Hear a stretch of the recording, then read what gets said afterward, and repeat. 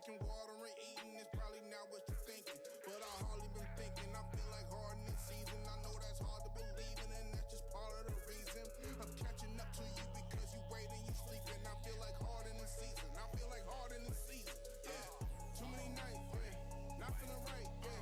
Too many nights, yeah. Not feeling right, yeah. I can't be still inside, still inside, still inside. I can't be still inside, still inside, still inside. Too many nights, yeah. Not feeling right, yeah. Too many nights, yeah. Not feeling right, yeah. I can't be still inside, still inside, still inside. I can't be still inside, still inside. Ladies and gentlemen, welcome back to the Andbox Spring Rally, the Valorant Collegiate Tournament, the first ever for us to broadcast. It is Vansilli and Sully. We are getting ready for our next match to come up because we're going to get ready to move into the top 8 already. But before we get into that, we've got a few sponsors to shout out as well. Yeah, of course, this tournament cannot be run without the huge support that Andbox gives. Their vision is phenomenal. Bring gaming to everyone. Bring it. Support local tournaments in all of New York. They want to make this the gaming central in New York.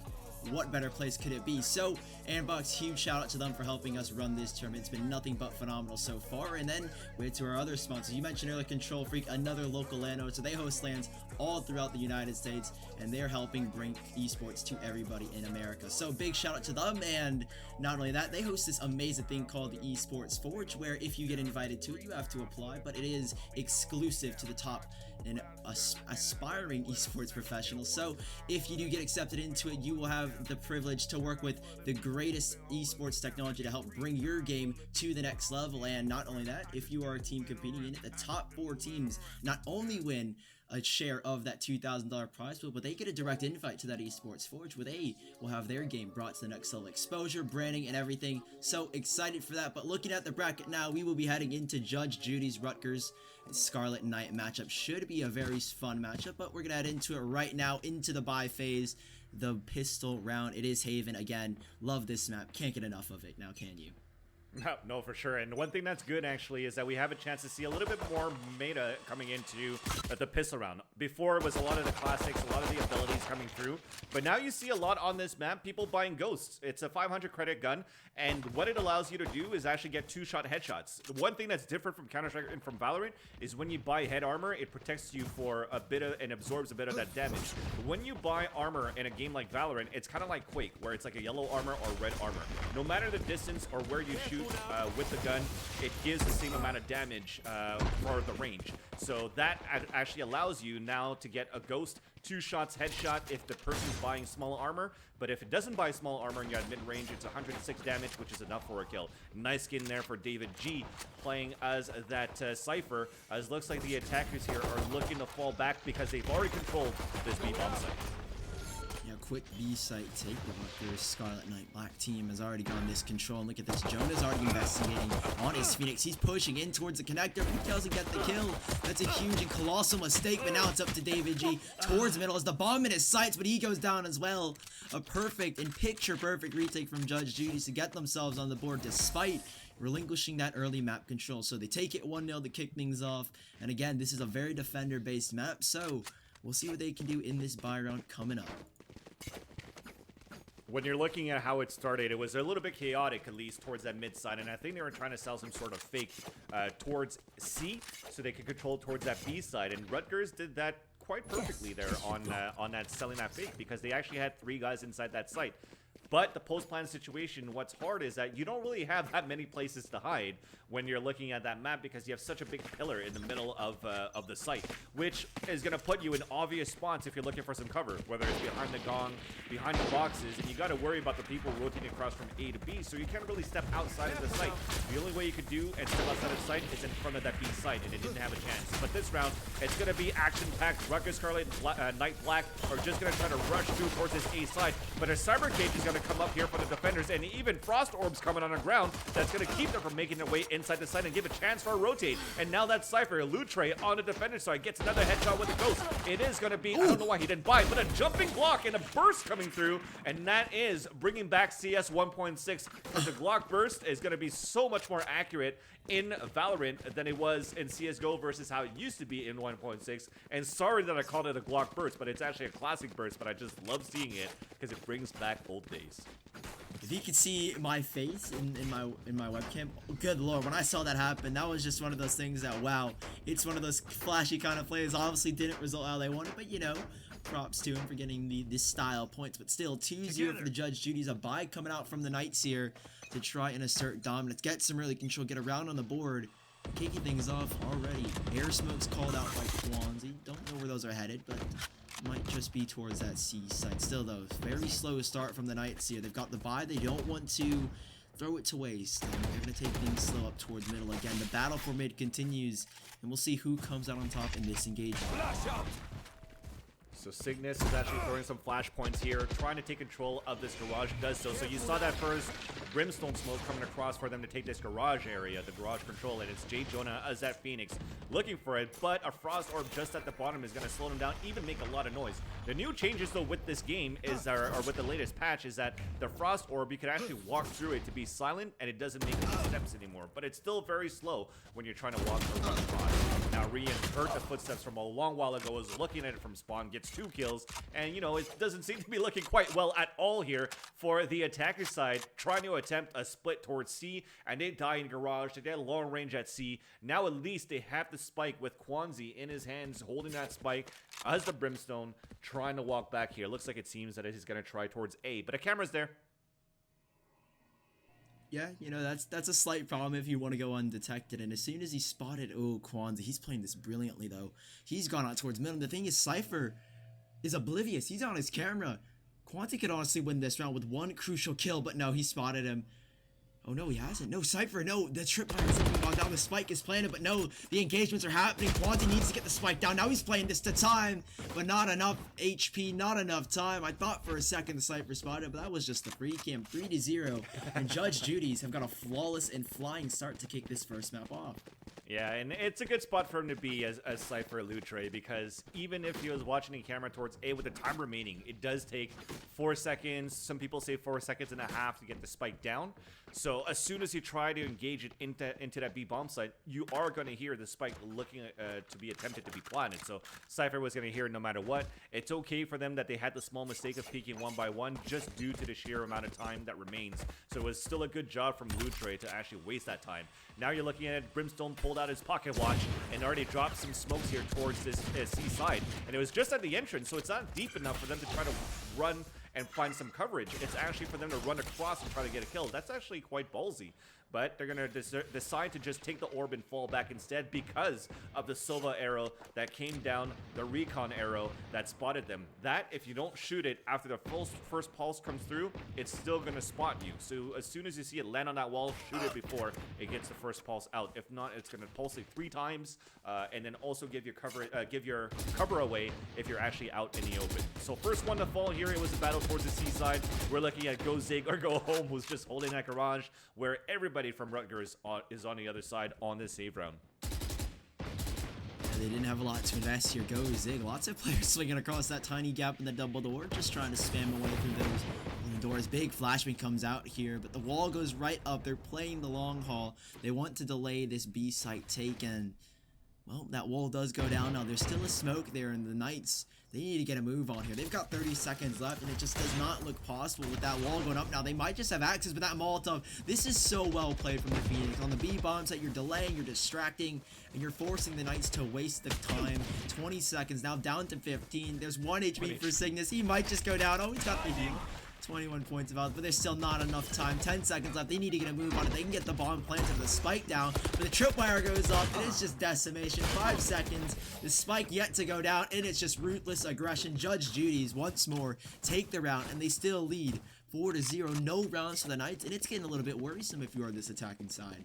Yeah, one thing that's good there for Shabu on the defender with the hot hands. When you're throwing the hot hands on the ground, it's going to damage your opponent, and it actually ticks very, very fast. I think it's like 10-second ticks every single time, and you could burn quite quick. You can't run it through a Molotov like CSGO. It's just, you're dead if you're right caught in the middle of it and you don't react fast enough. The thing is that's good as well is that they put the Sage Wall up really to counter the Brimstone smokes that tried to come down towards that B sign as they were trying to execute. So that's what I was talking to you about before here, Sully. Yes, it's nice that you're trying to take the B control and try to plant towards the B side, but it's still very hard to overtake that area. So what's really important here is take control of mid, try to force a rotation out from B to A or B to C to give a chance to maybe plant towards B. But as soon as you plant inside B, the thing is, the rotation is so much faster from C, from A. The action's going to come from all angles. So commit to one site, for me, at least personally, towards the extremities to give a chance there for post-plant situations. Yeah, and we'll see this time the Knights, they go straight into garage. It's a C-split. This can honestly work here. They've caught 2 players in a crossfire. Arjun starting to make his way on in, but that ultimate orbital strike goes down, and there's still a chance, though. They're full blind, but still the frags, they go back and forth. It's a 2 versus 2, 1 through the wall from Loot Tray. It's down to just Sage here, and this doesn't look possible. I mean, the site take looks so clean from the Knights. They do get the revive back in, so 2 versus 2, but the spam from Loot Tray is going to result in his death here. He's caught out, but there goes the Phoenix swinging in.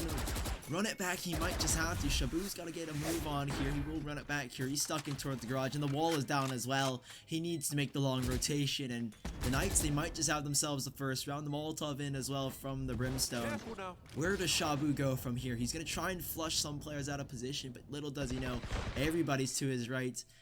And it doesn't look possible. He has to get a move on him. He has the flashbangs to play with the hot hands. Go out. He spotted one, but he doesn't know Kwanzi's up close. So finally, the Knights, they crack through the darkness, and they have themselves their first round on their attacking side. And where was the success? Towards the bomb side at the extremities. And this time it came down to gun battles. Then it wasn't long range, because so far from what I've noticed is that they've lost a lot of long range battles towards the C side. It came down to a bloodbath after they were able to take the site. So I think it was a great execute, probably from the abilities that they had to move inside there. And it came down to trades after trades. Thankfully, we did have the res up there from that Sage being played by Fist of Fang. As we're following the Sage on the defender side, so that's Ryun. That was the first of all trying to hold that C side.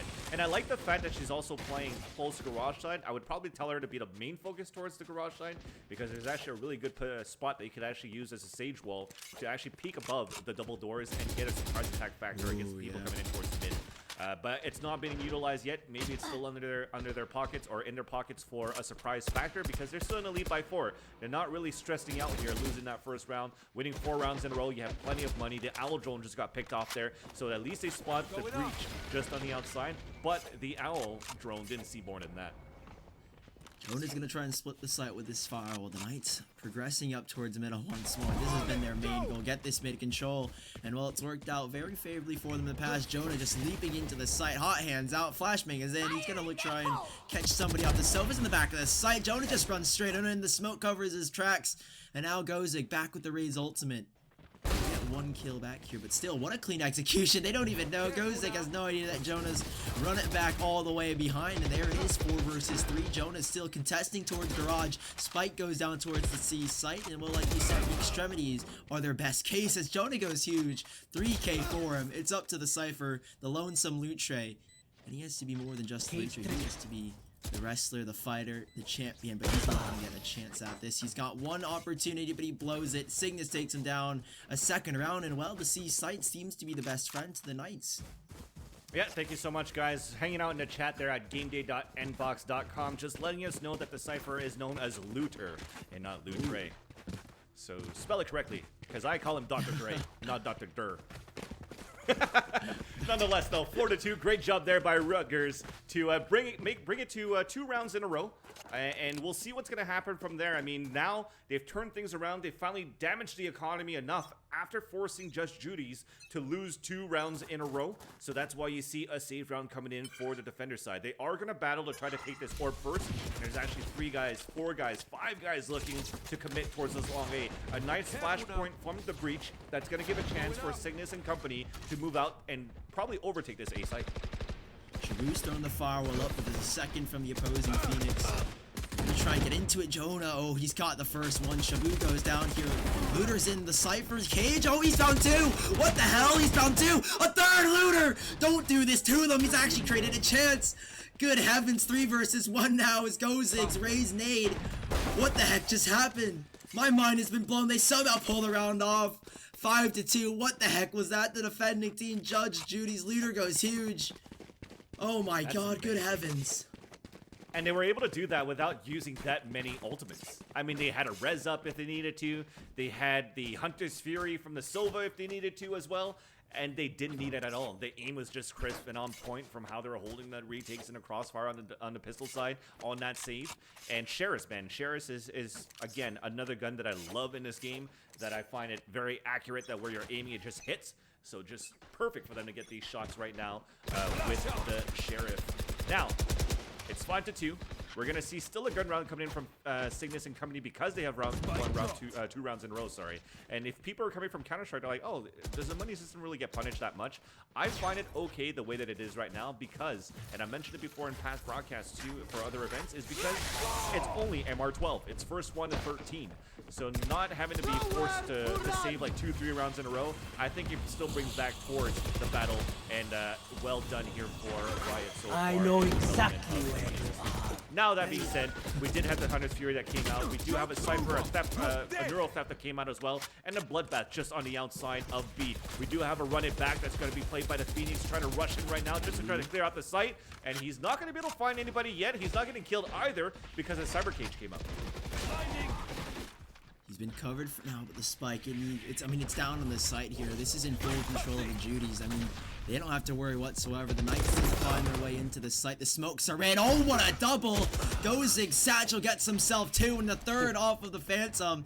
Beautifully played by the Rays. Gozig's got a triple, and just like that, a 6th round. They just got caught up with the spike. It wasn't down in time, and the Knights, that was their demise. They couldn't get it in. They couldn't play the retake, and ultimately, it resulted in the round for the Judies. But still, they've got a little bit of cash. I'm interested to see if they save or if they do buy. No, they're going for a half buy. They bought up some Sheriffs, probably a Ghost or 2, but to keep their money going, I think you said it earlier, is that the money is perfect in this game. I mean, it's MR12. I mean, you got everything going for you, and you can buy consistently, but this time they're saving.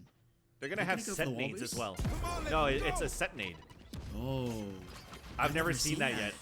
Well, you got some people that are sweating right now. They're practicing a lot in this game. That's a perfect way. Look at that combo. So they went for, well, we'll follow the action right after. They're rushing into C. They're getting kills with pistols. A rocket came across from Zig because of the amount of kills that he had before. And now it's traded off with a 2 versus 1. We do have Jay Jonah that we're following right now with the Phantom that he picked up, trying to win the situation. He has not bought armor because they were on a pistol save. Now he's going to try to walk through this wall and try to surprise Shabu, but it gets picked off. So now 7-2, but a great save at least for Rutger with the pistols.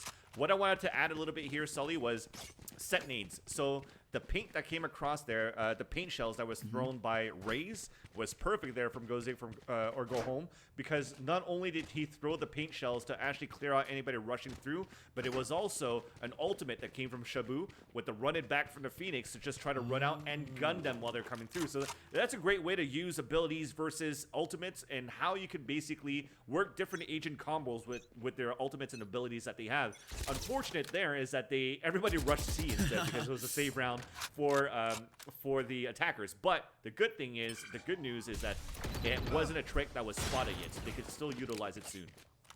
Yeah, and I mean, it's astonishing to see the level of play that's developed in Valorant for a game that's, keep in mind, we're only in the beta, so you can expect a lot more crazy strategies being pulled out from almost every Valorant team in the competitive play. But yeah, these set nades, it's cool to see, because a lot of the time you don't expect this level of play in a game that's in closed beta. So I'm excited to see what else Judge Judy's have got lined up for us in terms of set utilities, set executions, especially when we go to that attacking side. But for now, we're in the round on the A site. Jonah leads the charge, spearheading it all, takes the first kill. He's looking for more hands around the corner, but instead he catches Looter off. But there it is, the Rays double kill once more. Gozig is just finding these multi-kills left and right and center. 3 big kills, but does go down finally. The revive is in as well. It's up to Biff. 1 versus 3. It's actually got a tiny gap in the smoke. Biff is going big, but not the third. The timing is everything. He's caught midair and bailed out by Kwanzi. It's a 3rd round, but good lord, that was far too close for this attacking team. You gotta say that's a small mistake there coming in from Kwanzi, because he did what he could, as we're following him right now. He did have the ultimate, so he did have the orbital drop. that he was able to drop towards the defender side entrance, the lower side, and then just drop a smoke for them to actually try to get a post plant position. But because of that, there was a small gap. You could still use it as sort of a one-way or surprise factor, and it was a nice attempt there from Biff to try to win that 3 versus 1. Again, 3 versus 1 because we did have a res that came out from the Sage, played by Fist of Fang on the attacker side, that made things a little bit easier. And you got to give it at least to the Phoenix. The Phoenix on the attacker side, played by Jay Jonah, the way that he just ran across and got those entries with the flashes as well, that was just perfect. But he gets immediately dismantled and dropped early in his round. Out of the question here for another crazy entrance. I love that about the Phoenix. I love the aggressive style that can go with him. I mean, you call the run it back, you just run straight in, get entries, and then, you know, you got that second chance, you get eliminated, but you're right back into the action. And nice taps out from Biv. 2 kills already onto Kwanzi and David G. He's found 1, and same with Ryan. Straight down towards middle, tap on a Fist of Yang's head. And now with 5 versus 1, a very clean round from Judge Judy's. And what could be a flawless round if they catch the breach? Are they going to clear him? No, it's not the flawless round we were expecting. Shabush, you get the trade operator line on him, but instead it's Biv. So 8-3, not the flawless round that we were expecting, but Judge Judy's, they'll be happy with that. 4 players up. I mean, they're showing utter dominance on this defending side currently. Yeah, and we're finally going to move down to the last round of the first half. Not that much money for the team on the attacker side. I did see 6,000 credits for 1, so he'd probably go with a full armor Phantom or Vandal and then maybe drop something for somebody else. And I like what Shabu's doing here too. Ooh. He's actually using the operator because he does have a better spawn to spot into the A side and look down towards long. If he actually misses a shot and people are rushing through, he could just drop his op, pick up the Phantom, and then try to go for a spray to deny them. But when he won't see any information, I think he's going to keep the op. Meanwhile, though, we're focusing the action towards the B side. So we do have an ultimate coming in from that breach with the fault line coming through, but then it's just cover that's been taken towards the broad side. But still nothing more than that towards the B side. We see it from the picture because the stage wall did come up, but Rocket is coming across here from the Zig, but it misses. So they're able to fall away from that, and they've actually denied the control towards the Rock right after. So a great job on the side. Yeah, Gozik takes this right back from them. Gozik wants to take it all away from them. 4 versus 2. And just like that, Judge Judy's have dismantled the night again. It's a Lego set. They're building and rebuilding. But then they dismantle it just like that. 4 versus 1. It's all on for David G. He doesn't have much life left in this world. And 9-3, Judge Judy's a dominant first half. But you have to remember, this is a very defender-based map. So expect something from the Knights, switching things up heading into their defending sides. Yeah, I mean, we've seen some sign of hope as well from Cygnus, the way that he's been playing. Kwanzi as well, with a couple of multi-kills that they've had. And then the entry, like I mentioned, from Jay Jonah. So they do have some sort of skill set that's needed here to try to bring this game back. 9-3 is not over yet. It's still the first 1-13 as they're moving into the second half here of the Andbox Valorant tournament. So let's see what happens now. As looking at this focus, they actually have 4 players getting ready to rush towards A. Sovo is still inside spawn. I don't know why, because you don't have to be in spawn to buy in Valorant. As long as you're behind the blue walls anywhere on the map, you can still buy. So I thought he was setting up for some sort of Silva arrow as Biff, but it's just going to be a 5-minute. They're going straight into 2 players for the Knights to contest. This is a big round to pick up. Getting the ball rolling with this pistol. It's very crucial that they find this one. But already, they're slowed down. 2 players on the site, but now that the Molotov have dissipated, they're going to start to charge on in. Jonah does get 1, but they're leaping onto the site. Where do they go from here? The wall is up. They're out of the site. The Knights in a 4 versus 3. They're down a man, and they're nowhere in contention to take this back. Up towards heaven they go. Cygnus is spotting something. They need to remove Biff from play, but instead they're just forced into a corner. This looks so dire for them. The Ice Orb goes down as well. They're slowed down. David G goes in big, but instead he falls Biff with a big double. It's just utter dominance here from Judge Judy's. No matter what side they play on, this pistol round is 100% theirs. Yeah, great job by Rian with that Frost Orb to try to slow him down on that top, giving a chance for a wallbang as well, as they spotted 2 guys on top, then really slowed down the Sage on the defender side, this time being played by Fist of Fang as that Sage, so they didn't really have that much to be able to come back and get a retake. It was a nice attempt though. They had that breach. He did try to go for some flashpoints to try to get some players blinded so they could try to run in and get some trades to start things off. But when he used that flashpoint towards outside heaven, everybody was still behind the boxes, behind the walls as well, so it didn't affect anybody here. So it gave a great chance now for the attackers to actually bring this to a 10-3 scoreline. Super solid stuff, and we're getting to the closing stages of this first map. I mean, 7-round deficit, despite being on your defending side, it's still a huge task to overcome, and we'll have to see if the Knights, if they can dig deep enough to pull it out and give themselves life in this matchup. First map, though, this looks like, I'm just assuming that this was the pick of the Knights, seeing at how Judge Judy's did start on that defending side, and, you know, I'm going off of my Counter-Strike knowledge. If you get to choose a side, you probably choose that defending side, so I'm assuming this is the Knights map pick. And while there only are 3 maps in the map pool, this still isn't the best of starts to kick this quarterfinals matchup off. But still, there's more Valorant to be played here. 2 more maps in the realm of possibility to take it. But Flashbang, oh, they're going to try and contest. I'm not too sure if Jonah really wants to stick around. Instead, he finds himself at the bottom of GoZig's feet. The A site looks like it's apparently empty. There is a Sage there, but still, they're on pistols. So the Knights shouldn't have too much to worry about. This is a round that they weren't expected to win, and they're just looking to do some damage. They will go down here. Fist of Yang falls. 5 versus 2. A very clean and easy site take for the Judge Judy's. Yeah, nothing more you could say from that. I mean, you are on some sort of a pistol save coming through for the defenders. They tried to play aggressively, tried to go for that Phoenix, but it's a one-man show. You're caught with your abilities in your hands trying to throw it out for that surprise attack and get picked off there towards long. It's easier right now for you to just run through. I like that idea. Use it in a knife to try to break down that wall, because with the changes of the latest patch, it does take less time to break the wall with the knife. But he gets caught with a knife as soon as it breaks across from a post-plant attacker just waiting on the other side of the wall. So another round coming in for Judge Judy's, trying to lay the hammer right now and just close things off in a dominant fashion on this first half.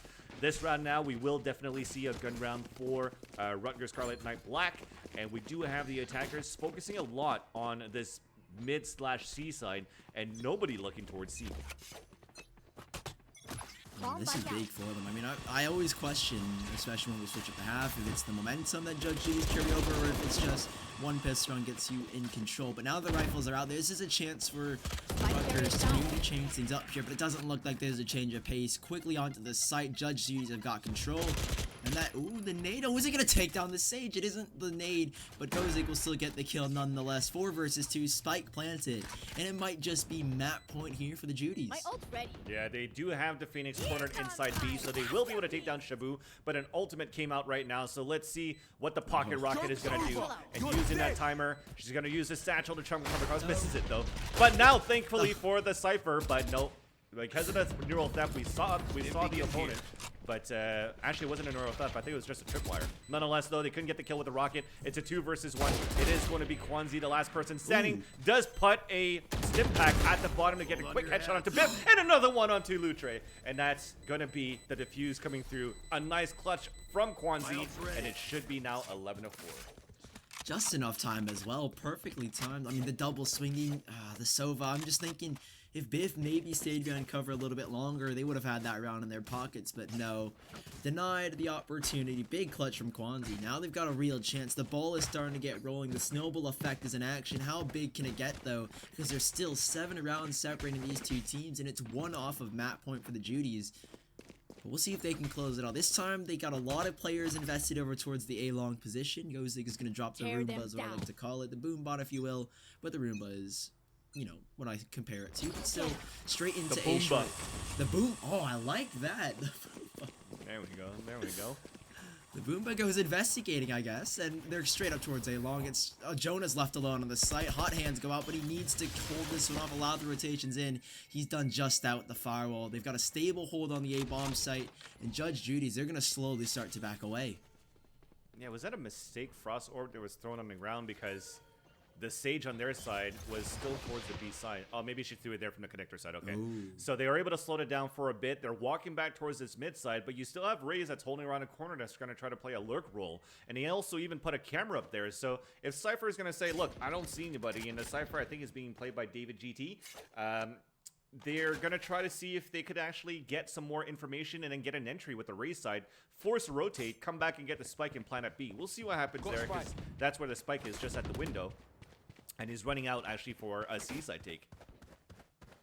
Yeah, they're heading back towards C. They're going for the C split. You see 2 players pushed up in garage, and this is big because the Cypher's caught between a rock and a hard place. He has too many angles to watch. 4 players approaching, but somehow he manages to kill. Looter will trade it back. Spike should be down momentarily, and the retake is on. 4 versus 4. They still have the lurker. Judge Judy's We've got the Lurker and Razor goes in. And he's got a huge part to play. He's in towards Garage. If he can stop this, oh, Cygnus has dropped down as he heard the noise kill he has, but he's been spotted, still gets the kill straight through the paneling. And now Biv comes up with a double. A solid hold here, but is this the clutch once more? Can iJonah clutch this one out? Doesn't look like it. It will be map point for the Judge Judy's. And it's getting really dire here for the Rutgers. Yeah, we'll see if JJonah can get anything done here. No. And nope, he gets stopped immediately in his steps by Shabu. Shabu showing that he's a better Phoenix right now by getting that kill with the Phoenix. As you mentioned here, Sully, 12-4. Again, I gotta say, by having just a camera and a Raze, you didn't even need to have a kill towards that A side. Raze just made a lot of noise, forced actually 3 people to rotate towards the A side. So yes, it did sort of work to what I was predicting, that it wanted to sell a fake, try to work towards that B side, but instead of B, they went towards A. 4 people pushing up, only 1 person trying to hold it down. And the funny thing, though, or the unfortunate part, is I think it was actually a Cypher that was playing towards there. And I don't know if you saw a camera that actually had it towards long C that could actually see it earlier. Maybe have called it for his team to rotate it a little bit faster. To start things off, though, in this map point situation, it is going to be 2 guys falling early towards Sewers and also towards long A. It's going to be hard right now for the Sage to hold it back. The Sage being played by Rian, forced back towards the spawn side. A 5 versus 3. It's going to be a tough beat. Oh, this is going to be a really difficult site to here. I already see the orbs are down. They've slowed everything. Rion will get the bomb plant of the spike down, and the wall goes up. It seems all but over. Fist of Yang has got, you know, a Bucky. There's a chance for a couple of clean headshots, but it doesn't look possible. I mean, they got 3 players standing. The wall needs to be broken. They need to get onto the side now if they even want to stand a chance. It has been broken, so there's an opportunity arisen, but still not a lot of time left here. Fist of Yang leads the charge, but it's going to be David G to fall last. Big clutch comes out, and 13-4. Judge Judy dominate this first map on Haven. Yeah, for sure. Judge Judy doing a great job there on that first map. And again, the only name that I saw coming back to back is Go Zig or Go Home, but also with Looter or Lutre, however you guys want to call him. We'll call him Looter for now, but they were doing great on the attacker and even defender side for this team. So a great job. I haven't seen a lot of trick shots coming in from the Sova with those recon arrows or even with the shock arrows, but they didn't really need it. They had enough firepower to get the openings, and you see it from being an entry fragger, using an agent such as Go Zig or Go Home was perfect for them to take. So that is going to end the first map now, 13-4. The second map, we're going to see what's going to happen there, but before we actually get to find out what that second map is, let's go through our sponsor role right now. So if you're watching this from Switch, I'm playing too much Animal Crossing these days, but speaking of Animal Crossing, you guys can check it out because it is going to be on gameday.andbox.com, because the spring rally is not only about the Valorant tournament. They have plenty of other stuff going on here with Call of Duty and also with Overwatch. But at the same time, we do have one other of our sponsors that are running a bunch of tournaments at the same time, as well as TFT, even Animal Crossing, for you to win some prizes. So make sure you guys check that out. Make sure you follow this channel, though, on that website for a chance to win $125 in gift cards for their merch area. Next one coming up is going to be Aimlab. Going to give them a shout out as well. Free software for you to download on gamelab.gg or aimlab.gg for you to practice your aim, your spray, your recon arrows or whatnot, for you to practice and be better with your individual skill.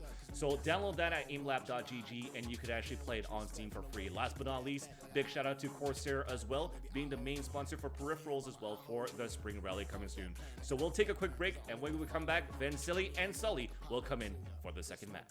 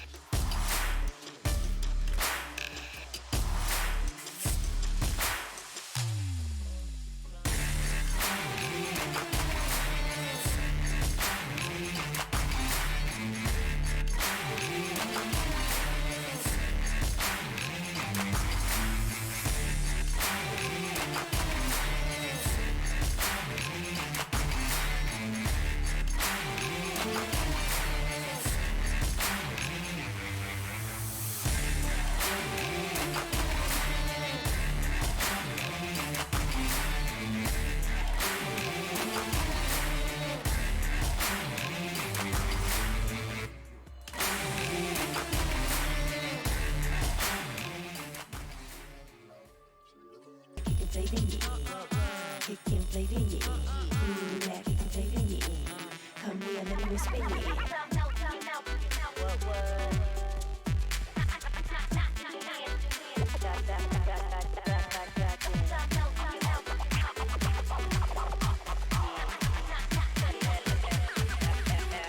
What?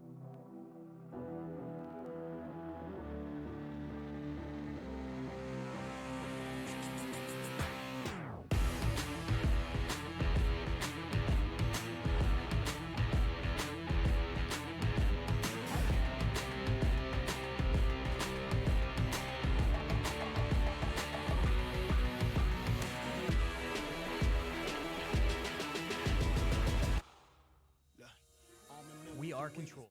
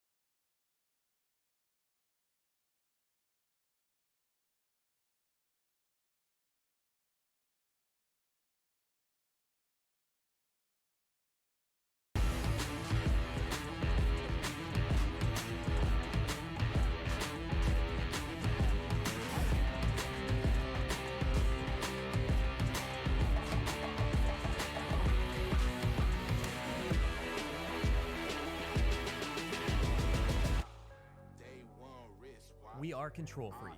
Our performance thumbsticks are the world's most advanced thumb grips. Snap this performance thumbstick onto your analog stick and it will add up to ½ an inch of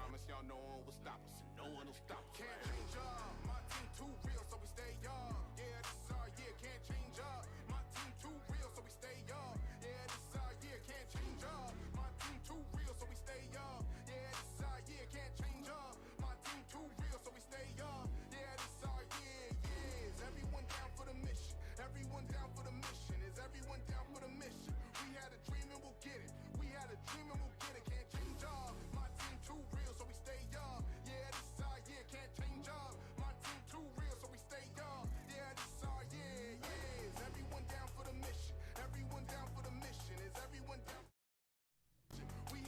Ladies and gentlemen, welcome back here to the Andbox Spring Rally, the first collegiate tournament for Valorant. I'm Vansilli. Along with me is Sully. We're getting ready now to move forward here with the quarterfinals or even semifinals. But before we get into that, Sully, you got some things to say. Yeah, you know, I got a couple things to say, but first of all, we gotta give a huge thanks to our sponsors. Mainly, this is all brought to you by Andbox. I mean, they're great organizers. You can obviously catch all the action on their website at gamegate.andbox.com/Valorant for this stream, but obviously you can catch all the other streams. But they've got a huge mission. They're trying to bring the forefront of esports to New York, make this the gaming central of the world, and well, they're doing it in pretty dominant fashion like we just saw in that first map. But hey, if they want to bring it to New York, I'm on the East Coast. I'm pretty happy with that, but hey, whatever happens, happens. And obviously, we gotta give a huge shout out to KontrolFreek. They've brought so much to the table here. You know, if you are a PC gamer, you want to deck out your PC, you want to deck out your set, you want some sick gaming lights, make sure you check them out at KontrolFreek.com. And also, if you are a console player, they've got some crazy accessories, as you can see on screen. Some cool thumb grips, some cool accessories to throw on your controllers. Pretty awesome stuff. And use code SPRINGRALLY2020 for 20% off at your checkout. And obviously, I talked about the Esports Forge. The top 4 winners of this tournament are directly invited to the Esports Forge, which is a great way to get yourself some brand exposure, bring your game to the next level. So make sure you are applying. It's going to help you get to that end goal. But for now, we're heading into map number 2, which looks to be bind between 2 powerhouse teams in the Esports Valorant tournament. Yeah, if anything, we don't know necessarily who's the powerhouse or if Ashley Rutgers has what it takes on the second map, because we only saw one powerhouse rather on that first map, and that was Ashley Judge Judy's winning that one, 13-4 on that on the way that they played on Haven. So now we're gonna move on here to the second map, which is going to be on Vine. Gonna be a nice, interesting map here because we haven't seen it yet in this broadcast, and what I do like is the addition of the teleports to change things up. But Jay Jonah, now on the attacker side with the rest of his team, are going to try to work back here on a split towards B. Oh, look at that. He spotted. Did he hop over it? You said earlier that gotta get. Oh, trying to hop it, but he's been spotted. He needs to get the kills. He goes down. Fists of Yang doubling down to get the 2 kills. They've brought themselves to the B bomb site. They've got to spike down. And well, they traded one for the bomb plant, so they'll be pretty satisfied with that. It's up to the Judies now to find their way back into the site. Spike down. Cygnus is going to deny a chance to go Zig or go home. Shabu, though, trades it back. This is looking a little dicey for both these teams. Oh, Biff! He's got both the players with their knife out. He can get a second here. He will. Brimstone and Kwanzi falls, and now it's up to Cygnus, who falls as well. A catastrophe, and just like that, the Judies are back in it. They've got the pistol round. I love it, the Judies. But yeah, it was a great round. At least to start things off, though, on Rutgers on the attack. Yes, we had the attempt of a jumping across, but the cyber cage that came up, I don't know if there was a camera that was spotted there from the Cypher that actually made him want to activate the cyber cage. But yeah, the tripwire also was given away, and then you saw the frost orb coming through. So they did not put a lot of defense on long B to start things off for Judge Judy's, and they paid the price on top of that. Even if they stacked towards Hookah with 2 players in there, they both drop immediately. But the retake was just great there on the defender side to come back. This round, a safe round coming in for the second round for the Rutgers, and they're just going to try to go probably for a pistol rush towards the A, but you do have the Boomba trying to come down here. The Boomba. And straight down, get that information. Look at that intel. That is phenomenal. They know exactly what's going on. The shock dart from Cygnus instead will get the kill. The trades go back and forth. It's a pistol round here for the Knights, the Rutgers. And well, they're in kind of a rut here because it's a 1 versus 4 all onto Kwanzi, 48 points of HP. But hey, not too bad of a round. Judge Judy's, they get themselves a spike down. Or no, actually the spike's stuck on the back of Kwanzi. But look at that. They're watching him straight in the teleporter. There's nowhere for him to go. He's just hoping to maybe get 1 kill before he goes down. But ultimately, it should be the second round for the Judy's. And a very strong start. Very fast play up towards A short. But ultimately, the Judy's have gone amok. They've dealt the judgment. And justice has been brought to the server. I like this. He could maybe try to just piss them off by hiding in here the whole time. Because he didn't spend any money. Unless he bought armor to start things off. Maybe he bought some abilities that's very cheap playing on that side. But he can get, well, he could get wallbanged actually, because we should have rifles for the defender side. But he's just playing for a fact where if somebody's going to try to teleport on a flank, such as, for example, the Soka player on the other side, that should be occupied. Oh, yeah, so he puts a drone there. So one thing that you guys probably don't know, and you know now, is that you could actually put your abilities through the teleporters to work things out. So you have a teleporter, and then I think it was a shock arrow that was actually thrown to open that door, and then it gave a chance there for them to open that door and just kill him. Yeah, really well played from the Judy. Solid 2-0 start on their defending side. And now, you know, I don't really know who chose this map pick because the Judy started on their defending side in the last map, and now here they're on the defending side. So it's up in the air whose map pick this is, but going off of it, the Judge Judy's, they've got a really strong defense. They have a very strong core, and I'm going to go back to that point that you mentioned, the set nades from the Raze and the Phoenix straight down Garage on Haven. You can see that the Judge Judy's, they've done their homework. They've researched every map. They've got some set executions, and already you can see clear dominance early on, but the rifles are out here for the Rutgers. So maybe things change up. Perhaps they can get a round back on the board and end what seems to be the dominance of Judge Judy's in this second map. Yeah, one thing that changed as well from the Rutgers attacker side is that they actually don't have Cygnus playing as the breach. So he's actually playing right, trying to push forward here as a Silva, which is okay too. Because Silva, the recon arrow does do a lot right now, but wow, was that through the smoke? He's going to be able to take down 2. And indeed, he was in the smoke playing at you. So that's actually going to be the spike down. And the ultimate coming up, though, it's going to be the Hunter's Fury coming in from Cygnus's ultimate. But it does not connect, does not kill, but at least gives a chance for Brimstone to move forward and get a plant. So it's going to be now a 3-on-2 situation. We still have the Raze inside you that's trying to come forward, and that's Gozig. Kwanzi, though, does put the stim pack to try to have a faster, or combat stim rather, to have faster fire rate, but he gets flanked there by Gozig. That's a triple kill. And then Lutre, or Looter, is going to get the headshot in onto Cygnus. It's going to be an easy retake there in a defuse. Coming in for Just Judy's to make it now 3-0. Again, these retakes from Judge Judy's, they're just astonishing. It looks so clean from an outside perspective.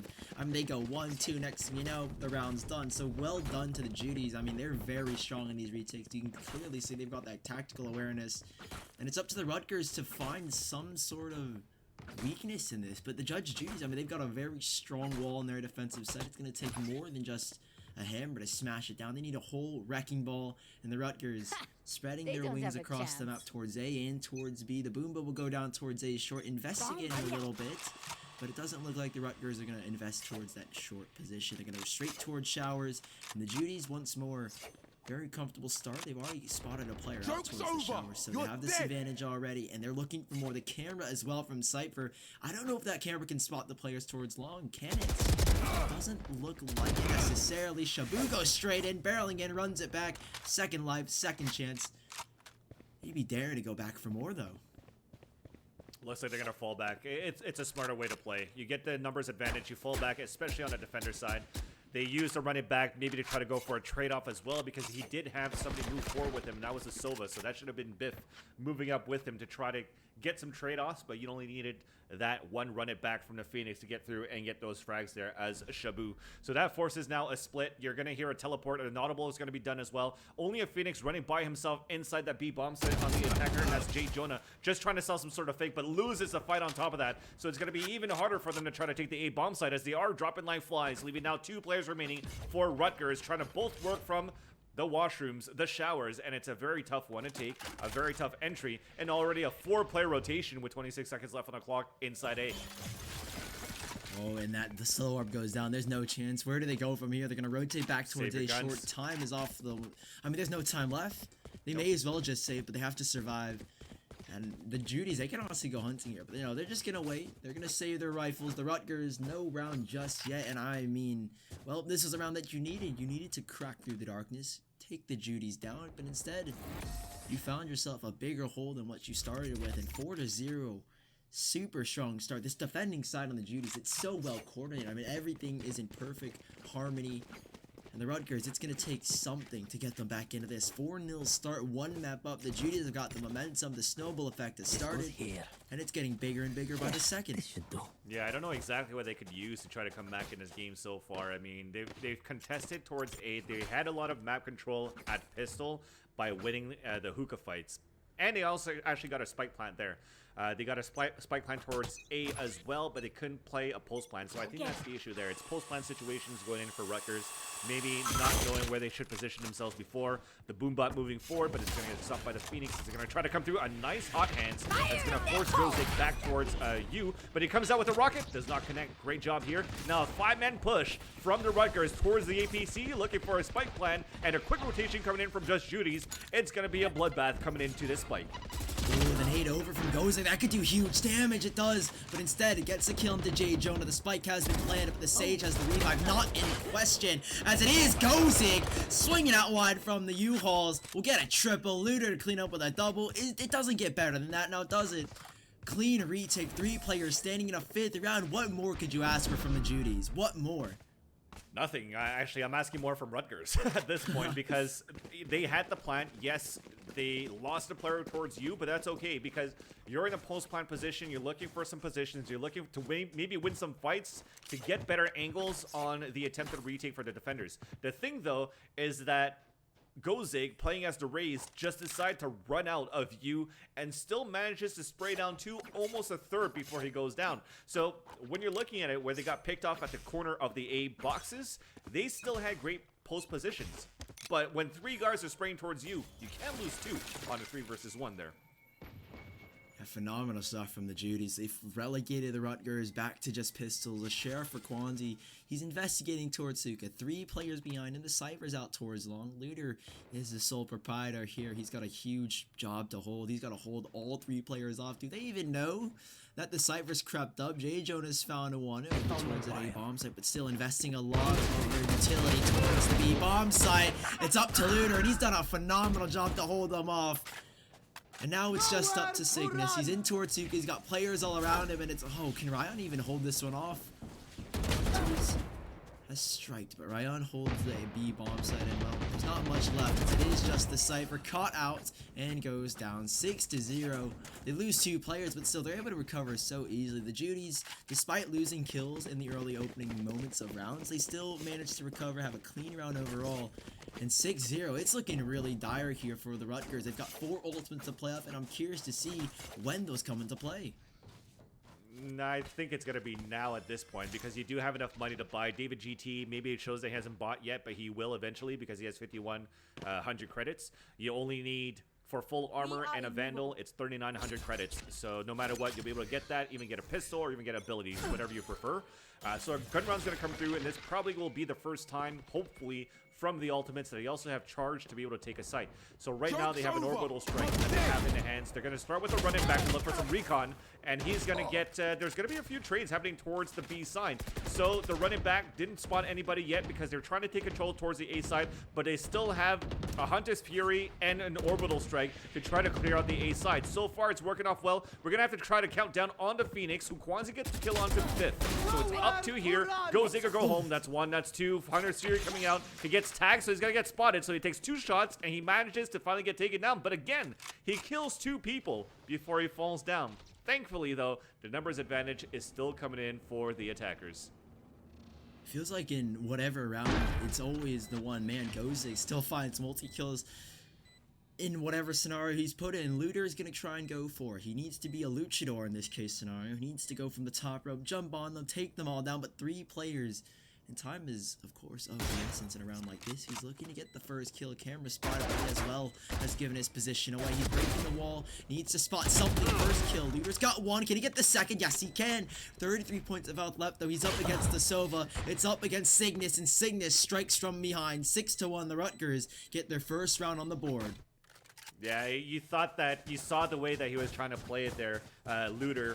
He was looking for a pre-fired shot at an angle inside you. It is a common spot to play, and more common to play towards you than it is towards a double stack towards A, so he never expected from the angle play on that 1 versus 1. So finally, it came down to the wire, but at least it was a round that was won, and it was a round that he needed. And like I said, they utilized maybe not all of their ultimates, but just enough here to overtake the site.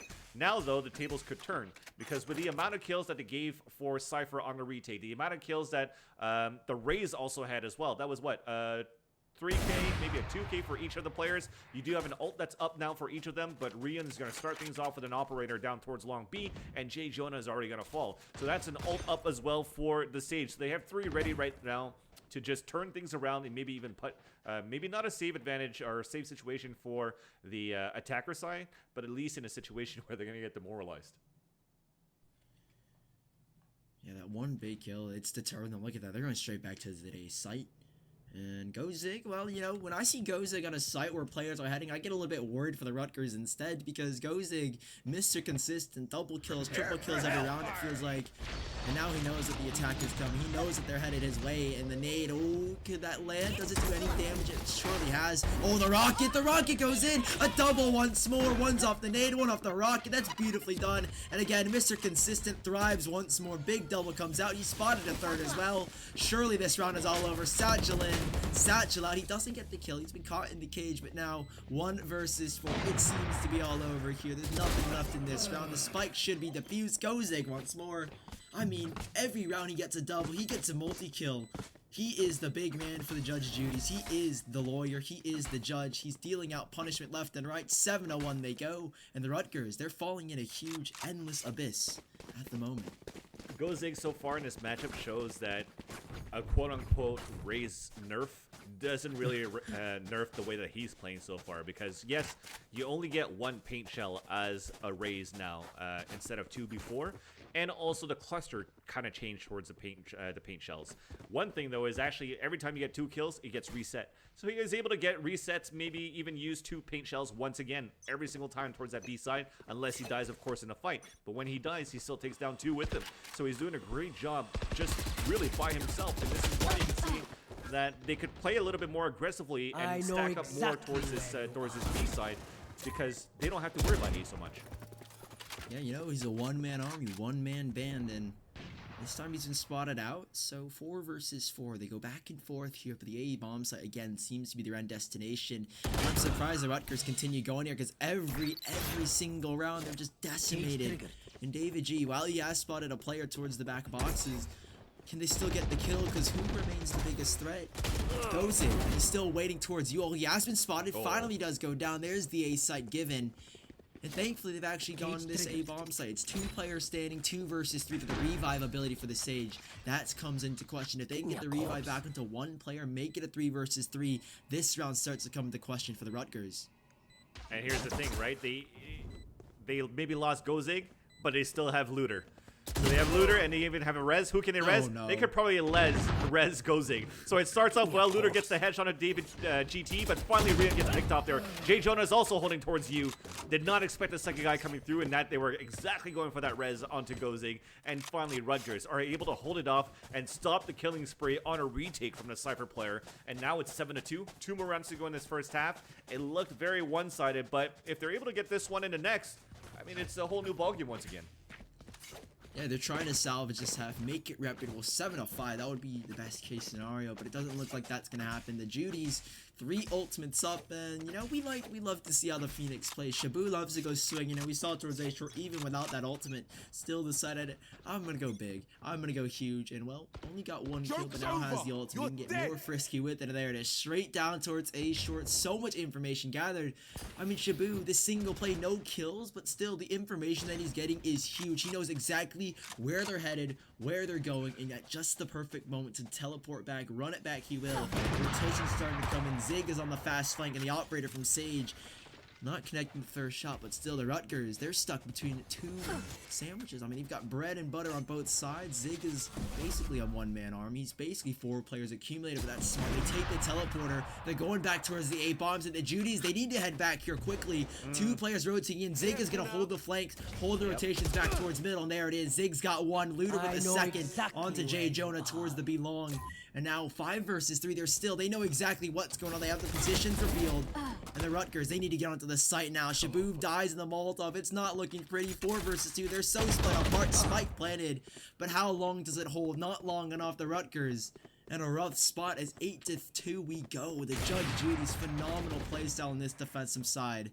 That was a running operator there, so not as consistent when you think maybe it was supposed to hit that Sage. Now it's getting sprayed towards that double box again. And Looter, you saw him without that hat. He was the one that used the hat ultimate, the neural theft, to actually spot the last 2 players, to give a chance there for them to just focus on where that defense was going to be, which is why you never saw them rotate back towards that B side. So a great job once again by Judge Judy on the defender side.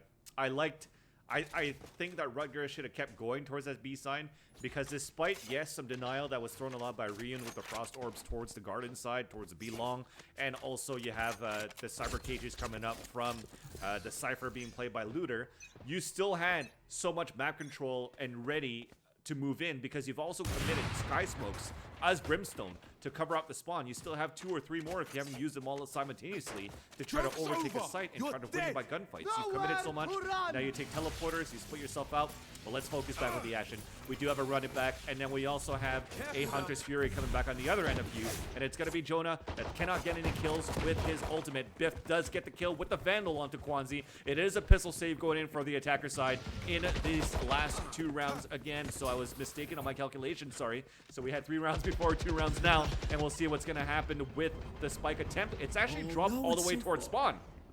No, a little bit of miscommunication.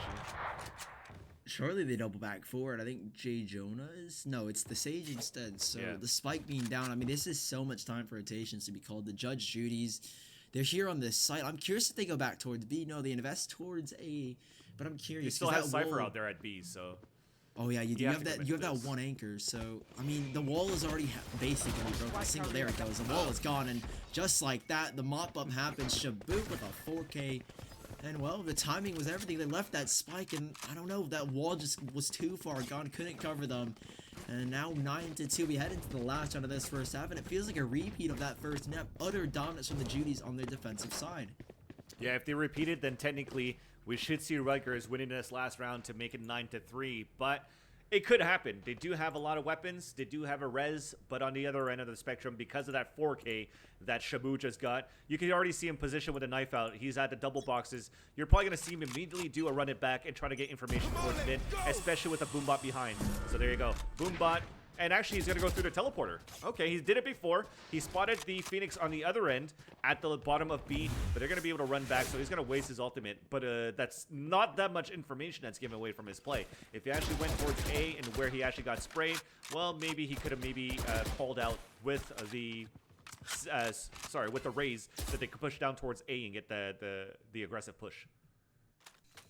Information is everything in this game, isn't it? I mean, you have so many characters that can get intel, the wire. run it back, Cypher, the Sova. And if you get information, you basically win around, and well, Looter, from the top rope, he leaps, takes down J. Jonah and the Fist of Yang. No Sova, or, sorry, no Sage left in this one, no Phoenix as well. Look at that, Shabu goes swinging, he's so confident, he does go down to David G, but Biff will make sure that he doesn't live long. It's up to the Brimstone, it's all on the shoulder of Kwanzi. He's won a 1 versus 2 before, but this one is a 1 versus 3, and it feels just so far gone. This time, thankfully, they haven't left the spike all the way in their spawn. They actually have it on the back of Kwanzi, so this isn't out of question just yet, but towards U-Haul he heads. He's got to get close, and he has to play this perfectly. But instead, Ryan gets close in his face, and there it is. End of the first half. Utter dominance from the Judys. Yeah, not a 9-3 scoreline. It's going to be 10-2, that 3 versus 1 attempt.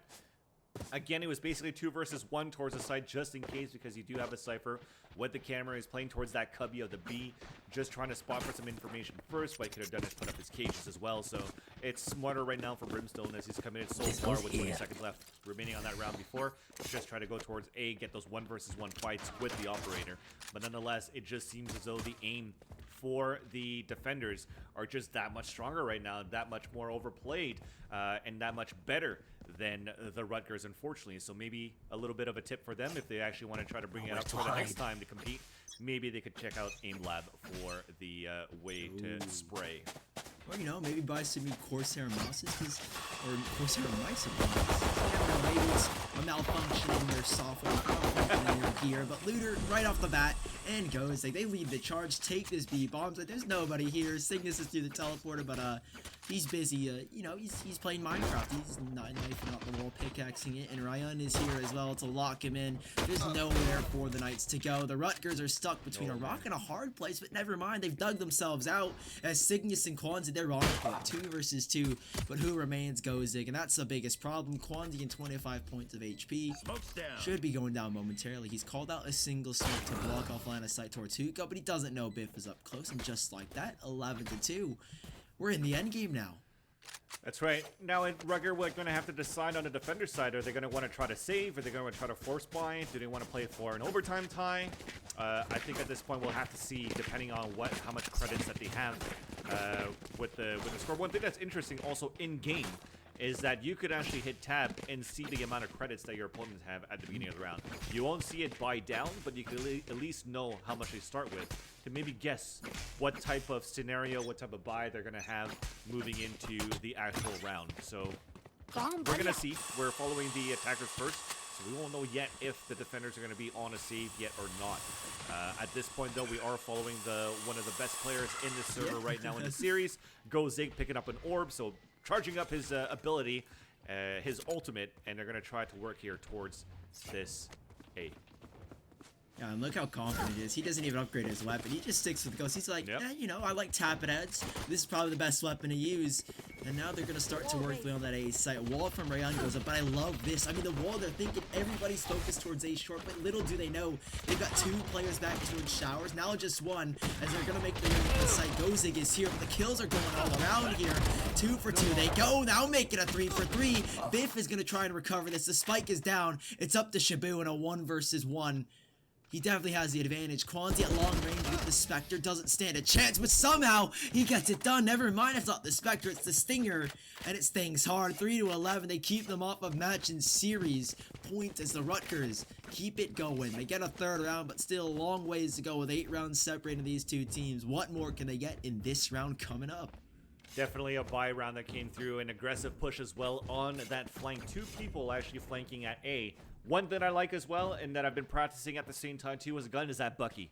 The Bucky, when you're at mid-range and you're actually right-clicking, it's like a bolt-action rifle. So it's very accurate, it hurts a lot, and maybe 2 shots, sometimes 1, depending how far they are or how much damage they are, you could actually get that kill. So it's a very nice weapon to have on a 2nd round, maybe on even a 3rd round, or maybe even on a meta when you're actually trying to go for some sort of save or force buy.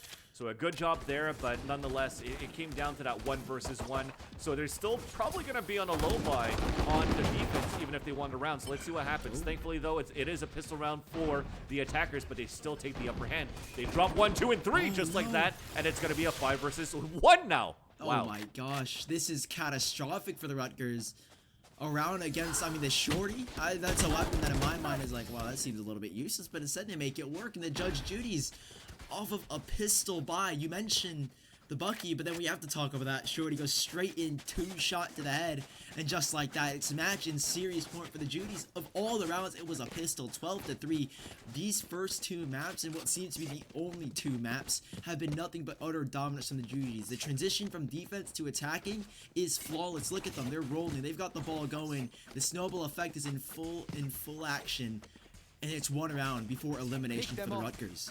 Yeah, so far the first match that we casted was at the 3rd map, was probably the closest match that we've seen so far, but we are seeing utter dominance from Judge Judy's to see how they're going to move forward. Well, let's not end it yet. There's still a small glimpse of hope. It's not over yet. We're still in server. So a miracle might happen where Rutgers might come back, so let's focus on the action now too, but they have to give it all their guts starting now, and they don't have that much. Kwanzi only has a Marshall that's going to look back. Here, you're going to see that fire in the hole that came in from that rocket, and it's actually going to connect to Fist of Yang, so that's already a heal down. This is going to be very tough for them to hold. Kwanzi, though, with that Marshall can hold up above. That's if he can land some headshots, it makes it all the more difficult. But who is there? Again, it's GoZig. Multi-kills left, right, and center. Satchel up above. Isn't going to get it. I love GoZig. He is something special. This man, he knows. I mean, despite the nerf of Rage, you cannot nerf a player. And GoZig is raised in full embodiment. 5 versus 1. The Rutgers are seeing themselves home. A Viking send-off.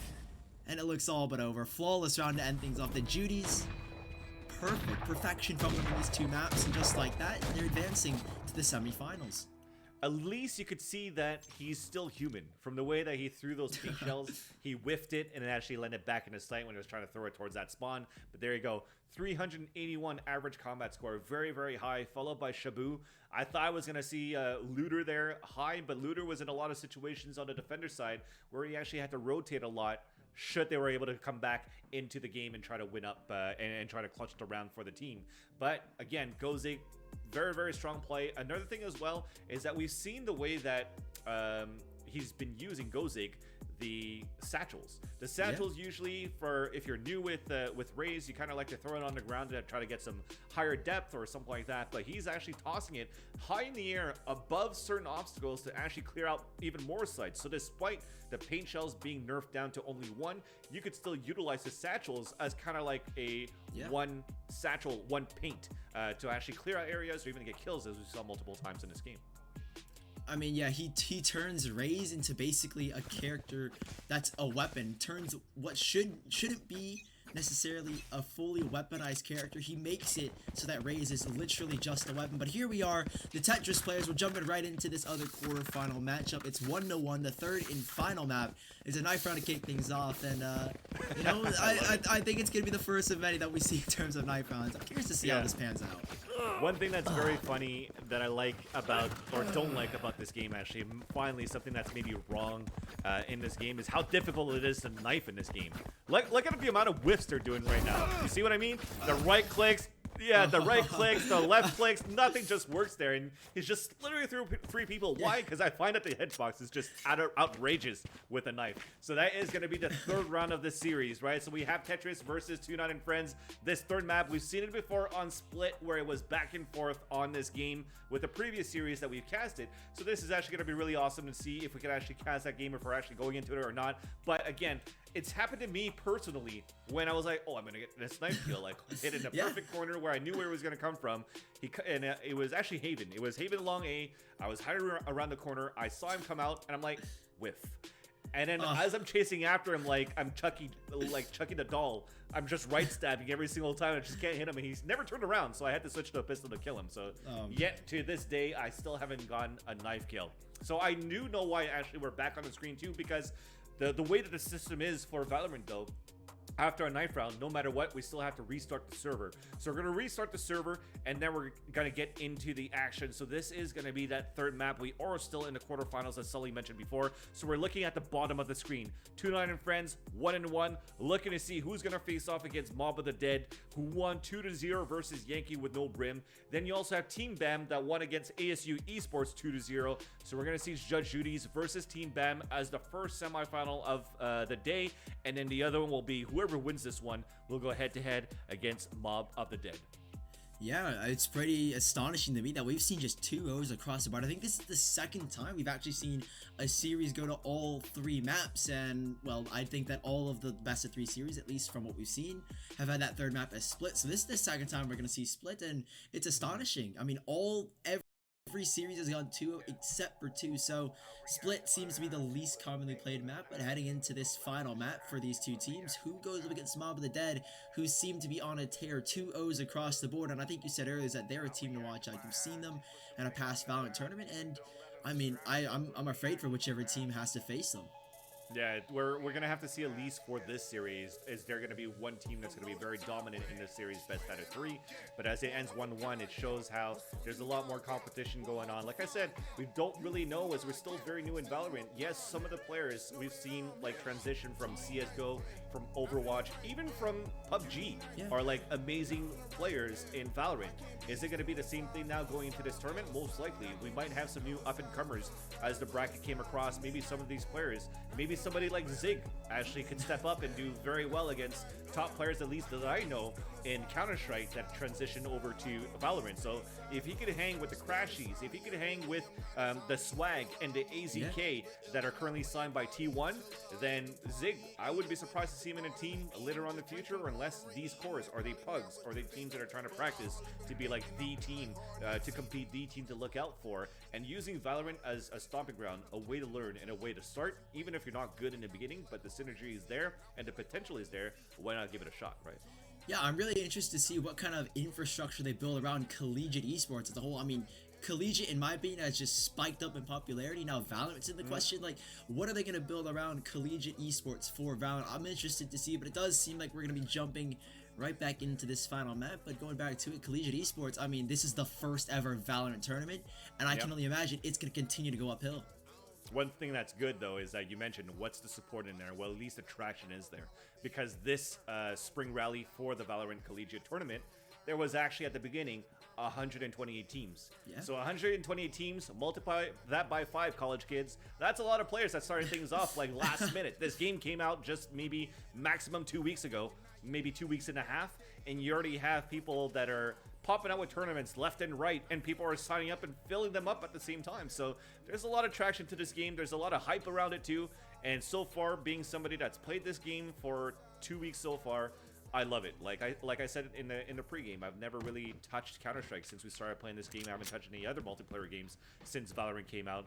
I came from Rainbow Six as well. I know Brian, our so-called producer, loves playing Rainbow Six as well.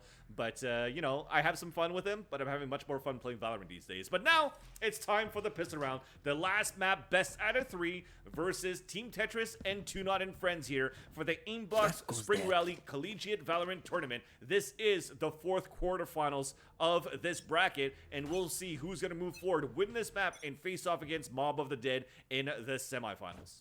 Yeah, to kick off the pistol round, it's the Tetris players on the defending side, 2Not and Friends kicking it off here on the attacking side. And just off the bat, we talked about how Split is one of those maps where it's so highly contested towards middle, and that's what they're doing. Right up the bat, straight down towards middle. It's up to Chas to hold this one off. We've seen him before, but can he do it? Oh, his own teammate nades him out. He's backed into a corner, 8 points off. He almost goes down.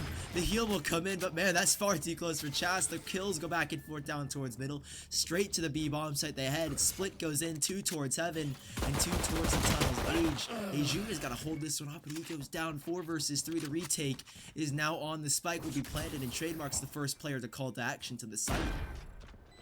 And as they're trying to come in right now on this one-man deficit inside B, you do have Trademark moving in with that ghost, so he did upgrade for pistol. He does still have a bit here for abilities, maybe not armor, so this is where it can hurt a lot. But a fault line comes through, that's going to stun just for a bit. They do have 2 players only right now for the retake. It starts off with 1. Now Sage finally moves in, doesn't have a heal to help him out, so Sage is going to be the first one to come through. Actually puts a wall up. Holy crap, that is huge. Probably gets the kill, but can he get the defuse to come around the corner? Oh man, he does not. With at least a sliver left on that defuse. I love the idea. Imagine if he had a frost orb on top of that. Oh, the timing. Imagine there was a frost orb. That would have given him 1 or 2 seconds to play. That was ballsy. That was ballsy from the Sage, and it doesn't result in the way they wanted, but still a very close round. But to kick it off, 2Not and Friends have got themselves the first round on the board. We'll see if it continues, if it spirals upward from here, or, you know, it's just that one single round. The Tetris players, 4 players stacked up. No, 5 players stacked up towards middle. They're fighting for mid with their heart and soul. It's going to be a 5-man stack up. Everybody is here. Everybody and their mother is fighting towards middle. It's a straight bloodbath. Nades go left and right. It doesn't look like Tetris players had much life in them, but they do still get 2 kills nonetheless. Heal from this Sage. Oh, runs out of bullets. Has to go for the reload. 26 points of health. Evades the bullets. Barely alive. Just barely standing. He's going to try and make it work, but overall, a second round for 2Not and Friends. What a bloodbath towards middle. Dude, I don't know if Tetris player thought it was a knife run or something as they all went back towards that mid side. But we've mentioned it before in the previous match. Despite the orb moving over to B side, trying to alleviate a little bit of pressure down towards that middle, that seemed to be a hard place to hold at the beginning of this, when this map came out. You're still seeing a lot of presence towards that mid side because you could maybe try to surprise some people towards right side, towards left side. It's as open as it is on defense as it is on offense when you actually take control of that mid side. Because if you're controlling that mid side, nobody's able to rotate from A to B. You're just focused now. If you split towards A, split towards B, those players have to come in there and try to win fights. You can't really try to execute as a team and try to come back. So you're trying to do the same thing here on the attacker side. But now in this round here, third round, in this first half, we're moving inside the A bomb site, and Trademark opens up with 2 kills with the Phantom, headshots coming through. But then now they haven't been able to get the plant yet. Have they actually? No, they actually killed the spike carrier. And now Cypher is going to try to put it down. It's going to be him into Brimstone with a 1-man disadvantage. Ooh, I was going to say Busted had a chance to get standing behind them, but he's just caught out by Endure, and now it's just up to the breach. They've already stuck the defuse, and there it is. First round for Tetris, a very, very strong holy coming out from the Brimstone on the back of the A-bomb site, but overall, very nice retake to deny them any opportunities, and there it is. First round for Tetris players. They got 2 ultimates up already, and I wonder if Endure is going to use the satchels like we saw Zig do. I mean, GoZig has already set such a high standard in my eyes for how the newly nerfed, in air quotes, Raze should be played, and I'm curious to see if Endure is going to live up to that standard. I would like to see that. I would like to see that, but I want to see some more dominance from other agents as well, because a lot of people have been trying to raise the Raze. Like they were bashing her a lot because they thought she was overpowered, but when you were playing more and more games, you sort of realize how the Raze actually plays. Because every time somebody throws an emote, everybody throws an emote for an ultimate. So when you hear her scream that she's going to pull out her pocket rocket, you can always fall back from that. But let's focus on the action, actually. We do have a Rolling Thunder coming in from that J13 that went back towards the connector. So they're trying to take this mid control on the attacker side to actually move up towards heaven. They are able to, but the Sage is actually stuck inside vents that was supposed to watch the people running up. So it's going to be a tough battle right now for the Cypher. Aju that's playing inside that B side. The tripwire baits for him to be able to get that kill onto Poverty, but it quickly gets traded out by Tunon, and now his friends are trying to move in. The plan comes through, but he's eating the orbital strike down to 10 HP, and now this is actually doable. Maybe not now. There's only Sage, the last one standing, does get the headshot onto Bustin as the Cypher, and she's moving down here with the Phantom. Now towards that rope. She's played that before with the pistol round, but this time no support from Sage.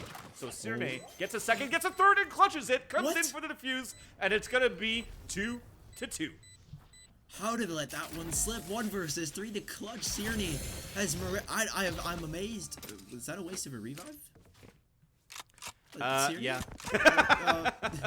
Or unless was it a gun round? I think maybe it was a gun round, so I don't know if you wanted to res to try to keep the gun. Oh, true. That was a possibility as well, but if not, maybe a waste too. Yeah, depends. might have just accidentally misclicked used your ultimate, but what a retake by Cirne. That was flawless. I'm amazed that Tunon let that slip. They got into 1 versus 1s, and the angles they were playing, they looked to complement one another in a crossfire if it did come to the point where Cirne would cross in front of them, but unfortunately enough, you've got a killer instinct for Cirne, straight into it, out towards A. He's going to try and fight for this control. Nobody peeking just yet from Tunon. And a very slow round to kick this one off. The attacking side, they're a little bit wary after losing that round. They're going to take a moment to breathe and just try and recollect, take this mid control once more. And this seems to be the most hotly contested or highly contested area of this map. Again and again, we see players investing a lot of their abilities, a lot of their utility straight down towards middle to get this control. And if they get control towards elevator, surely enough, they're going to head towards that A-bomb site. So far, it looks pretty well to take control of this mid side. The cyber cage comes up for them to try to move up, but not necessarily push inside there, but they're just pushing out instead on the defender side and just getting kills after kills after kills, making it now a 5-on-1 situation. Tunon only with the shares, so should have been a save round coming in for the attackers, and he whiffs a couple of shots, unfortunately, on the trademark, who gets saved there by Aju on the rotation at the A side, and it's now going to be 3-2. So as you mentioned here, Sully, Tetris, yes, they lost the pistol, they lost the second round, but as soon as the gun rounds came in, we're starting to see them come back. Yeah, 3 rounds in a row already. It's not just to count the fact that there's more to come. I'm expecting a lot more, knowing that this is the defender's sided map, and a lot of these halves, when you transition to that defending side, you start. I always question. I'm always a little bit skeptical to say that, oh, the defending team they're getting steamrolled. But once they get the rifles, you can clearly see that they're having one hell of a time, just racking up the kills, taking the sites, taking full control. And Tunon and friends, a lot of players posted up towards that B-bomb site. Again, the Cypher, we mentioned before, one of those characters that can hold off a site all on his own. And, well, he's using the cameras, but I think it's been spotted a little bit too early for his liking. And so he doesn't have that early information, and just like that, he goes down. The cage is up, but there's Endure's Raze nade. Pocket nade goes out. No damage done just yet, but Tunon and friends, that cage has slowed them down enough to the point where they're thinking, maybe we retreat, maybe we go back towards middle and try and take a different look at this map and which site we want to take. Yeah, I think Aju just got picked off before he was able to bring up that cyber cage, so unfortunately he dies. Even the camera that got busted forces a rotation out. I love it. Oh. You force a rotation out because of you lost your player. Now you're going back and trying to take control of mid side, then trying to split back into B. So far it worked off pretty well, but in Endure, okay, you said you wanted to raise the pick to step up. You got to raise that steps up. She's got the rocket, trying to rocket herself down, but not going to pick out anybody there. At least Paint Shell's coming through. That's going to deny the plants a little bit more, and it does because Cerne comes out with the kill with the Phantom. So the spike is now down. It's a 2 versus 2 situation. 28 seconds left on the clock, as we do have right now Endure fully flashed. They know at least that the Phoenix is at the bottom of the ropes, and he gets their hat trick with the headshot from the Phantom, leaving now only one player remaining who does get a res. So 2-0 then comes up, courtesy of Little Poverty, but there's only 10 seconds left on the clock. If you want to talk about a real waste of a res, that's a real waste of a res. They're going to drop through, and then Endure, on top of that, gets an ace. That was absolutely stunning. I mean, it wasn't an ace because obviously that revive, but 5 That's kills. True, that's true. I mean, Endure. I'm astonished. I didn't think anyone could live up to the name of Gozik, but clearly Endure is putting his name on the map, and just like that, 5 kills, 4-2 Tetris players. It feels like when they lose a man early on, they're just able to recover. It feels like they just have everything written down. They've got everything lined up for them in case they've got a backup plan for in case it gets a little bit wonky. 4-2 now, the Tetris players, another strong by 2-0 and friends. I'm not too sure what their economy is looking like. Maybe we get the scoreboard up, but just off the bat, the Tetris players, they're finding their footing after losing those 2 rounds off the bat. They've got 4 in a row, and 2-0 and friends. I mean, it's getting a little bit worrisome. We're heading into the later stages, the first quarter of this matchup, if you will. We're 6 rounds in, and Cerne, aggressive, confident. This is a support player, and he wants to go all the way in to get this information. 2 kills, lines up a third. No, not the third. Instead, it's Trademark who takes them away, and just like that, the round is all but over for 2-0 and friends. Sometimes when you feel the pressure, you feel, or not the pressure, you're feeling it. You're feeling the push. You know where they're coming from, and you're just feeling yourself in terms of how confident you are. That's what I was saying. As a support player, if you know that you're confident enough to get at least 1 or 2 kills before you get taken down, why not? On top of that, you have some support coming in right behind you to be able to capitalize on 2 kills each to already make it a 4 versus 1, like 10 seconds within the round. And that is because on the attacker side, you don't really have anybody that could deny that a little bit, right? Yes, you could probably have the Breach. I think the Breach, what he could have done was maybe go with a flashpoint from the get-go. Yes, you're giving your position away, but at least you're not giving map advantage and map positioning for your opponents. Now, Fault Line coming into this round at the beginning, Chasuo is going to stay towards the corner of the vents, but again, I think it's just great plays from Tetris players on the D side. You know, and I'm very happy you just pronounced his name flawlessly, because I was just calling him Chaz, because I had no idea that it was Chasudo, but now I know. So Chasudo down towards middle. I could be wrong, man. The chat's probably going to try to correct me the whole time. Chasudo, I mean, that looks about right. You know, Chasudo. Oh, is it like the food? That's where it's, that's oh my from God, that has so where it's good. from. You know, only the Asians, that's where casters would know what it Yes, is, but it's such a good thing. Anyways, back with the action here, Sully.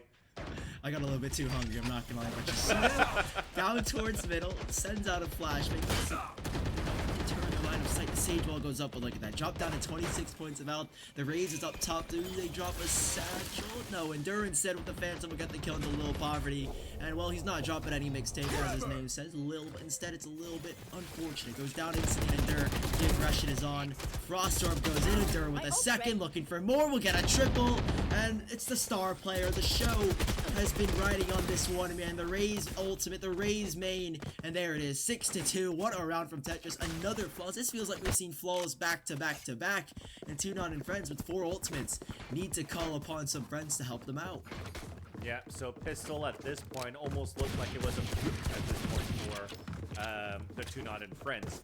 Yes, they executed very well. The wall came up, but you could see the reason why I said it was such a good play at Pistol with the wall coming up is because you have players that are comfortable playing the agent that they are versus certain situations. So knowing that they had the wall still up, tried to put it into an advantage and go for the fuse. Imagine if actually he was able to. Nah, it wasn't gonna work.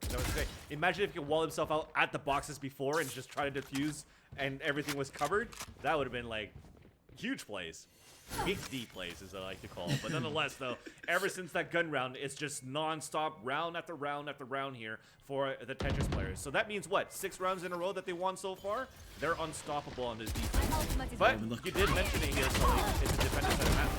Oh, but Serenade, despite being a defender, despite being a support player, you talked about the confidence, and, well, I like to say that hopefully confidence doesn't turn into cockiness, and Serenade, you know, a little sprinkling of cockiness, but hey, what can you do without an ego boost? Serenade with a big triple and a defender sided map, heck that, I throw that out the window. Serenade, it's a Serenade sided map, a big triple comes out.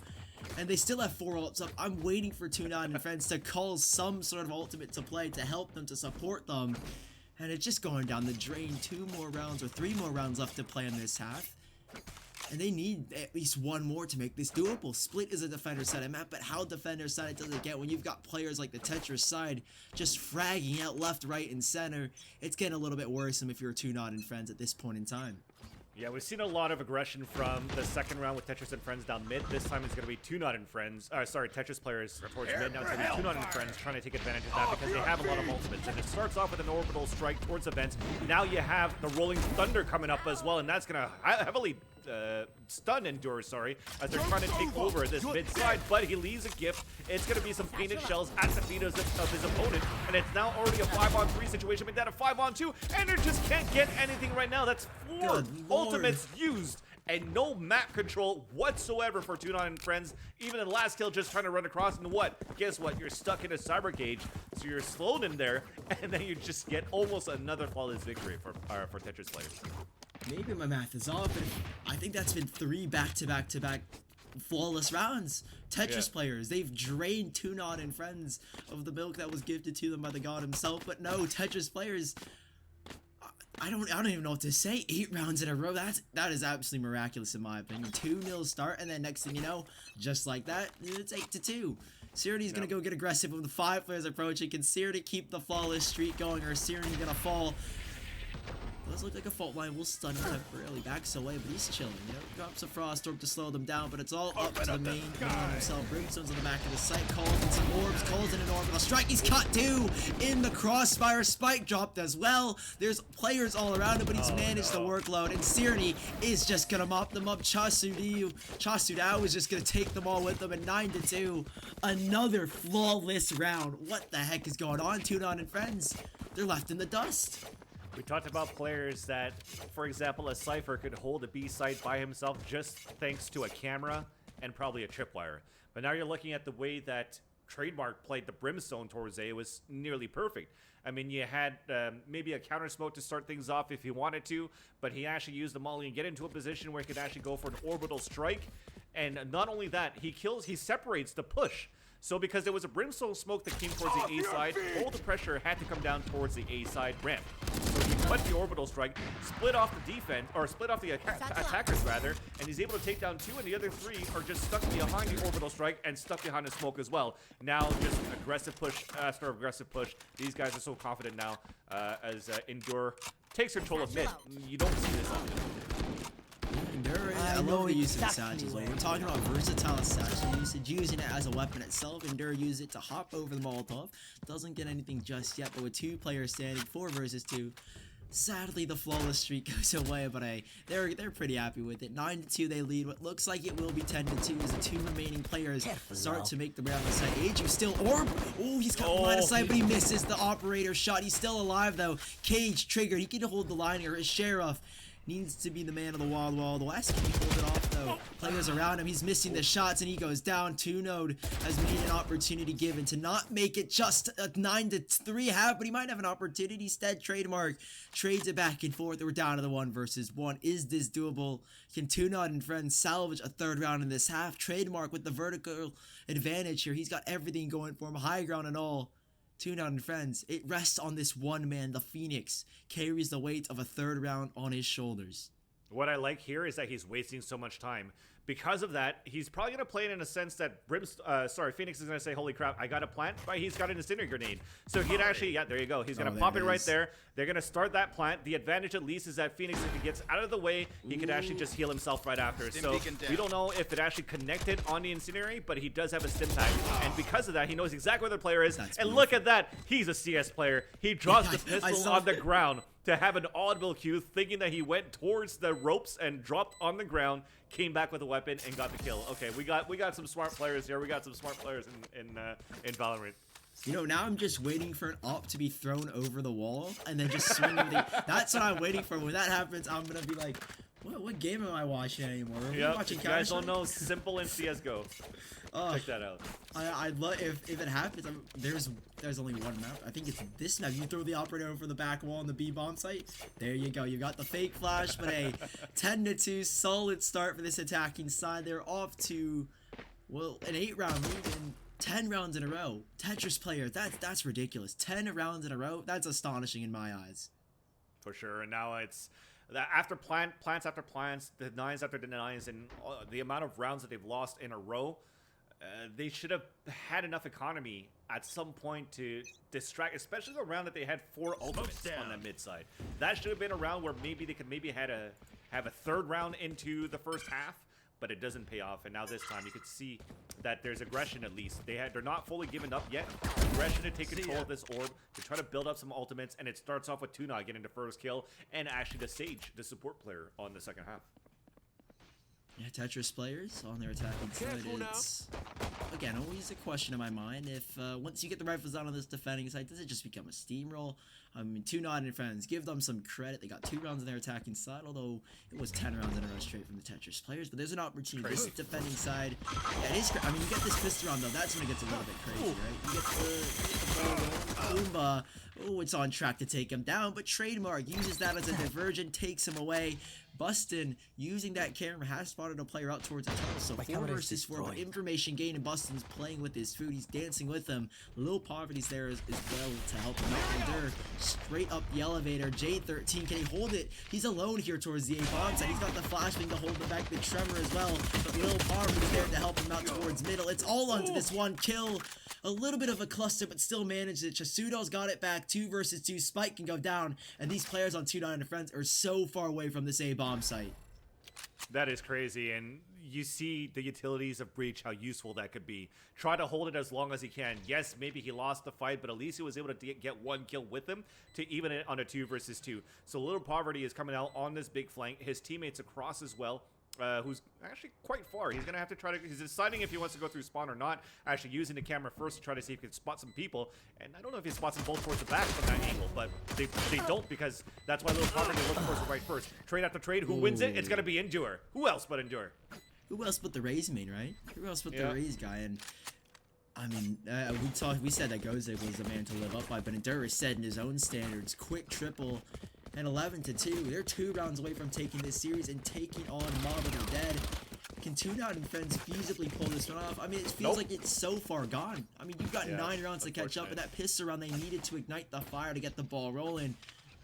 But they've just doused it in water. Tetris players, a rifle or a half-buy, if you will, Spectres, SMGs, whatever you want to call them, is what they have to accompany them. An assortment of weapons and 2 and friends, a round they have to deny. If they can't get it done, it's all but over here for the side of 2 and friends.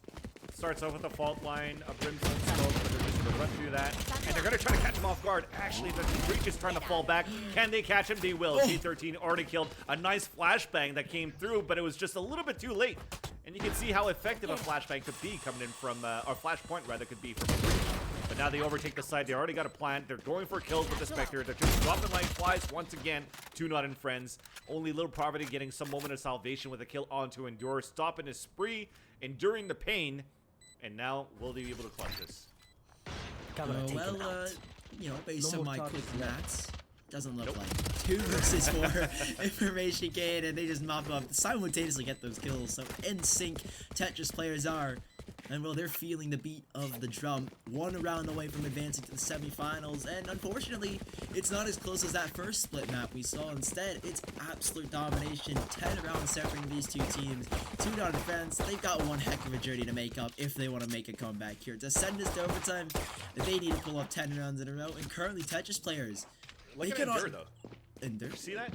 I didn't even see Just that. warm up. The way that he's trying to one-tap his teammates, the flip shots, the 180. He's always warming up before the round. I love it. I'll be honest, the reason why the thing that took my attention was, 12 straight rounds in a row. And what could honestly be 13 in a row as Endure's right off the bat, aggressive take towards a safe position.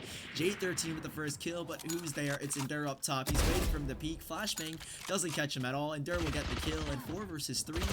They surprisingly have a man advantage. They actually double down. They trade it back though. 2 versus 3. Spike get to go down, and players are surrounding these Tetris players. I gotta say that despite Tetris players playing very, very well, I think there's a lot of misuse or maybe lack of use of abilities on the defender side for Team aggressive pushes every single round.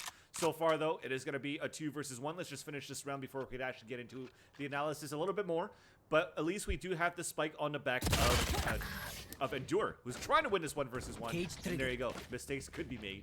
And Tunod wins that one with a Spectre buy. But, again, should be a fairly low buy on the defender side on this third round of the second half.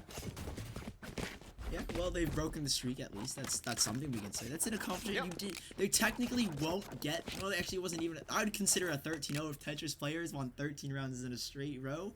But you know, 2-0 friends, they've managed something between those 12 rounds. So we're gonna have to wait maybe a couple more rounds before Tetris players pull us over the finish line and take this map 13. See how low that is, Sully? That was like 2 Bulldogs, a Guardian. Not much you have there on that mid road. Hey, I mean, the Guardian isn't too bad. A one-tap machine. If you're Scream and you're tapping heads, it's absolutely devastating. But this round is all but devastating for the side of 2-9 friends. It's a catastrophe. I mean, 1 player left, 1 versus 5. We didn't have to wait long. It's going to be 13-3. Cyrena's looking for the last player. It's up to the Brimstone. Spike down, a 1 versus 5 clutch. It'll be a miracle if they could pull this one off, 2-9 friends. Yeah, probably not. They are trying to hunt him down on top of that too. And finally, it's going to be Trademark that's going to get the headshot with the Spectre. And as you mentioned here, Sully, 13-3, winning the series. Surprisingly enough, 2-1. Yeah. This was the 3rd map of the series, so was it one-sided affairs on that first map and second map? But it definitely shows that Tetris didn't want to mess around in that 3rd one. 13-3, 12 rounds won in a row. There's nothing more you can add for how Tetris played that so well. Yeah, the defending side looked phenomenal, 12 rounds in a row, and then it was just interrupted by that one single round. But you know, they won't mind that. 13-3, they ended. That was quite the performance. And yeah, I'm beginning to question, what were those first 2 maps looking like? Were they one-sided affairs on both those maps, or were they very close? And then this one, everybody was tired, but Tetris players had that little bit of juice left in them to pull them across the finishing line. I'm a little bit confused. I'm confused. Yeah, for sure. And then we're going to see what is going to be our semifinal match coming out from the break. But before we take a break, there's, of course, a few shout-outs to make. If you guys are watching this from Twitch, make sure you guys head on over to gameday.ndbox.com, where we actually have all the tournaments that are being held by Andbox and also by our other sponsor, KontrolFreek, that are running a few TFTs. And then we're going to go into the Overwatch and Call of Duty, the official spring rally tournaments that are happening courtesy of Andbox. But nonetheless, Aimlab is going to be the other one that you guys can check. Make sure you guys download that. It's for free at aimlab.gg for you guys to practice your spray, your aim, your flicks, just to be the next best player, individual player. But of course, on a game like Valorant, there's some team play that needs to be done, and we've yet to. Well, we've seen some a bit from some agents and some combos, but I want to see more. I want to see some synergy coming in from the agents. Let's get a little bit more than just aim. But last but not least, a last shout out to Corsair being our sponsor coming through with the peripherals for the spring rally. And that being said, when we come back, we'll get the updated brackets. We'll show that to you guys, and we'll see what the 2 matches will be. And then we'll take a break. When we come back, we'll see that soon enough.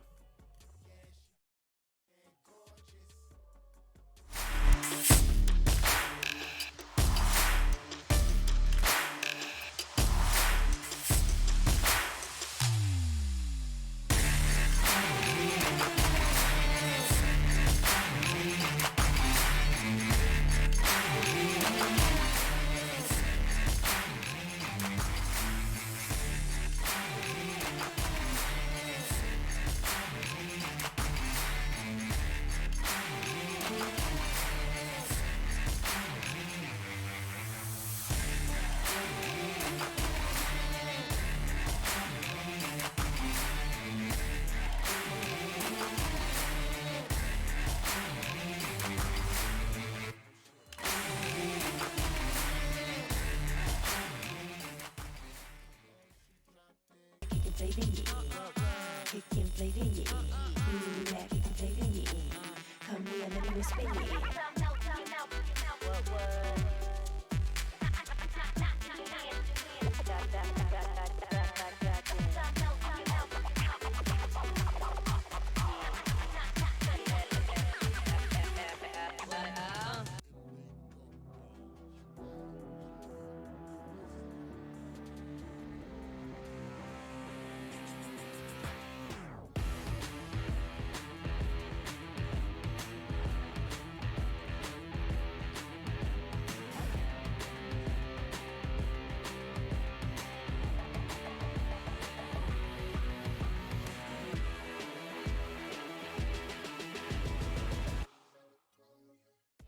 We are KontrolFreek.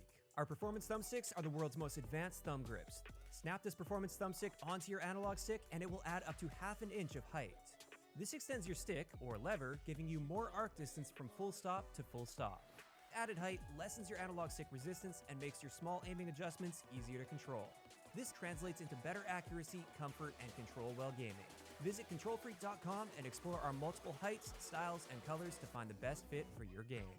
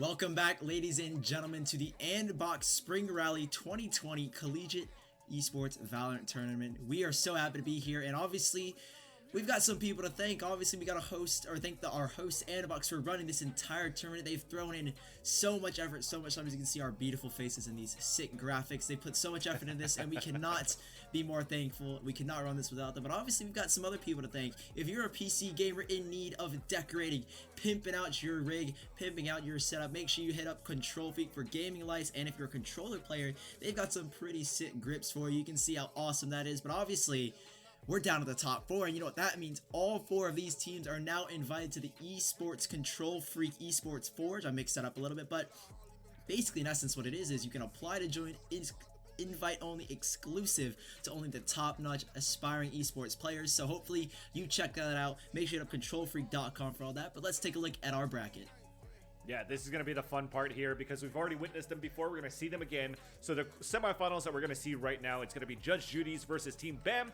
And then we're going to have Mob of the Dead versus the Tetris players. And the matchup that we're about to expect here in this first semifinals is Judge Judy's versus Team BAM. Gonna be a good one to see. I think we're going to have the standings up as well. So we'll see what's going to be that right now. So it is going to be, Tune On and Friends, ASU Esports, Rutgers Scarlet Knight, and Yankee with no brim are going to end up at 5th to 8th.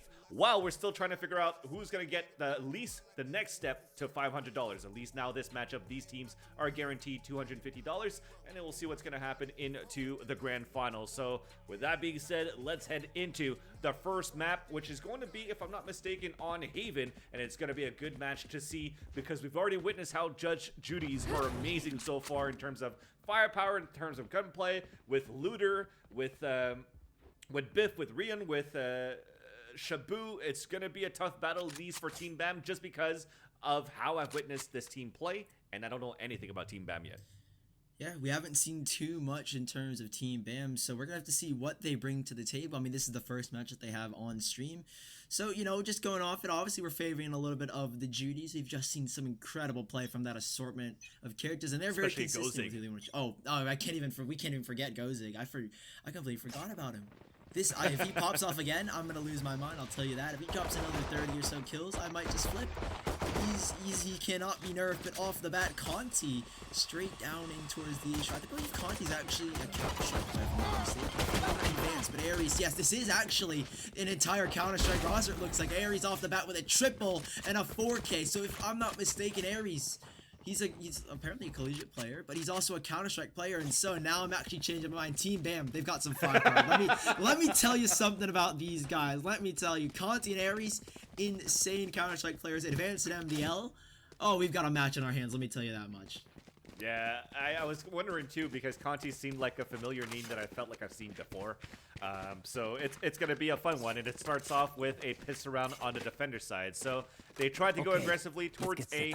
They put a wall quickly up there, and that is the Sage that was being played by Conti. So they forced and funneled the opponents to move up towards the sewers, and they were able to set up a good crossfire. And already Tetris, or should I say Judge Judy's, were picked off here on that round. Second round here, they're going to attempt to move towards this garage control, and they do actually, with the spike currently still up. And they're trying to move in now to who knows where from there. Ooh. Oh my god, that's the first time I've actually seen shorties on the attacker side. Usually I see defenders trying to hold angles with the shorties because they've lost the pistol round, but they decide to use angles in close range battles to try to take out, and it works.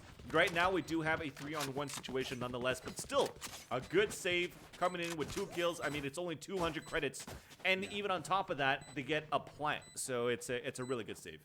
Yeah, that extra 300, I'm not sure if it'll affect as much. I think we were talking about how it's MR12, and instead of having that, having to save 2 or 3 rounds, the bomb plant, in my opinion, in Valorant doesn't matter as much or as crucial as it would be in a game like Counter-Strike, where everything is about that cash. So Judge Judy's, they get that extra 300, they'll have a very strong ride on this one, regardless of that bomb plant or not, or the spike plant. And 2-0 start for Team BAM. You can already see that they've got a very strong hold. But what surprises me is that we're actually seeing a Jet. I've never seen a Jet in competitive play, let me tell you that. And no Cypher as well.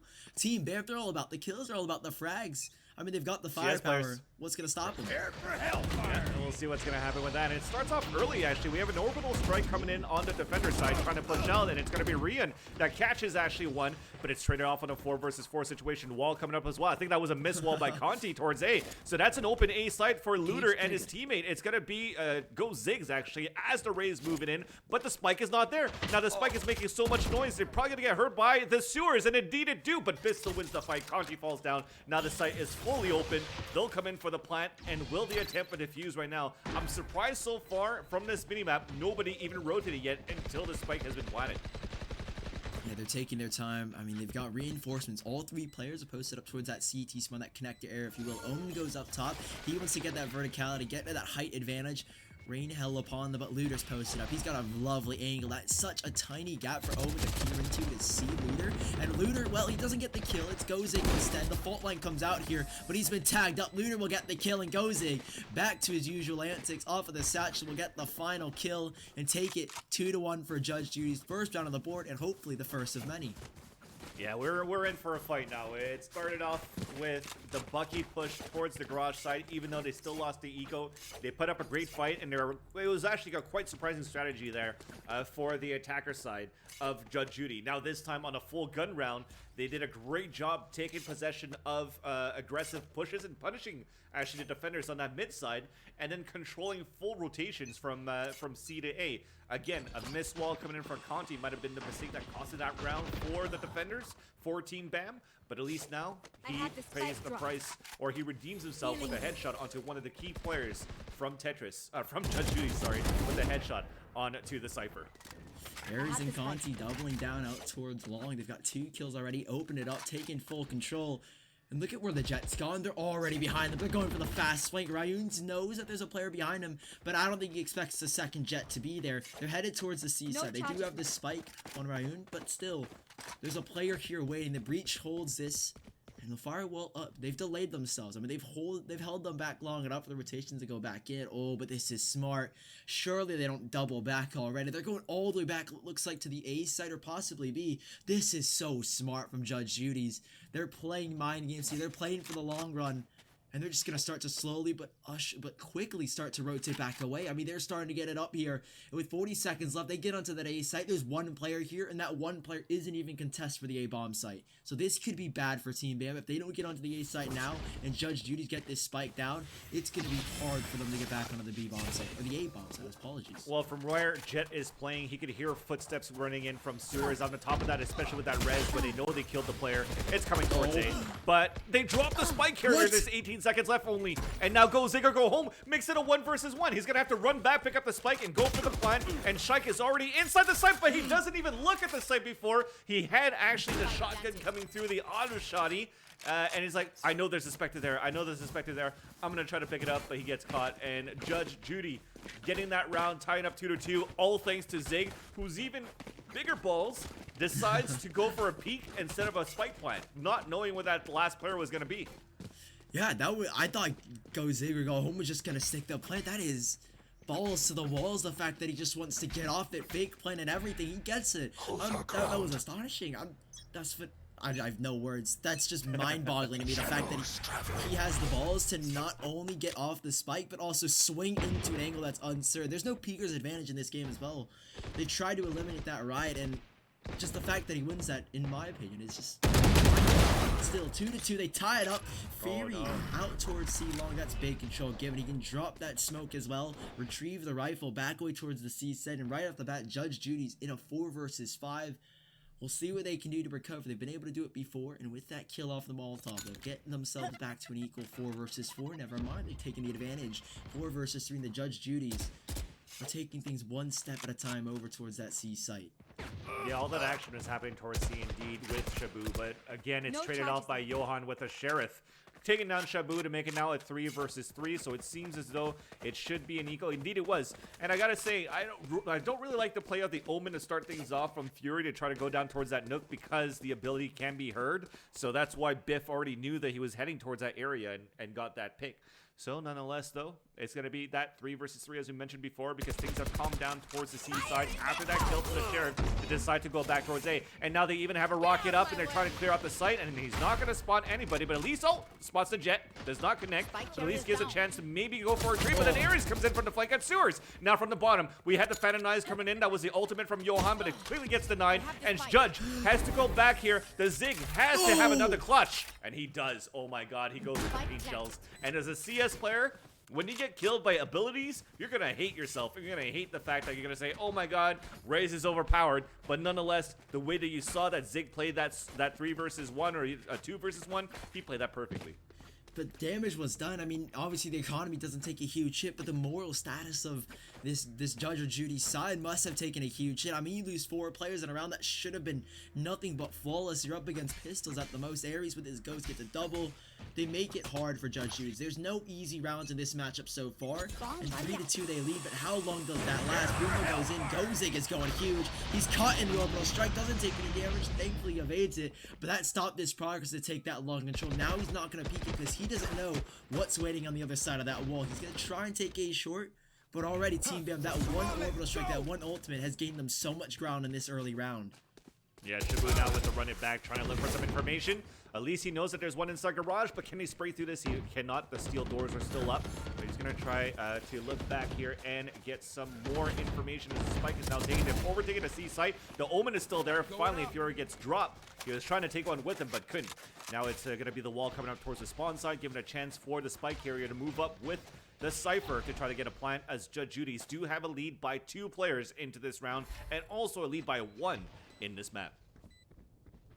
Spike down, wall in front of Johan. Does he even attempt? Do they even attempt this? 3 versus 5. They've got 1 ultimate on Sage. Conte could get a revive in, but I think the fact that he doesn't get it, they're planning to save here. Conte's gonna get Messi in. Maybe, just maybe, he can get something. Look at the angle that he has. Nobody is paying attention to him. He's got the first kill. He can get a second. Denied the chance by Biff. And surely now Team Bam back away. Yep, Johan's gonna back away from the site. And there's the round. It is going to be 4-2. Judge Judy's on this attacking side. We didn't get to see much gameplay from their attacking side the first time they dominated the team they played, but this time we've seen a lot more. And just off the bat, their attacking side seems just as strong as their defending side. And what you noticed there, Sully, from when I was calling out running back from the Phoenix that actually spotted the Brimstone inside window, that Brimstone is still alive, saving his gun for Team Bam and Spawn. So just from a running back, even though he didn't win or get a kill, or even on top of that, got his ultimate denied by the Brimstone, he actually gave a lot of chance for Judge Judy's to take control of the garage side, and because of that, it helped for 4-men split 2-2 to overtake the C site where Omen was stuck there by himself. So one single play that outplays the defender side, that maybe was a way that you could have maybe countered it as the Brim inside the garage. Maybe use your Molotovs to try to slow things down a little bit more. And there you go. Rhea knows that boost towards that B site garage, and already contemplates the price. So that's trick A, risk A, and already punished. I know On the back of the C site, Omen slowly rotating in. Shike remains unnoticed, and there it is. Johan's operator sings its song Surgical. He is. Fury will get the final kill, but a clean round from Team Bam. That second player who just sits in the corner behind the wall. Judge Judy's not prepared for it at all. Relinquish a 3rd round to Team Bam, and they've got 3 ultimates up. They do have the 1 on Judge Judy's, but 3 ultimates for Team Bam. They're sitting comfortably. I'm waiting for that Fury ultimate to be called in to teleport behind the lines. But Team Bam, despite not having a Cypher, despite not having that camera on the C site, they have so much information, and they're playing this pretty well despite all things considered. I mean, Judge Judy's a dominant team on Aven, and Team Bam, they're putting up one hell of a fight. Yeah, it's a bloodbath. It's going back and forth, and it's actually quite intense. A lot of first kills happening in the first 10-15 seconds. If it's not an all-out brawl, it's going to be a brawl towards the end, towards a take. So a very good job, a very nice match for us to watch right now for this semifinals between Team Bam and Judge Judy's.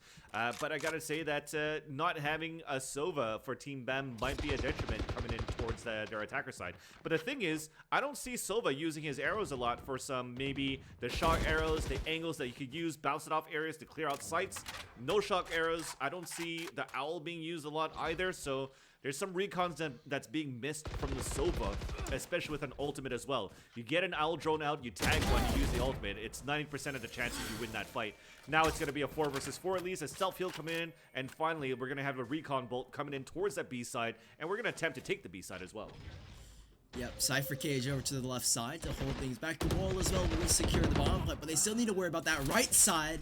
Trades go back and forth, but this time Judge Judy's, they get the shorter end of the stick here. It's 2 versus 3. The retake is certainly on. Johan here fast on the flank. Ryan will revive his team, and Shabu here. The smoke goes out. They can honestly stick this to the wall as well to help them cover. If Johan can get the kill, he does. Quick scope on to Biff. Another through the smoke! Oh, good heavens. The Molotov and the bomb that will keep them at bay. But for how long? They've already gone out. Shabu will take down Fury, but it's up to him. 1 versus 3. Down to the 1 versus 2. Spike has been tapped. Are they sticking it? No, not yet here. Johan's off of it, and Johan will get the 3rd and final kill to give them an equal score. 4-4 we go. Big plays with that operator, and Johan, the doctor's in, the doctor's out. 4-4 we go. It was through a smoke and a wall bang on top of that to get that kill. And you almost saw it from the point of view of the Phoenix from Judge Judy's that's being played by Shabu. That second bullet through the smoke just whiffed by his legs, right by his kneecaps.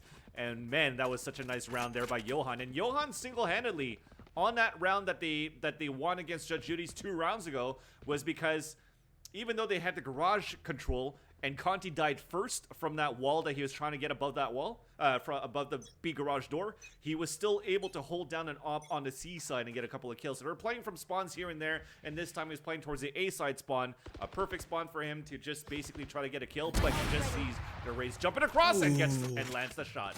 And I just saw Zig trying to run through with a pistol, so there's a possibility this could be a pistol round. No, it's going to be a gun round coming through. So you see Shabu with the Phantom. First one falling down with them trying to take control of Garage once again. Here it's the breach, and Shike sprung his trap once more. He loves playing those cheeky games, and he's gotten himself one here. Johan, I swear he was just on the A side. He transitioned over to Garage in almost an instant. I didn't even realize it. And just next thing you know, Looter in a 1 versus 5. 4 ults are up for Team Bam. Once they get the rifles up, once they start to feel this matchup, it's nothing but utter dominance. Johan with another triple, 2 in a row, hat tricks back to back, and another flawless round for Team Bam. This is actually something that I've faced myself in a pub as well on this very map too. So I'm telling you a lot of stories where I'm actually losing a lot, but it's because I'm playing with Puckett. I know Puckett is listening, and every time I play with him, I get denied. But it's okay. It's for fun. But I've played against a Jet where, you know, they're all over the map. Why is he already there? Why is she already at this site? Why does she rotate so fast? It's also her dashes, man. Her dashes are quick. She only has 1 with a recharge, but still, you get a pick towards A, they're like, oh my god, there's going to be an operator towards the long A. Let's focus towards C side, let's focus towards B. But as you're rotating, you get a dash towards the C side, you're already making it there before the rotation comes across. So it's a great way to play that Jet, to be a nuisance right now towards this attacker side. And even on top of that, to continue to be a thorn on the side. It is already a 5-on-3 situation in this 11th round. And no headshot there coming through, but he was spotted. Oh, misses the second flick. Johan wants his kill. He even uses his up drift to get on the boxes, but he falls off. He does a little bit of a misstep. Aries, though, takes down Biff in a 5 versus 1 just like that. Well, there wasn't a lot left for Judge Judy's to do. They didn't invest too much. Ryundo will get 1 back here, and not a flawless round, but a 4 players still standing at 6-4 Team Bay. We're heading to the later stages of this first half, and while it feels like it's been really close, these last few rounds, Team Bam, they've just brought it right back. I mean, they're steamrolling these 4 rounds that they've won consecutively, and Judge Judy's heading into the next half on the defending side obviously will probably be a little bit more dominant, but Team Bam, they've got confidence, and they clearly have the fragging power to outdo the likes of Gozig or even the likes of the Sova and the Phoenix in the opposing team. I mean, it's difficult for them to find footing, but Judge Judy's, I mean, to end this one 6-6 would be heroic, but Team Bam, they're finding footing, and they're getting right back to this matchup despite allowing 4 rounds for Judge Judy's. They really want to win this fight and this battle towards C as well, and not necessarily against the operator, but against anybody. They're trying to go with Marshall, so a force buy coming through on the attacker side. Ghost coming across, first kill from Looter, but then he gets traded out, and they already have the C side control once again. So this is going to be a very tough one for them to try to retake unless they go for these type of peaks. Johan, luckily enough, one of the few shots that he's missed gives a chance for them to get the plant and post positions. Gozik just leaps on over. Uses a satchel on the rocket combination. The satchel as well does damage to Johan. This is a difficult retake now. Wallop towards Garage. Shike thankfully towards CT. Spawn is trading back and forth. Johan falls, but Shike will bail them out with the triple. And despite getting this bottom plant down, despite having the man advantage in the retake, Judge Judy's have relinquished it to a 7th round for Team BAM, but not too bad, seeing how it was just Ghost and a couple of shorties accompanied on the Judge Judy's side. It's 7-4, last round of this first half. If they can make it 7-5, Judge Judy's, we've got a real half for Team BAM to make a comeback on. I mean, they'll have the lead, but going into that attacking side, it's going to become so difficult for them to maintain that lead and to keep the ball rolling. You saw how close that was, though, for them to try to go for that post-plant situation after Johan whiffed 1, 2, and 3 shots. I don't think he actually connected on any shots on our retake, but did enough of a diversion for his teammates to come in and get those fights and those trades. So Judge Judy's, like you said, Sully, they should have had that round, but it just came down to the post positioning. You saw Sage was still towards that bomb box. At the C side, his teammate was by the lumber, and they both lined up in the front to try to cover the spawn. Yes, it came towards a couple of trades your position as well. And the angle's already placed for the second coming through. Now we're running across, though. We do have a run it back in as well. Looter getting 2 kills entering in, and Shabu does get a kill with the run it back as well. Now at least Neural Theft, sorry, is going to give a chance to spot the last 2 players. At this point, this should be Judge Judy's round. Judge Judy's round to get 5 rounds on the board. But first of all is Shabu, then trade it back. So it's up to 1 man standing. It's going to be Shike as the Breach trying to come in on his 3 versus 1. Difficult enough. He uses a flashpoint. He's caught the first player. 11 points of out, though. I don't think he has time, though. They're both. He knows where they both are. If he can get the spray transfer, no. Go Zig or go home. Send Shike home. 7-5 win. Judge Judy's not too bad of an attack enough from what we've seen on Haven. If anything, it's strong enough to give them some momentum transitioning to this defending side. That's right. So now we're going to switch side here. 7-5. If you said, Sully, that this should be a defender-sided map, it's not over yet in this matchup, right? So yeah, we'll have to see what type of executions we're going to see from Team BAM coming in from the Counter-Strike scene, knowing, as you said, as them being MDL players. So that's some skill set right there. And we'll see what's going to happen as we move out with 15 seconds to go in this freeze time. This tournament brought to you by Andbox, being the main tournament organizer of this game. Make sure you guys check them out with the code here. You could get a 25% off, and that's going to be Spring Rally 2020 on their website at shop.andbox.com. Now the pistol round is coming through, and it's going to be aggressive. We've seen this a lot so far, just holding W's, running into sites. Is this going to be the case? Indeed it is, but it starts off with what I'm being called out by Biff. He gets the first kill with a shock arrow. It's looking to be traded off, but it's going to be a bloodbath trying to get a spike. Oh, actually, look, he dashes out. They're trying to go back into B, but then they realize, oh my god, we're getting cornered. We're going to go back into it, and then goes and gets 2 kills. Looter gets another one. Looter gets a second one to deny any footsteps past the entrance of the C site. Oh, there it is. Judge Judy's, once they get to the defending side, we talked about how good of a team they are. And on a map like Haven, this is where they thrive. This is their map. We've just seen a glimpse at how dominant they can be. They defeated their first team. I can't even remember who it was. That's how fast it went. But it was 13-4. That's all I can recollect. And Team BAM, they're going to be struggling to find footing in this attack and assign. And we said that they need to keep it in their favor. They needed the momentum. And right now, it's swung right back to Judge Judy's. Where do they go from here? How do they play this one out? Because looking at it, it's 7-6. It's going to be nothing but impossible. Judge Judy's taking the first shot, and even Gozig still confident in his Ghost. This is the theme with him, is that he'll always stick to that Ghost after that first round. He's going to be very confident with it. And heading into it, Conti will find the first kill on to Biff, but transitioning into the later stages, that first kill for Team BAM, what does it result in? As still Gozig remains on the back of the C site. Shike is crept up in. Oh, headshot to Ryan. He got 1 big kill. Shabu to trade it back, but Shike can spiral this one out of control. It's a 4 versus 2. Shike behind the lines has got 2 kills. The spike will go down in Judge Judy's. Do they even attempt this retake? Well, they're pinned right now, so right now they're just trying to survive. So they're stuck in their rotation between C and B. You see from that minimap, an opponent at C, an opponent outside B, an opponent at spawn, and a plant coming in towards A. So they've taken so much ground and so much map control that they should know where the last 2 players are, especially after Ares just spotted him here with the Ghost. So the spike will get planted. They don't want to be too antsy, though, because if you lose some fights, things could turn around right away into this game. So it's not over yet. Conti, though, is making it a lot better for Team BAM to move forward in this matchup, and it's going to be Fury that slips up the last kill.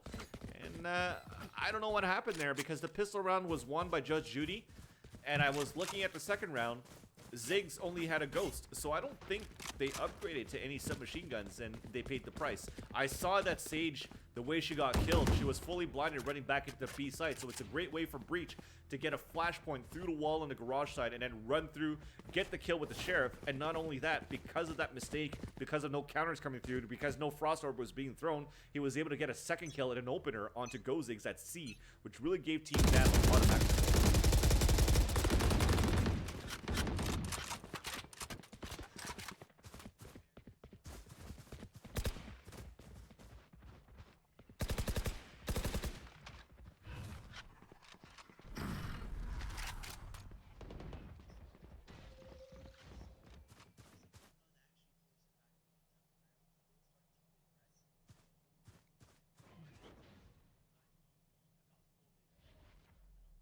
Yeah, and full mid control, but they're set to fall back still. You're going to have one maybe spot towards the garage side, because if they try to go towards long, well, actually they are as a group. This camera, as you can see it from Looter, he's going to spot it all. And now he also has support from a Phoenix. He's going to tag the first one as well, so it's going to give a chance for people to rotate across. But look at Omen. Omen is going to hear this rotate, but he's not telling for his teammates to fall back. So I think Omen doesn't even have an ult either, so he's just going to be the long flanker.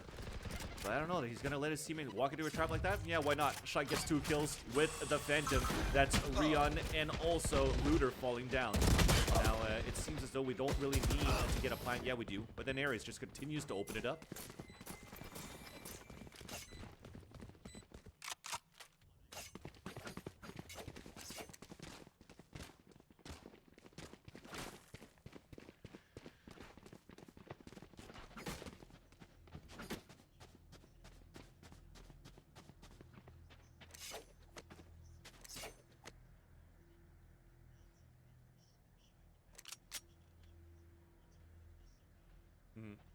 Repel them.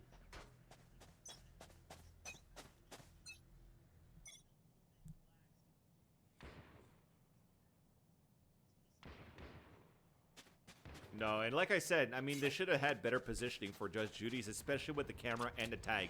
It should have been a call there, and I'm sure it has been, but the rotate was a little bit slower, or it was just the way that it was executed as well for Team BAM, because we already saw Frost Orb towards the ground, and it starts off with the shorties going to work again. That's a tap out to Johan, that's a gun picked up, and that's already 4 people falling back from Team BAM, and they're going to try to attempt the C side.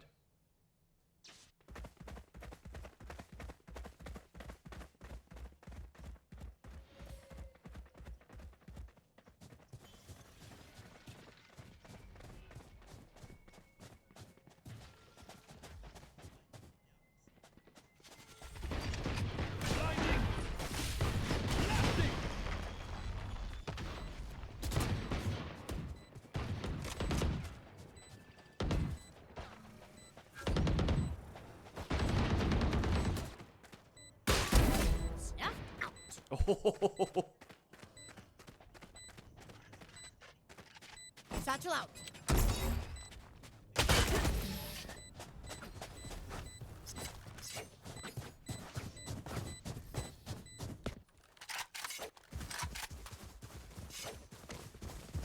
That's right, and it was just, again, a pistol round.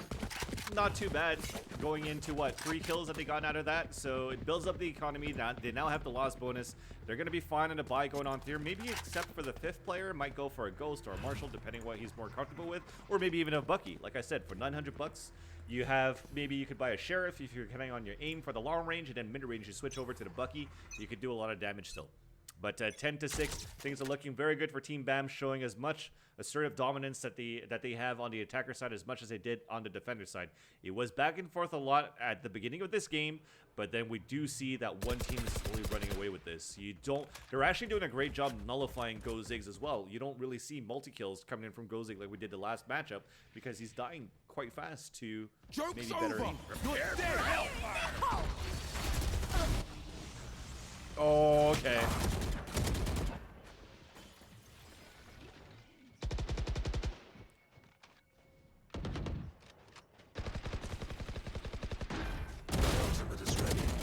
so we're continue with the action here. Sorry. So Fury's gonna get 2 kills with the Vandal, actually. So it was actually a 1-man advantage coming in for Judge Judy, and then they came back on a flank from the Omen that's able to go on top of a triple kill from Fury to make it now 11-6. Sully, not Fury. I think you've come back with us.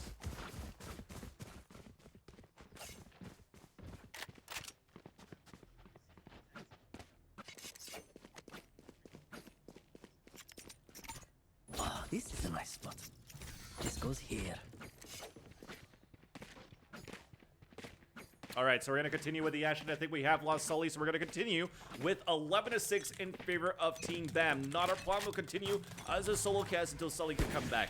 Now it's going to start off with Shabu trying to get some peeking advantage towards the A-long. Maybe I thought he was going to try to go for the orb, but decides to fall back right away because it's getting very aggressive towards the C sign. And it starts things off with Shike moving up towards the C garage, trying to open it up, and they do so. They've decimated, the defense on that C side. And now it's going to go for a plant with the last 2 players remaining. They're stuck inside spawn, and Fury just tries to control the spray, even going for burst shots at the toes. Is able to drop the last 2, making it now match point for the first map in the series in favor of Team BAM on Haven. A great job so far here for the dominance, like I mentioned before, from Team BAM, and even look at the money situation coming in for Judge Judy's. They're stuck with auto shotties. They can't really buy much. That's 3 of them. The 4th one being a Bulldog, and then the 5th one, not sure which gun that they're going to purchase. But now, because of that, the same style as maybe they played with their shorties on their eco rounds, they're going to have to play this at close angles, play corners where it might not get spotted.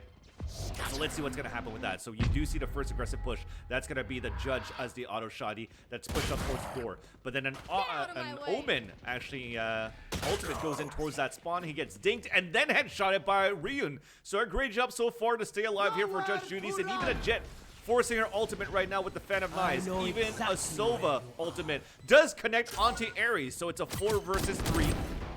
As now the arrows are, or should I say the knives are coming through. We get a double kill from Johan. One thing about the Jet ultimate is every time she gets a kill, it gets returned back as full knives. I think you have 6 in total. And then Looter manages to come in and get 2 kills with the Spectre. Try to keep things alive here for Judge Judy's. Goes for the defuse as well. And it's going to be now 12-7. So a lot of ultimates being used from both sides of each team. As it turns out, it is going to be Judge Judy's, though. A moment of salvation, but the force buy that they bought, the amount of judges that they bought, the amount of kills that they lost as well, or deaths that they had within the team, you don't have that much economy, should I say, moving into this round. Yeah, well, now I'm back, so I get to enjoy the action with you, but Judge Judy's, they've staved it off here. 7th round acquired. I must weave my web better. It's still up in the air. I mean, this is overtime possibility for Judge Judy's. We know how strong of a team they can be. The cheeky boost on over doesn't get them anything. No, instead it goes, he just slings out wide, will get the kill. Does take some damage, will be healed up by Ryun. And now we see if this mid position works again, if they can get more than just 1 kill, and they have.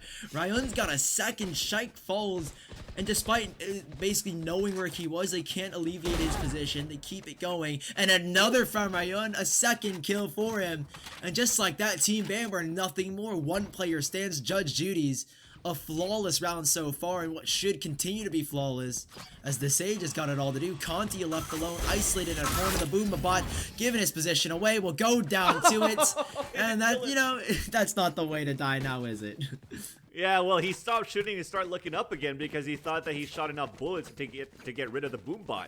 But he eats the Boombot, dies, and it wasn't a flawless victory, but still a dominant victory for Judge Judy's. I'm surprised that actually Team BAM just didn't look at that double doors to look up towards that Nook, because that's actually something that Conti did. So they should expect that kind of push, but they didn't. And Conti was able to get a, should I say, the Sage Ryun was able to get a wall bang on top of that, and a 2nd kill towards A. So a great job there by 1 player, dominating a lot and not giving a lot of back control for Team BAM on the attacker side. Now this round, we're trying to play super aggressive on the end of the attackers, and already Shike is down to 27 HP. He's going to look for the heal. Will get it, but at least runs out of armor.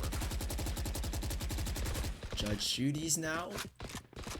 They've been a little bit stronger here. It's always these desperate times. They call for desperate measures, and when you're on map point, Judge Judy's, they start to come alive here. They're going to take this slow, though. Team Bam edging ever so closer towards the C side. It looks like Omen is pushed in towards Garage. Well, actually just outside the double doors. He wants to get control, but who's there? It's go Zig or go home. And Team Bam now. 2 ultimates to play with. They've got the Sage and the Brimstone. So those are 2 big ultimates. And I feel like this B side end is perfect. I mean, you have that orbital strike. You can use that one orbital strike to completely hold off, to isolate one side of this connector area on B. And Fury's going to use his smoke to go down as well. He's going to shadow everything off here. The tripwire's been activated. Shabu's been given line of sight here. But there's the orbital strike comes in. Shike will get one back. Nothing off it just yet. Bomb is down. No! Denied. 4 versus 2. Now they go in. Swinging 1 versus 2. But Shike is not long for this world. 12-9. What a cluster of a round it looked like. Just for a moment, this team could pull it off, but no, Judge Judy's come right back and steal it away from them. It came from all angles. They came from everywhere. If you guys know the quote that I'm talking about, but that is actually the detriment of not having a player watching any type of flanks. They did have a flank coming in from Ryun. I think that was at window side, if I'm not mistaken. So they focused so much on trying to enter towards the site. They had the dark clouds from the Omen. They had the frost orbs coming in on each side from the Sage on the attacker side. They had an orbital strike coming through, but they focused so much on trying to get entries inside the site. They never looked at people rotating or flanking. And now they continue their streak. So that's 2 simultaneous kills, and now it's looking to get evened up as Fury gets 2 of his own inside the garage. Did not expect a double stack in there. Now he gets a 3rd. Single-handedly opens up garage, opens up C. It's a 3 versus 2. He gets a cloud up on the top of the teleport, and now that's going to catch 2 people off guard because you do not expect to look up towards the boxes when you're coming back there. So now that they're deciding to go towards short C, man, okay, good. A resurrection coming in from onto the Ziggs on top of that. What can it do with this? Oh, Fury, he has that verticality, and who's gonna swing around? Oh, the timing! He gets off the box at the wrong moment. Ryun will capitalize and take him down, but still, 2 versus 3 now, down to the 2 versus 2. Johan needed that air. He's 1 versus 1 now, but he's not ready. They've been bailed out by the big man once more. 10-12, we're going down to the wire. What could have been it, isn't it? And Go Zinger Go Home comes up clutch with a double to give them double digits. How close does it get? The timing is everything, and Team Bam unable to pull it off to get themselves over the line. We go 10-12, and what looks like it could very well be overtime in map number 1. Yeah, it is living up to his name. Go Zig or go home. A great res by the Sage to actually put him up. It came down to him having to win a 1 versus 1, close to a 2 versus 1 with the trades. But Zig stepped it up, performing under pressure. And these guys were what? Behind 12-6, 12-7. So they were doing a great job here coming back to this game. 2 more. And you don't really see demoralization coming yet from Team Bam, because you can still see that from a single-handed Omen, he was able to open up the C site. So I gotta say that both of these teams are stepping up right now. It's just that Judge Judy's really wants it a little bit more than Team Bam. It looked dire at one point. I mean, 12-6 they were down, and then 4 rounds in a row they come right back to life. Can they keep it up, though, is the question, because Team Bam at any moment could just take this away. They need to go flawless for 2 more rounds at least to ensure this overtime. And then again, this is the second overtime that we will see, or could see in this entire tournament, and it goes back to it. You're on that defending side. You've got that advantage. Everything's going for you. Wall to the left side of sight. Shike is caught. Looter with his back turn. I'm not sure what he was looking at. Maybe he wanted to see if someone comes A short, but Shabu was there. He'll trade Shike back out. Ryun up above can do so much more damage. He's dropped down below. He'll catch Fury off guard. Conti now in a 1-on-2. The Counter-Strike player needs to do more than just counter. He needs to strike in all, but Biff coming from the connector will take it. 11-12. Last round of regulation, and once more it's down to the wire, 1-on-1. But here we are, 1 round from overtime, and Team Bam with 1 more chance to close it out before things hit the fan. And Judge Judy's with their momentum and everything, it's going well for them. Going the distance, 24 rounds to be played to determine a winner, possibly of 25 rounds, because the overtime is sudden death. Well, not really a broken buy. I was looking at the money credits going through. You still have $3,700, so that's going to be even enough. Maybe not for a Phantom or a Vandal, but still, you could do enough here with the Spectre, with the Bucky, as I mentioned before. So it's going to be an all-out brawl for this last round to see who gets the first map, or if we're going to see an overtime. And that situation is Team Bam looking at that victory still, and they're just so close to that finish line, but just not there yet. Yeah, these last 2 rounds have just been 1 versus 1s. They've been bailed out time and time again. The last round it was Biff. The round before that it was the big man, go Zig or go home. But now we're one round away from overtime, and it's Biff again who needs to be the hero. He's left alone on the C site, knows there are players approaching him. He needs to get something denied by Fury. Surely this isn't the round that they let go. Go Zig or go home is traded back. 1 for 1 they go, but a man advantage for Team Bam. And this round, the wall is up, the wall is everywhere, and I don't know if they have time to get onto it. Spike get to go down. They've got plenty of time to get into it, plenty of time to get it down. Spike now goes down. Johan's used the smoke to obscure the view, but it's only temporary. And 3 versus 4, Judge Judas, they need to find their way back in now. There are players everywhere on the site. They're crawling around like ants. And Team Bam, that fault line, concussioning those 2 players towards CT. It's now a 4 versus 2. It's not going to be enough. Judge Judy's not able to get us to overtime. Team Bam take it 13-11. A nail-biting match, but they get it done at the very last round. You still got to give it there to Judge Judy. He's putting everything that they can. Really wanting that victory. Really wanting to bring that to overtime. Go Zig or go home. We thought that he wasn't stepping up as much, but there he is. Still with 20 kills, 19 deaths, 11 assists. Trying to carry as much as he can. As I mentioned before, Biff, he called me off when we were at the first or second round. We was able to get a few shock arrows to get some kills, but aside from that, not able to do that much. So that's a player that's going to need to step up moving into the second map, but it's not over for them yet, because we did say it is, yes, single elimination, but it is still a best out of 3, so they still have a chance to come back into this. So now it's going to be probably their map to choose, because I think they were the lower seed going into this one, if I'm not mistaken. We're going to have to figure out what is going to happen. But before we go into the second map, we're going to have to go to a break. But before a break, of course, a quick shout out to our sponsors. Make sure you guys check out gameday.andbox.com, because all thanks to Andbox, they're putting this tournament together, but they're also doing more than just Valorant. They also have the tournament going in for Call of Duty and for Overwatch, and that could all be found all in one HUD, one-stop shop at that website. And make sure you guys are watching it from that website, because if you can, you might have a chance to be eligible to win a gift card of $125 into their merch shop, and that is once again gameday.andbox.com. Second shout out is going to go to Aimlab. Aimlab, a software for you to download for free on aimlab.gg to practice your spray, practice your aim, practice your patterns, and be the next best aimer in the game of your choice. Last but not least, a big shout out to Corsair, being the peripheral sponsor that we had, giving all the peripherals for our tournaments that we had for Andbox. So big shout out, big thank you, and the biggest thanks to Andbox. That being said, let's take a break, and when we come back, the second map in this first semifinals in this tournament.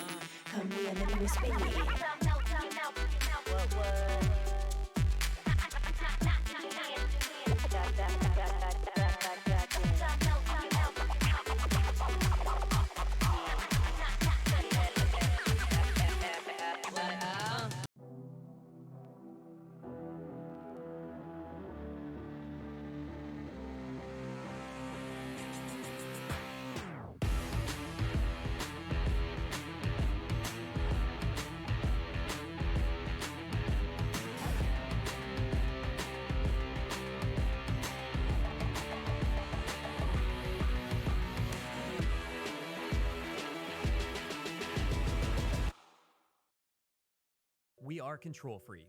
Our performance thumbsticks are the world's most advanced thumb grips. Snap this performance thumbstick onto your analog stick and it will add up to ½ an inch of height. This extends your stick, or lever, giving you more arc distance from full stop to full stop. Added height lessens your analog stick resistance and makes your small aiming adjustments easier to control. This translates into better accuracy, comfort, and control while gaming. Visit KontrolFreek.com and explore our multiple heights, styles, and colors to find the best fit for your game.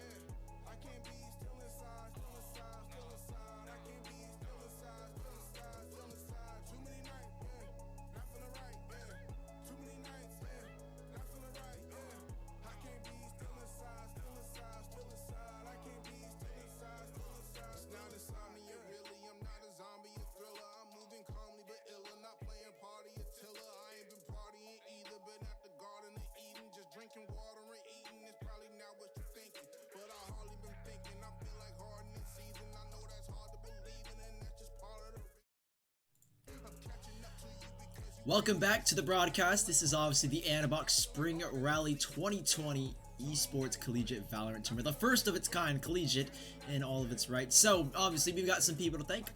We gotta give a huge shout out to Andbox for hosting this entire thing. They are a huge organization doing the best they can to bring esports to the forefront of the modern world. New York is the new gaming hub. Make sure you check them out at andbox.com. And if you want to check out another place to get some cool lights for your gaming setup, your gaming rig, you know, deck yourself out, add those flashlights that you see nowadays all over the internet. Make sure you check out KontrolFreek for all your gaming accessories. They've also got some crazy thumb grip buttons for your controllers if you want to deck your controller out, and that makes you check that out. But obviously, like I said earlier, we're down to the final four where each of these teams have gotten themselves a share of the $2,000 prize pool. But not only that, they all get direct invites to the KontrolFreek Esports Forge, where it's an exclusive invite only for aspiring esports players and teams. You've got a lot of pros that you get exposure, brand building using modern technology, using analytical software to help level your game up and make sure you are at the top of your game for upcoming tournaments. For sure, and when we're looking at this series right now, if you just missed it, we're moving into the second map of the semifinals, the best out of 3. It is the Judge Judy's versus Team Bam. I was looking back at my notes and looking at the lobby before we actually started the second map. The first map that was lost by Judge Judy, it was 13-11 in favor of Team Bam. It was actually a map that was chosen by Judge Judy, so unfortunately they lost their map pick going into that. Now the second map is going to be on Bind. That is chosen by Team Bam. If we need to go down to a third map, well, it's going to have to be the map that decides it all, which is going to be Split. Always seems to be Split to be that third map in that overtime, if should be needed. So I'm wondering if Split maybe needs some work still, some rework in terms of the mapping of that map. That being said, though, we're going to hop into server right now. Bind is going to be the map. We do have a 1-map lead also in favor of Team Bam, and whoever wins this one, of course, will move on to the grand finals, but we still have another second semifinals matchup coming up right after, and that's going to be casted by our very own JimBasco and Puckett, so make sure you don't go anywhere for that one. Now we have actually 10 seconds left into this buy phase. We're going to get ready into the action right now. I think the defender side as well was decided by Judge Judy's. So as the map pick comes in for the attacker side, which is going to be Team Bam, Judge Judy's decided they're more comfortable on the defender side. Yeah, Team Bam having that 1-map advantage. This is their map pick. We've seen how lethal they can be, but both these teams, I mean, we said before, just at the very start of Haven, that this was going to be a matchup that was going to be close. Very highly contested, and that first map almost went to overtime, but here we are. Bind, the map pick of Team Bam. Can they close things out in 2-0 fashion, or will we be heading to Split? We'll have to see. Judge Judy started off on the defending side. Will kick things off in a slow but steady start as they position themselves. Cypher over towards that B side. Obviously, that camera. We've said it before. He's the man on the mission. He's the guy that can hold a bomb site control on his own. Tripwire goes in, but he's been spotted out here. Fury's got the first kill. They're leaping on to the B bomb site. The spike should go down. They've been slowed at hookah, but not for long. They'll make their way on in. The trades go back and forth, and now the rotation is being called in from Judge Judy's.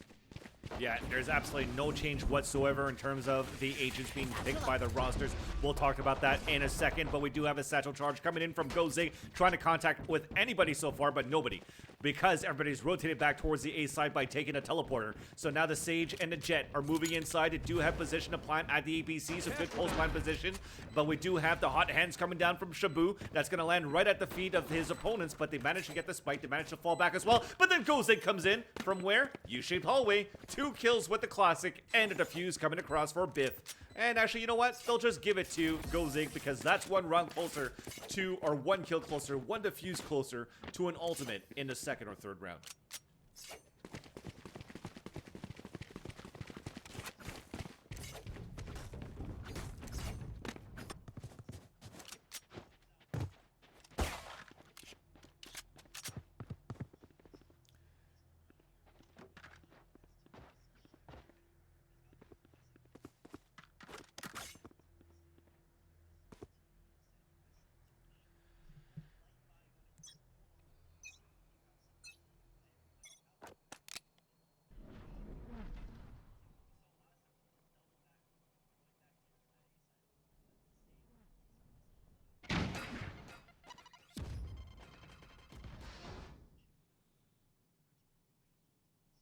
Yeah, they clear it out. 2 men working together. That's going to be the Brimstone and the Breach.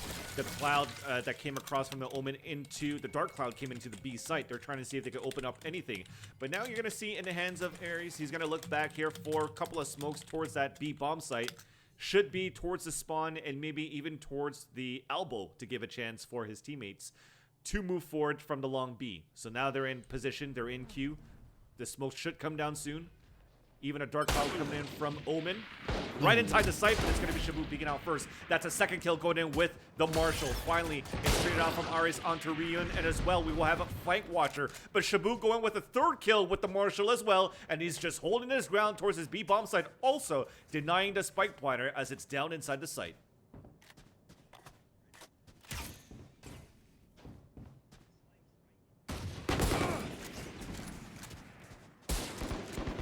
Continue with the action right now. It's going to be Looter that's going to get the kill onto Johan, and then Biff onto Conti as it's going back and forth. And again, the person that's holding inside the side of Shabu with the Marshal stayed alive the whole time. So this guy is on fire with the Marshall hold, and that might be questionable right now for Team BAM of how they want to try to work out this B bomb side again. We'll see what's going to happen in the near future, but we're going to have GoZig going back with his team here, losing, actually winning those first 2 rounds. Definitely looking good in the money situation, and he's holding his staple spot here with the Boombot towards that U-shaped hallway. Looking at that minimap so far, though, you do have with this gun round coming through, decent and standard split going across on the attacker side. One at B Fountain looking for a long-range battle. I like it that it's a breach because he could actually use his flashpoint to get more dominance towards that B side and might get more coverage. Jet, just a simple entry fragger going for a battle towards that hookah side from B, but you look from that minimap across. You have Omen and the Spike here, Sage, working their way towards short A. And then you do have Brimstone making his way towards the showers. So we're going to play the pickoff game right now for the attacker side of Team BAM, and we'll see what's going to be the case. The first point of contact, I think, is going to happen towards short A, but we are in the eyes of Biff as he's holding with the Vandal just inside the site, outside the entrance of the showers, and we'll see what he could do with that. The spike's still down though, so Team BAM haven't made a full investment. They can still work either site here. Breach has given his position over towards hookah, or over towards B long, I should say.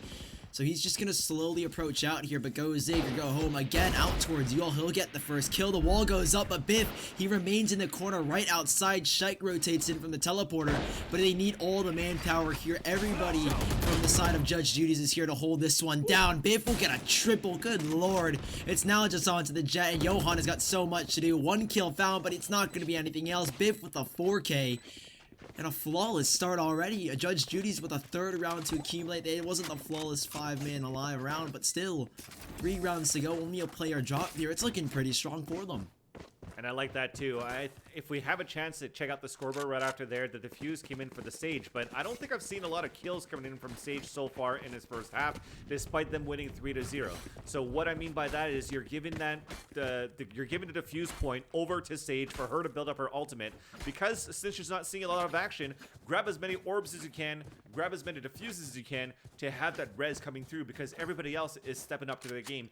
In this round number 4, you already have Raze, GoZig already has the ultimate ready. I think we're maybe about 2 or 3 kills maximum away from actually an actual ultimate coming in from Sova as well. So these guys are putting a foot down, saying, look, we almost had it on the first map.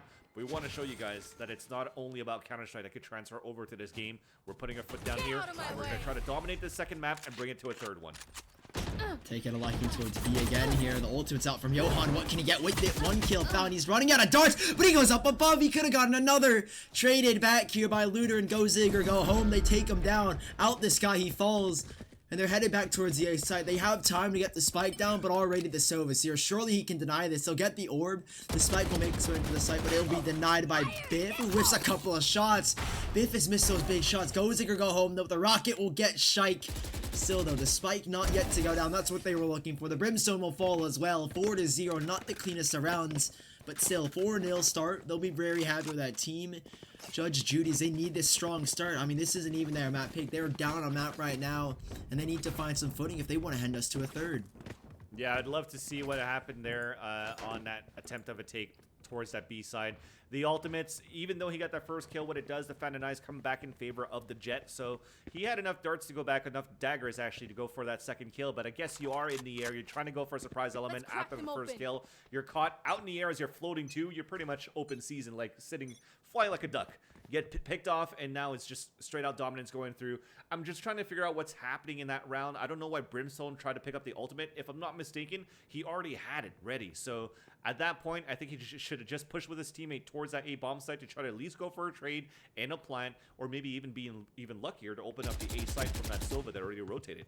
That being said, though, it's going to be a gun round coming through. Ares spotting one to start things off, already pushing inside A.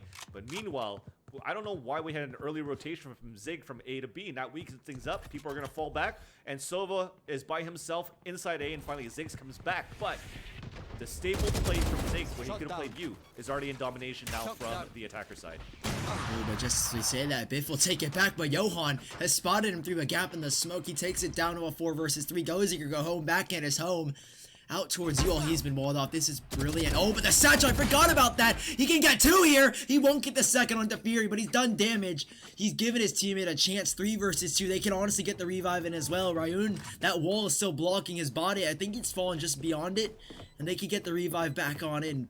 3 versus 2. They can bring one back here. Do they go for Gozig? They will. So 3 versus 3. This is a strong retake now, reinforced by the big man.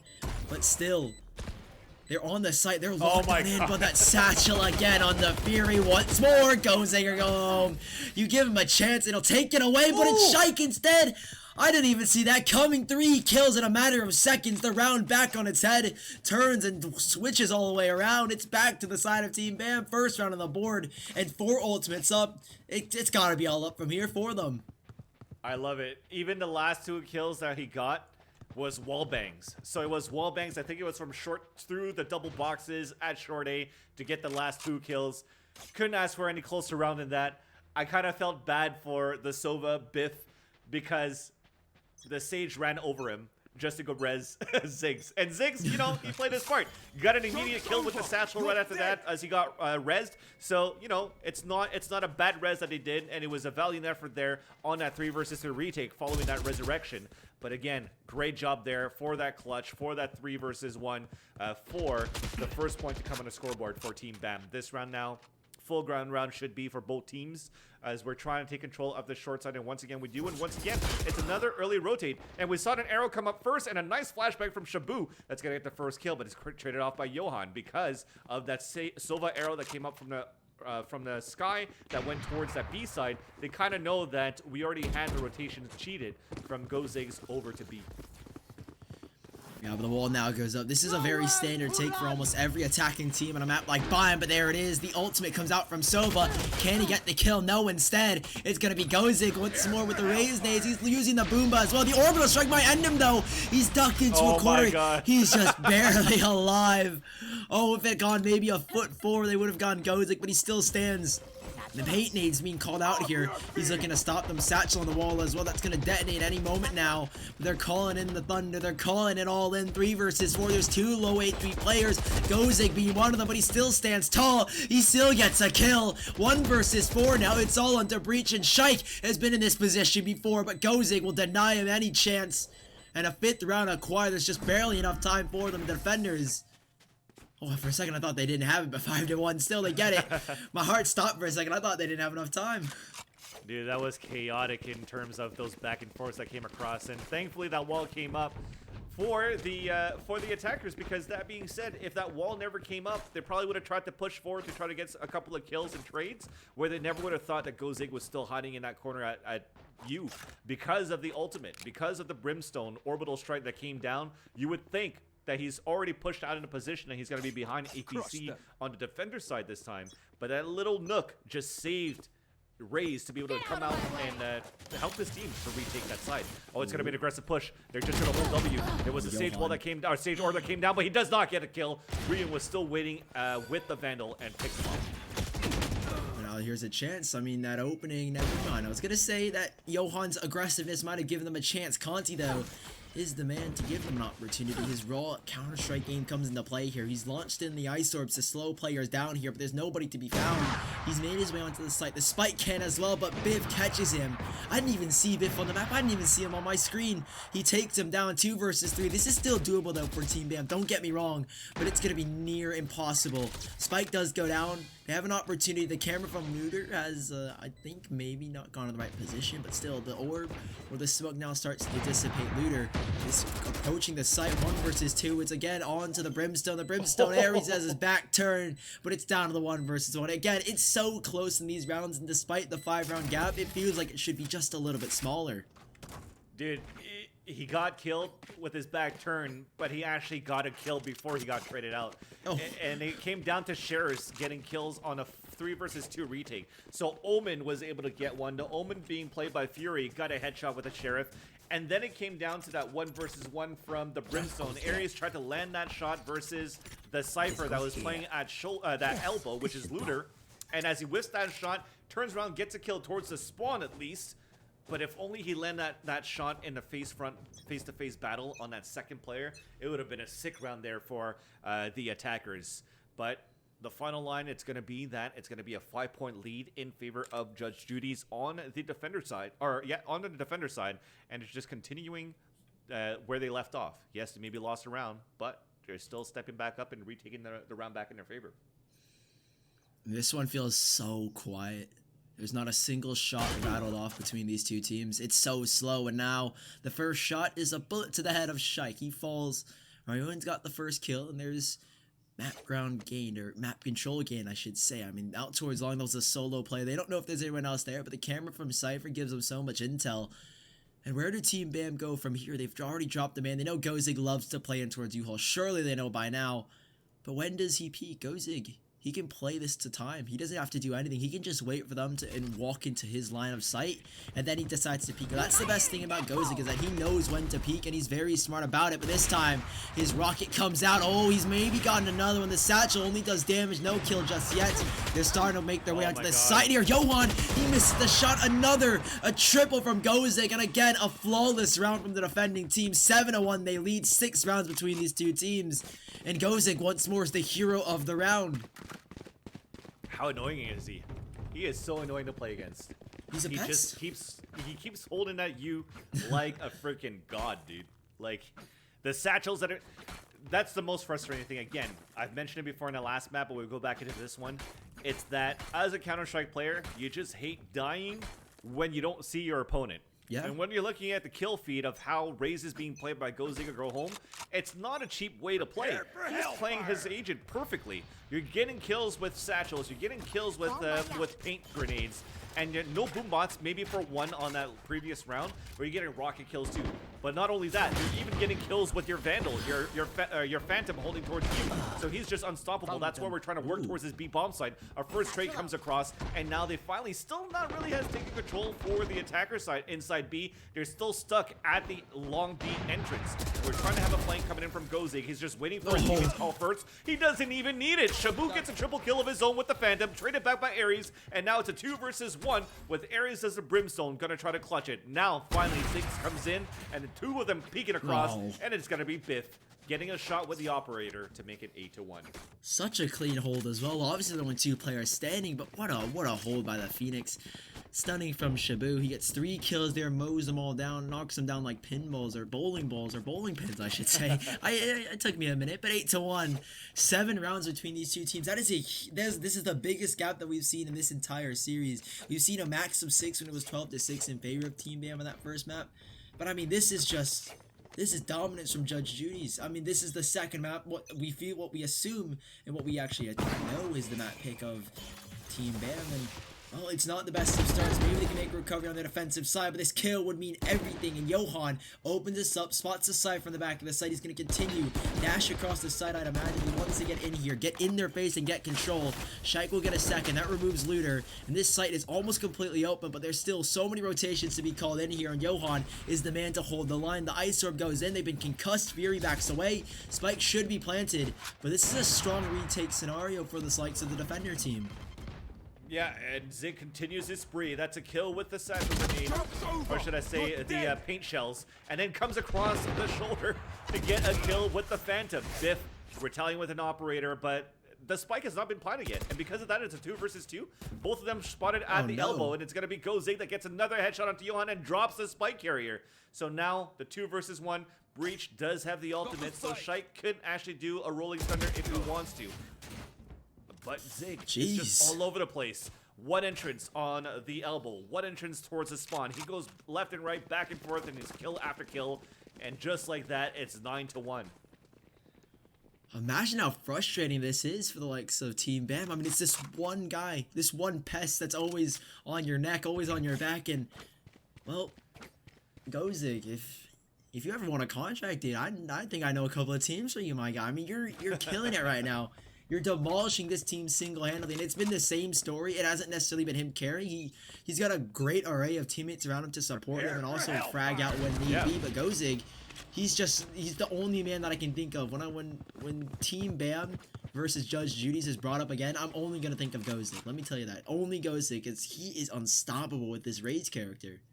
Well, you've seen some Marshall play in this map by the Phoenix as well, doing a great job getting a 3K. Also had a 4K from Phoenix as the a Shabu rather, as Phoenix was able to get a 4K as well towards B. You do have the operator. It's going pretty well from Biff, whether it's A side or rotating towards B. So every single player is doing their job. This time they lost a player early, a big flash. So this is how you control the player inside you. But no, it's going to be a satchel, a rocket, and connects onto Shike.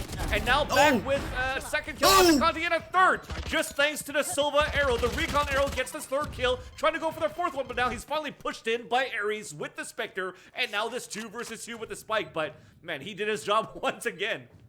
What more can you ask for? Now it's just up to Looter. He needs his teammates to step up, and Looter can go big here, but he's denied the second round for Team Bam. But what more could Gozig do? Despite losing the round, it feels like, again, he gets a multi-kill every single time. 9-2, they still lead last round of this first half. And Team Bam, if they can get this third round and the pistol, there's an opportunity for them to make this comeback. But you still have to look at the side of Team Judge Judy's. They're unstoppable. Gozig is unreal right now. And with 2 ultimates to play with, they've got the Sage Revive, and we know exactly who that's going to go to if he does go down. Gozig will surely be the one to man get up. But 3 ultimates here for Team Bam. Can they make this last round work? Can they make it 9-3? Or are we going to head to a dominant scoreline from Team Judge Judy's? I'm just thinking about the jumping with the satchels too. What would be cool if maybe people tested it out is if the radius is big enough, can you actually get 2 boosts with a satchel charge? So not only the raise, but if you have to boost somebody else with you. So let's say you see this a lot oftentimes, Sage trying to go for a boost over an opponent's Sage wall by boosting 3 players and going for a surprise attack. You can maybe do the same thing with raise if that's doable. So something to test, something to look out for. But nonetheless, Phil, let's follow back with the action. A 5-2 situation already. Once again, like I said, they lose a round. They say it's fine. We'll just step it up again the following round, and it's already a 4-on-1 situation. Conti, the last man standing. The last time he did see this boom bot, I think he ate it and died. Now he's just going to decide to fall back. Try not to give his position away. So now it's the Spike down as well with 46 seconds left on the clock. It's pretty much an impossible task here. He does have a revive though. 1 versus 4, he could make it a 2 versus 4, but again, like you said, it feels all but impossible. Conti's got a nigh-high task to accomplish here, and he's already backing away. The satchel won't take him down, but he hasn't given his position. Well, yeah, they do know where he is, but he's backed away just a little bit. 30 seconds left.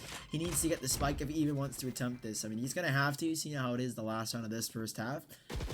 But it might just be a fruitless endeavor. He can get 1 here, make this a little bit awkward. There goes the first. He can heal himself up as well, but it's just a matter of time before he falls. And the round is already over. 10 seconds left. They'll fall at a 10-2 ending for Team Judge Judy's. What a dominant first half from them.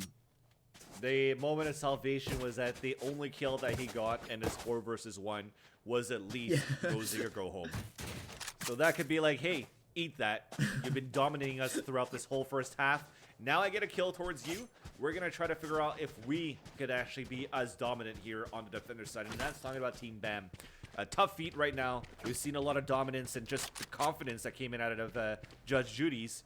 But we have yet to stay tuned to find out how this will continue on in the second half. Mind you, again, this is the first semifinals. We got plenty more Valorant action coming up here for the Andbox Spring Rally. The Collegiate Valorant Tournament, all brought to you by Andbox. I'm Vansilli, along with me is Sully. Coming after us, though, we will have our special guests, Puckett and JimBasco, to bring the second semifinals and grand finals of this tournament.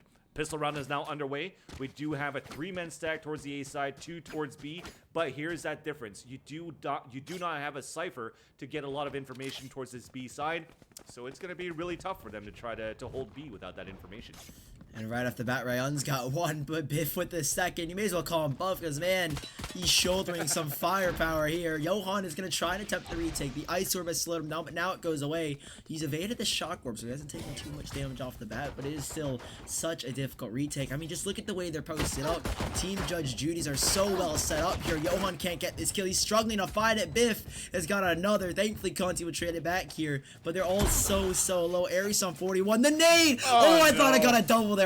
I really thought he just got 2 kills with 1 satchel, but thankfully it didn't happen, at least for the sake of Team Bam. 11-2 though, and Judge Judy's clearing out a path for their path to that 3rd map. I've never seen that many satchel kills by a player that plays Raze. Like I said, people usually use Raze's satchel as a way to boost, a way to go for a combo from a satchel to a pocket rocket. Just amazing play of how the abilities are being utilized by Go Zig or Go Home. I would love to see how this guy does against like signed players so far, as he is a little bit unknown for me. Let's face it.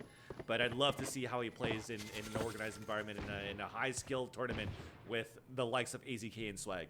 Yeah, and the best thing is that this is really just a way for him to expose himself. Not only that, they've already booked themselves a spot in the Esports Forge, which we've been saying over and over is a great way to get yourself some exposure. And I'll tell you what, teams are going to know this man's name.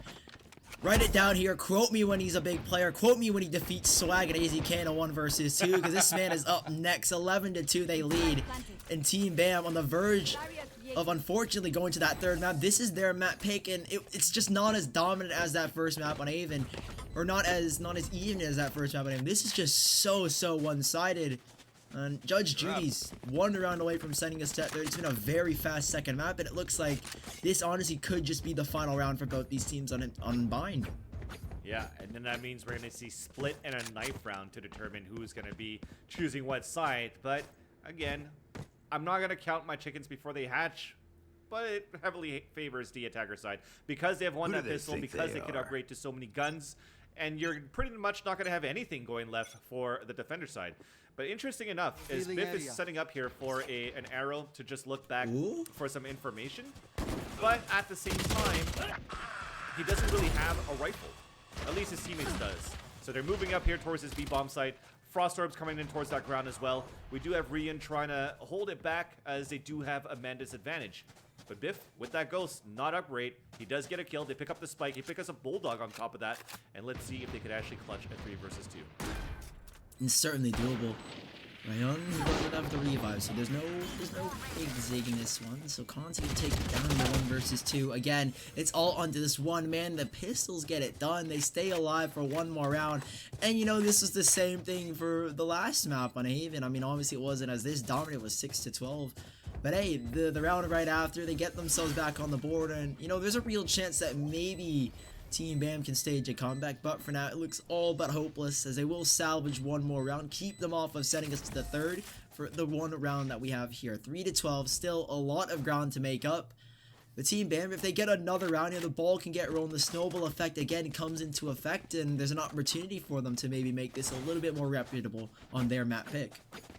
Yeah, and when you're looking at it so far, though, they did go for a force buy, right? We had a lot of Spectres, and they only have 2 players remaining on that victory that they got for Team BAM, which means that going into this round should be another low buy going in for them.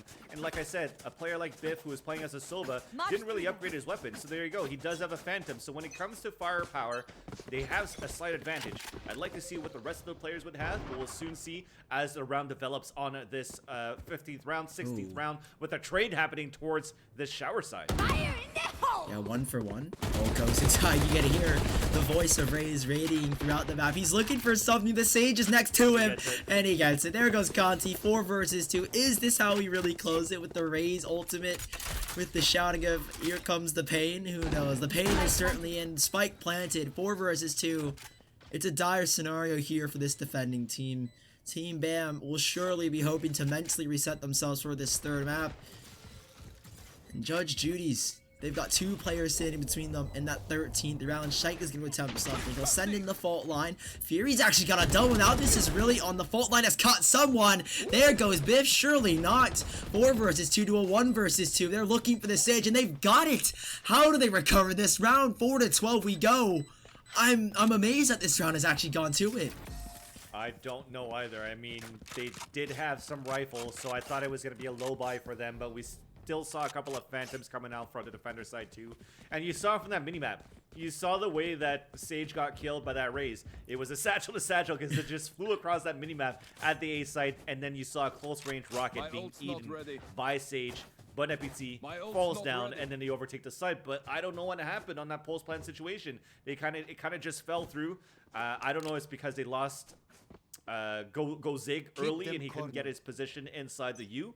But definitely a valiant effort, and it worked out really well here for the defender side. But are they going to go for a save? They are going to go for a save. This is a chance right now for the defenders to build up their economy moving into the next round, because they are facing a loss here in the second map. They are facing a third map split on this best at 3, and it starts off well because they take down the two key players. So Gozig and Looter both fall. Ooh, and Fury, he's got 2 out towards long.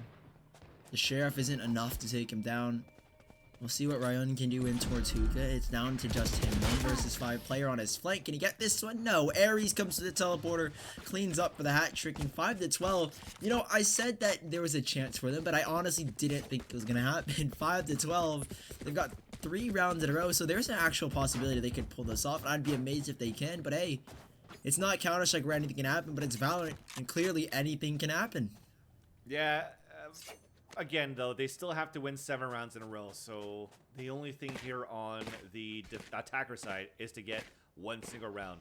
That round where they're going to build enough abilities, ultimates, and also weapons might be the round that's going to be over. Just away from the sheer fact of how dominating they've been on this whole map. But I could be wrong.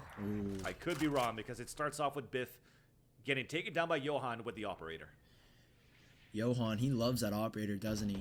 Whenever he can, he'll purchase one.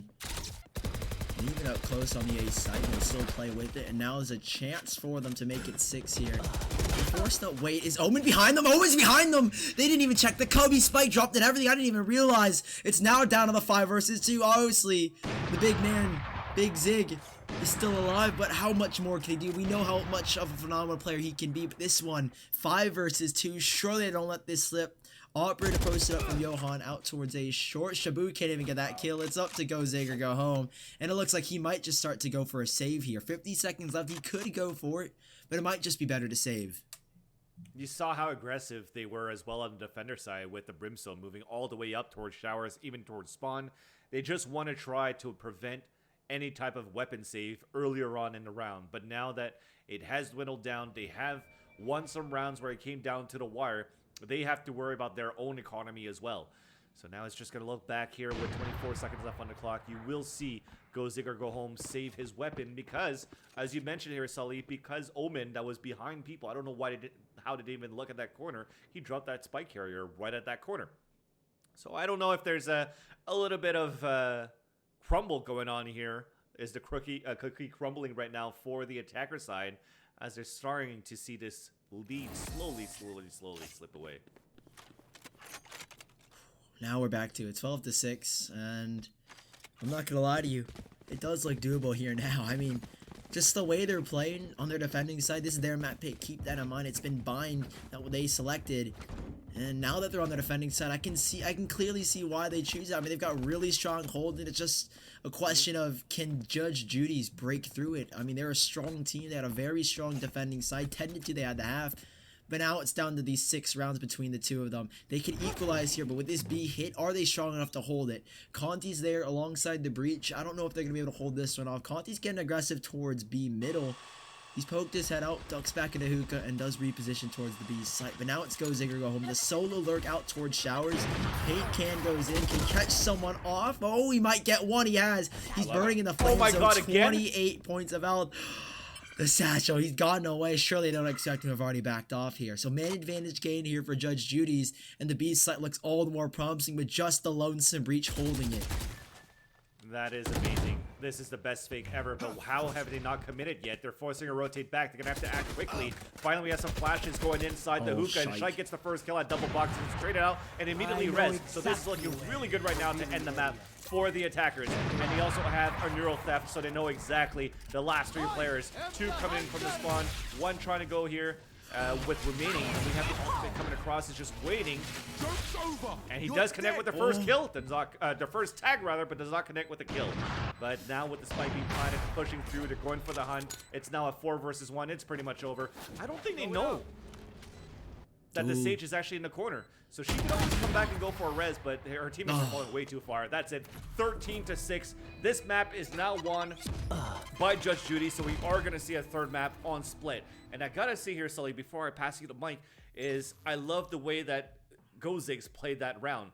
It came down, as you said, the one player lurker role to just try to sell and push a rotation early in the round. And what he did was a ballsy play, jumping across the Incinerary, catching over Brimstone with his pants caught down, gets the kill, forces rotate. But on top of that, what saved him was that an incendiary grenade came down on the ground that didn't even burn him at all. So he was able to satchel his way out. They're like, holy crap, this guy's still alive. We have to take him down. Or I even thought that even if he lost that fight, they were still going to focus or rotate because they're going to focus on Zig leading the charge every single time.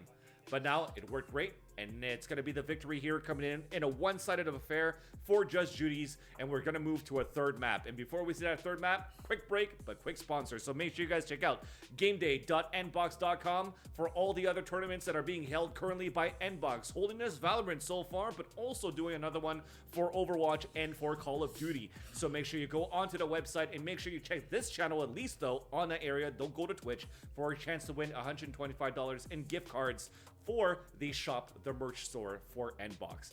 Also, a big shout out to Aimlab.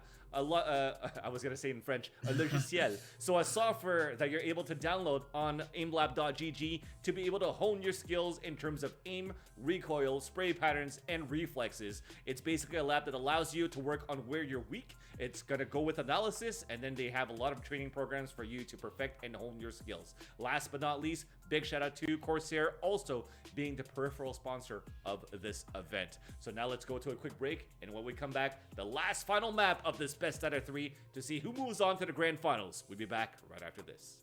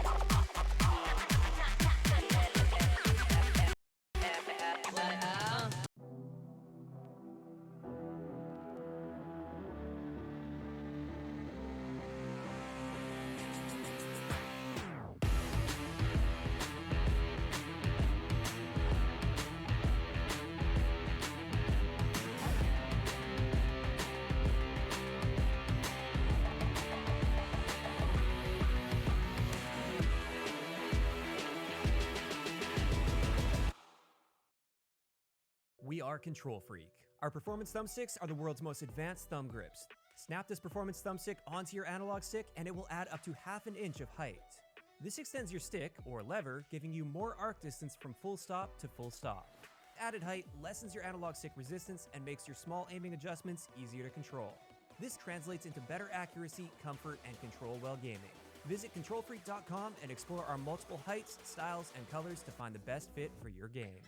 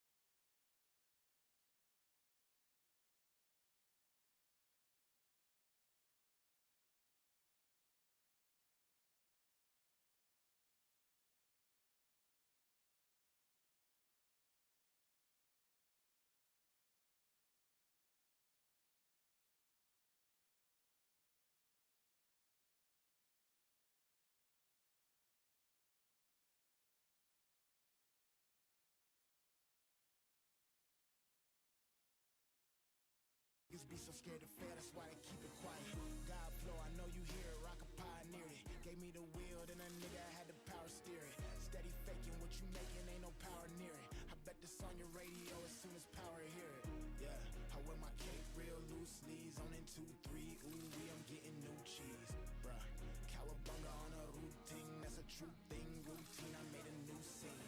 Under gray clouds, city lights, 40 days, 40 nights. It could be a short life, not a long one, when you coming from where I'm from. Man, this shit feel like Gotham. Yeah, yeah. Man, this shit feel like Gotham. Yeah, yeah. Man, this shit feel like Gotham. Yeah. Man, this shit feel like Gotham. Look, why you never listen? I've been had the vision. Martin Luther me, dreaming about the riches. I'ma need the rings, I'ma go the distance. Do it for my team, bitch, it's my religion. Yo girl is some Christian, she ain't even Christian. They all want a bad boy when they see the piston. I'm all in my feelings, I might need a minute. I might have to pivot, I might need a digit. I learned lessons from decisions, lessons from decisions. Niggas think you stupid, they be fucking tripping. Hit them with precision, I don't fucking miss them. Keep them at a distance, I don't fucking miss them. Under gray clouds, city lights, 40 days, 40 nights. It could be a short life, not a long one, when you coming from where I'm from. Man, this shit feel like Gotham. Yeah, yeah. Man, this shit feel like Gotham. Yeah, yeah. Man, this shit feel like Gotham. Yeah. Man, this shit feel like Gotham. Man, this shit feel like Gotham.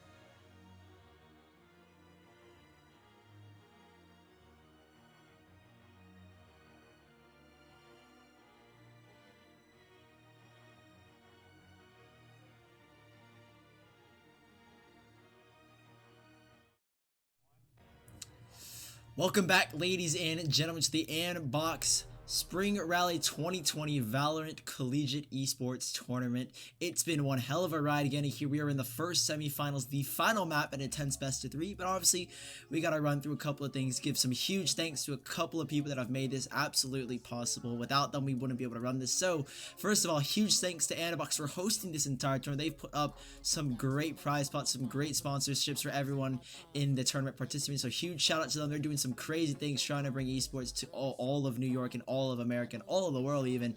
And obviously we cannot do this without the likes of KontrolFreek. They've been a huge part of this esports community and they're starting to grow on me a lot. I love the things that they provide, the esports accessories, the PC parts, and the crazy cool accessories that you can add to your controller. And not only that, do they have that? They've got the likes of the esports forge. If you don't know what that is, I don't know what you're doing with your life. It's this crazy thing where it's an exclusive invite only, where you have to apply and where you can get accepted into their exclusive program, where you have a chance to utilize their techniques and their mechanics to expose yourself and make yourself a better esports professional. But for now, we'll head back to the bracket and you can see what's going on elsewhere.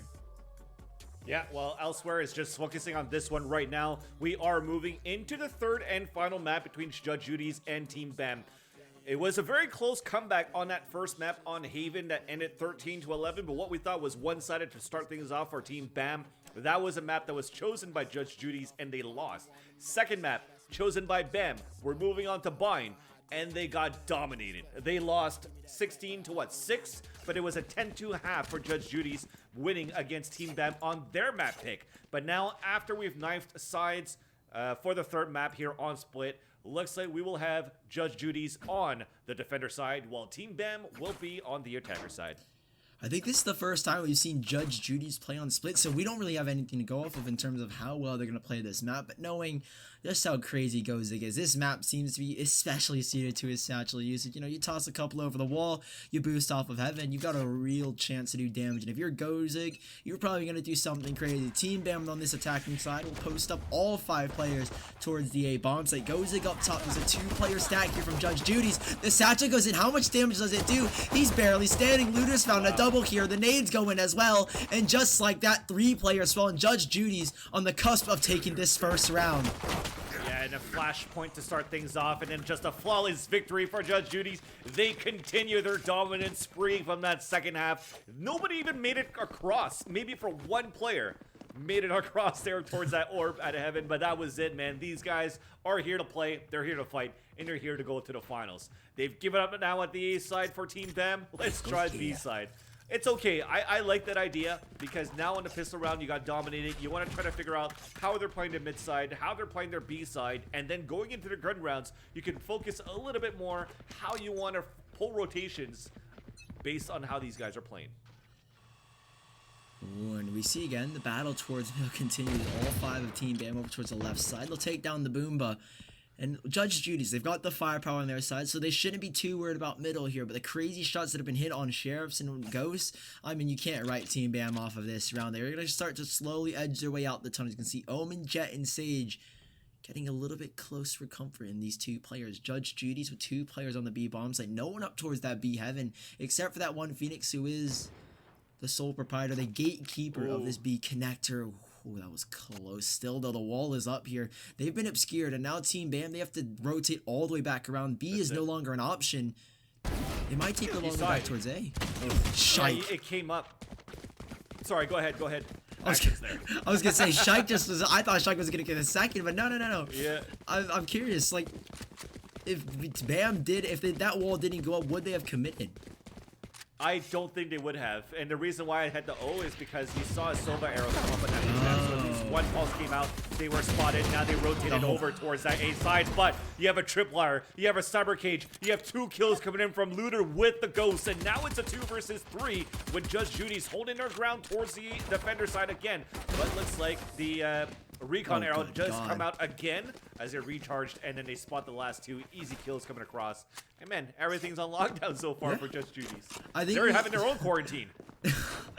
Yeah, they're keeping things in check, and I think we said on the first map of Haven is that this Sova isn't utilizing his utility as much to get intel, but I mean, in just that one round, those 2 big Sova darts just came out, gave everything for Judge Judy's, and just like that, 2-0 start. They've got the buys up. Team Bam as well with their rifles. If they can make this one work, the Boomba's going to go straight down towards middle. And I love the way Gozigs plays this middle position. He uses the Boomba, gets information early on, and just utilizes those satchels and those paint shells to his utmost advantage. Smoke does go down, double smoke even from Team Bam to get this mid control, but nobody's swinging out wide. Judge Judy's will slowly back away, but still, it's that wall that goes up that's going to force him to back away. Judge Judy's doing a really good job of taking off. Oh, good lord, I can't even speak. Taking these positions, these crucial positions off a map like this, and, well, Team Bam, they've broken the wall, but do they continue past it? Start off with the stim pack on the ground, and with the stim pack, it allows you to just have a rapid fire, but they damage the wall just enough where the stim pack wasn't needed. But a Silva arrow comes down towards mid. Again, that spotted at least 3 players.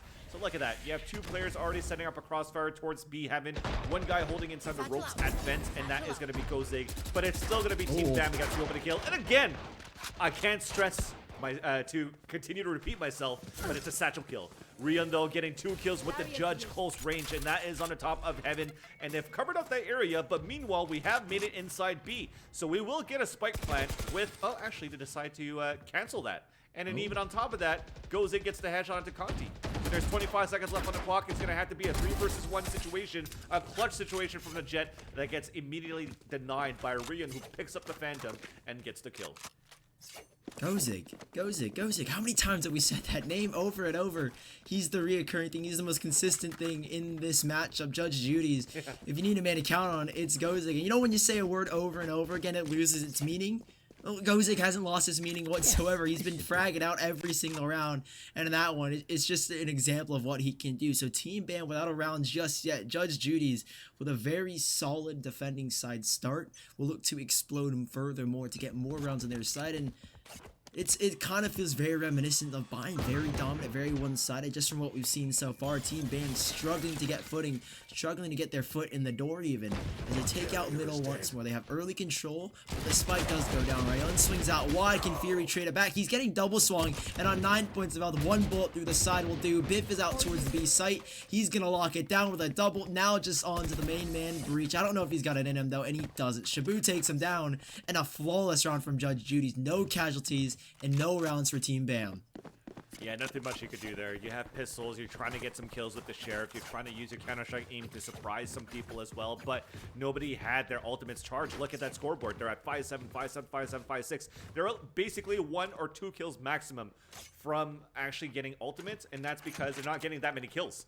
So they didn't have that much to actually focus on ultimates to take control of any maps on split. So it'll be nice to see what happens towards this 5th round or maybe even 6th round, because they're at 5 and 6, maybe 2 kills away. They're not even getting that many kills collectively, so they're getting denied at this point. It's like, it's like a little bit sad for Team BAM. I mean, just the way they performed at Haven. I mean, that feels like so long ago. When we were still screaming our heads off Go Zig and Conti and Ares. I mean, that just feels like a distant memory. This Team BAM, a shadow of their former selves. Johansson spotted out by the spot camera of Cypher. They're down a man already. And they just seem like, it's not that the fact that they're playing awfully, it's just they feel so lost. I mean, look at this. Ares is just like, I don't know what to do at this point. There's a smoke in front of me. I can't double back. Team BAM, they're lost towards this point. They're going to head towards the B site with the spike on their backs. Perhaps rotate away. Conti's pulled it back here. Do they end towards the A site? I'm not sure if this is the right call. They don't know how many players are. They have no information. And Judge Judy's, they're sitting comfortably.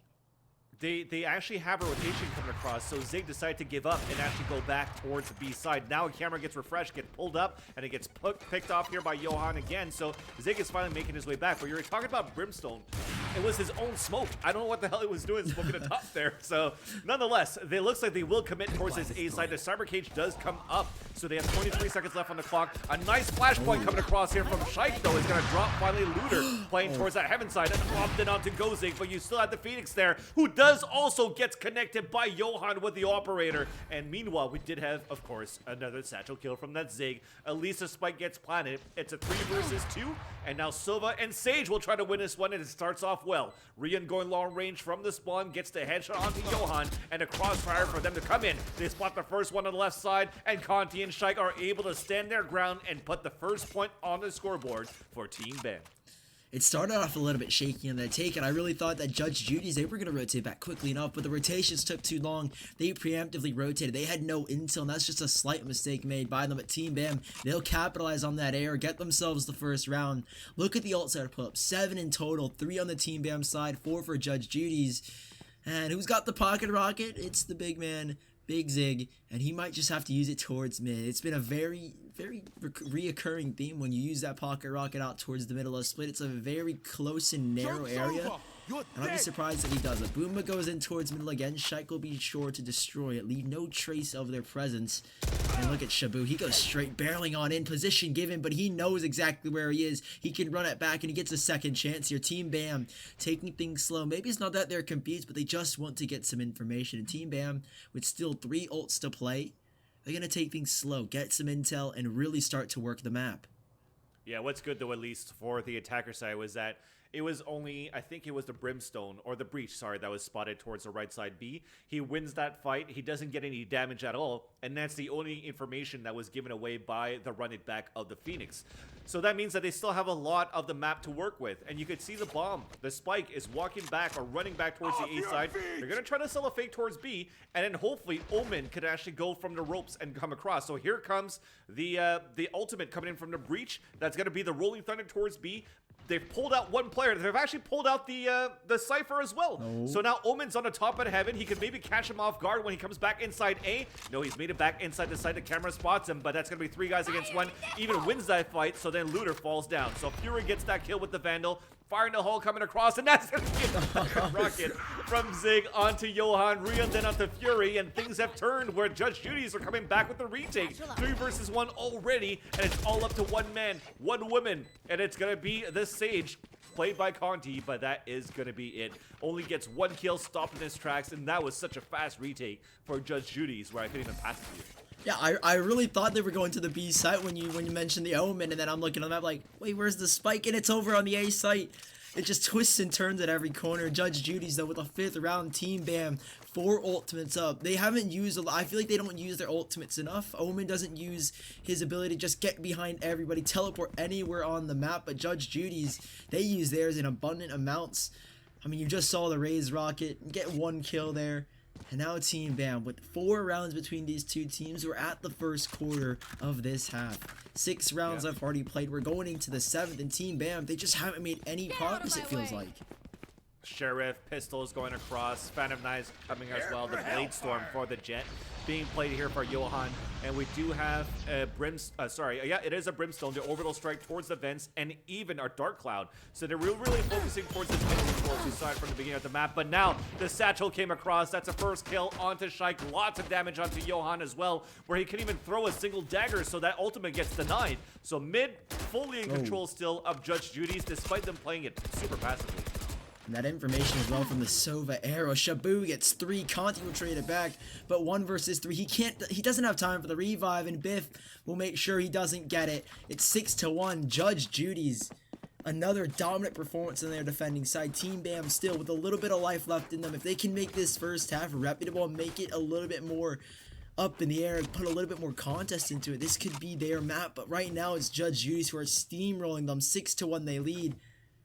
And on a map like Split, there's no room for errors. Obviously, this is the attacking side, and granted, this is a very defender-sided map. Team Bam, they still need to put some rounds up. No matter what side this is favored on, they're not putting up anything. They're 1 round on, and they're 5 rounds between these two teams. Judge Judy's are running away with this first half, and it's looking absolutely dominant. Yeah, but again, we're going to have to see when Team Bam takes over the defender side if they can get something done. But before they get there, let's try to at least get 3 rounds, 4 rounds to actually have a chance on the second half. Because if not, it's going to be an uphill battle once again like we saw in Vine. We started believing on some sort of a comeback after losing 10-2, but 10-2 is too far of a lead, especially with a maximum 1st to 13. So let's try to get the second one. Let's try to get this current one to see if we can actually narrow that lead. So far, though, it is going to be Johan moving up, does have a Vandal towards this mid side, and they do have a bit more map control than they did before on this mid. And now this Sage, the Frost Orb, is going to slow them down a little bit more, and even Go Zig gets the first kill on to Fury at middle. He's even dropped the satchel, so he's done damage to Ares. There it comes. Shabu with the double Rayun with the quick trade, swings out, and there it is, a 7th round. That looks so clean. Judge Judy's, there wasn't a single fold, 1 kill given up, but even when the Phoenix goes down, there's an immediate trade back, and that's just a fast round. Team Bam down by 6 rounds. Now this gap ever grows so large, and Judge Judy's 4 rounds to play here, or 5 rounds to play, I should say, before we exit, or before we head into the second half. But Judge Judy's, they're on for a very dominant first half. They're looking for more, 10 even, in Team Bam are just looking to get a second round, and it's not looking pretty for them. They can't find any footing. Every time they get a kill, it's immediately traded back. And Judge Judy's, they're everywhere, and they don't even know where they are right now at Team Bam. They look so lost. Is that his own? Well, we'll see. He still gets the kill no matter what with the run it back. Oh my god, that sucks. Now you see here, he has no armor and he has 72 HP. Well, with the run it back, you come back full HP right after. If you had any armor that was damaged, you lose it, of course. But it was a great play there for the Phoenix. And even a Frost Orb trying to slow him down wasn't enough. Actually, I think it was even a teammate Frost Orb. I'm not going to lie about that because the Sage was still holding outside B on the attacker side. Now Rez comes up. Now Looter is also going to get the kill down towards A side, so A side is open on defense. They jump across the wall, and he's trying to go for the surprise factor and to get a re-res on the opposite. So Team Bam still at a 1-man deficit. They have a neural theft coming across, so they know where the 3 players are, and they're going to just push and push and push. A flank is coming in from the Cypher as well. This is going to be tough for Team Bam to win. Yeah, they get that player up, but then again, it's back to the 4 versus 2. Conti's going to start to edge up towards middle. If he can spot 1, he has, but he's only spotted a bullet, and that's all he's seen. Team Bam, 1 versus 4. Shike has it all to do. He sent a fault line in to try and concuss someone who needs to get this spike. If he can't get the spike, it's surely over. And the Satchels, Gozig will get the final kill. Of all the people, it is him. Judge Judy's 8-1.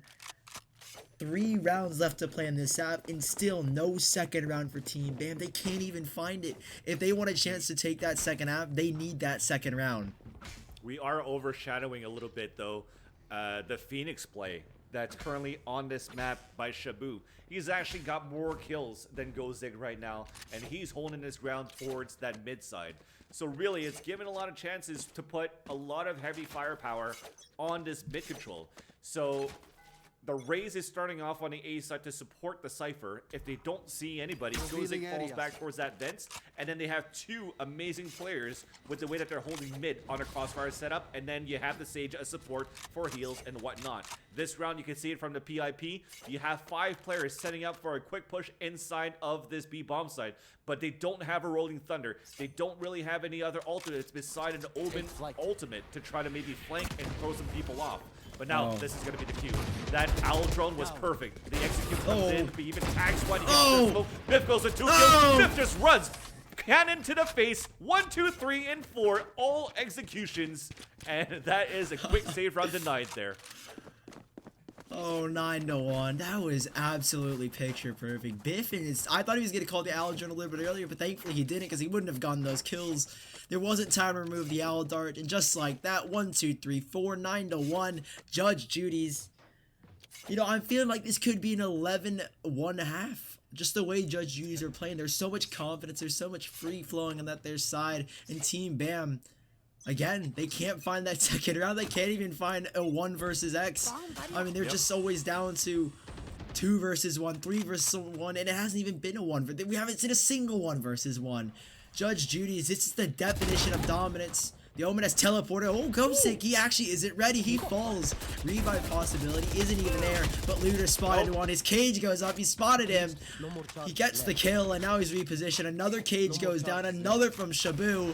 And Team Bam, despite taking down Ghostic, they've got an array of players that can refrag and help out when needed. And just like that, they're decimated. 3 versus none. It's 10-1. And we might just end this first half 11-1 here. Sova Arrow giving so much information. I like the play of the Omen, going for a short teleport that he has there. It wasn't his ultimate. It caught Ziggs off guard, but they still can't cross. I mean, this is so cliche. He's done it every single freaking round. Cypher is putting a tripwire on the ground and a cyber cage around it. So if you're tripping the wire, the cyber cage comes up. Get ready to look down towards that wall and shoot the tripwire. Yes, if the cage comes up, at least you're not stepping on the tripwire where you could get seen through the wall, where you get walled by the Cypher right after. So a little bit of misplay going on in the execution of Team Bam. I'm assuming it's because of a little bit of frustration, because quite a few rounds ago, we've also seen when they were setting up for an attack, they actually left the spike in spawn and had to go pick it up before they actually started the game. Look at that. They're actually trying to execute. Where did the Omen teleport? Did he teleport back? He literally teleported onto the Sova, and the Sova just, I think he just looked at him and said, what are you doing? Oh yes, true. It was denied. It was denied indeed. Oh my god, go ahead. Are you kidding me, Ghostic? Are you kidding me?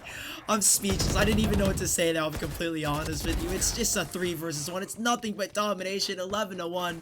Ghostic's double rocket launcher play. This man is on another level. Every single round we see something crazy that he pulls out, and there's another representation. I want to know how many kills he had. I know he was 30-10 in the last map of Bind, but surely he's over 25 here. Surely he has to be. I don't know, man. I like I said, we still had a lot of kills coming in from Shabu, who is currently in the lead since the last time we saw that scoreboard. For him to overtake the frags over Gozig's at this point, but everybody is doing such a great job for Judge Judy's in there. He's at 16. Gozig's at 14, Rian's at 13. So this halftime scoreline brought to you by Andbox. Make sure you guys check out their shop, actually, at shop.andbox.com. Make sure you use the code for the Spring Rally 2020. So Spring Rally 2020 will give you 25% off the apparel shop. So make sure you check that out. Pistol round now live, and this is back against the wall. Can Team Bam this time on the defender side be as dominant as Judge Judy's were on the attacker, on the defender, by the way? Yeah, it all starts with this pistol round as well. Team Bam without the pistol. It's match series and grand final advancement for Judge Judy's. There's the first of Aries. There's a big kill given. Oh, Aries will get 2. He takes down Go Zig or go home. That's a big player loss. They can pick up the spike though here. And Judge Judy's in a 3-on-5. They've been able to recover before. But how long does that last? Team Bam now with 2-man advantage. They've posted up nicely on that A-bomb. So there's 2 big kills and then they fall away. Lovely. But 11-1 still, and 3 players still stand. Judge Judy's, you kept talking about Shabu. And well, Shabu's still alive, so maybe he goes crazy. He spotted a player towards mid. If he can get this one tap, it's really on here. There's only 1 or 2 players. Yeah, 2 players towards the B site. Sage is up towards 7. Shabu wants to get up close. He's blinded the player as well. Big kill given. If they can take down Omen, this round is into the round. Oh, good God. Shabu goes huge. 2 kills. The site is theirs, and the 3 versus 3 ensues. And it's not only about the kills, because the flashbang, it was 2 guys focusing on him, Oh. but a retake comes across. Oh. Now it's traded back and forth. The triple kill is denied now by Ares, who does have a 4K, but then it goes going back and forth. Shike finally gets the kill onto Ryun and gets the defuse to keep things alive. But I was going to say here, Sully, it's not about all the frags. That flashbang was just enough to make that Sage playing on top of the B heaven just stress out to the max, just running back and forth trying to figure out who he could kill blinded. Thankfully though, the Phoenix still got the kill, but there was 2 guys shooting at him, and then he got the nice 2 taps there towards that B site. So it was a close round. Again, a situation where you could have that confidence of Judge Judy leading now by 9. You could maybe go for a force buy here and then hurt the economy even more of Team BAM, despite them winning that pistol round on the second half. Yeah, I would expect them to buy here. I mean, you've got 9 rounds between these 2 teams. They're confident. They're not too worried. But no, instead, they're playing the safe round. They're not trying to give them any more rounds than they have to. So they'll just go for the classic pistols, a couple of ghosts, no sheriffs, and they're going to take straight to the B bomb site. Ryun's got the wall. If he get this line up perfectly, I think he has. That's perfect. It's blocked off that entire site. They overwhelm this one man. The ice orb comes out, but it's far too late. They're on the site already. They're trying to take him down. The Boomba goes hunting, and the Boomba gets himself a snack, takes down Conti. 3 versus 5, and just like that, the pistol round, it feels like another for Judge Judy's, because they've only bought up ghosts, they've only got classics, and just like that, they're on the site. 5 versus 3 retake for Team BAM, and Judge Judy's have got a really solid hold in this scenario. At this point, you can see them for that mini-map. I think they're just, they're going to go for it. Okay, we're going to go for an aftershock across, a flashbang, and we're going to peek across. Nobody's at the bottom of the ropes. Looter, does get the kill onto Fury. We're trading back and forth, but it still comes down as the victory of a Phantom picked up from the body of the Brimstone gets now a series point for Judge Judy, 12-2 in his first map. And I just wanted to emphasize how difficult it is to hold the B bomb site with an agent that shouldn't be holding a B bomb site. Yes, you're able to have a smoke where you're denying vision, but you saw how perfect that wall came from Ryun through the smoke to actually cover the whole area. Even me, myself, I don't know how my geometry works in the smoke because I can't really see it on the ground, how it's set up. So to be able to time that perfectly and have the perfect length for that cross, you know that he's comfortable playing that Sage. And because of that too, you don't have anything else to deny. If you played a Cypher, if you looked at Cypher towards that area, you would have seen that first. You would have called a rotation earlier on than that. But now, Serious Point should be ending over here with an open A site. Yeah, quick take. They've eliminated the Omen. Beautiful stuff from Shabu. He's got a second. He's got 1 kill actually in this round. I was going to say the second, but he didn't get the earlier one. And now 4 versus 3. It looks all but over here. As Team BAM, they're going to try and make their way in. Don't count them out, but it doesn't seem possible. Shike, though, is going to try and get this one started. He's actually created a chance. He's got one. He's got the tripwire as well, but he's been caught out by Ryun. 2 versus 2. Satchel is in. Conti! Oh, I didn't even see that kill. It's just on to Gozig. He can clutch this out. If there's a man for the job, it has to be him, but Conti keeps them alive. A 3rd round, and Team BAM don't write them off just yet. Judge Judy's falter, and Team BAM prospered. And they're going to be broken to this round for Team BAM, though, despite them winning that round. You saw it, that little update that happened on the scoreboard. A couple of them at 3,100, a couple of them just at 32. Look at that, at 2,500. So you have to buy Bulldogs. That's 2 Bulldogs being purchased, 3 Phantoms. But look at that. Even though they've lost that round, they have enough to go for even 3 Spectres if they want, even buy a low weapon for their teammates as well to put another tough battle for Team BAM to try to win. So I gotta say, despite that, a great retake from Team BAM. They're still not out of the woods yet. Of course, their backs against the wall. It is serious point for Judge Judy's, but when I'm talking about this actual situation in the round, it's not gonna be easy for them to win still. Yeah, it's gonna be very, very difficult for Team BAM. I mean, there's still 9 rounds to go. If they want to even force us to overtime, they won't even have a chance to keep fighting in this tournament. Fury, though, there's a start, takes down Ryun over towards that A side. He's dropped the spike as well. Or maybe the spike hasn't been dropped from Ryun, but it's still right in front of his eyes. I don't know if he can see it just yet. Surely he can. Yeah, he can see it. Gozig is going to retrieve it. It's under his nose, and he's going to try and move around. Omen has progressed in towards the back lines. Gozig, he's made the sound cue, the audio cue. Yeah, Omen's rotating back her way around. They've picked up the spike. Omen, though, he has this information. He knows that there's at least a player there. Doesn't know how many, as Gozig starts to rotate back away. But still, 4 versus 5. That one opening kill has forced all of Judge Judy's to head towards that B side. There's no information towards A, and you can see they're already going to start to commit, head towards the tunnels, and bank everything on this B bomb site.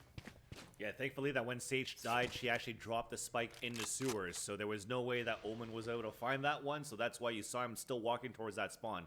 So 4 people this time trying to work towards this B-bomb site, but at least this time you do have some support. You also have a Rolling Thunder from the breach, and that's going to happen right away. There you go. There's that Rolling Thunder, 2 people peeking through. That's 1-2 kills, a 3rd kill for Shike, but now it's opened up on a 3 versus 1. But who better here for the Phoenix? Well, that stops it there. Johan had the better angle with that. Bulldog playing the front of the B site, picks them off, and they live to fight another round. It always comes down to this. It's when they get to match point, they still fight. They get 1 or 2 more rounds, but it's just a matter of time before Judge Judy's closed out. They have money to buy as well. They can force up the Phantoms and even maybe buy an operator if they want, but I don't think they will. So they'll have all 5 Phantoms lined up.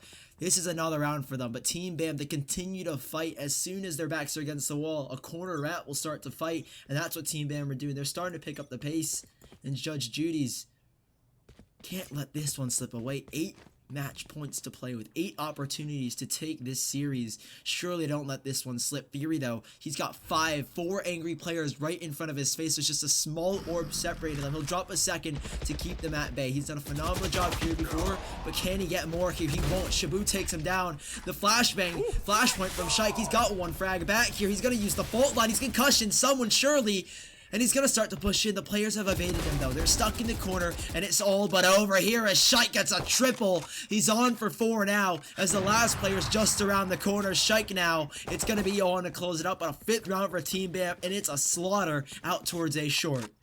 Yeah, Sully, I think that was my mistake from that last round when we saw the battle of the 2 defenders holding it towards that B bomb site. It wasn't even a Rolling Thunder when it's thrown towards that B entrance. It was just a fault line. So that's why he was able to keep the Rolling Thunder for this round here that punished a lot of people towards the A side. So my mistake on that for calling wrong the ability, but it's very similar. The only difference right now is that it doesn't kill people, it doesn't damage people, but one does have a longer stun than the other, and even if you're trying to switch weapons or pull out a weapon, it's even longer as a Rolling Thunder if you're being concussed from that. But nonetheless, it is going to be a round coming in. Oh my god, an operator shot from Johan that was missed.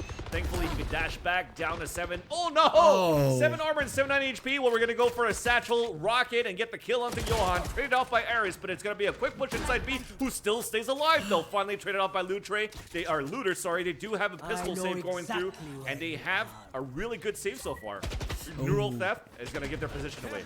Oh, they know as well, but Conti and Shike will put it down to the 1 versus 2. If you want a man on the mission, it has to be Shabu, but no, he only get 1 kill. He burns Shike alive, but still Team Bam continue to thrive. 1 more round, even a little bit of BM comes in. Team Bam, 6-12, they're making it happen. They're making it happen. They're fighting for their tournament lives, and they're not going out without a fight. Well, still though, it was a Team Judge Judy's plant with 3 kills on a save.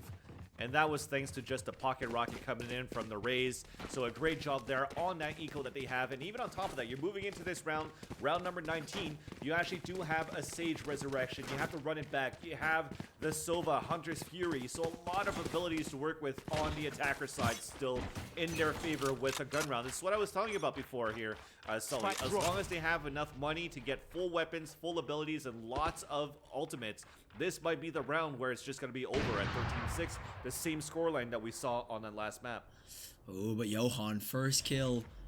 He's pushed in deep. He's fouled 1 through the sewers. And look at the Sage. Look how far Conti is up. He holds across towards market. He's very aggressive. Still, we gotta talk about these ultimates. There it goes. Shabu, first kill. The spike has been dropped, however, and he hasn't picked it back up. Conti's gonna start to rotate it in 3 versus 4. They have 2 ults to play with, and the Shabu is already wasted his. The run it back will send him backwards. He'll have full HP, but 4 versus 3, they have the Hunter's Revenge, or the Hunters, whatever you want to call it. Johan, though, gets 1 off Hunter's of... Fury, yeah.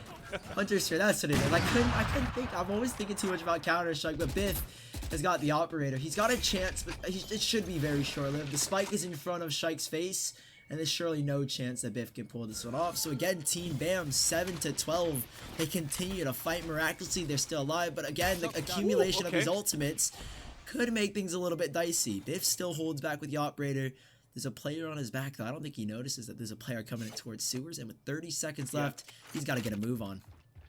I wish he would pull out his Owl Drone because he does have the Sage ultimate. Because it's a 3 versus 1, maybe he's like, that's oh, I don't true. want to waste it. But if he had the drone and he spotted those 2 players, look at how they're playing towards that nook. Imagine where you have to try to run away. You can't. No. You're stuck in a hallway, and he would probably kill 2 there. At least he gets 1 who's trying to save his operator across. They're trying to deny him the save of the operator as the breach is trying to run forward. He does get a fault line, but that is going to be it. So the gun should be saved after that kill. But it's still another round coming in for Team BAM. So yeah, it's a really good job here for the defender side, especially with the gamble. The aggressive push by Johan down towards mid that got that first kill, and a 1-minute advantage coming through. So that denied the res early in this game. An ultimate that was being utilized first, so they only have 2 left going into this one. Yeah, but they do have that Sage revive. So, you know, when you've got that Sage revive, we obviously know who that's going to go to if Gozig goes down. But maybe because the Shabu, look at him, 27 and 11. We were talking about Gozig, and yeah, I've been really overshadowing this, man. Shabu is on fire. He's a menace. Open. Oh, there's nobody on B. No way no way they leave B open. Thankfully, okay, they're rotating back in. When you said that, my heart stopped for a second. Team BAM, look at all the players here now. 4 players here now. They've got Jet in close rotation. So, you know, it started off with nobody here, but all of a sudden, there's 4 players in rotation. 2 players now on the site, and Judge Judy's the Owl Drone. This is where it comes into play. If the Sophie can get it out, get information as to who's on the site, where they are, then they have a chance to take this B side. But they know better. They'll rotate back towards A, and Judge Judy's walking all the way across. Probably the smarter call, honestly. Yeah, and you saw from that minimap a little white arrow coming across, so he did pull out his Owl Drone, so that forced actually Sage to go back inside the B bomb side, and also to keep Jet honest on the B side. And look at that, even a Sage Silva recon dart is going to be like, okay, well, I know that 2's towards B because the pulse came out, they shot it out, so they're keeping everybody at B, and it's going to be a 5-man push towards this A bomb site. And it starts off right away with this mixed buy that they have of pistols and also bulldogs. Oh, I love that view. Off your feet, the Rolling Thunder coming across, and it's going to be a hole for the defenders to make it a 4-on-3. Oh, the Boomba goes in, the Gozig. They have the revive ability. They've used it. It might have just been a waste, though, because Shike is still above. It's all into Shuba, and he's not going to get anything. Shabu, apologies, but 8-12, Team BAM. They're coming right back in. It's been 6 or so rounds in a row, and Judge Judy's, I'm getting a little bit worried for them. The momentum is fully on Team BAM's side. They've got 4 more chances to close this out. 6 rounds in a row, Team BAM have won. Look at that. And Judge Judy's, they have to close this out now. Shabu's at 27 kills so far. Oh, good gosh. He's on fire in this server, but everybody pulling their weights. Everybody's at double digits here on the attacker side. But if you look at the defenders, there's a little bit more carries going through, but they're catching slowly, and they're starting to find that that groove on the defender side to actually make it an overtime round. That mixed buy that they had, it was just unfortunate on how the attackers came in and never looked at the ledge on the top of A heaven, and just because of that, they got punished. Now it's going to be a buy round coming through, the Owl Drone coming across. It does tag 1 player, forces him back, and that was the operator of Jets who's going to fall inside the vents. Now a peek coming across, and that's a little bit too ballsy from the way that Conti played it, but at least he's going to take down one down with him. Sage is still alive, so you still have a support healer. Johan, who rotates across onto B heaven, who contacts onto the healer, denies full kill from both sides. So now we do have an ult coming through. What's going to happen? Omen's uses ultimate just for that fast rotation. There are no ultimates left in play now. Spike is planted 3 versus 4. There's no Sova, there's no Sage, and Air is still unnoticed. He's the biggest threat. He won't get the double, but he's done so much damage on the Shabu and Co. It's now just down to these last 2, and they don't even know where Fury is. They're completely lost in the sauce, and Shike will end it with a double. 8-12, now 9-12. They had a successful take, but they just couldn't eliminate Ares and Judge Judy's. That 10 around, those 10 chances that they had, those 9 chances, has dwindled down to just 3 more opportunities to close this out in regulation. It's falling apart. Again, I'm not going to emphasize too much and then give it back to you because that's 2 rounds that could have gone into the round for Judge Judy's, but they forgot to check a single corner. This time they didn't check the back of the B-bomb side, and not only, he only got 1 kill out of it, and that was Ares towards the back of the site, but it was 1 kill, information of where the last 2 players are, and even damage on the last player remaining that got picked off as well. So I think they're a little bit too nervous. They really want to win this game, and that they're losing a little bit of the basics of clearing sites. That's paying off the price that's paying the price rather, where Team BAM is really inching their way back. 3 rounds away to try to tie things up.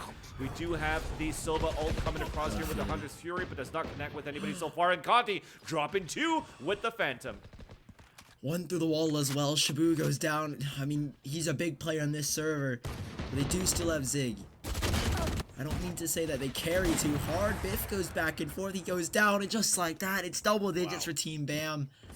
It does not get more dire than this for Judge Judy's. They must have been so confident entering this when they are on match point, thinking we have so many chances to close it up. But look at that, 8 rounds in a row for Team BAM.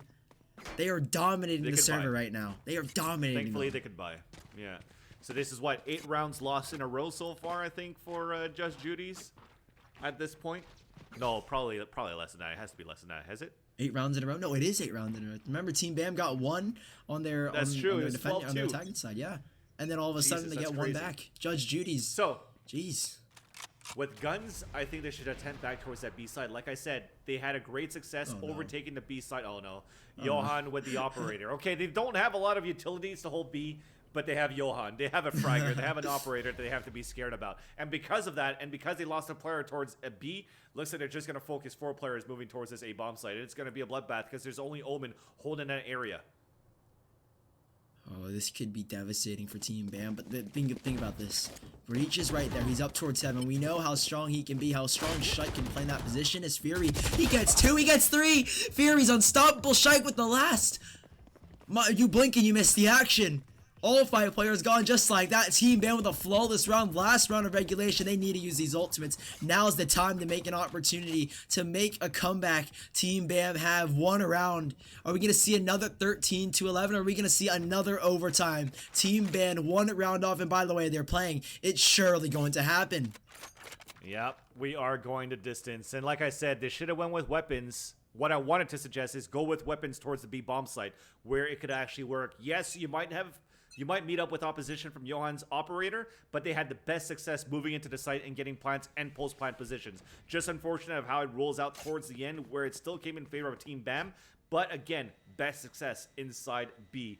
Now they're going to have to try to work it all with Bulldogs. And again, they can walk through this smoke where they can place the wall again. Oh no, audible Q. So instead of a wall, it's just going to be a wall and an ult. There's a gap in there. Biff is holding the corner. He gets the first kill onto Aries. And then the up shot is missed. Now he's going to dash away. He's trying to connect the first shot, but cannot. A rocket coming through. Is this over? Is this over now, Sully?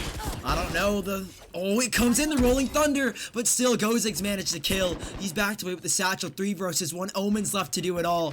He's teleported on in. They don't know exactly where he is. He's not giving too many audio cues. There are too many bullets, too much action going all the way around, but he's spotted. It's all over. That's the way they close it. Judge Judy's a fast B play is all they needed to shut them down. And 13-11, we ended. They advanced to the grand finals. It took them some time, but in the end, they crossed the finish line. Hey, it worked, man. Whatever works, it works. And like I told you, sometimes, yes, you do have a valiant effort. A big shout out there to the comeback attempt from Team BAM. But when you have that far of a lead, if you're able to maintain your composure, all you need is 1 single round. And that 1 single round came towards taking that B bomb site, as I mentioned before. They were able to take advantage of a brimstone smoke and use the run it back instead of a wall this time to just go for the surprise factor. It worked. They got the kill. They got the site. And even, again, with that from the rocket, from the raise, was another opportunity for them to just clear the site quite easily. So great job there for this team to move forward to the grand finals. That is Judge Judy's. But we'll see who they're going to face off against. It's going to be the winner between Tetris Players and Mob of the Dead. And that is coming up next with our guest casters, and should I say our main headliners. It's going to be Puckett and JimBasco to bring us the action. But before we get into that, it's time to give a shout out to our sponsors. Make sure once again, check out Game Day at Andbox.com. That is going to be, again, gameday.andbox.com for you to check out all the action for Call of Duty, for Overwatch, and especially here on Valorant, where if you watch the channel, watch this stream on that channel, you'll have a chance as well to win $125 in gift cards for the merchandise store that they have on that website as well. Also, a big shout out as well to Aimlab. the logistics, the software that you can actually download to hone your skills. Check that out at aimlab.gg and try it out on Steam to hone your skills and be a better player individually, whether it's going to be for Valorant, for Overwatch, for Call of Duty, for Counter-Strike, the game that Sully and I come from. And our last but not least, Corsair, the main sponsors for peripherals. And now, since it's the last time that we're going to say goodbye for a break, Sully, any final thoughts? Well, you know, I'm very excited to see what Collegiate Valorant has to offer for us. It's been nothing but an absolute blast today. I've had so much fun casting these games, and you know, there's a lot of promising talent out there in the Valorant Collegiate scene, so hopefully we'll see you guys sometime soon on a stream near you. But this has been Sully and Vansilli, and we'll see you guys later. But for now, we're going to go to commercial, and you'll have JimBasco and Puckett leading you for the semifinals and grand finals. We didn't make it up, we just made a way.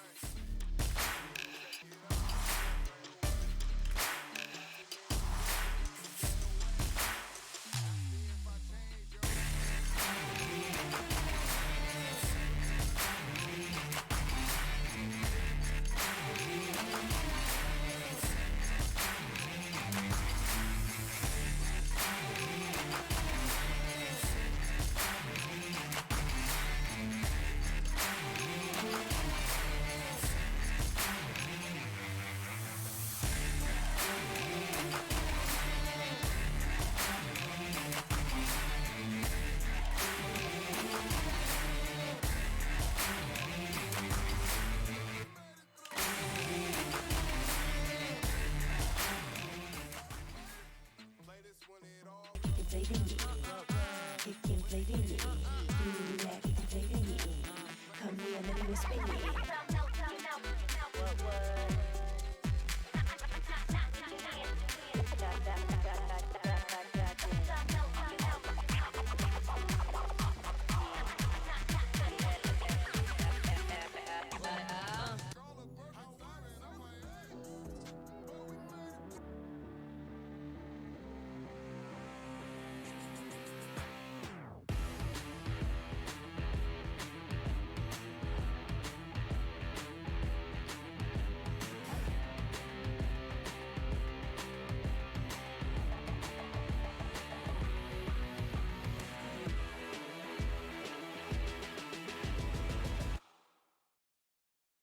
We are KontrolFreek. Our performance thumbsticks are the world's most advanced thumb grips. Snap this performance thumbstick onto your analog stick and it will add up to half an inch of height. This extends your stick, or lever, giving you more arc distance from full stop to full stop. Added height lessens your analog stick resistance and makes your small aiming adjustments easier to control. This translates into better accuracy, comfort, and control while gaming. Visit KontrolFreek.com and explore our multiple heights, styles, and colors to find the best fit for your game.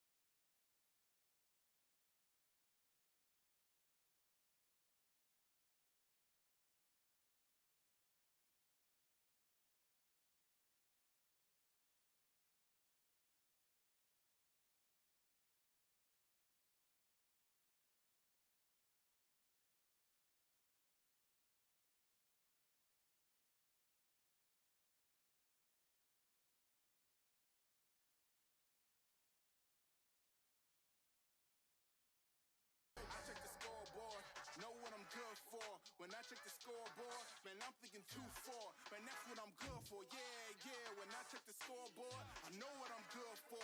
When I check the scoreboard, man, I think I'm 2-4, and I know what I'm good for. Yeah, cause we came a long way, and that's what the song say.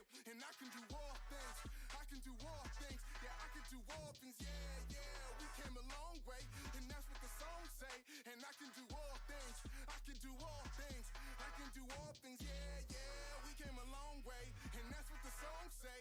And I can do all things, I can do all things, I can do all things, yeah, we came a long way, and that's what the song say. And I can do all things, I can do all things, man, I can do all things, yeah.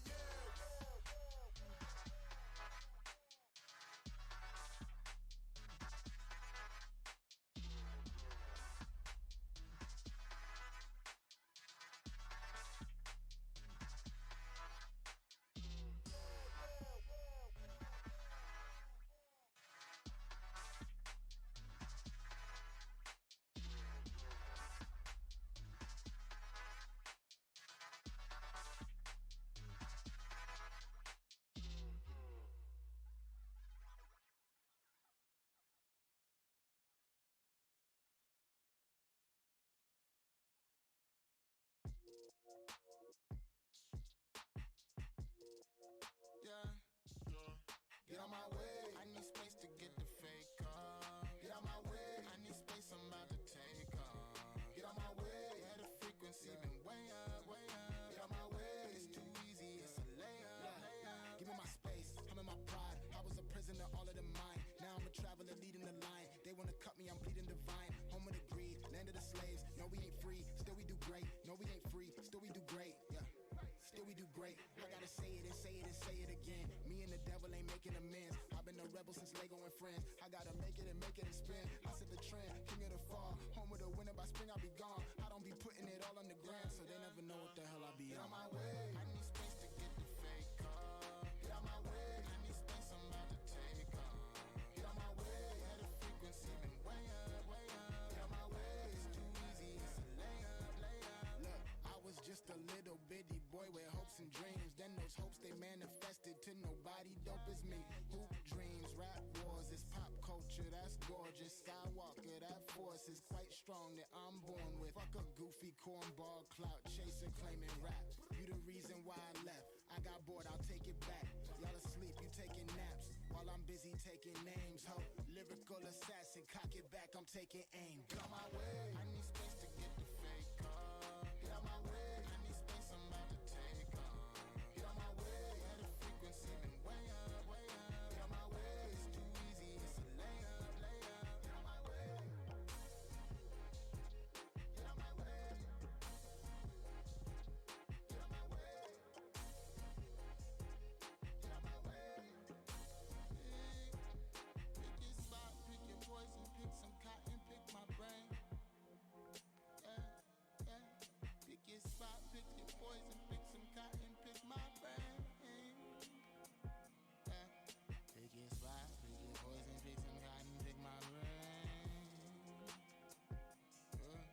Pick your spot, pick your poison, pick some cotton, pick my brain. Get out my way, I need space to get the fake call. Get out my way, I need space, I'm about to take off. Get out my way, yeah, the frequency been way up, way up. Get out my way, it's too easy, it's a layup, layup. Get out my way, I need space to get the fake call. Get out my way, I need space, I'm about to take off. Get out my way, yeah, the frequency been way up, way up. Get out my way, it's too easy,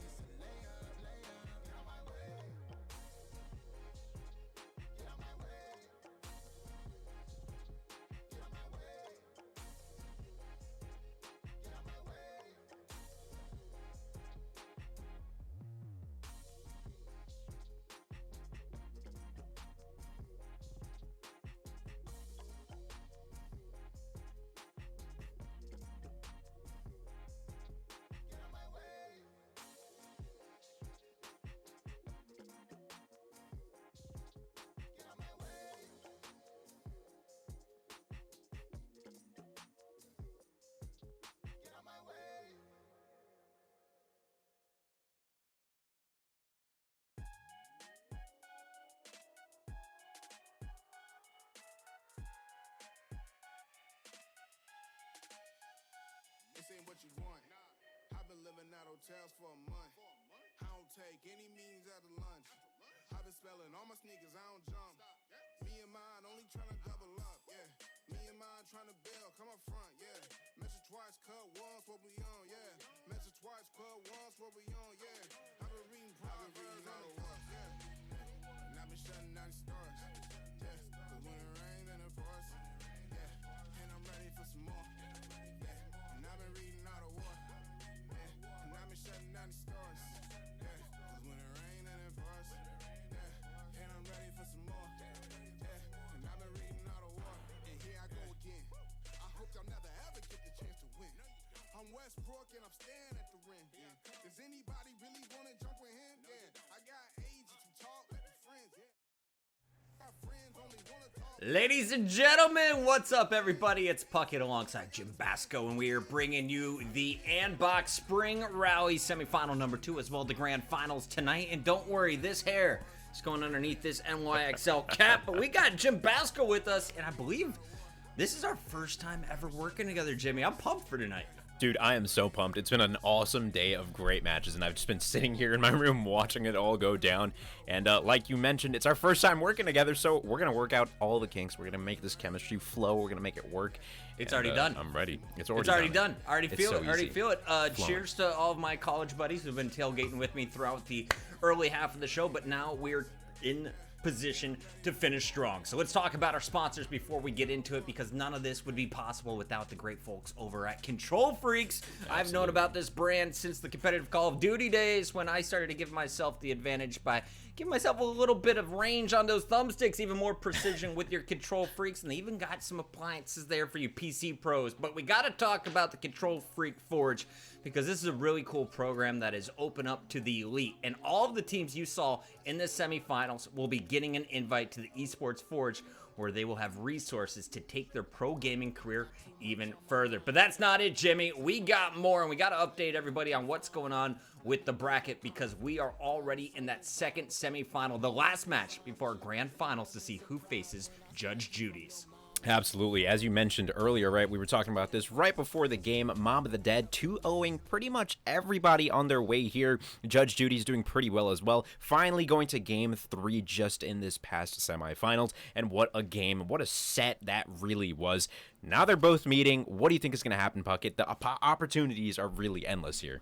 You know, I'm thinking Mob of the Dead's feeling confident. I got a chance to talk with KP, who's on your screen right now. He and Inox are teammates from Counter-Strike. They've been playing Valorant since they got the beta access, and this squad is ready to go. They've been 2-0ing everyone, and KP said they've just got a dual comm system that's working out really well, especially in this game. Inox is going to be carrying half the weight. The other half will be on KP as they make all the calls, but early on, it's going to be Mob of the Dead on the attack, and they've got the advantage 3 versus 2 as they're attacking this B site.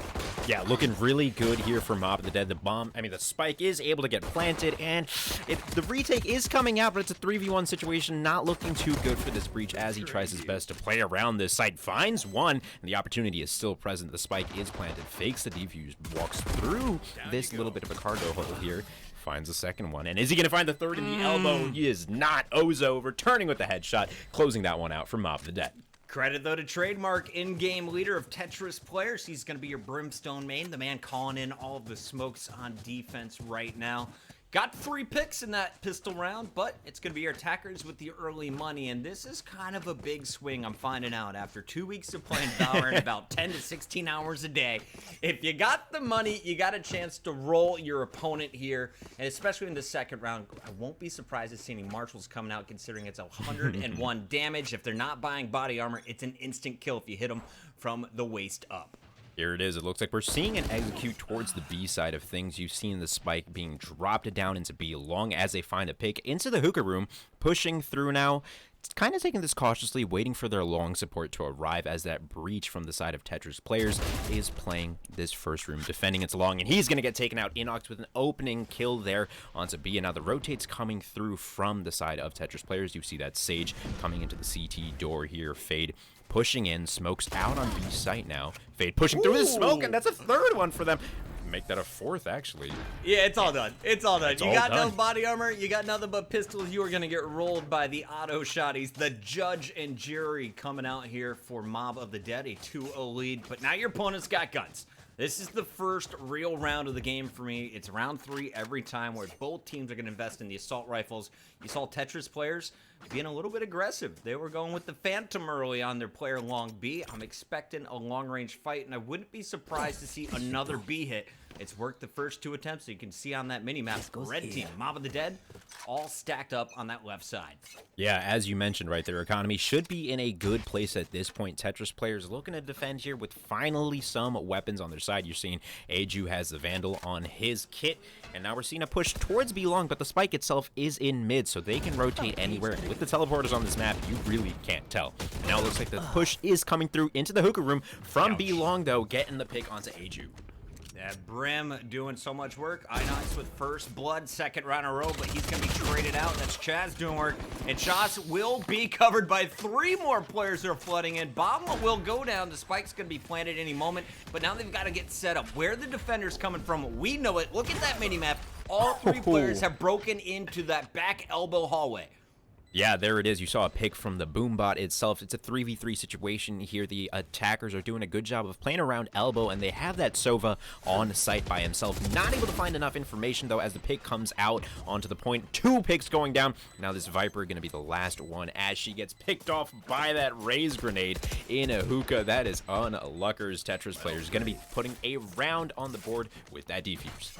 And arguably the most important round. They had money, they bought the guns, and this will keep them in the early game. That first round is going to keep them with assault rifles and at least full body armor. The opponents, they're going to be able to full buy at least one more time, but here's a chance for Tetris players to break the bank. You win this, you keep 3 or more players up, you are going to be in a fantastic position. And it looks like the attackers not favoring B as heavy as they did the previous round. Yeah. The retake was very successful, so maybe they will try their luck at A this time, or they'll just follow the first pick of the round. Absolutely, yeah, those 2 rounds that Mob of the Dead did pick up were pretty close as well, right? They weren't stomps in any sort of the way, and now it looks like a Brimstone ultimate is coming out into U-Hauls, or lamps as some people call it. They cleared it out, not going to find a pick though, and they're playing slow. Mob of the Dead looking to take A short, the Raze ultimate on A site, going to take out Inox.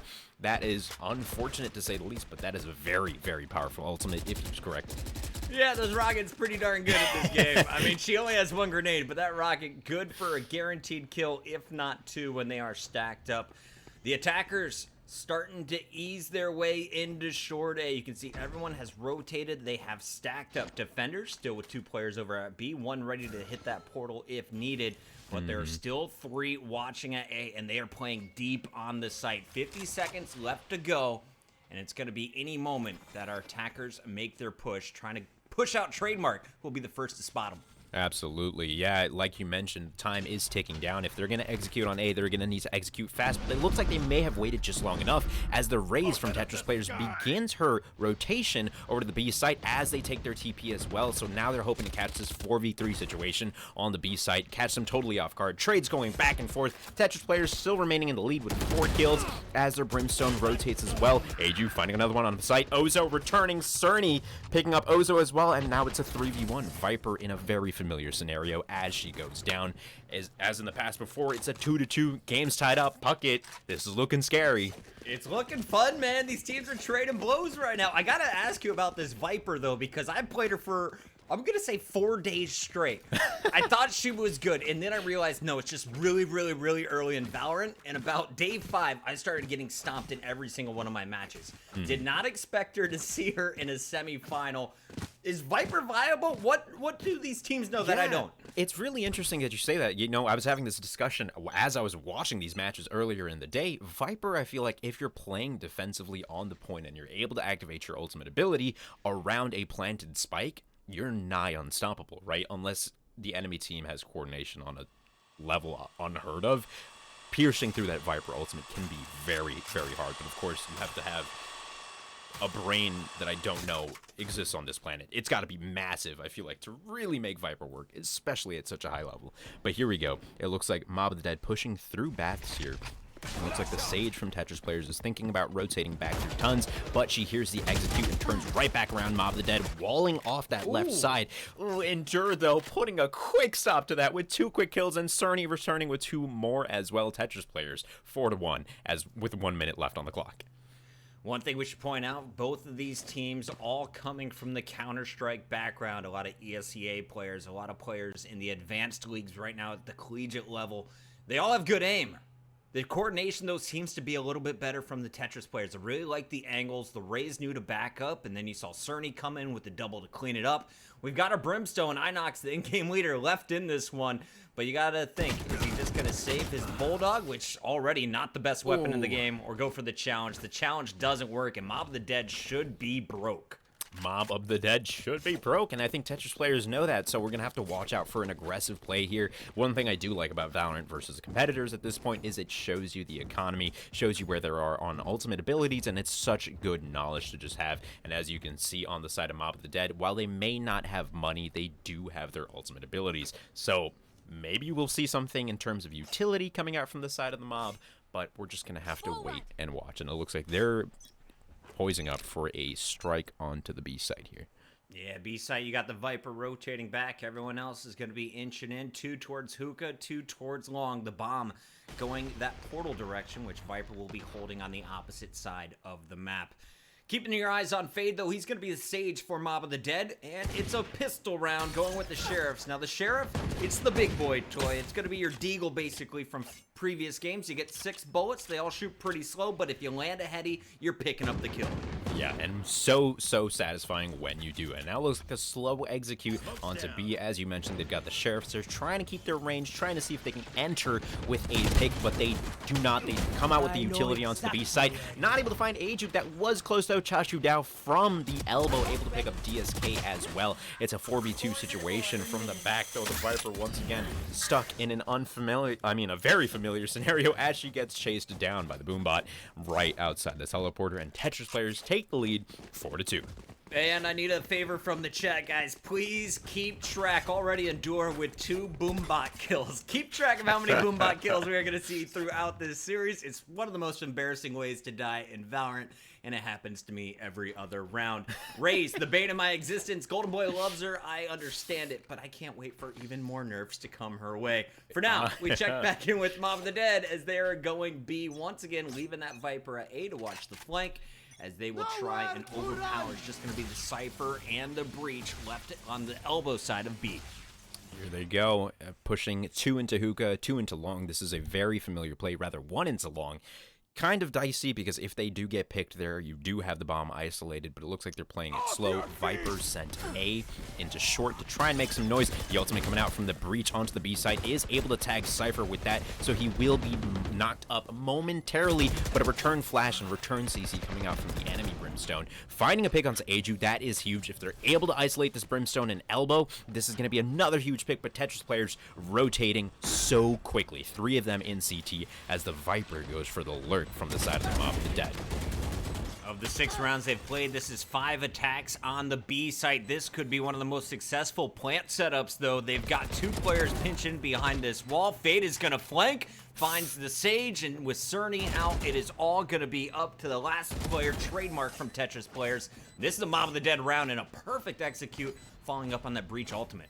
Absolutely. Really, really well done. And I liked what they did with the Viper that round, right? They realized, hey, we need someone to make noise or something happening on A, because in the worst case scenario that we're not able to completely take control of B, we have this Viper coming from the back, and Tetris players had no idea. They all rotated so quickly, it could have been catastrophic had that Viper been there a second earlier. So we're going to have to see how that plays out in the rounds moving forward. But of course, as you mentioned, really, really good execute from Mob of the Dead. Really good use of that Brimstone ult. It's just devastating when you get stunned, and you can't shoot either. It's so bad. It feels like forever. It's like, is this going to end? Can I shoot again? At least you can still use your abilities, guys. If you didn't know this, use your abilities. They still come out just as fast. Your bullets coming out about 20% of the normal speed. Taking a look at the minimap, though, this is a pick-oriented round. They're trying to scout out, just get 1 early kill before they choose their bomb site. Same setup for the defense with the Cypher and the Breach over at deep B. Everyone else stacking up at A. There's going to be a lot of action here at the U-Haul, and it looks like Endure is going to work with Cerny to find the first 2 picks. The Op finding double heads. Fade Answer's back on 1, but this is going to be a 4v3 in favor of D. Yeah, doing it really, really good with that AWP from back, finding such huge value and already making it a 4v2. However, the game can still go anyway, as we do have 2 from Mob of the Dead entering through Hookah onto B in a 2v2 situation. The rotates have not come out yet. They haven't spotted the spike, so you can't really do that confidently. DSK jumping out the window, shooting into elbow, and finding a pick. That is massive for the team. And now, ooh, needed to find Aju there. Not going to find it. Ozo does get the pick, and he will be planting the spike here as the quick rotate comes through TP and out of Hookah. Brimstone on point. Ozo, the Seton Hall freshman in the 1v2, is going to find a bullet straight in the face from Trademark, and that will be Tetris players back in control. They're going to give the defuse to the Brim as Endure rotates around, maybe looking for a better gun. Maybe that op up top, and that is going to be $4,500 saved for his Sage. Smart rotation in there in the final moments, and if you looked at the bottom middle, you'll notice not only does Endure have a rocket, more ultimates should be ready to go on the defensive end. Let's see if they choose to use them in this round or save them for a little bit later. Absolutely, yeah, we're going to have to watch how this one pans out. 5-3 in favor of the Tetris players. Puckett, this is much closer than anything I've seen for the Mob of the Dead and the Tetris players. None of their games really went as close as this has. What are you feeling? Mob of the Dead has gone undefeated up to this point. Tetris players only went to the 3rd game last game. What are you feeling so far? Well, I asked Inox, I was like, hey, since you've had all 2 of those today, can we maybe see a game 3? He said, I got you, bro. I also asked him to buy an op round 3. We haven't seen that yet, so hasn't followed all my advice, but he will take on the challenge as this one progresses. I do like it, though. It's tight. It's been back and forth. Strong retakes from both teams, but right now, it's the defense who needs to rotate because that bomb's been seen at B. Cypher and Breach still alive, and at any moment, they actually could rotate this one through the portal at A. That may be the plan, as the enemy Breach is going to use his ultimate. Inox and crew having to back up. Here it is with that res. They made it a 5v3 momentarily, but quickly returned by the Tetris players into a 3v3. And as I say that, Mob of the Dead turning the Tetris players into more of the Mob of the Dead as it turns into a 3v1 with the Sage stuck on B site. She can rotate through her spawn into A, but it's so predictable, right? She's either going to be tunnels or heaven. Does get the res onto the raise, the raise onto the raise. Yep. Does get the res onto the raise, and it looks like Cerny with that op and the Spectre on the raise, Ghost rather, looks like they're going to actually try this. Let's see if they now move into heaven or come through the tunnels. Tunnels have been blocked off, and it looks like Raze is trying to do some damage to that wall as the Sage makes her way with the Operator to heaven. Scouting out the baths, not going to see anything. Does take out an owl drone. That's always nice. Oh, they know. They know where you're at right now, Cerny. So you got to hit the shots. And Door's just trying to bait him out while also trying to stay alive from the angles. Gets one, but Fade will be there to clean everybody up. 3 kills for Fade in that round, including Endure twice if you're following the kill feed. 5-4 Tetris players still in the lead. Mob of the Dead on the attack with a very successful rotation back to A. But it's just the clean headshots. I was looking to see was it ability based. How did they walk away with that round? It was the exit kills while they were transitioning out. Simply found the headshots when Tetris players tried to get aggressive. Absolutely right. And as you mentioned, even if you shoot the owl drone, they've got all the information they need already. Someone's up there, someone's killed that drone, we can act on it. And that's exactly what they did. And that's what's so valuable about Sova. Once you get that info, you can act. Info is everything, as Cypher would say. It looks like a double boost here onto A short coming from the Tetris players, taking a bit more of a aggressive position here. But Mob of the Dead are in B, trying to position for Hookah here. Not taking the bomb long, as we've seen that multiple times before. It looks like they're playing even slower, waiting to get a pick here. That's an incredibly aggressive position. I remember when I first started playing Sage and found out you could wall boost yourself up. I used it on this map every single time, but to see it in the semifinals, It's a ballsy move here from the Defenders Tetris players. Meanwhile, Mob of the Dead trying to hit B. They fed one player over at A. That drew the attention of 3 defenders. But now you've got the man advantage. You got to make the push. Cypher Cage is going to go up, buying a little bit time for that raise to rotate. Tetris players trying to get into position. The bomb is going to get found by the breach. A big peek from Chaz, and that is going to keep Tetris players in this one. If not, could have just won the round. Absolutely, Mob of the Dead executing as fast as they can on B because they've got the picks and they need to move quickly, but Tetris players closing in on them from all sides. 1 from Hookah and 2 from CT. Ozo on the Soba plays the crate, is unable to find one, and Cypher uses his ultimate in the last seconds of that round. Not sure why, but that could be huge moving forward. If you're not familiar with Cypher's ultimate. Yeah, that was a statement play, right? He was sending a message. He was like, we don't even need this.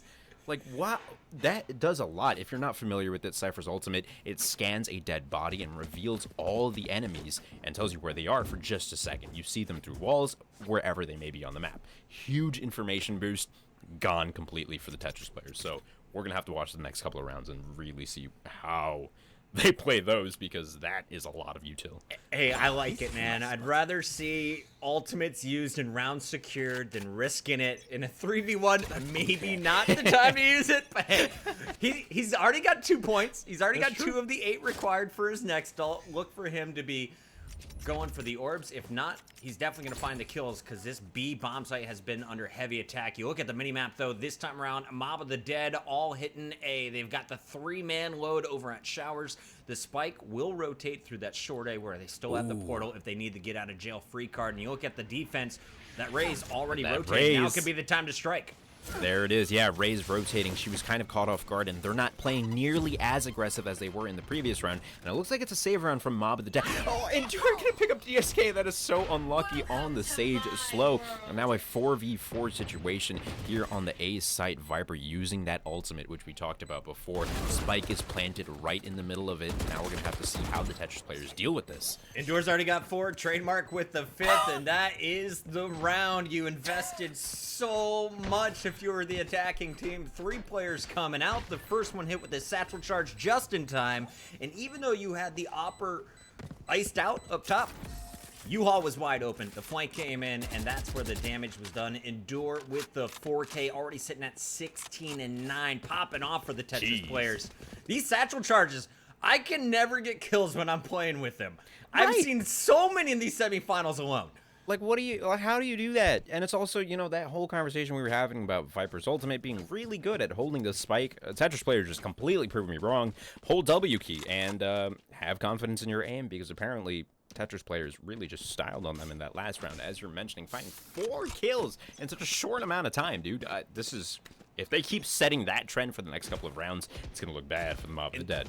And that's my argument against Viper in general. I feel like every single one of her abilities straight up countered by a Raze. Perfect example. Satchel charges through the smoke, going to do the damage. They even found the kills with the headshots. Everything strong on the A defense so far. They've only given up 1 point when that site is being attacked. And that is still the plan, though, for Mob of the Dead. They've been iced out, but Trademark finds 2 with the Brimstone ult. As the fire rains down from above, it's going to be a 5 versus 3. The attackers in a dire situation. 1 player goes down. Endure is just going to mop them all up. Find the 3rd. Go get it. Go get it is right. They're just using their utility so much better, I feel like, than the Mob of the Dead. That Brimstone ultimate, as soon as they realized the execute was actually coming to A, instant Brimstone ultimate finds 2 off the bat, and Endure just positioned way far back in the site by the tunnel. No one's going to be able to kill him, man. That was so well done. And I think I even heard a Raze ult at the end of that, right? Yeah, I heard some rockets in the background for sure. Some rockets. That's... Wow. And Mob of the Dead needs to... They're going to have to recoup, you know, regather their strategy here, because not doing the best, but putting 4 rounds on the map, on the scoreboard rather, is not a bad thing. I got good news. If you are a Mob of the Dead fan out there and you're worried your team was down big, they were struggling on the attack, don't worry. That was Tetris players the whole time. Let's swap it up. Mob of the Dead is on defense. Tetris players on the attack now, as we're going to see. Defense always gets the advantage here, guys. It's the way that you know, these attack defense games work. We'll see how things play That's how out it though. goes. It all goes back to the pistol round. I want to see some headies coming out though. Let's get some confidence for our Green Boys now. Mob of the Dead. Let's do it. Yeah, Mob of the Dead holding on to A with 3 people. Finding a headshot. There it is. You asked for it, Puckett, and he delivered. Fade. Finding one on Chashu Dow. 3 still holding onto the A site. Chester's players not pushing just yet. Trying to scout for information or really anything. Find a kill. But that's a very aggressive Cypher camera if they're able to access that or not. Looks like they're not going to be able to use it at all. It looks like the rotate is coming out from the Tetris players onto the B site. And this is where your Viper can come up clutch, right? We talked about her struggles on the attack. Her ability's definitely more defensive oriented. She can use her wall to buy herself time, buy her teammates some time on the rotation, can throw down that bubble, which drops you all the way down to 1 health if you're standing in the poison gas. And she knows the hit is coming. The wall's already up, but so are the attacking storm clouds. Trademark leading the charge with the spike is going to put this one down. And now the Viper comes in. She'll be the first. KP finds the pick on Trademark. Inox from the back is going to get picked though by Cerny. Cerny traded out by Fade as these kills are going back and forth. But at the end, it's Mob of the Dead in the 4v1. Just the Rays left. Endure cut down by Fade for the 3rd kill. And Mob of the Dead, we talked about it. They're on defense. This is where you turn the score back in your favor. They'll have money moving forward. Really, really well done. That was a very strong round, ending that with 4 people still alive. And as you mentioned, Viper, that was a fantastic scenario for her. She saw the plant coming. She put up the walls. That defensive play is what we need to see more of from Viper, and I'm really looking for her to shine this half. Shorty's coming out. All right, that's the desperation play, ladies and gentlemen. You start with the classic pistol, which already sucks, right? It does 78 damage for a headshot at short to medium range. The Shorty does massive damage. You can do like 300 if you headshot somebody up close, but they've got to be within that 10-meter range, and it's so tough to close the gap unless someone's playing right where Fade is on the outside of showers. Exactly right. You need to be literally in their faces, I feel like, with the Shorty. And of course, sometimes we see it work extremely well, and sometimes we're on the receiving end of it and wonder how we die. Most of the times when we actually use it, never really works out for us, does it? So it looks like the push coming out through shower. 4 of them lining up in shower. Util coming out. They do break through that sage wall. Fade playing the super close angle. I'm just waiting for the push. Finds one, looking for a second. Oh, this is brutal. You're watching the Bulldog. You're watching the Spectre versus Pistols. You're just going to get mowed down, and that was kind of exactly what played out there. Shower hits, I feel like it's a no-brainer for the team that's making the play call, but as soon as defense snuffs it out, you're not getting any kills, Jimmy. You're not getting anything. Shower is such an easy play to really shut down, especially if you've got Util like they had with that Sage. When she holds that corner, it's, you know, it's age-old advice all the way back from what, the early 90s. Check your corners, you know? You gotta check your corners no matter where you are. So now it looks like they're gonna try it again. Tetris players That goes there. maybe taking it through shower again, maybe taking it through A short. Mob of the Dead playing 3 on A, and it looks like they're playing aggressive across the map. Through the teleported into the back of the top, into the back of the showers here, and finding 3. That is just so quick from the Mob of the Dead, catching the Tetris players completely off guard here. Aju though, returning with 1. Not bad. Great flank coming out of KP and crew. AG, who just tried to stay alive, grabs 2. 3 more, and he's got the spike. So you've got plenty of time with a minute 13 left in the round. Anything could happen here. The world is in his hands as he pushes into showers, unaware that Spike is directly to his right. Woo! Snaps on him, finds him, taking out KP. Aju making the slow push now onto A. There is one up in heaven. The Brimstone is there with the breach coming from the behind, and the Brimstone is gonna peek out as soon as he hears that spike being planted, get the headshot, and that's another round going to the Mob of the Dead. 7-8 now. It's close. It could have been so much worse. Big kills coming out of Aju. They didn't have money. Now at least your opponent has to use a little bit of their own cash. Right. You're going to get the round lost, but 3 kills before going down as the last man is a win for me. 7-8, you mentioned it. You know, everyone was kind of worried for Mob of the Dead early. They were down 8-4. This is 3 straight rounds. They could tie it up right here on defense, but you can see the B bomb site is the target, and it's about to get hit heavy. All 5 players head in that direction. Super heavy as the push comes out towards B long. It looks like Tetris players are going to keep their range. It looks like an eco round from them. As you mentioned, they do have a bit of money from that plant, but simply not enough. And they're making their way out onto the site as it looks like the Sova player from Mob of the Dead is stuck inside of Hookah Room. Breach, peeking CT, flashes through, does get a pick onto Aju. That is massive. Endure, though, great trade there, returns with the kill. It looks like 3 of the Mob of the Dead are in Hookah currently. Cerny in a really good spot. If he was able to get that wall up, it would have changed the course of this round. Trademark now in the cargo. On point. Checking left, checking right, and he's not going to be able to do it. Inox finding that last kill there. And it's kind of expensive if you think about it. Everyone did invest the sheriffs, the economy, not totally in tatters, but some of your players still below that 3,900. We're going into the next round. Everyone's going to be able to buy up here. Will they challenge with an op for the first time? Because it's been all assault rifles outside of the one op in heaven from when Mob of the Dead was on in the attack and Tetris players were playing defense. It looks like all ARs again. They just want to run as a team, shoot for the heads with the Phantoms and the Vandals. Yeah, I wouldn't be surprised if they do bring back the operator, because the one time we did see that, right, as you're mentioning when he was in heaven, so much value. Finding those 2 early kills just pretty much secured that round for them. And now it looks like the Tetris players are making a slow push onto B, but really they're waiting for the aggression to come out B long. They've realized that Mob of the Dead do like playing kind of aggro, and that is huge. KP is able to find one before he goes down, but we're just going to res him anyways. Tetris with 5 on their side, making a quick push onto B, and the rotates coming out from the Mob of the Dead as all 3 of them are rotating from CT spawn here. And it looks like the Sage by herself walks through Hookah. Inox able to find one on point, and Dur gonna go down. Sage still playing kind of defensive. DSK on point as well. Waiting and watching, and they've really traded things back. Mob of the Dead in the lead now with 2-1. Looking for this final enemy, this Brimstone, who's actually taken the teleporter, rotated all the way back to A, and is able to get the spike plant here, while Mob of the Dead continues to rotate after that res on Inox.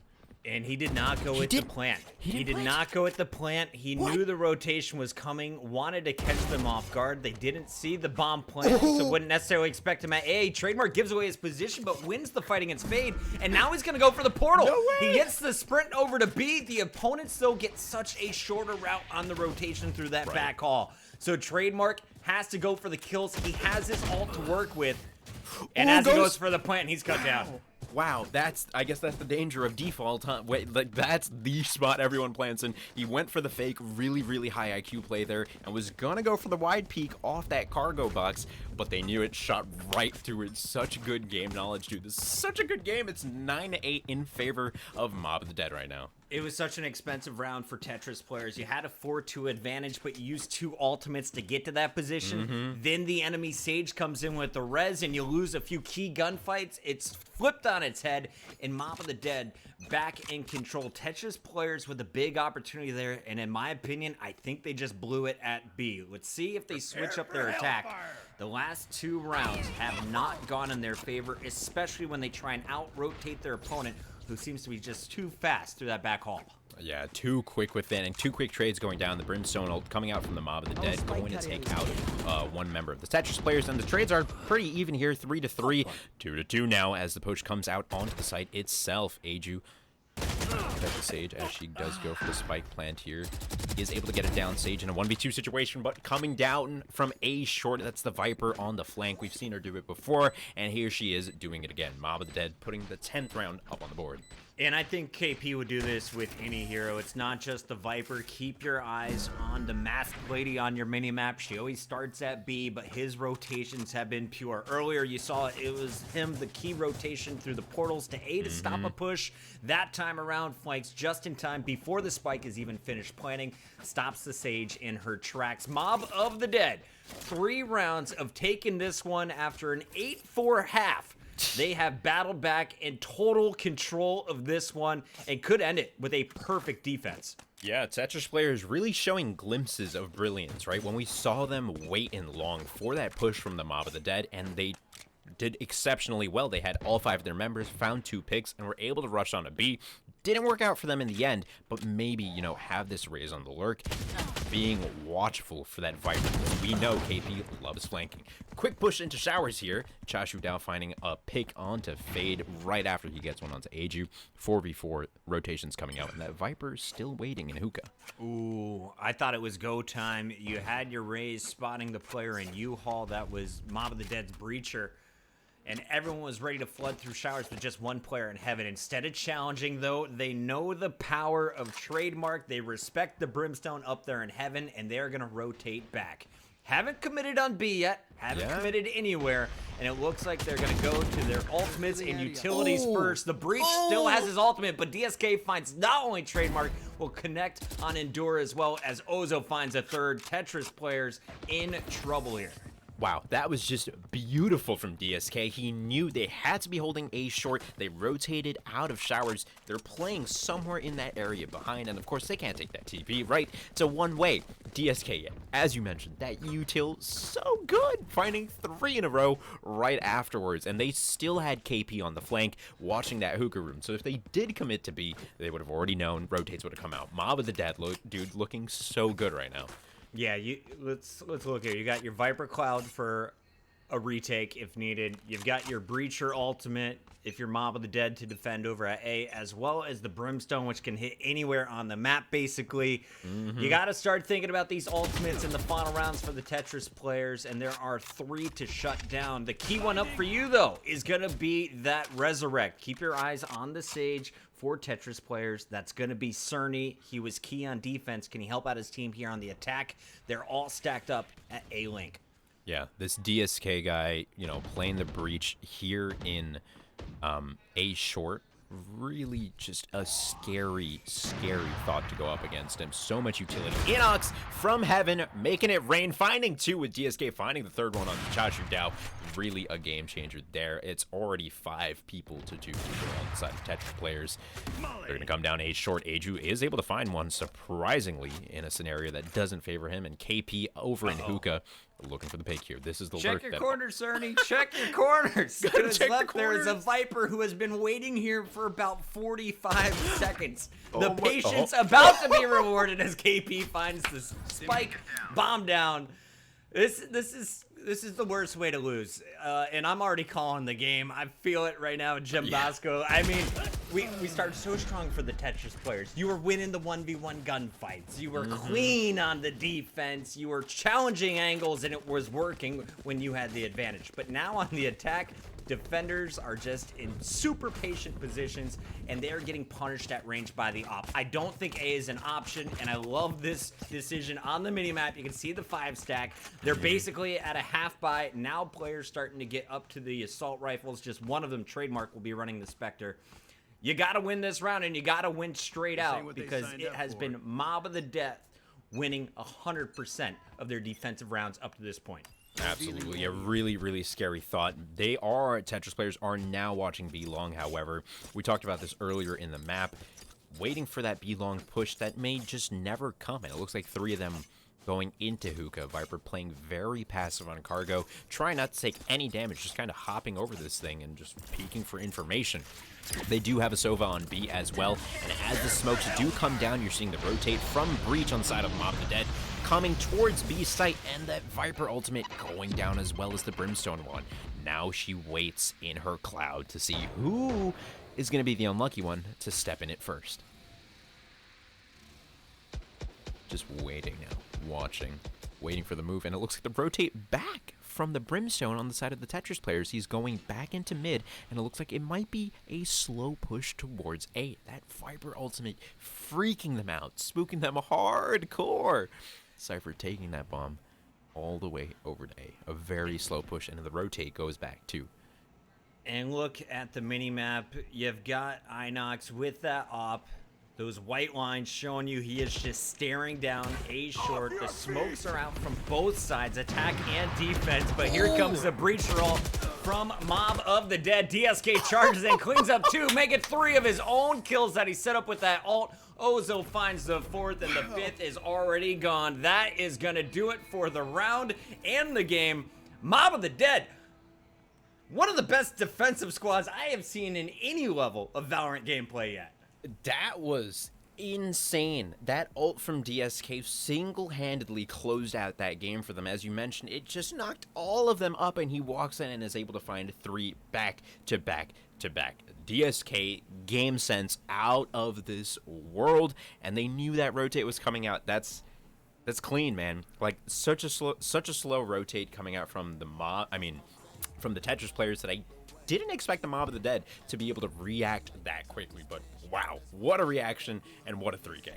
And I was looking through the numbers. They are not impressive when you look purely at KDs. Endure, of course, dropping 22 and 18, but his teammates looking at like 17 and 16. Chaz was at the bottom with just 6 frags, but they get the important kills and they win the big rounds at the last moment. I want to see, though, Tetris players, you got to step it up across the board. Chaz and Aju, actually, excuse me, the colors flipped there on the final scoreboard. Need to step it up because those kills were looking good early on. It didn't add any to the kill total, I believe, for Chaz in the last 6 rounds. He was sitting on just 5 for most of that game. We need to see everybody in double digits. Everyone's got to chime in here with the kills. Everyone's got to chime in. It was just a tight game, and as you mentioned, Mob of the Dead went into that second half not looking so hot, man, but you had the confidence to be like, yeah, no, they've got this after watching them for a couple of rounds on their defense. Impeccable, man, and I'm ready to see the next round of this. All right, I have so much time to learn these players, and apologies for any flubs during this show, guys. Our first time watching these collegiate players, we want to remind you this is a all-collegiate Valorant tournament put together by Andbox, and we got to thank all of our awesome partners. KontrolFreek, we talked about them a little bit earlier. They help your game, not only if you're a console player, but also your PC peripherals. We got Corsair, though, which is one of my favorites. Corsair, I went up to Montreal. I went to a LAN center. I put on a Corsair headset. I was playing on a Corsair keyboard. I was using a Corsair microphone, and everything was perfect, ready to go. Great company. They've acquired some of my favorites like Scuff Gaming and Elgato as well, ever growing and fantastic in the space. But the KontrolFreek squad is who we need to highlight next here. And take this away for me this time around. What can you tell me about KontrolFreek, and how do I join their exclusive club? I got you. Yeah, the KontrolFreek Esports Forge. So that's a really exciting thing. It's a new thing that they're doing. The top 4 teams from this tournament will be invited to join the Forge. It's an invite-only program for aspirational esports teams and athletes to really up their game all across the board. They'll be able to do this because they've got resources. They're going to be able to support the players in a way that you can't really do yourself, right? You need that organizational support, and KontrolFreek is here for you. Whether you be on PC, on console, wherever you are, KontrolFreek is the spot for you. So if you're invited into the Forge itself, you'll gain access to a series of so many different perks and benefits. So for the top 4 teams here, it's really going to launch them into the next hemisphere, rather, of competitive success. Yo, JimBasco, it's been a pleasure casting game number 1, but we got plenty more to go. A Game 3 series is underway. I feel it. Semifinals going the distance. This is the second semifinal of the night, and we're just getting started. Don't go anywhere. Game 2 coming up next.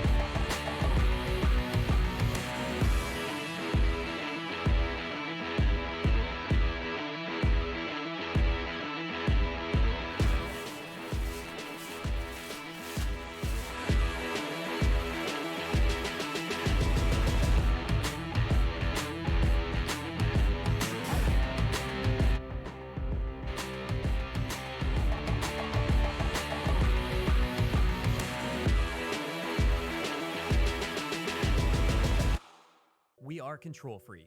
Our performance thumbsticks are the world's most advanced thumb grips. Snap this performance thumbstick onto your analog stick and it will add up to half an inch of height. This extends your stick, or lever, giving you more arc distance from full stop to full stop. Added height lessens your analog stick resistance and makes your small aiming adjustments easier to control. This translates into better accuracy, comfort, and control while gaming. Visit KontrolFreek.com and explore our multiple heights, styles, and colors to find the best fit for your game.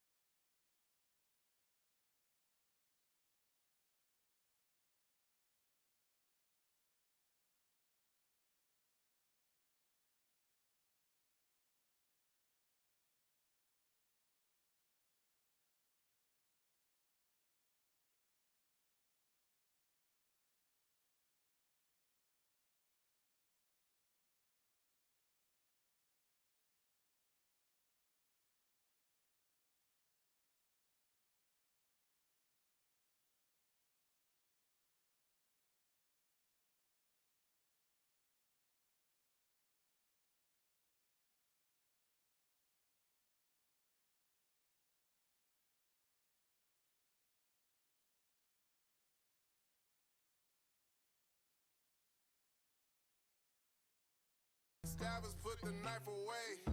I'm trying to get my family to a nicer place. Room for everybody, but no room for hate. Everybody eating off the nicest plates. But we made it through. We just had Musa Mag and we made him do that. Would've said we made it. But we made it through. We just had Musa Mag and we made him do that. Would've said we made it. But we made it through. We just had Musa Mag and we made him do that. Would've said we made it. But we made it through. We just had Musa Mag and we made him do that. Would've said we made it. Play this when it all comes together. Yeah. When it can't get any better. Yeah. Play this when it all comes together. And we're back, baby. It's Puckett and JimBasco bringing you some epic college action of Valorant today. It's the spring rally brought to you by Andbox, my favorite people. Not only do they outfit me in some of the sweetest gear in New York City, but you got a chance to earn $125 to some own merch of your own. Simply go to gameday.andbox.com/Valorant and watch this tournament on that site. But also, Jimmy, we gotta thank one of the coolest tools to help gamers improve their aim, and for a console kid like me, I need aimbot in my life. Yeah, absolutely. It's the ultimate aim trainer. It's called Aimlab, which it uses performance tracking and analytics with artificial intelligence and machine learning. Okay, get that. Machine learning. I don't know if you've ever used machine learning in your life, but it's good stuff. Aimlab uses it. And of course, Aimlab is free. You can download it right now, and it's on Steam. So if you need something to help train your aim, if you're looking to make that transition, especially now with Valorant out, this is the perfect tool for you.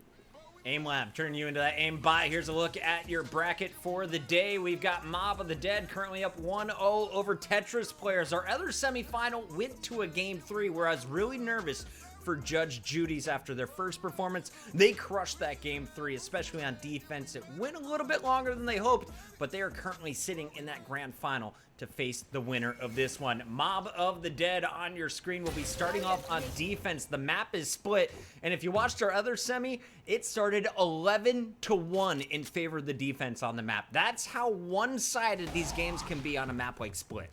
Absolutely. Fade with a really good wall here to block off that mid access, and he's able to boost himself on top of it. Finds a lot of information. Well, the information he found, rather, is that they're not coming mid for sure. So that heaven area is open. That ropes area is really crucial to control. Mob of the Dead have that down with KP on site, putting down some utility into B long, as it looks like it's going to be a 4-man push from the Tetris players onto B. And it's here comes everybody. Fade's gonna find 2 of them. Trademark will answer back, but advantage to the defenders. It's still a pistol round, so anything could happen. High ground given to defense, but the attackers are in. 2 players found as DSK connects on double headshots there. Takes out Cerny.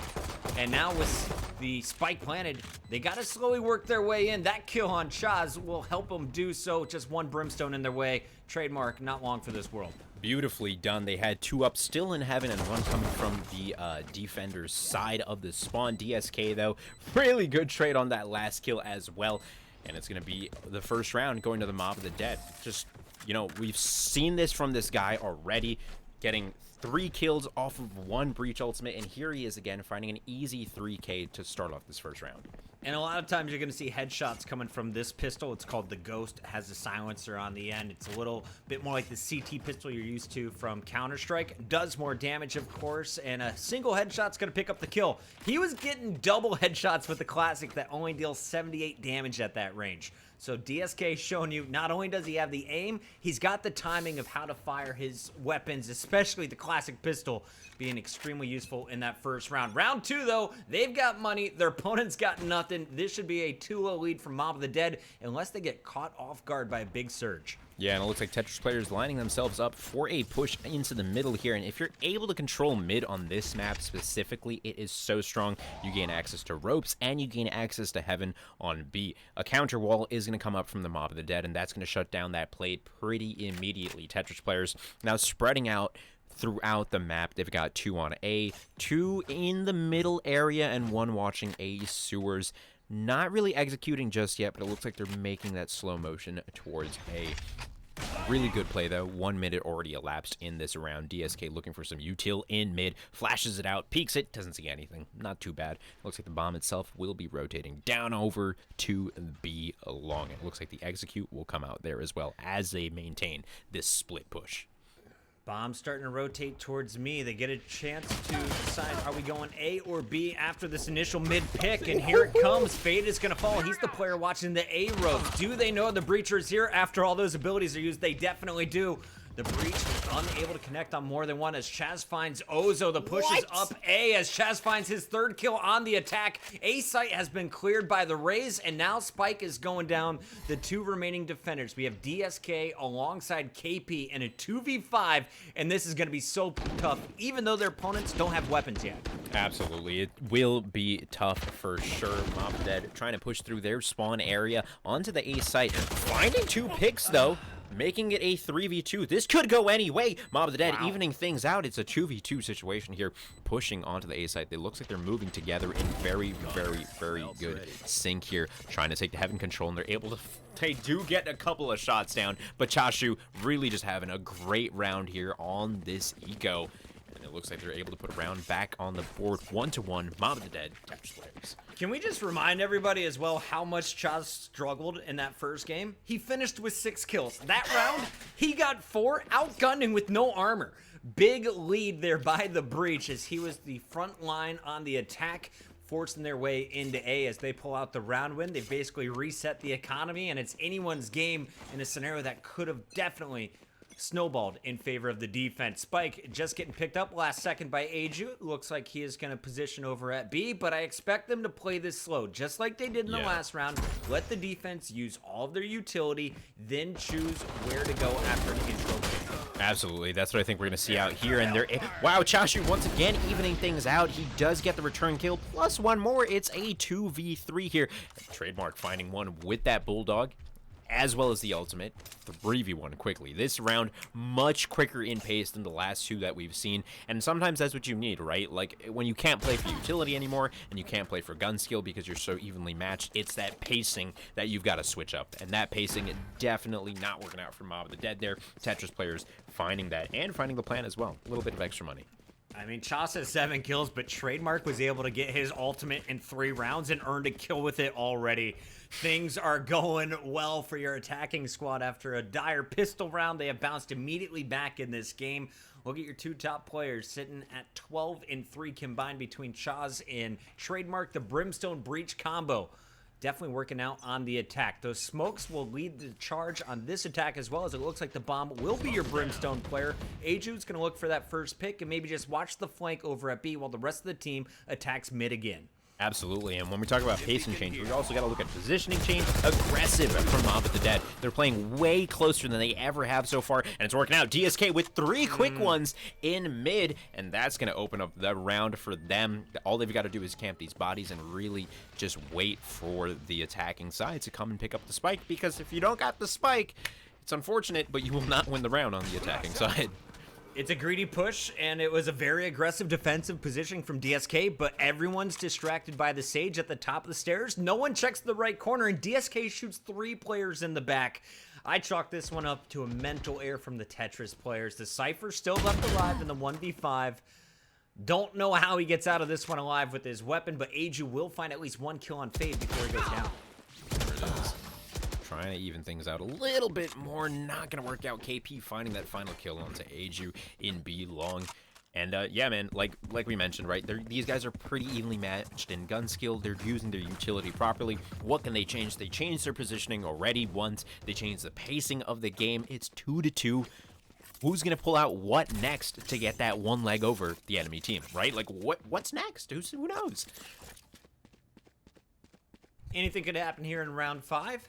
As we take a look at the equipment, ultimate enabled for KP. He's likely to hold the B site alone. They're going to swap the positions of the Sage and the Breacher at mid. Meanwhile, on the attack, they're still stacking 2 at A, 2 near the B mid. They're going for the slow play after the utility comes out.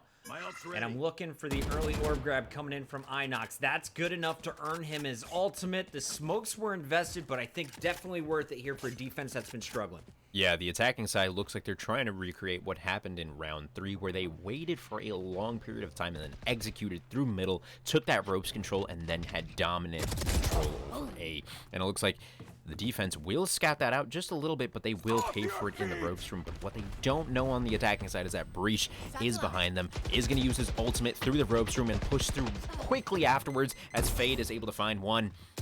And through the back, KP on the flank, able to find another, and the execute comes out onto A, but that Brimstone is waiting and ready. Inox finding that third kill, rather, onto the A site.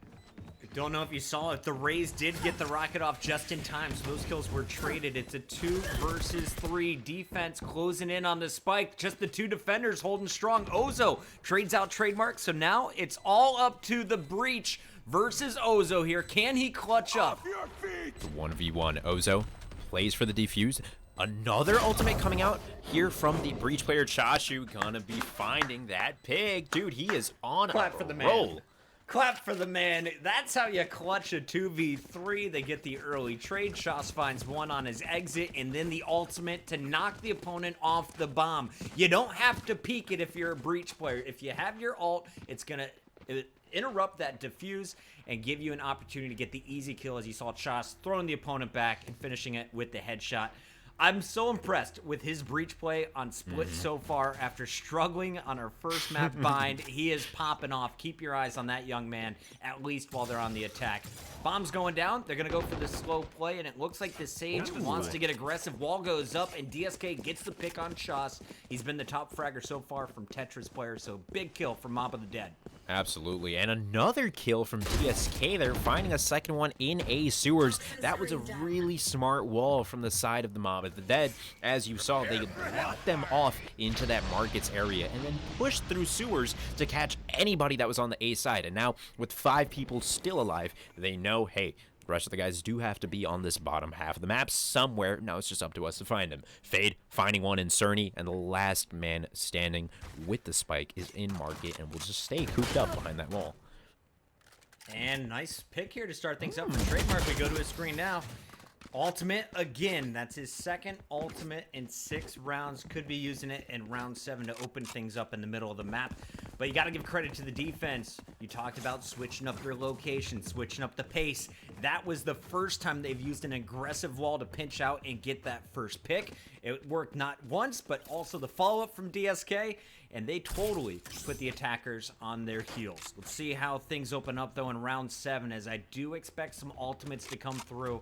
And I hope to see Mob of the Dead playing a little bit more patient, because they're about to get hit hard. Yeah, that's the thing. That's like the scary thing with the Mob of the Dead, right? You don't know. Are they going to go aggro? Are they going to play super defensive? And here on A, they're playing so defensive. They have Sova, it looks like, right under Heaven, and that Brimstone playing as far back on site as he physically can.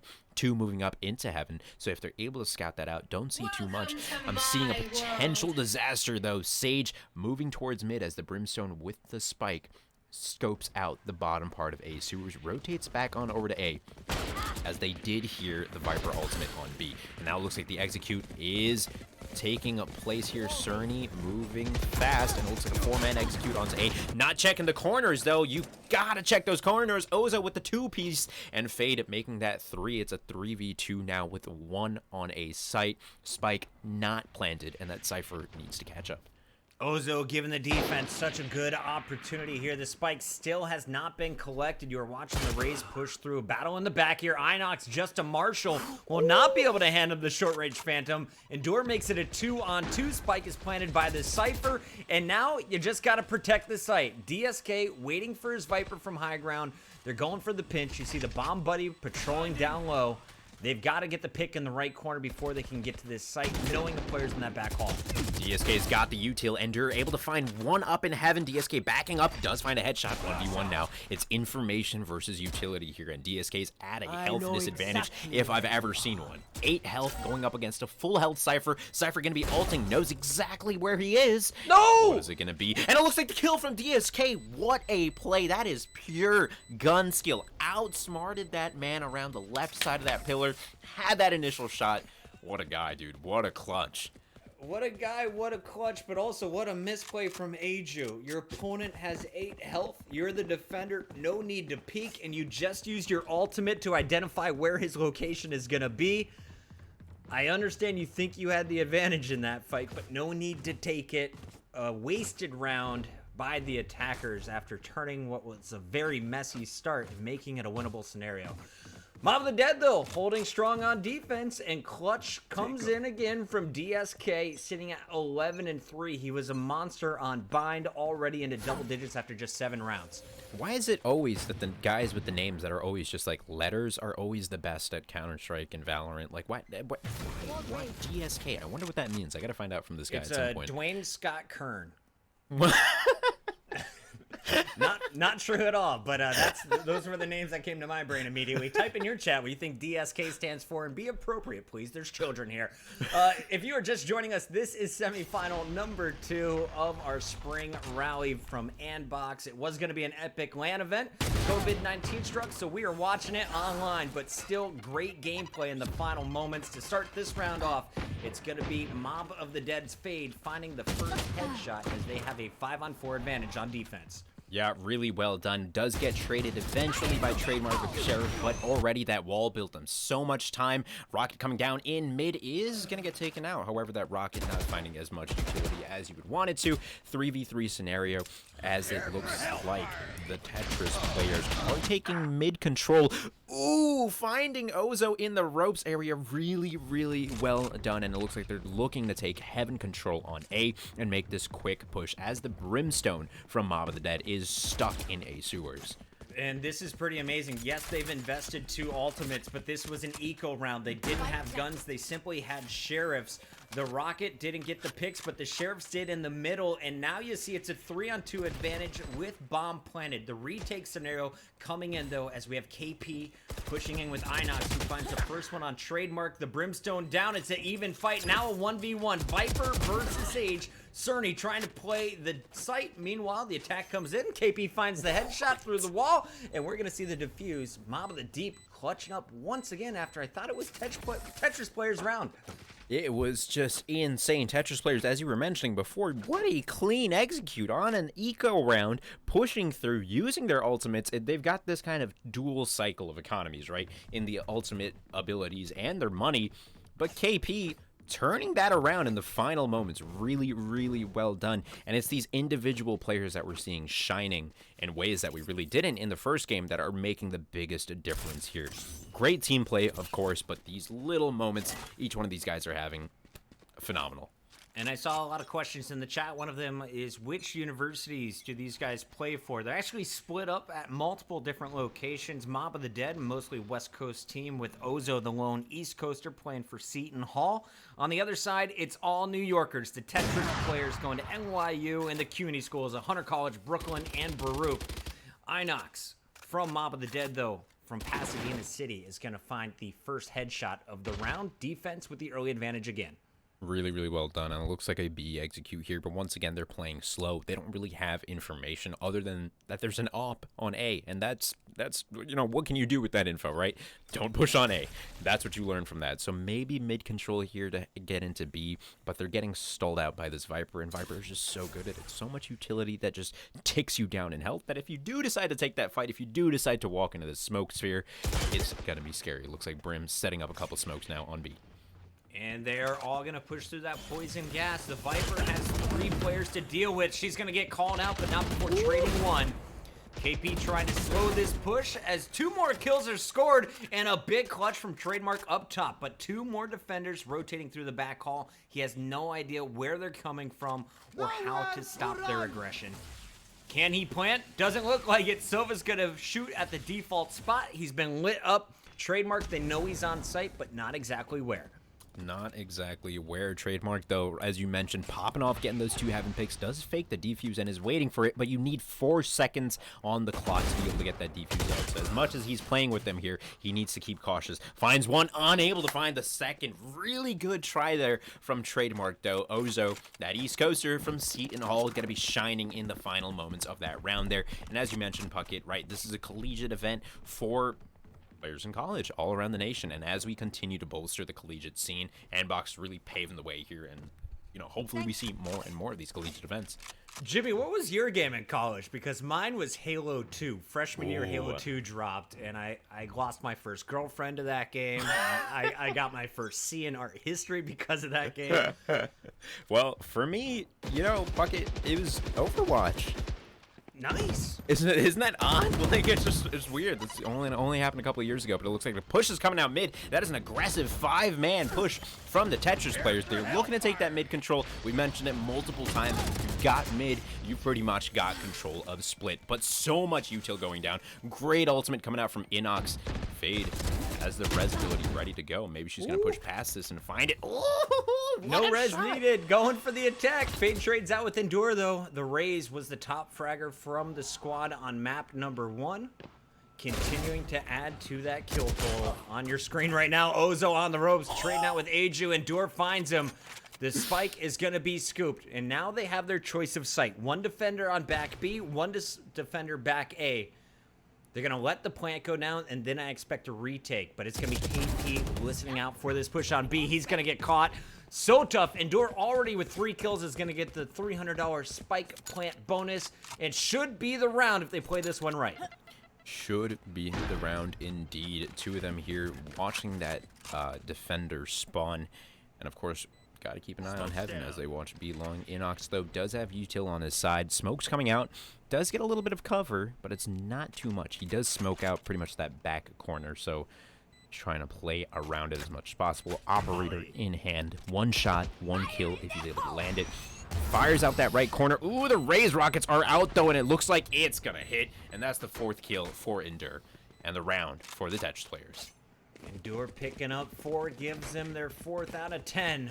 Not the worst attack we've seen on Split. As we mentioned, if you're just joining us, the other semifinal went to a game 3 on this same map.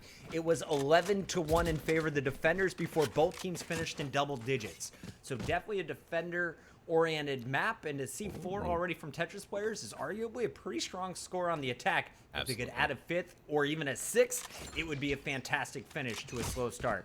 Absolutely. Feeling it, and I think they're feeling themselves now. Tetris players grouping up on a site here, and it looks like they're going to be able to buy, and it looks like they're not executing as quickly as you would hope. But 2 people from the side of Mob of the Dead playing very close to this corner. Tetris players pushing past. Ozo finding 2 headshots, trading back though 2 kills. It's a 3-on-3. A site is clear. However, they don't know that. How much time do they spend clearing it is the question, as Cypher does go for the plant of the spike. Brimstone using his ultimate ability from Heaven, looking to push onto the point itself. A DSK from the back, able to find one. Aju finding another fade from Heaven, finding... Oh, Cerny and KP just makes it look too easy with that double tap. You should not be able to walking headshot with the Guardian like KP just did. That was nuts. Fantastic stutter step. 1 shot, 1 kill on each player. 7-4 defense comes bouncing right back. We go at it in the final round of the half. Yeah, like, final round in the half, as you mentioned, it caught me so off guard. That moving double tap headshot, beautiful from this guy. I try it all the time. My shots go yeah, awry. it never works. But I do have to say, the Guardian is one of my favorite guns. If you aim for heads like I do every single time, the Guardian is going to be your best friend. 1 dink, 1 dome, 1 free kill. I did like the judge coming out on defense. Mob of the Dead kind of broke. Ozo doing some work with his auto shotty. Here at the start, though, it looks like a mid-attack. Both players set up on defense. You have the Sage and the Breacher from Mob of the Dead. And DSK, of course, that Breacher who has been the top fragger on defense up to this point. Yeah, looking like a push through mid once again. They know this is the secret to their success. If they can break through this wall, but DSK is boosted on the high ground. Cerny did not expect that whatsoever. Gonna get picked off first, but a quick return. Chashu Dao finding a pick on a fake through the Sage wall itself, but Inox and Ozo through the sewers. What great positioning. Chashu Dao, though, returning with a couple of kills. That was kind of spooky, man. It's a 2v1, but that breach on the side of the Mob of the Dead is very, very low on health. There you go, Chas. All right, Chas was the hero in round 1 on the attack. He picked up a 4K there this round. He's got to do it all. As he gets the spike, he's going to get the plan off, and now it comes down to the 1v1. Chas versus the in-game leader and captain of Mob of the Dead, KP. And let's see how KP plays this. You look at the utility, it's all gone. He's used it all, and it's all at the B site. How's he going to play this one? KP with the Guardian in hand. Sends out a warning shot, lets him know, hey, I'm in heaven. Come fight me. I'm confident in my aim. Breach, though, holding that CTA. Knows he has to play defensive here. Coming around the left side. Pushes aggressively. Chashu Dao clutching that round out. It was a 3v1 scenario at the very, very beginning of this clutch situation. Chashu Dao, man, making a name for himself after that first game. We were like, what is up with this guy? Yeah. But clearly, maybe it was just the map. Maybe it was just a bad game. He's turned it on. I give credit to him. 6 kills in map 1. You saw 4 in the opening round. 4 again there as they close out the final round of the first half. He's sitting at 15-8 this game. Overall, though, it is 7-5 in favor of our squad that is now on the attack. And let's see how they handle this. Mob of the Dead already with map 1 in the books. Gonna try and close it out. And it looks like an A attack to start things off. Let's see how they play this one. The A attack that we saw from the Tetris players wasn't that quick, right? We saw a slow push that didn't really pan out as well as it could have for them, but it looks like on the A side, they're playing for info, kind of taking it slow as well. The Sage from the side of the Tetris players is playing in that Heaven position, and they've got one on A side itself. Util coming out from the side of the Mob of the Dead, trying to clear out as much space as they can, get some more info as the rotates do come out from mid and from B on the side of the Tetris players. And the action now on the site. Quick kill from Inox up in Heaven, finds Shashu Dao, Ozo returning as well as Fade. It's quickly turned into a 4v1 as this Cypher comes from the back and is picked off. Man, I wanted to give credit right there to Trademark on the defensive end. He was the Brimstone who slowed everything down with that Incendiary to start the round. Unfortunately, when it came to the gunfights, Mob of the Dead, so many headshots in that kill feed.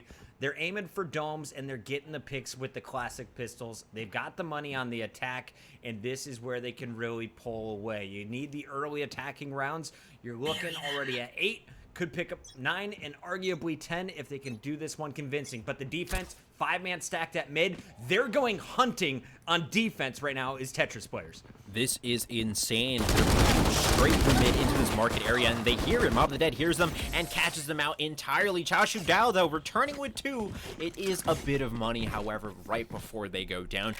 Really interesting on that round. Mob of the Dead was playing super defensively. They set up cross-map Sova recon arrows as well as Viper walls. I don't know if you saw that. They were lining it up from their spawn. So they've got these set strats and set smokes down to a T, and it looks like KP's once again setting something up for this round, but making it easy for them in that round, pushing straight through market.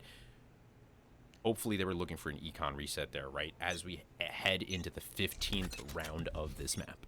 And earlier I said that KP was the in-game leader here for Mob of the Dead. He actually shares that role with Inox, who's on your screen. He's the Brimstone, aka the man who calls in all the smokes. And it looks like those distraction smokes may be coming in right now over at the A site. Meanwhile, rest of the team loading up for the B hit.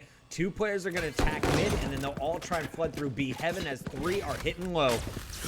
They're spotted out in B long, though. The rotation does come out from the Brimstone on A. Inox able to find one. It's a 4v4. This Cypher smoke gonna slow down things very slightly. Double flashing, though. DSK looking for this entry frag. Unable to find it. Down to just Ozo. 1v3 on point. Able to find one. Ooh, almost finds that second one in Heaven. That was looking kind of close. Dropping Cerny down to 30 health. But that's another round going over the side of the Tetris players. All right, Tetris players on defense. You got money, you got guns. This is where you turn the game back in your favor and force a game 3. Down 3 right now, but able to win a big one when the money was up. Cerny going to be playing the A site alongside the Brimstone. Meanwhile, it looks like it's going to be Breacher Raze in the middle. They do not have a Sage Wall to slow down a mid-hit quick. The Cypher, though, could definitely one-man B. I like the current setup. Yeah, this is kind of interesting, right? Because as you mentioned, that Sage in mid is almost essential to wall off that area. You don't want them accessing mid, but it looks like the Mob of the Dead are grouping up in the market area.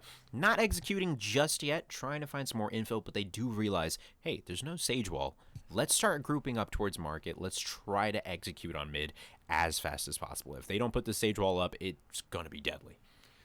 Sage gonna lead the charge on the attack. They could even wall off this B side of the map and then just rush the A road. Only one defender is there. Grenades coming in from Raze is gonna slow down the push. The Sage can heal herself, but Endure is waiting for him on the other side. Satchel Charge goes out and Fade is down. So Endure with the first pick on defense.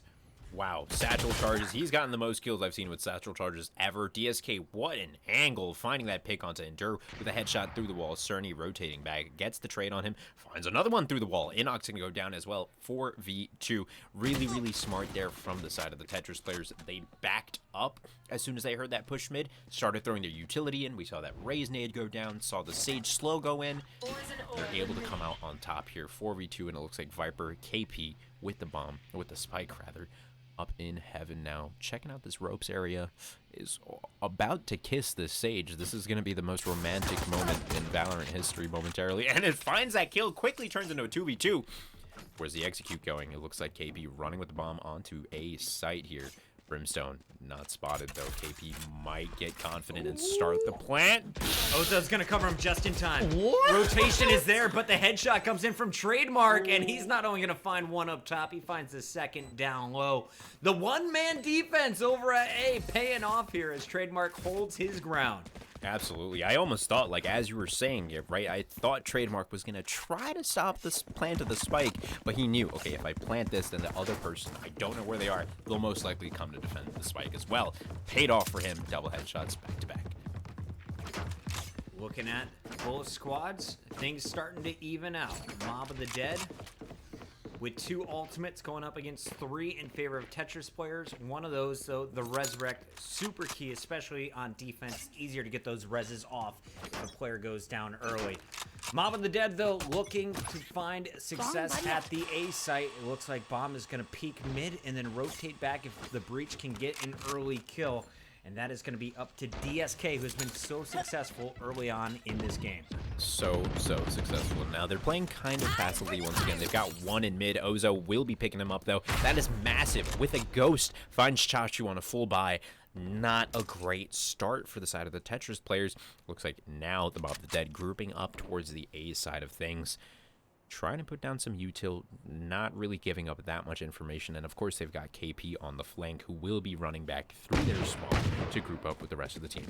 And you gotta love it. They baited out a rocket from Endure, so the Rays without a rocket on defense, but Cerny is holding strong at the top of A ramps, and now Trademark peaks for his 2. You had the A site, or at least you thought you did, but it's the 2 who have been set up here every single round. Clutching up, spike down. The Endure in a very interesting position. Satchel's up. They won't expect him if he peaks, but they've got him pinned, and that is going to be a parade. Trademark finds 3. The other 2 going to Cerny. All A-site defense on lock. On lock, dude. I thought they had that, right? Only 2 people left. A group of 5 pushing onto A. That defense is impeccable. Really, really well done. Hopefully they can continue to replicate that. I really thought they were screwed, like much harder than they actually ended up being with that first kill, going over to the side of the Mob of the Dead. 9-8 though in favor of the Mob of the Dead, who are on attack. If you're just joining us, once again, it's the Andbox Collegiate Tournament. All of these players are collegiate students. Spring Rally, it's been sick. It was going to be an amazing LAN event here in New York City, so if you're a New Yorker, look out for more amazingness out of Andbox. If you haven't already, check out their website, especially gameday.andbox.com, where today you can win $125 in Andbox merch. Trust me, I love it. My closet is stocked full of it. All you got to do, watch the stream currently on gameday.andbox.com/Valorant. Cerny on your screen. He was the hero that opened up with the first 2 kills on the last push. This time around, lets the Viper go, but not long. Finds KP on the exit. We're back to a 4-on-4. There it is, and they've established mid-control. Mob of the Dead, this is what they've been looking for round after round, and now Brimstone trying to scout out this rope area does hear Cerny activate the rope, so he's going to be playing this far right corner. Cerny caught out there. Inox finding that headshot onto them, and the execute coming on B. They do get picked off one after another by Aju. They should have had that round. Ozo returning, however, with the headshot onto the B site. Is looking for some more info, just is kind of out of it at this point. Lands a good couple of shots onto Endure, drops him down to 6 health, but it's just not enough. That's one of the most frustrating deaths in the game. You hit the first bullets, you think you got him stunned, and then you're caught with a heady and dropped on your back. Credit to Endure in that push. He got the first pick, and then he hit, allowing Aju to poke out and clean up a double, then comes back for the 4th and final kill to finish out the round. It is 9-9. Tetris players, very solid attack, now set up to win the game on defense. It's 1st to 13 in Valorant. They're just 4 rounds away. It is so tight. 9-9 here. Let's see what the play is. It looks like 2 of them are rotating towards A with the spike itself, trying to make a sewers play as well, but they've really doubled down on their mid presence here. They've got both the Breach and the Rays holding it down, as well as that Cypher playing back up Chashu. What a headshot down onto DSK. Almost finds that second one, but does get traded by Fade on the Sheriff. 4v3 now. Still not committing to a site just yet they don't have really control of much. KP towards the top at A is trying to find some more information as two of them on the side of the Mob of the Dead push through middle into the rope room. Cerny, such great positioning, finds two back-to-back with KP being the last one on A site right under him. I gotta say, I want to go back and watch Cerny's perspective for the spray transfers. Anytime you see him in the kill feed, he's there with the double, often with double headshots. That time around, all bodies, but drops two at the ropes, heals himself right back up, and they're in total control of the A site every single round. Bomb down in the middle of the map. KP, the last attacker up for Mob of the Dead, is going to be behind enemy lines, but there's one player waiting for him on the other side of these ropes if he transfers to the middle. Oh, it looks like another romantic situation for both KP and Cerny. What a shot on a moving target, moving vertically at that, going down the rope. KP needs to make this quick if he wants a chance at anything. Is running at breakneck speeds as the clock ticks down towards 4 seconds. He's able to hit that spike, and he's able to play off. It looks like that raise. Oh, just gets there in time and just catches KP as he jumps off the bomb. Unlucky there, but what an attempt from KP. Yeah, he was 2 steps away from really having a chance there. Endure turning the corner just in time, and the bullet slows his exit down. 10-9, though. Remember, this was a 7-5 game in favor of Mob of the Dead. 5 attacking rounds, though, going in favor of Tetris players, and Split being so defensively favored is now fully in their control. They've got the money. They've got 3 ultimates. They've had mid presence this entire time with no one able to push through them. Will they be able to lock it up?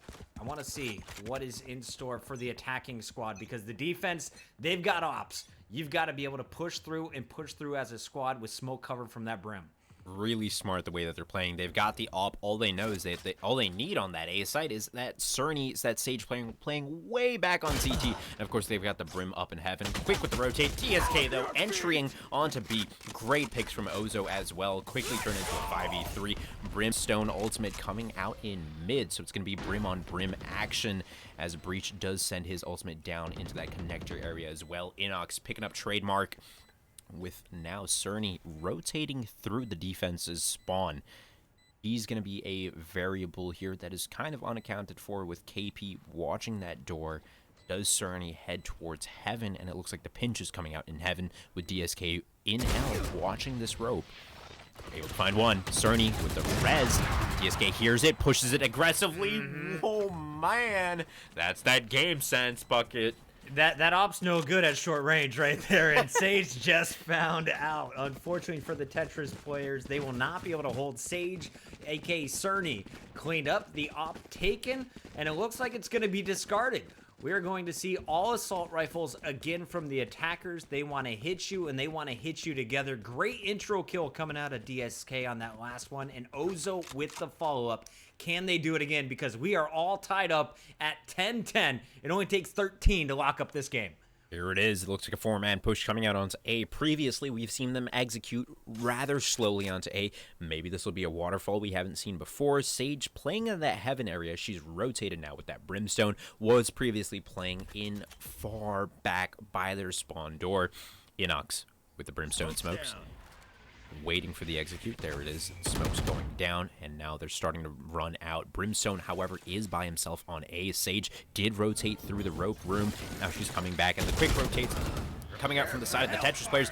Doesn't find one in heaven, though. Does get the trade. That is crucial. 4v4 here. Ult's coming out from the Brimstone. Does find one onto Ozo. Quickly rezzed back up. That's the utility coming out. 4v4 still watching that heaven area. Fade able to find one. 4v3 quickly made into a 3v3. Rockets coming down. Ooh. Not finding a pick. It's a 3v2 scenario. Tetris players at a disadvantage here. They're playing for the retake. And I think that rocket hurt 2 players, but both of them surviving, as you touched on. And Aju comes out now with a double bulldog kill. 2-on-1. KP with his ultimate up can pop it and keep this cloud alive at any moment, but he is heard, and Chas takes care of business through the smoke. Is that what happened with that rocket? So not able to find a final kill there, but does so much damage. Aju just comes through and cleans it up with the help of his boy. That was really, really well done. It worked out. I don't know how perfectly executed it was or if it was a plan at all, but it worked out. Tetris players 2 rounds away now And that was a fortunate one. To be honest, I had it chalked up in favor of Mob of the Dead. The attacking team looked like they had the A site clear. Great attack, good plant. It was the post-plant retake, though. Very impressive stuff from Tetris players. Really, really good stuff. I don't know, like, I'm trying to think, like, where their head's at if you're on the side of the Mob of the Deep, right? Mob of the Dead, rather. Like you said, I chalked that last round up to them, too. They executed so well. And then to just have it slip out of your hands, it's got to take a toll on the mental, right? So we're going to have to see how it plays out over the next couple of rounds. Looks like a three-man mush pid mid-push. Yeah. 1-3-1 they're running here. 3 mid. KP at A. Looks like he's going to go for this peek onto the breach, sitting on the top of this ramp. Looks like they're playing it slow once again. They need to get this pick. They don't want the Tetris players to get that 12th round. Coming back from that is hard. Shout out to the cheerleaders in the chat. Go Tetris. Trust them with your pelvis. Not a chant I would start myself, but hey guys, more power to you. Representing the players from NYU, Hunter College, Brooklyn College, and Baruch. You college kids are funny. Here we go.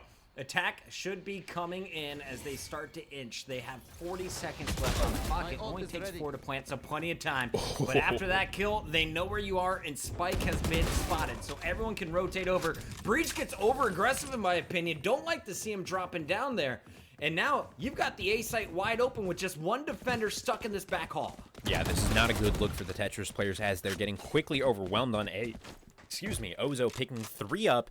And it looks like they're going to reestablish Heaven dominance as Sage goes for the spike plant. Cypher coming from their defense side. Spawn able to pick one up onto the point. And now these two guys up in Heaven need to make an rotate onto the site because they're not playing on the site at all. Cypher, is he going to stick it with the ultimate through the wall? Is able to tag one, looking for a tag on the second. Does find the kill onto Endure. That is the 4th one in this round for Ozo. Cypher, however, playing around the bomb. Inox with the quick scope. Really, really well done to close that out and tie the game back up 11-11. I was really questioning the plant position. I was wondering what the game plan was there, but then I saw the Sova ult. And of course, if you're watching for the first time, Sova the Archer has a bow which will shoot through walls. The energy burst, if they connect on anybody, will also highlight those players' locations. His first burst found both defenders, and they shut it down. 11-11, anyone's game, and even though it was a defensive player advantage map, when it comes down to the economy, it is 100% in favor of Mob of the Dead. Tetris players are near broke. Wow. You saw a few of them running with Bulldogs in what could be one of the last rounds of this game. You just saw on your screen Ozo with a primo recon arrow to drop into mid and spot out both defenders, playing semi-aggro on this cross mid. So he knows if I peek out here, it's going to be very risky, and they've got the operator watching that angle. It's going to be hard. Now he's sending out a charge arrow, knows someone's in that corner. Quick 80 damage, quick 90 damage. Doesn't ever hurt to get a leg up on the opponent. Looks like a split push once again, or rather the rotate from the side of the Mob of the Dead over on to A site here. This is a close game. You're right, chat. It's as close as it possibly can be on split. 11-11. The attacking side was 7-5 in favor of Mob of the Dead. Now Tetris players on defense with an opportunity to clutch here with inferior weaponry, but it's gonna come down to their Brimstone. Let's see how Trademark handles this push. All players are coming his way, and he immediately drops at the hands of Fade. So A-Site gonna be under Mob of the Dead's control, but the retakes have been clean in the last 2 attempts from Tetris. All right, one coming out from Heaven. There should be 2 or 3 rather up in Heaven trying to establish that control. Inox, though, putting a quick stop to Endure's life. Finds another one, Chashu Dao. That is the top fragger going to be going down in a 3v1 scenario. This Sage on the side of the Tetris players up in Heaven. Fading him away. That's a quick headshot, and that will be round 12 going on over. to the Mob of the Dead. I was going to say Mob of the Deep again. It's all good. I'm going to keep dropping it. 9 and 18 for Aju. Cerny has definitely slowed down at 14 and 21. Trademark Endure staying above that 21 mark. On the other side, Ozo was negative about 7 rounds ago. Last time I checked his score. Now he is top fracking for Mob of the Dead on the attack. That's when these recon arrows can be so key, and he is showing you everyone in the book. He was showing you the heaven shots over at B earlier. This one is what lights up mid. There it goes. Let's see what info he's able to find. Not much. It didn't look like that was They're learning. Right. Yeah, that didn't look like they're the learning. right. If someone was on the stairs or if Chaz was out in the middle, they both would have been spotted, but this time both playing deep. There it is. B push coming out. Smoke's coming out as well. The ultimate from Brimstone is going to do a lot of damage and, in fact, finds that kill onto Aju.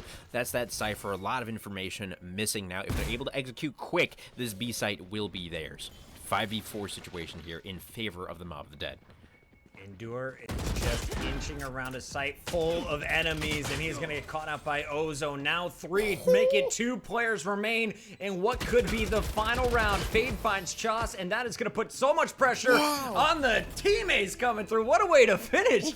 All 5 players picking up an individual kill in the final round as Mob of the Dead is going to lock it up and stay perfect in their bracket run. We were highlighting it earlier. 2 O's, 2 O's, 2 O's across the board. Well, here's another 2-0 to add to the scorebooks. Absolutely insane way to end that round. A flawless victory in the 13th and final round of that game.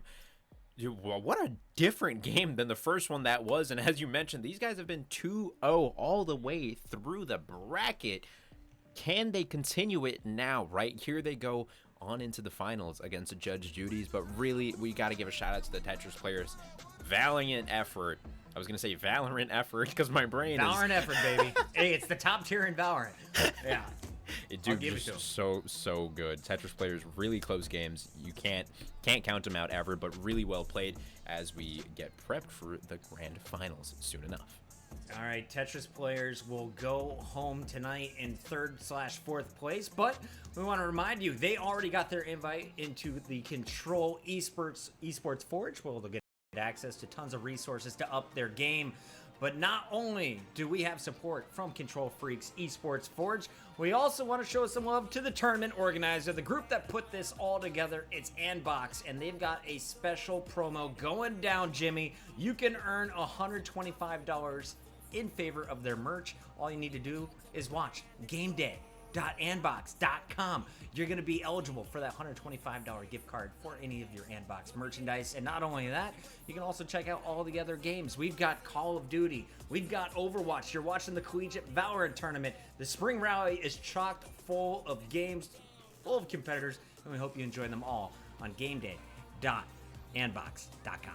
Absolutely, yeah. You know, and Puckett, we were talking about this earlier, right? If you're watching this tournament and you're really, really looking forward to playing some Valorant when it gets fully released, right now it's in closed beta, pick up Aimlab, right? If you need to make that transition over to console from, to PC from console, Aimlab is a free way to do so. It helps you refine your aim with machine learning and AI assistance. It's really awesome, it's free, and it's on Steam, so if you've just made a PC looking to get into Valorant, pick it up. Absolutely, and last but not least, we got to show some love to Corsair. I mentioned it earlier. I love all of their peripherals. One of my favorite companies to see at any BlizzCon or any of the other big gaming expos. They've got some of the sickest rigs in the industry, and not only that, they got the keyboards, the mice, the headphones, all of it good to go. Corsair supporting this tournament, and we hope you support them as well. We're heading to a quick break. When we come back, Jimmy, we've got so much more gameplay, including the grand finals of the Andbox Spring Rally. It's the Valorant Collegiate Competition, and we've got 2 epic teams, Judge Judy, facing off against Mob of the Dead. Don't go anywhere.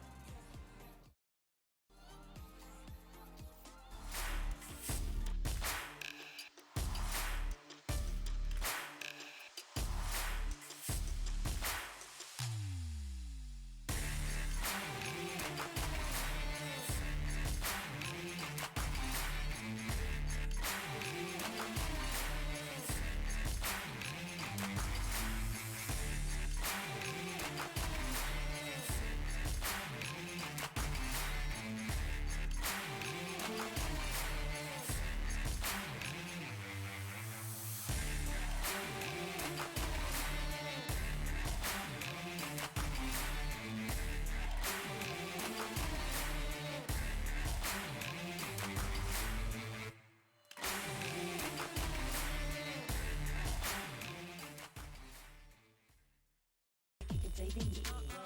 Kicking flavor, yeah. That kicking flavor, yeah. Come here, let me whisper, yeah.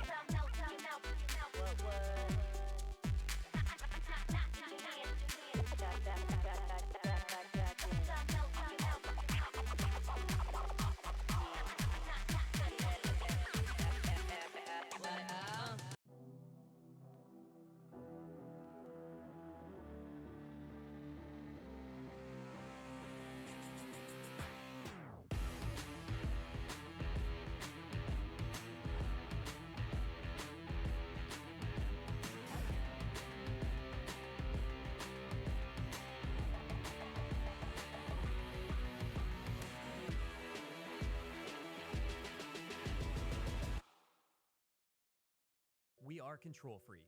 Our performance thumbsticks are the world's most advanced thumb grips. Snap this performance thumbstick onto your analog stick and it will add up to half an inch of height. This extends your stick, or lever, giving you more arc distance from full stop to full stop. Added height lessens your analog stick resistance and makes your small aiming adjustments easier to control. This translates into better accuracy, comfort, and control while gaming. Visit KontrolFreek.com and explore our multiple heights, styles, and colors to find the best fit for your game.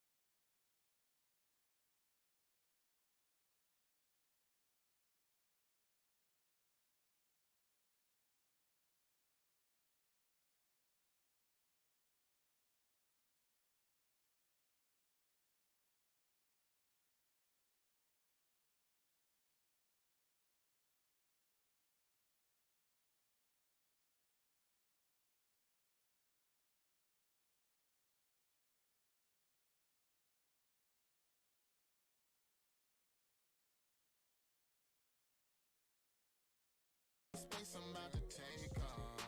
Get on my way, yeah, the frequency been way up, way up. Get on my way, it's too easy, it's a layup. Give me my space, I'm in my pride. I was a prisoner, all of the mind. Now I'm a traveler leading the line. They wanna cut me, I'm bleeding divine. Home of the greed, land of the slaves. No, we ain't free, still we do great. No, we ain't free, still we do great. Yeah, still we do great. I gotta say it and say it and say it again. Me and the devil ain't making amends. I've been a rebel since Lego and friends. I gotta make it and spin. I set the trend, king of the fall. Home of the winter, by spring I'll be gone. I don't be putting it all on the ground, so they never know what the hell I be on. My way, I need space to get the fake off. Get out my way, I need space, I'm about to take off. Get out my way, yeah, the frequency been way up, way up. Get out my way, it's too easy, it's a layup, layup. Look, I was just a little bitty boy with hopes and dreams. Then those hopes they manifested to nobody dope as me. Hoop dreams, rap wars, it's pop culture, that's gorgeous. Skywalker, that force is quite strong that I'm born with. Fuck a goofy cornball clout chaser claiming rap. You the reason why I left. I got bored, I'll take it back. Y'all asleep, you taking naps while I'm busy taking names. Ho, lyrical assassin, cock it back, I'm taking aim. Get out my way, I need space to get the fake off. Get out my way, I need space, I'm about to take off.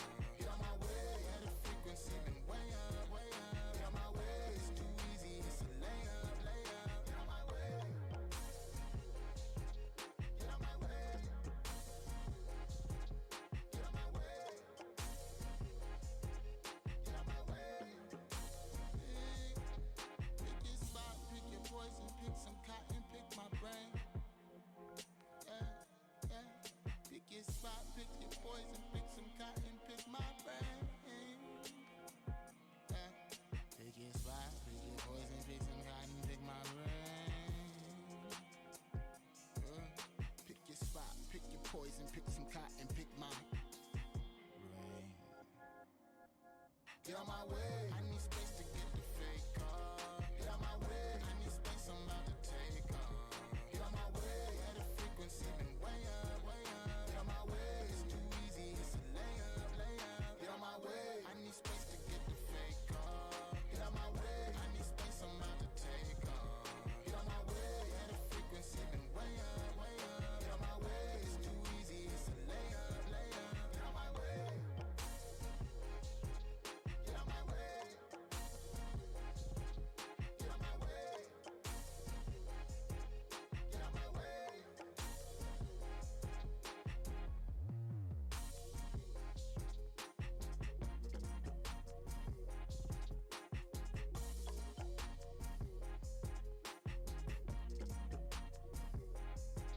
Get out my way.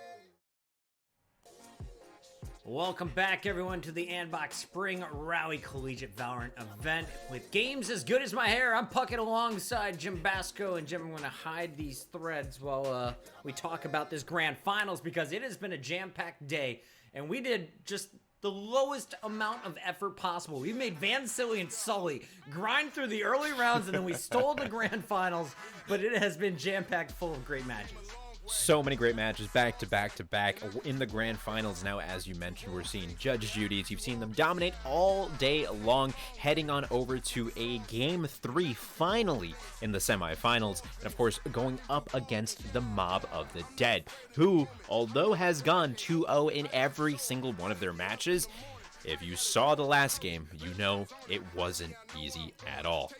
Let's take a look. Yeah. Crushing, man. I mean, 2-0, 2-0, 2-0. You look even further in the bracket, it's nothing but 2-0s. On the other side, though, Judge Judy's has a guy named Zig, and we're going to talk about him in a bit. But first, got to take a look at our final standings. Want to give a big shout out to S tier, the Rutgers, Scarlet, Knight, Black, ASU Esports, and Two Knotted Friends, who all made it into our top 8. But really, it was once you get into the top 4 that you made the money. $250 going to Tetris players as well as Team BAM. And more importantly, we still got $1,500 to go, with $1,000 going to our winning team in this final best of 3. It's gonna be an absolutely insane game as we load into the very first round of the grand finals between Judge Judy's and Mob of the Dead, with the Mob on the attack here with a push towards A site. It looks like a quick one through short on A with Ryun finding one, and Ox returning with the kill onto Biff, and it's just a skirmish, a bloodbath with that Roomba finding another kill on the point as well. Go Zig or go home has been the monster for his squad all day long. Keep your eyes on him. Also, we're going to flip that scoreboard for you, I believe. It's going to be go for Zig on Judge Judy's, as Judge Judy's is going to feature players like Fade on that Sage. Shabu on your screen, though, has been playing Phoenix all day. He's had big games. He's had slow games. His last one was enormous. The decider game 3 in the semifinals to get here. Unfortunately, he's taken down by KP. It's a Sage versus a Cypher as KP gets picked by Ryun. It's going to be Judge Judy's out up first, 1-0. Really, really nicely done.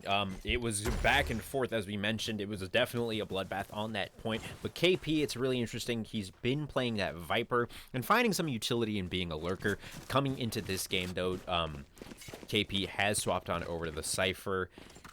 They do lose that initial round, so, you know, as we've been talking about it over the past couple of the games, your econ will be kind of messed up going to the second one. We're looking at a low-cost buy from the Mob of the Dead. Expect pistols, not really much armor. Judge Judy should have this one in hand. And I say that lightly because we've seen things go awry real quick. Bind got really weird when the pistol round came out clutch in favor of the Eco squad. Mob of the Dead on those pistols playing defense here. Well, at least have the bomb sites in their favor. The opponents have to breach their way through, and Zig is going to get the opening kill, the headshot on DSK, but not before he deals a little bit of damage. The orbs are being grabbed as well, and if Zig gets one more kill, he could have a second round rocket. Meanwhile, Spike still in spawn, and those defenders are all charging through this window. It's about to get bloody. Judge Judy's looking for this kill into the garage area onto KP. Ryun finding 2 with Looter trading back on his death, and Judge Judy's going to be taking this 2-0, and it looks like it was a double eco round from both sides there. So Judy's in a fantastic position to take this round and have their economy in a great place for the next couple of rounds moving forward. Yeah, you saw it was Biff and Zig who started with Spectres. Everyone else stuck on the pistol round, and things worked out. So they will stay 2 SMGs and 3 assault rifles on the attack, trying to keep that economy intact. Meanwhile, defense has fully bought. You lose this, you're crushed again, and you are going to be poor. So a big round 3 for Mob of the Dead. Let's see how they set up on defense. It's going to be Brim and Breach playing the A site. They've got Ovo, there's Sova playing mid, with the Cypher soloing B, Sage watching those big doors, and already the rocket finds blood. Zig finds 2 this round, and they have the A site wide open. Ozo is rotated, but he's going to get overwhelmed. Oh, Ozo finding one. Ryun getting the res down onto Looter in a long as well. Mob of the Dead do have 3 on A site with Fade on the Sage looking to rotate, but as he rotates, KP and Ozo finding 2 back-to-back. Now it's a 2v1 scenario flipped on its head. 1v1 now. Mob of the Dead, 2 Sages going mano-a-mano. Playing just around the himself. Yeah, that wall not working out. Oh, that's messy. Wow. Oh, it's messy. That's messy. Clutch it up on defense. Walls off, and unfortunately, the peek comes through straight into a headshot for the attackers. Judge Judy's with an opportunity to break the bank, but Mob of the Dead holds strong. They've got money to go here in round 4, as their opponents will be coming at them with pistols. Really, like, Puckett, you and I both know what he was attempting to do there in blocking off that tunnel, but it doesn't work out. Just a little bit of a peek is all he needed to secure that round on the defense. But so crazy, right? Zig started off so strong with that rocket kill and boost himself twice to get further into long. It looked like it was going Judy's way for sure. 2-1 though, in favor of Judy's. Still a close game, and it looks like they have some intel on someone in garage. And I want to give credit to that Sova on your minimap. That's going to be Ozo. He's one of the few players that we have been keeping eyes on in that position. He's very good at the rotations getting to his squad. Biff on the attacking side, just with the Sheriff, is going to hold the team's flank as everyone looks to be hitting A. Just a breacher here to hear the rotation. He's short A, won't see anyone going long, and they're all still walking. So Mob of the Dead at this point has 0 intel, and they're actually stacked on B. Wow, the great shot here on the guys pushing out through A long, clearing heaven and putting down some utility onto the A tons on the left side, clearing out their short area as well. They're able to trade a kill 4v4 as the rotate does come out into heaven and into this bit of a tunnel on the left side of A here. Playing very defensively, though. They need to make a move onto the point, and they need to do that quick. Ryun from the top. From the back side, rather finding one. Ozo returning. KP with the second one. Double bulldog action here. 3v2 off that, pushing onto the point with the player advantage. Double peeking there. KP putting Zig in a really bad spot. Now they've spotted out the Phoenix in short. Knock. Wow. Oh, I thought he had it. He nailed the first 2 shots and almost lined up the third. Fade with his second clutch for Mob of the Dead when he's the last man standing. On the side of the Mob of the Dead, they had a lot of faith in their teammates. That they were like, yeah, my teammate's got short. He's going to get the Phoenix. Phoenix returns with 2 kills. That's something you're never really prepared for. Shabu almost making a name for himself in the 4th round there. But as we head into the 5th, we're all tied up. It's 2-2. Mob of the Dead, very familiar with this scenario. It's something that we saw many times in the last game, but, you know, they've come out 2-0, 2-0, 2-0, time after time. Will they be able to do it again? Who knows at this point? And it looks like it's going to be a split push from the attackers, not really committing to any site just yet. And both teams should be basically poor in this one. You're going to see some Vandals, some Phantoms, but also some Bulldogs. You can see some Spectres in here as neither team able to go for the full buy. Spike's still down as you have your Judge Judy's looking for an opening pick before they decide where to go. Zig is going to be working with the Cypher on long A, meanwhile Ryun working with the Phoenix in the middle of the map. That's going to be Shabu, who was near clutch in the previous round. I'm looking at the defense, though, and I see the 3 ultimates. I think that's the decider, and they're going to leave Ovo at B. He can shoot through walls either to C or A if the spike does happen to get planted. Yeah, Ryun does have a little bit of info here on someone in garage, and it looks like this is kind of a execute through garage. Could be onto C, could go towards B, but the ultimate from the enemy Sova trying to get some more intel does get Looter there and spots out Ryun. Oh, but he returns with the pick there. Still a 4v3 situation with the defense being favored here. Dropping the bomb. Now making a quick move over to B, is spotted out by that Sova recon arrow. You do have to be caught in that shockwave to get revealed. So if you're able to hide before that wave hits you, you'll be good. But unfortunately for Ryun, he gets detected. Walls off the left side, and it looks like a push onto the B side with Ryun clearing DSK off the point itself. And KP finding another one in the back. Wow. They had the round in the palms of their hands, and as quickly as they received it, it was gone. I think it all came down to those ultimates. You saw the Sova ult come out, that gave you the first pick, then Ryun trades on your Sage, but it's all good because you still have B control, and then, of course, the Brimstone ultimate forces everyone out of hiding as you clean up the kills on the retake. Smart round from Mob of the Dead. They invested just 2 of the ultimates just as 3 other players come online. So 3 ults to work with on both teams. It's going to be up to Judge Judy's to break, and I expect them to go A. That's where they're finding the early success, but they haven't been able to hold. Have not been able to hold, right? That A we saw collapse in one of the first rounds, and Ziggs is just deadly on this long peak. He is so accurate, and he knows how to move with that raise as well. Just quickly double boosts himself through long the last time we saw this happen. Brimstone smokes coming out. Enox with a shot through it, nails that Sova. That's just disgusting. But Ryun finding the res on him. Not a bad play. However, they do have the intel on the side of the defense that there is something of a storm forming towards long. Spike not spotted just yet. DSK finds one, and the rotate call is made as Sova, Sage, and Cypher make their way over to the A side. Biff is going to trade out DSK, and here comes Ryun. Inox is going to be cleaned up, so Opper is down. 3-on-3 scenario, and Spike did get planted. Fade working with his Cypher on the retake. That's KP, who was playing Viper a little bit earlier. Meanwhile, Ozo already up in heaven, waiting on his teammates before he goes for the peak.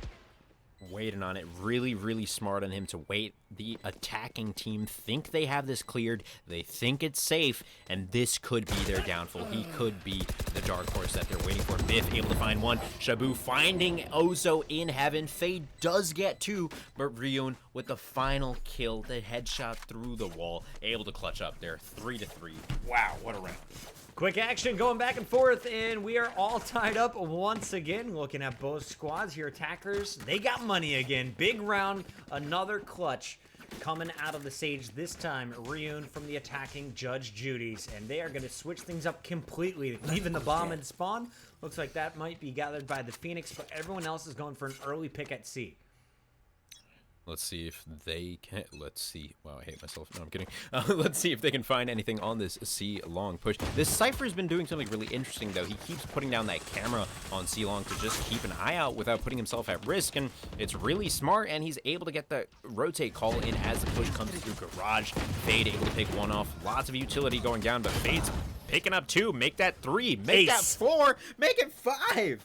Oh, it's a looter. Ace coming out for Fade. Just too easy. That C looks like it's locked down, man. Perfect ice going down, slows everybody, and then Fade reaches double digits with 5 kills in the single round. A perfect ace. We are going again. And this has just been back and forth, back and forth. We never know what to predict. You can see both squads with money, one with an op. That's going to be Inox, who's been very successful on maps like Bind at range. Looks like this time around he's going to be playing the long A site and could be going for an early peek if he's met by Ziggs there. Ooh. Meanwhile, Fade peeks and immediately Ryan puts him on his back from an ace to out first. There it is. Ryan's been waiting and watching that angle every single round because he knew eventually that Sage was going to try that cheeky wall boost. If you don't know about it, in Garage, you boost up right behind the wall and, well, not right behind it, but behind that double door, and you can shoot through the top. KP finding a pick out in the cubby of C, finding two. Unexpected play there, flipping the round. 4v3 in the favor of the defense team here. Exactly where you Satchel charge. Hate to see it coming your way. Love to see it on the attack. And she's got the spike as well. There was a Sova in the way. He's going to get cleared out. So bomb should be going down. Everyone's in the back alley. And it looks like with Rays planted, they've got Shabu watching the garage door. Cypher on backside. This is a good setup early on for the the now defense. Judge Judy's, who were previously attacking. Ooh, big breach ult coming out onto the point. Is it gonna be able to find any value with Zig just watching this corner unaffected by that ultimate ability? He's narrowed the enemy opposition down to one who is quickly eliminated by Shabu. Really well done. And once again, Puckett, it's tied up 4-4.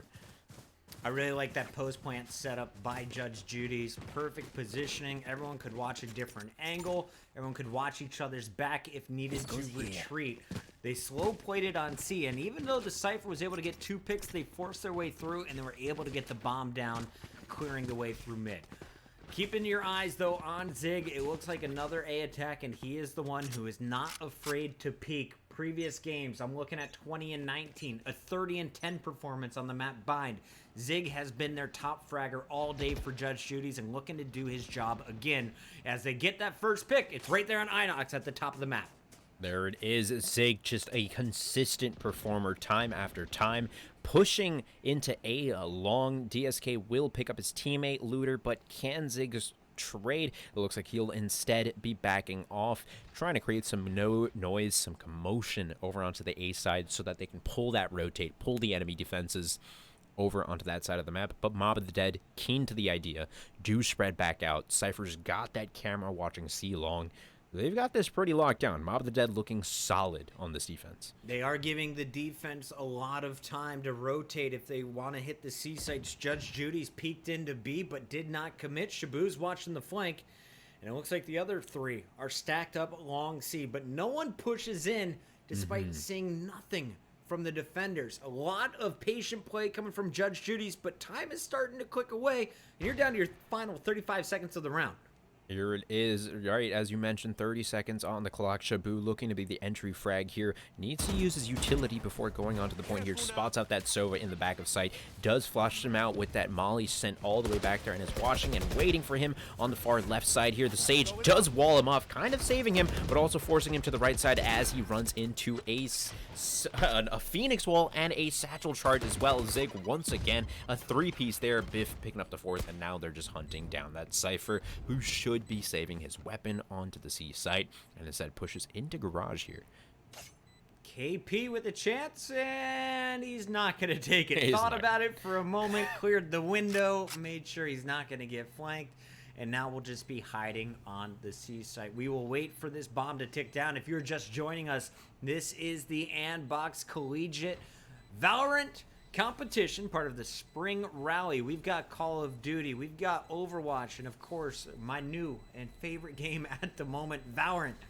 Check it all out on gameday.andbox.com, and you could earn yourself $125 in Andbox merch. At the end of that round, we will see Judge Judy's improved to 5 and 4. Ryun at 12 and 6, right there alongside Zig have been top fraggers on the attacking side. The A site is where they're getting the early picks. The success has been spread all around the map, though, when it comes to plants.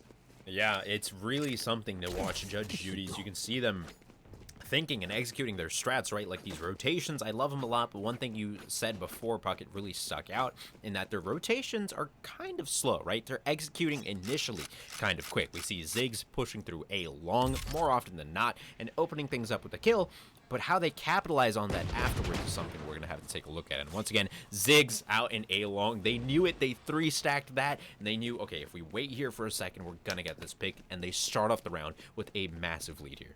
Which is huge, because this was basically an eco round for Mob of the Dead. Only the Guardian left from the previous round in the hands of KP. Everyone else rocking Sheriffs and maybe an SMG. But they are waiting till the next round for AR. So not only do they get the kill on Zig, they're going to get the rifle as well. And with the man advantage, they are very much in this with 3 ults still on defense. Shabu looking to use his utility onto B. No one currently on the site, but they're being flanked from the left and the right, and this Sage is also looking for a push through that garage. KP, it will instead be the first one out the garage doors and is able to pick up 2 back-to-back with Fade on that SMG. Not great at range, but boy, does it shred at that close of a range. Shabu in a weird spot here, able to find 2 back-to-back. Call him Hitman. Healing up now. Was low at 18 health. It's him and Brim. Sorry, rather, He's going to Shabu clutch, man. by himself yeah, here. Shabu's in the 1v2. He had to do it there. It was a 1v4, and he finds 2 of them with the Stinger.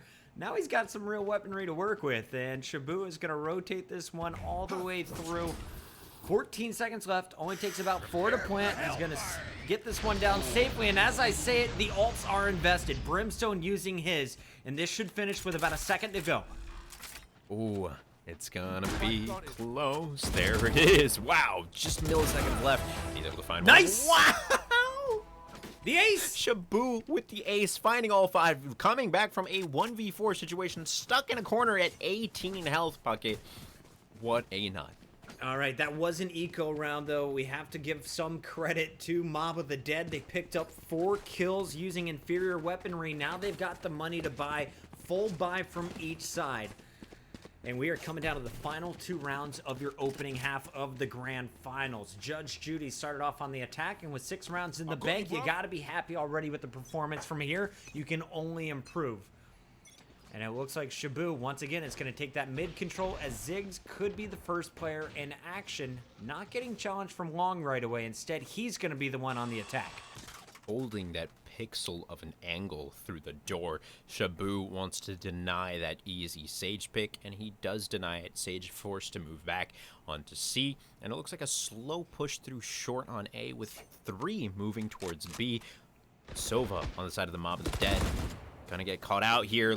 Looter, really good entry frag there as they look to set up on B. Spike making a quick movement from garage side onto B into middle, and it looks like they're gonna be able to get the Spike down momentarily with 2 stuck on the A side of B and 1 Cypher coming through their spawn.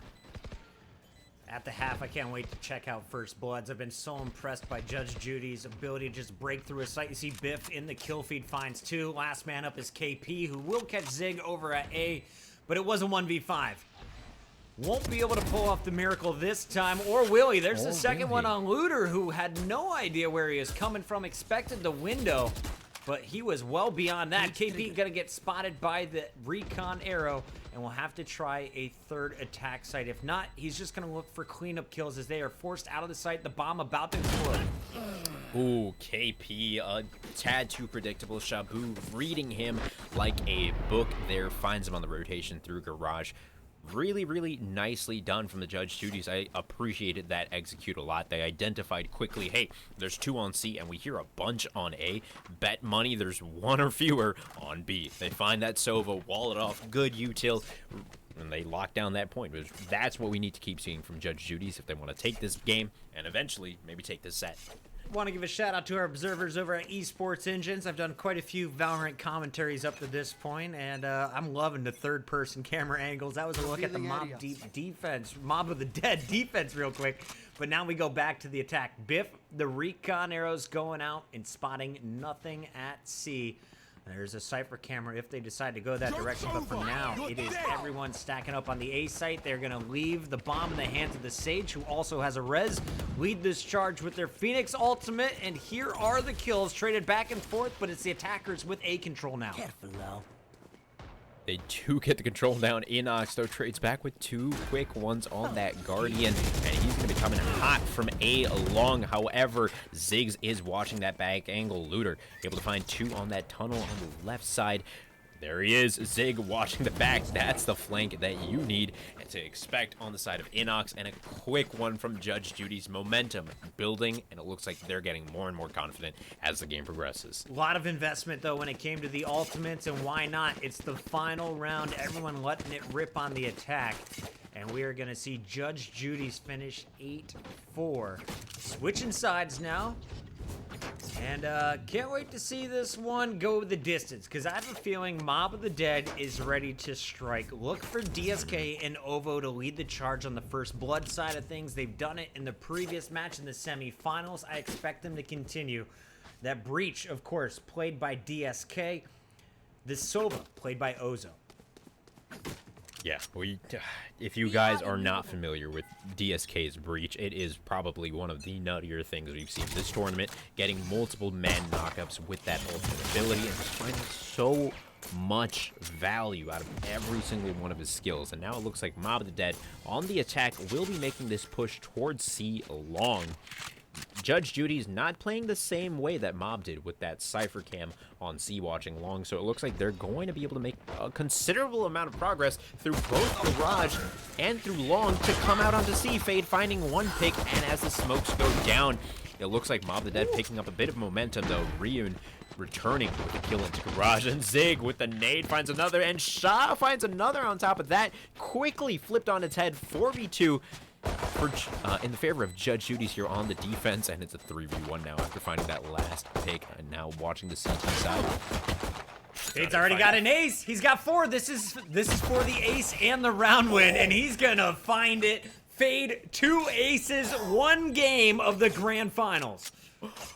That is nuts. I thought for sure that nade from Zig was going to explode midair just before Fade was able to get him, but Fade landing those shots so clean, and I guess they didn't expect the Sage to come out wide swinging from CT with that pistol. But as we mentioned before, the eco round right after a lost pistol round is always interesting, as we're watching Judge Judy's pick up not 1, not 2, not 3, but 4 shorty shotguns. Fade is ridiculous. 2 aces, 1 game. He's only got 16 kills, though, and last time he got an ace, that put him up at 10. So he comes in spurts, and when he does, the whole team feels it. But let's see what he can do now with the squad at his back. They are going to be pushing up C, and they've got the weapon advantage, without a doubt. The defenders simply sitting on sheriffs. Some may have body armor, most will not. The best thing about running shotties in the round right after pistols is you have to play with their minds super hard, right? You can't give up any information, because if they know you're on shotties, they're going to keep their range and just go A long or something.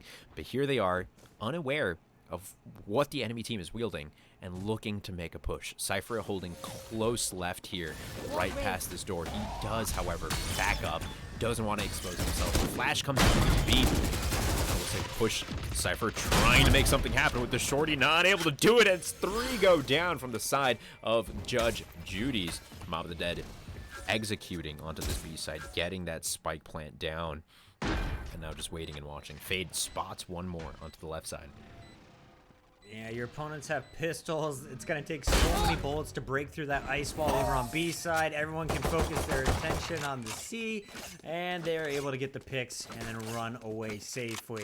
Strong attack so far from Mob Deep. They ended their defensive half 8-4. Now it is 8-6 after winning back-to-back rounds. They're going for a third in a row. And you can look at the other side. Money, it's going to be scarce here. Zig and crew, they got to go for a big win for Judge Judy's. Absolutely. They've got to make something big happen. As you mentioned, Puckett, right? That attacking advantage, those wide swings, just being able to play with the confidence that you need to make something happen is really helping Mob of the Dead here. And this is something we've seen repeated in the past couple of games that we've been watching these guys. They do get spotted out in C long, and he kind of lets it linger on him to maybe try and draw some more options. See, the quick push through Garage is not going to get stopped. They do trade it out. It's a one-on-one. Now it goes 3v3. Once again, quick trades. Bomb will be picked up. Spike Res will be picked up and planted on C as 3 members of Judge Judy's look to push through CT and Garage. Ooh, this is tough. 3 on 4. You don't know where they're going to be. You have to peek and then try and react as a squad. 2 players watching Garage. Whoever pushes through that door is dead. So the players coming from the back have the best chance, but everyone else is down long C, and that's exactly the line of sight that bomb is planted for. DSK checking the flank. Smart move always. And it looks like it's a save. The Dead. Yeah, it looks like it's a save. The call has been made as Judge Judy's run back into their spawns. Not a bad idea. We were talking about Econ earlier. Does get screwed very easy if you're not careful in these early rounds. 3 players were sitting on $0 for Judge Judy's after the last buy. They needed that round to stay alive in the economy game, but with 3 weapons, anything could still happen. Do they stack a site, or will they evenly spread? We're about to find out. It looks like they're going with the same old plan on defense. The attackers, they've been moving around the map from B to C. Now it looks like an early stack at A before KP will make the final call. 8-7. It's a close game, man. I feel like I'm playing these rounds with them from how stressed I get watching every single of these actions. Judge Judy's looking like they're playing a little more defensively this time around, but it's been hard to tell what that nade comes out of. Huh? Was that just a misplay from the side of the Mob of the Dead? Yeah, I was going to say, that's definitely Judge Judy's nade coming in. Where did that even come from? I think she got aggressive through the doors there or chucked it up and over. But I got some raise nades to learn, I'll tell you that. Yeah, that was insane. KP now with a quick push onto B site, looking for the spike plant in the midst of 2 enemies on the point. Zig popping his ultimate, not going to find a kill with that, and KP just sitting in this corner where he's planted the spike. Oh my god, get in the face of KP, and that is what happens. Mob of the Dead, quick 16th round victory there, 8-8. And I don't know if you saw it, but my boy Fade just put up another 3 on the kill feed. The Sage starting to pop off here on the attack. Keep your eyes on Fade from Mob of the Dead, the first to break 20, 21-9. Wow. Double positive. He's got some reses in there as well. A huge impact player for his squad. And you think 10 of those kills were in ace rounds for his squad, both which he was the last player alive. Inox on your screen to open things up is going to be the bomb carrier, and he is going to drop that off as he rotates C. C hit is wide open. Just a Sova, just a recon arrow. Their money is weak, and there may be a Sage rotating in time, but if they hit it fast, they will find success. Here goes Fade pushing through into A long with the spike following closely behind him. Not going to go through short, however, they do get spotted out, and the rotate comes out quick from Judge Judy's Phoenix to drop into that tunnel area. It looks like they're rotating back now that they know that they've been spotted. It looks like they're meandering in this area for some time, really making Judge Judy's think, what do? Do we overcommit to A, or do we send some back to B and C? What's happening here? Looking at the minimap, they are ready for an A hit, so not the best place to charge in if you're Mob of the Dead at this moment. Flank still being watched, as everyone is just going to take their time. Now it's time to make the push, though, and with double camera setup, you can see the action is definitely going to be A. There goes the breach all, and here comes the push. DSK leading his own charge is going to find the stunned Cypher. Looter gone. Now it's going to be Ryan picked off. The opening kills are here. DSK, he's going to be covering as bomb goes down. This should be a successful A plant and defense, as no one is able to break in. Nobody is able to stop DSK. He entry frags like no one else in this tournament and just finds success consistently with it. Now a 4v2 scenario. Fade catching him on the satchel charge jump. And the last Sova will be going down to Fade as well with the headshot. DSK popping off just a little bit there at the end. You can sense the mental is going back up on Mob of the Dead. Here they go, regaining momentum as we head into round 18. And if I'm doing my math at home correct, yeah, that's 24 picks now for Fade. You saw the team shot on multiple of those defenders trying to retake the site.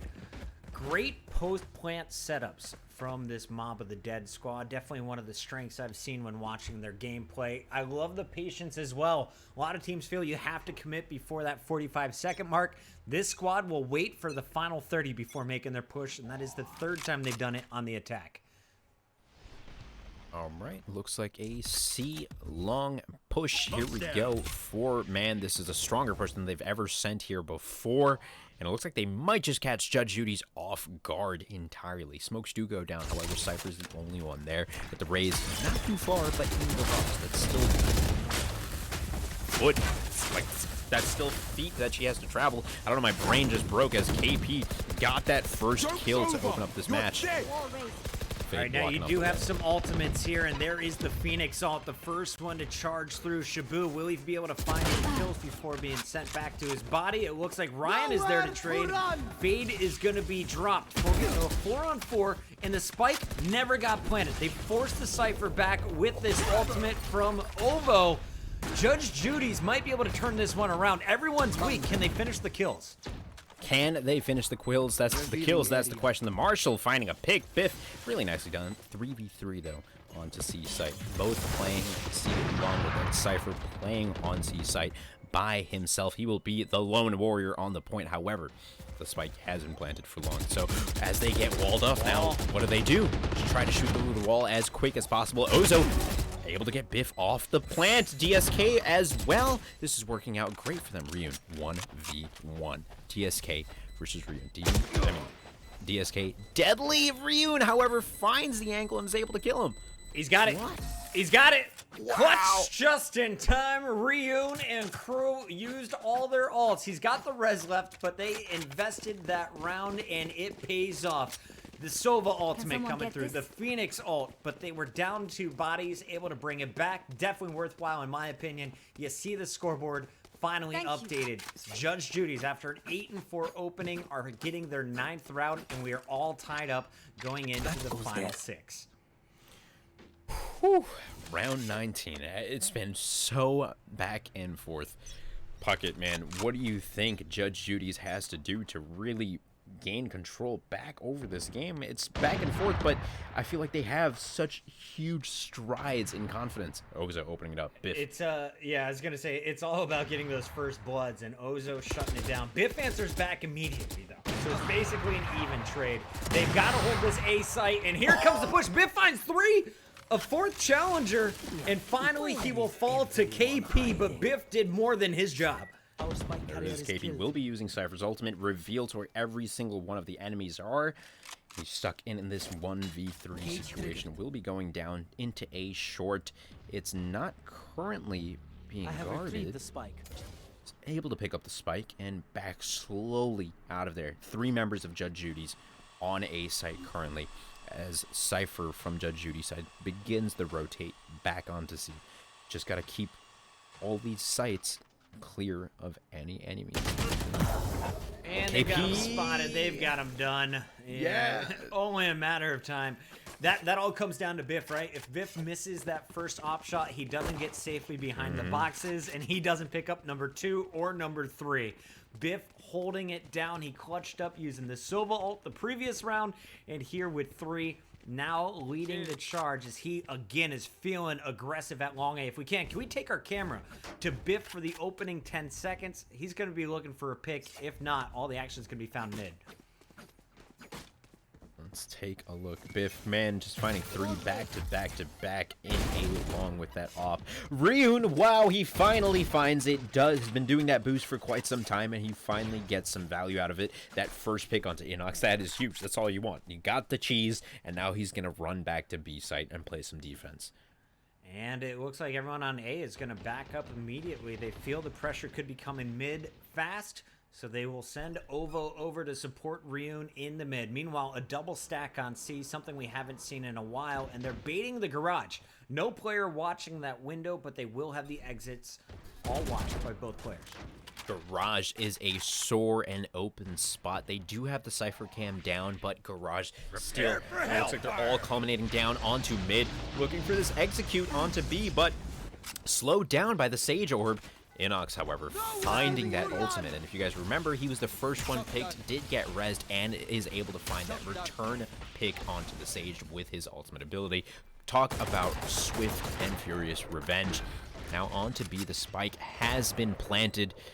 Biff on the right side with the Guardian in hand. Trades coming out back and forth. 3v2 quickly turned into a 2v3 for Judge Judy's on the defense here. Now a 2v1 in favor of Judge Judy still. Mob of the Dead behind Cypher, looking for the play, coming around the left side, finds one, doesn't. Zig is so quick, man. If you're watching from above, he is just rotating that rifle from left to right as quick as he can. He peeks perfectly at the right time. As soon as that first bullet goes off, he snaps, hits the heady.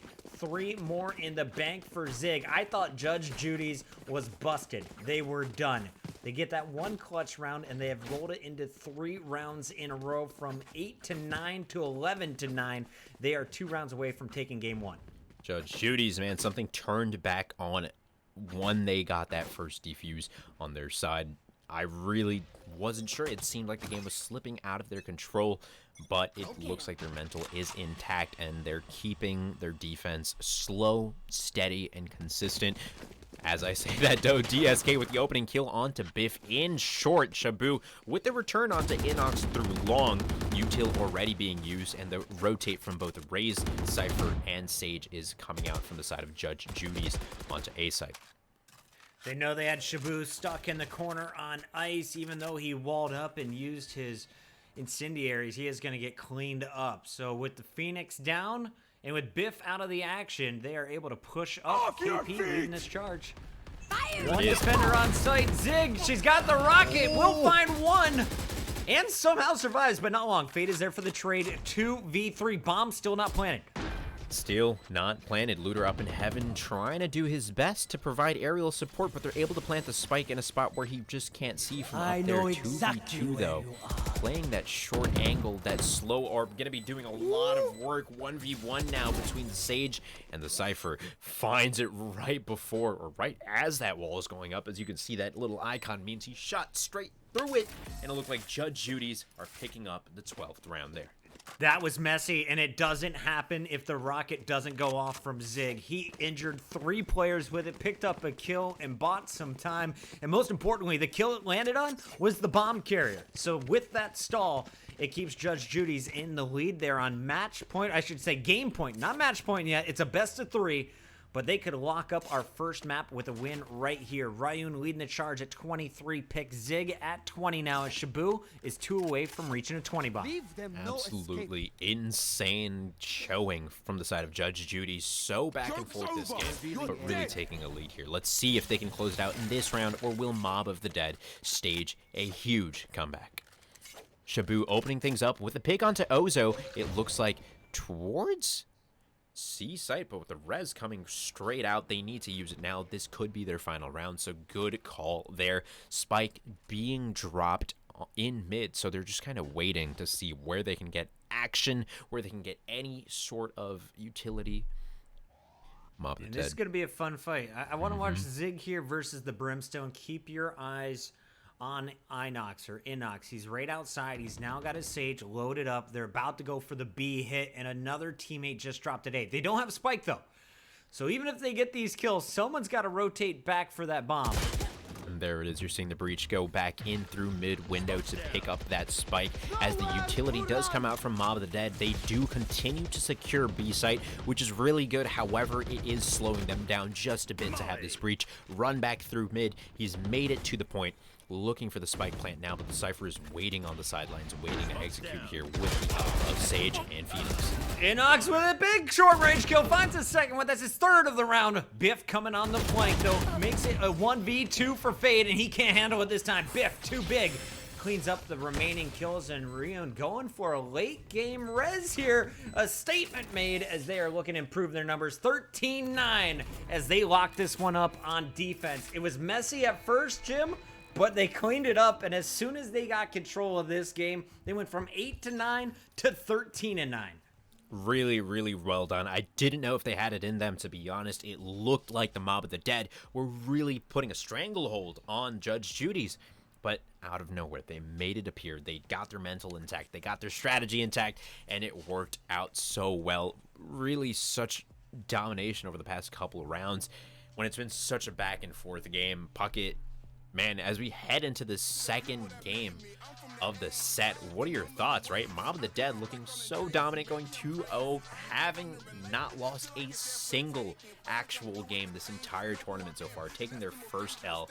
What are your thoughts? First L, don't play him on Bind, right? This was our first time watching him on Haven, and it was a little bit messy, but they look clean on Bind. So it's going to be interesting to see which map comes up next. I do want to call out, though, this game was chock full of aces. Shabu got one earlier, and everyone's been talking about it in the chat since, what, the quarterfinals?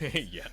Keep your eyes on Fade in this series. The man is doing work for Mob of the Dead, and I'm not giving up on this team until he goes down in the round.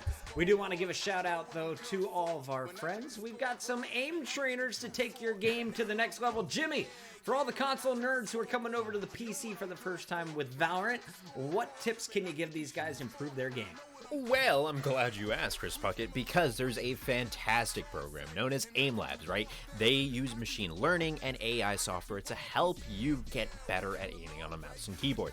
So if you're watching this stream and you've never played on a PC before and Valorant looks like a lot of fun, go pick up the program. It's free on Steam, which is also free to download. So 2 free programs for the price of nothing. They're free, and you get to work on your skills and make that transition to becoming a PC player. And they're not the only ones. Want to show some love to Control Freaks. Of course, we have Corsair and Andbox, the team that is putting this all together for us, the tournament organizers for everything in the spring rally. I keep saying Royale. I've done so many Royale tournaments recently. The spring rally. It's been amazing. I was watching Overwatch earlier today with a ton of college teams competing in that. We've got the Call of Duty Gunfight tournament going on. And of course, you are watching the Valorant event. So many sponsors, so much going down, but we want to show some big love to Corsair. We mentioned it earlier. Corsair, they do it all. They can build you a PC. I've got tons of Corsair gear in mine right now, but not only that, they've got the peripherals you love, from some of the best mechanical keyboards on the market to headsets that are cheap and easy to set up to mice that are just as good as the one you're using. If you need to get hooked up and you're looking for a one-stop shop, Corsair has you covered. We're going to a break. When we come back, we'll be shouting out all of our sponsors here for the amazing event, and we're going into Game 2 of the Grand Finals, baby. The best colleges from around the world, the best college athletes competing in one of our favorite esports. This game is Valorant.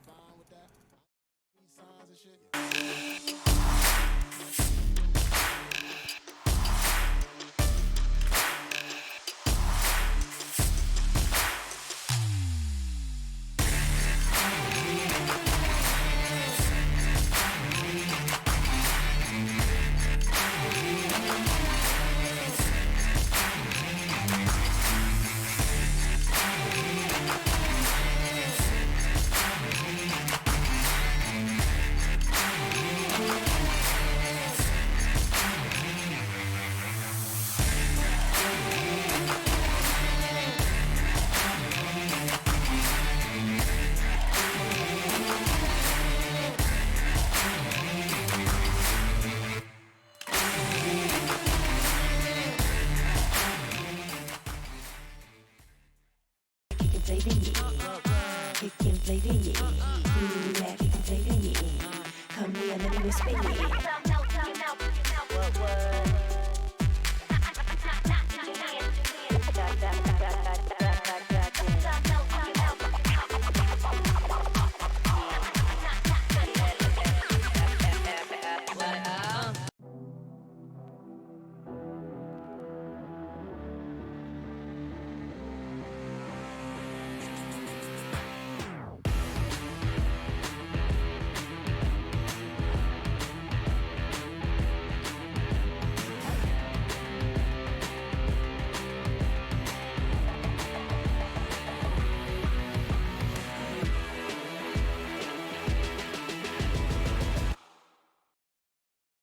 We are KontrolFreek. Our performance thumbsticks are the world's most advanced thumb grips. Snap this performance thumbstick onto your analog stick and it will add up to ½ an inch of height. This extends your stick, or lever, giving you more arc distance from full stop to full stop. Added height lessens your analog stick resistance and makes your small aiming adjustments easier to control. This translates into better accuracy, comfort, and control while gaming. Visit KontrolFreek.com and explore our multiple heights, styles, and colors to find the best fit for your game.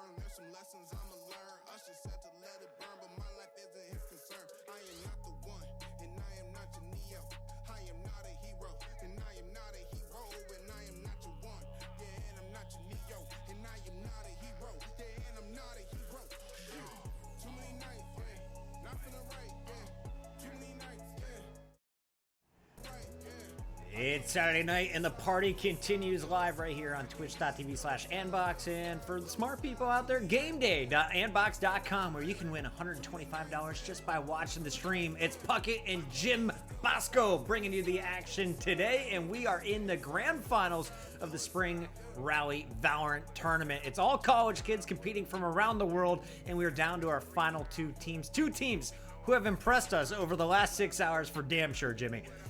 For damn sure, you're looking at Judge Judy's currently up 1-0 in the grand finals, giving Mob of the Dead their first loss all day long. Judge Judy's, however, were in a familiar scenario as well, up to the semifinals that went undefeated, and that match went to 3 games. Judge Judy's, however, closing out last game 13-9 after being down, 9-8 in favor of the enemies there.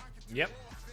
Just absolutely stunning, Judge Judy's. And once again, you're seeing the final standings up here. First place will be taking home $1,000. Second place taking home $500. In third and fourth place, we've got Tetris players. Great match we saw earlier as well. And Team BAM. And as we're running down from 5th to 8th, we've got to say thank you to everyone who competed in the Andbox Spring Rally. It's an awesome event being run for collegiate exposure on a national scale, rather, I should say. And it's quite a success. We had over 128 teams sign up for this. Love it. We got a lot of East Coast folks here from Judge Judy's. Meanwhile, Mob of the Dead made up of a player from Cal State Northern. That's KP. We got Inox from Pasadena City College. San Diego State represented by Fade. And DSK is playing from Ventura Community College. Ozo, though, from Mob of the Dead, also here from the tri-state area, playing as a freshman at Seton Hall. We love that all of our teams have come together and not just supporting one campus. They're coming from all over California and the East Coast. Judge Judy's, though, back in control, and we're on the map Bind. They will be going up against Mob of the Dead, who was definitely dangerous in that first map before running out of gas late game. Fade on your screen, though, was their key player. He picked up 2 aces, and one of them was in the very first round as he looks to do it again with the classic pistol. Here we go with the push into Hookah. Fade being the entry frag on Sage. That's not something you see a lot. Generally, you want to keep her alive, but as you mentioned, Fade absolutely popping off with multiple aces in the last game. And here comes the push from the Mob of the Dead onto B site, picking up 2 quick ones. Spike plant will go down, and the utility to block off that backdoor entry has come out as well. Puckett, what's it looking like for Judge Judy's here? Oh, I'm liking it. And you see the way Fade put his wall? He's going to heal himself real quick, but that's going to split up the players and elbow. One was trying to push from CT, the other one was pinched. That Zig here, and they know they've got Zig spotted out. So with one player keeping eyes on this direction and the others all focusing back hallway, it's almost a guaranteed round. Almost a guaranteed round, right? That's what we've heard multiple times before, and as you say it, the guarantee does come through. 5-0 in that first round, a flawless victory to start things off. Mob of the Dead looking strong there, and it looks like the teams do flip. Judge Judy's taken out. Yo, name a better entry frag duo than DSK and Fade. We saw them on Split playing the mid. They were the players watching both sides of the ropes. Here they are running together through Hookah to open things up.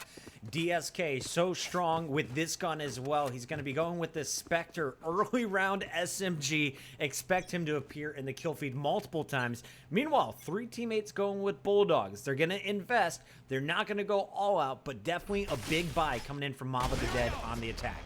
Yeah, it looks like they're looking to hit B once again. Not sure if they're ready for the 2 in Hookah, but DSK with that through the wall, able to take both of them out with the help of Fade and the quick push onto B. The callouts come out that its site's pretty much clear. Now they've got to put some util down onto the CT side of things because they know they got to watch for that rotate. KP finding one on A site with that lurk. We talked about it before. He's back on that Viper, and it's a second flawless round for Mob of the Dead. Man, when you get hit by the aftershock from Breach, it's the worst feeling ever. You just got a pistol. It takes so long for that ability to go off, and when it actually hits you, it comes with a bang. Another entry kill from DSK is going to start things off well for Mob of the Dead. I'm looking at this guy to be the MVP of the team if they somehow walk away with the grand finals. They are down 1-0, but in total charge of this game up to this point. Bind has been a strong point, though, for Judge Judy's last time, especially the Raze player who hasn't seen any action on A yet. Keep an eye on Zig, because last time he was here in the semifinals, he dropped 30 and 10 on this map. slowed down immensely by that Sage slow orb from Judge Judy's there. It looks like they're trying to execute back on B from Mob of the Dead, but they do drop the bomb in long and are looking to start with a pick before really committing here. And the teleport play is always an option on Bind. Of course, that's the crazy thing about this map. You've got that 2 TP setup. Of course, KP on Viper is still flanking, and now that they've made the noise on B, it looks like the slow rotate to A. This is something we've seen from them in the past, right, Puckett? And DSK's keeping everybody here. Look at how he is slowly using his utility to fake a push through this hookah. He's making so much noise that 4 players have full rotated to the B site. There's only 1 lurking at A, and he's about to find everybody. The flash is there, but he is going to be dropped on his back with Shabu gone. This spike is going to be instantly planted. Did Shabu buy enough time for the rotate back, though? It looks like Ovo already here with Zig, and with the grenades going out, Zig is going to try and flank while everyone else is supporting the spike. Go Zig or go home, and he does go Zig, finding one with that nade there. Fade returning Mob of the Dead. Wow, what huge picks there, back to back to back, quickly making it into a 3v1 scenario. Zig, though, you can't count this man out. 63 health left to his name. Tries to stick the defuse here. Bold move. Fade pops his head out and is able to take the head off of Zig himself. 3 rounds going to the Mob of the Dead. Yeah, Zig was running out of time. I think he just wanted to get it halfway, then take a gunfight. They knew what was going down. Mob of the Dead jumps right on him, and he will be cleaned up. Judge Judy's would love to get a view of their money right now. What's the economy looking like? Are they investing at all after the big buy? 3-0, and you just got beat in the mental game, so you can see it. You got 1 sheriff, make it 2 sheriffs now, a ghost on Zig, and Looter is investing the $200 for the shorty. They're going up against 5 assault rifles on the opposing side. This is going to be a rough one, to say the least. Mob of the Dead looking super, super confident. Maybe it's Mattress, maybe it's Maybelline. Fade with the double headshot. They lined up there for him. Wow, you were telling us to watch out for him, and watch out we are. He is just popping off round after round, quickly turning into 5v2. Fade already with 3 picks, and not even a minute has gone by in this map. And you were saying it earlier, you don't need your Sage to be the entry fragger. Ideally, she's in the back healing people who took a little bit of damage while winning the fights. But when your shot is on, you gotta play confidently, and especially when the opponents don't have body armor. That's what I'm seeing Fade play his most aggressive. Great entry, gets the double, they get the spike down, they get the bonus money. They're guaranteed this round win, because there's no way 2 players with pistols are about to run through 5 assault rifles with 20 seconds before this bomb blows up. Yeah, looking very good from Mob of the Dead. Judge Judy's attempting to make a play here. Realize they don't really have that much value in saving the pistol, so maybe they'll try to get a pick or 2 and scavenge.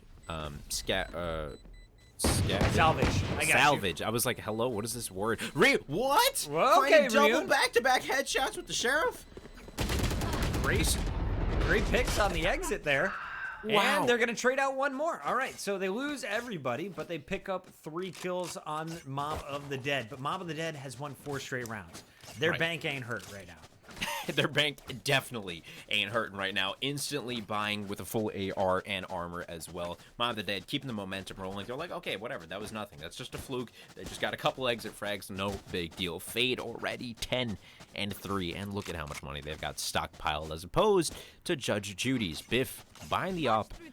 No money remaining. Doesn't have a kill to his name just yet. And Shabu, our ace meister from last game, struggling to put some points on the board. All right, with Biff investing in the operator, that tells me that Judge Judy's feel this is their round. If they go broke here, they are going to lose the next 3. And with 3 players getting dropped instantly at the B site, make it 2 players, this is going to be rough. Now the 3rd is going to fall as Zig is going to trade out. And it's just 2 defenders from Judge Judy's left versus all 4 of Mob of the Dead. There we go, 4v2 onto the B site. Biff able to pick one up. That is, he's putting himself on the board, so we can always appreciate that. But will it be enough? 3 people still left, and here he is peeking through CT door. Take flight. Trying to clear every angle that he can. Sends out the owl drone. Not a bad idea as Shabu gets taken out right outside of B long. And here is Biff getting... What? He hit it through the smoke. The exit kill on KP, and he's just going to play for this op now. The question is, will Mob of the Dead chase him? I hope not. After that, I think that was a message sent through the smoke with the flick headshot. That was clean. Alrighty, if we can, Observer, go ahead and hit that tab button and bring up the scoreboard when you can. I want to see what money is looking like going into the next round. That's a guaranteed round win, and you are going to see Biff get away with his life. All right, most of his teammates sitting around $4,000. One of them sub 3,000. So Biff could buy for them. And it looks like that is going to be the game plan. It is a buy minus Shabu, who is going to have the judge sitting at 0-5. Shabu, one of the key players, one of the X factors for this squad. When he's popping off, the judges are in charge. Judge Judy, they won the first game, but they are roundless here in game 2. Roundless in game 2. What? I mean, you know, Judge Judy's, it's hard to count them out because we saw them at such a deficit in the last game in Inox, though. Starting off the round with the return kill from Biff, starting off the round with that Brimstone ultimate in this U-Haul area, is able to find one. Biff returns with the op kill from Heaven. KP pushing quick onto A, and it looks like that spike should be able to get planted here, keeping their eyes on Heaven as well. They know that Sova is ulting from there. Biff getting 2 with that ultimate ability that usually is pretty easy to evade, but if he catches you in a bad spot, that's the end of that. Looter finding the 4th kill, and now it's just up to KP. Finding one in U-Haul. Such a big round, and you gotta stay alive. You can't throw away these guns at the end. You're already broke. Every kill counts. And Ryun is able to clean up the final one on KP as they will lock up their first round on defense. But Judge Judy's, they've got to roll this into 2 or 3 rounds in a row. You got to stop the bleeding right here. That was the start. Now you really got to seal it. Here they go, man. Biff on that operator, keeping his distance and really making the most out of this information gathering. Champion on Sova, and he did a really good job. That ultimate ability of his, if you aren't familiar with it, does shoot through walls, as Puckett mentioned in the last game, but it's very easy to dodge. You can just kind of hop out of it, but if they do get you in a good position, it does a lot of damage, and it hits hard. So here we go. Looks like Mob of the Dead pushing towards B long, with 2 going through Hookah, trying to catch this Cypher out. Tripwire is planted, spotted out behind the box. Great shots from Fade.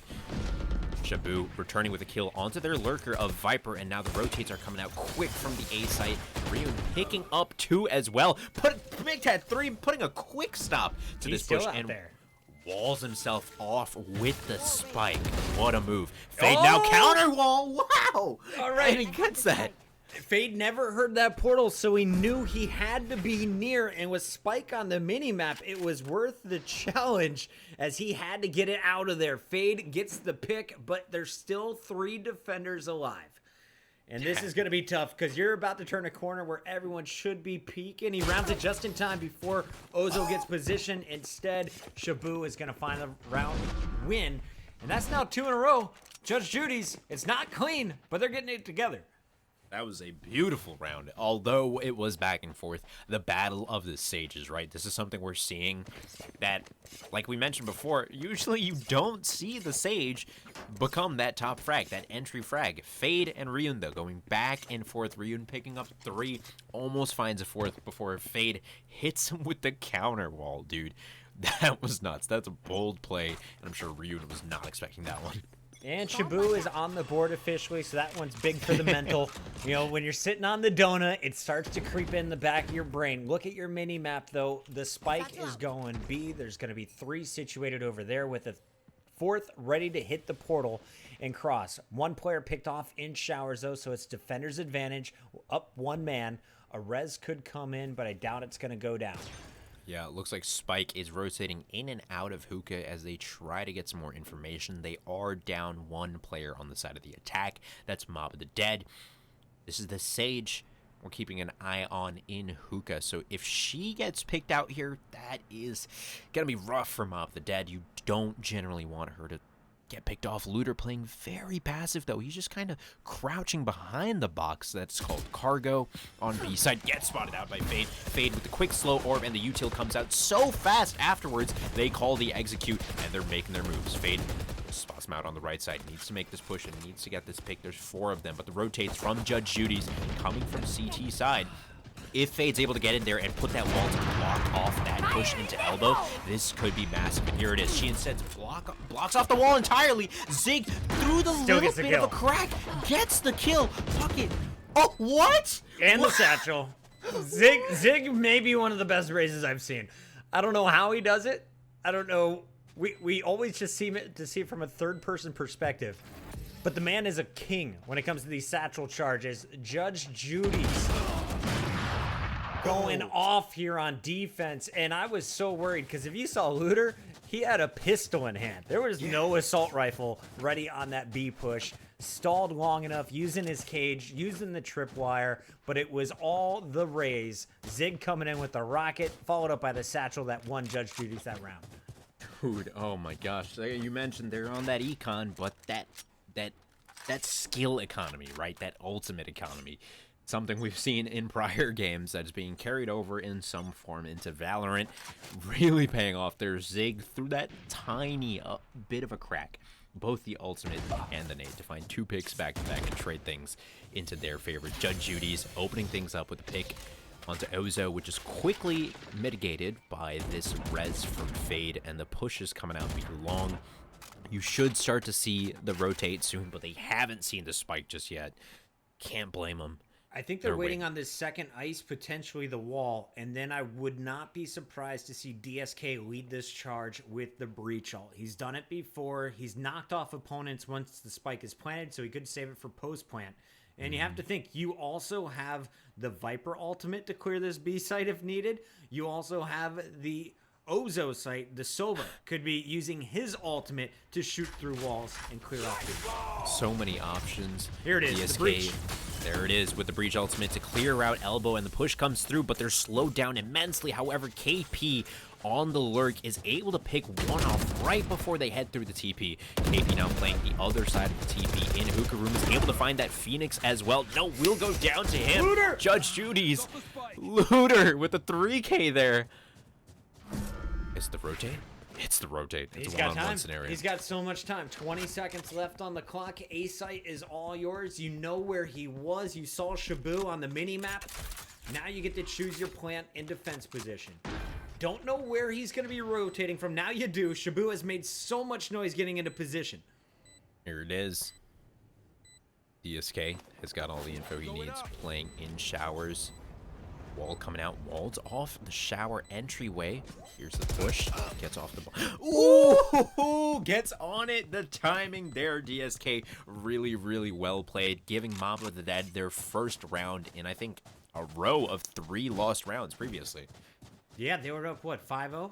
Now it is going to be 6-3. It's looking pretty messy for Mob of the Dead. But Judge Judy's has been keeping this one entertaining and would love to stick with our defensive squad as often as we can here. They're going to stack 2 at B, 3 at A. Keep your eyes on Ziggs, the Rays, to do the early damage. And this time around, it looks like they're going to go pick first, then someone's going to scoop up the spike from the attacking squad, Mob of the Dead.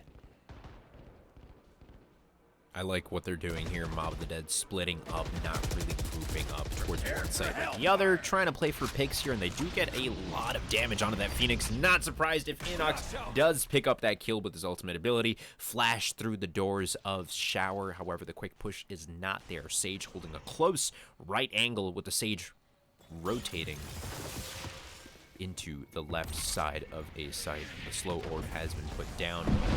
Sova backing up as well. TP is taken, and the res does come back out. It is back to a 5v5. Zig's going hunting. Look at this. Hunting. Look at this on the minimap. Zig is about to find... It looks like it's going to be Brimstone Inox on the other side. Yeah, they are dueling. Inox, though, does come out on top there, yeah. And it doesn't affect the bomb site at all. I was wondering what was going to go down there. The bomb instead just pushes up to A, and it is going to be planted up top with Biff overlooking. That arrow, pretty good.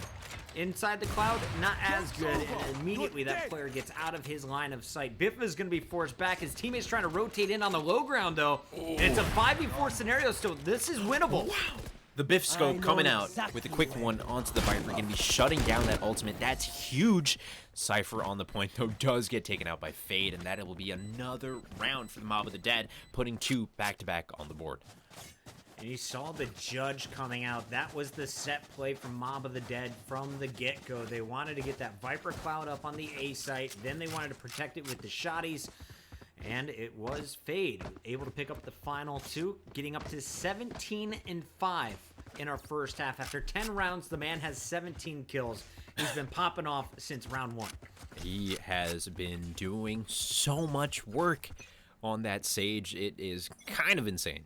Shabu now playing up in heaven on A site, waiting for the short push, and he did see the Viper wall. I don't even know what those are called. What are those called, Puckett?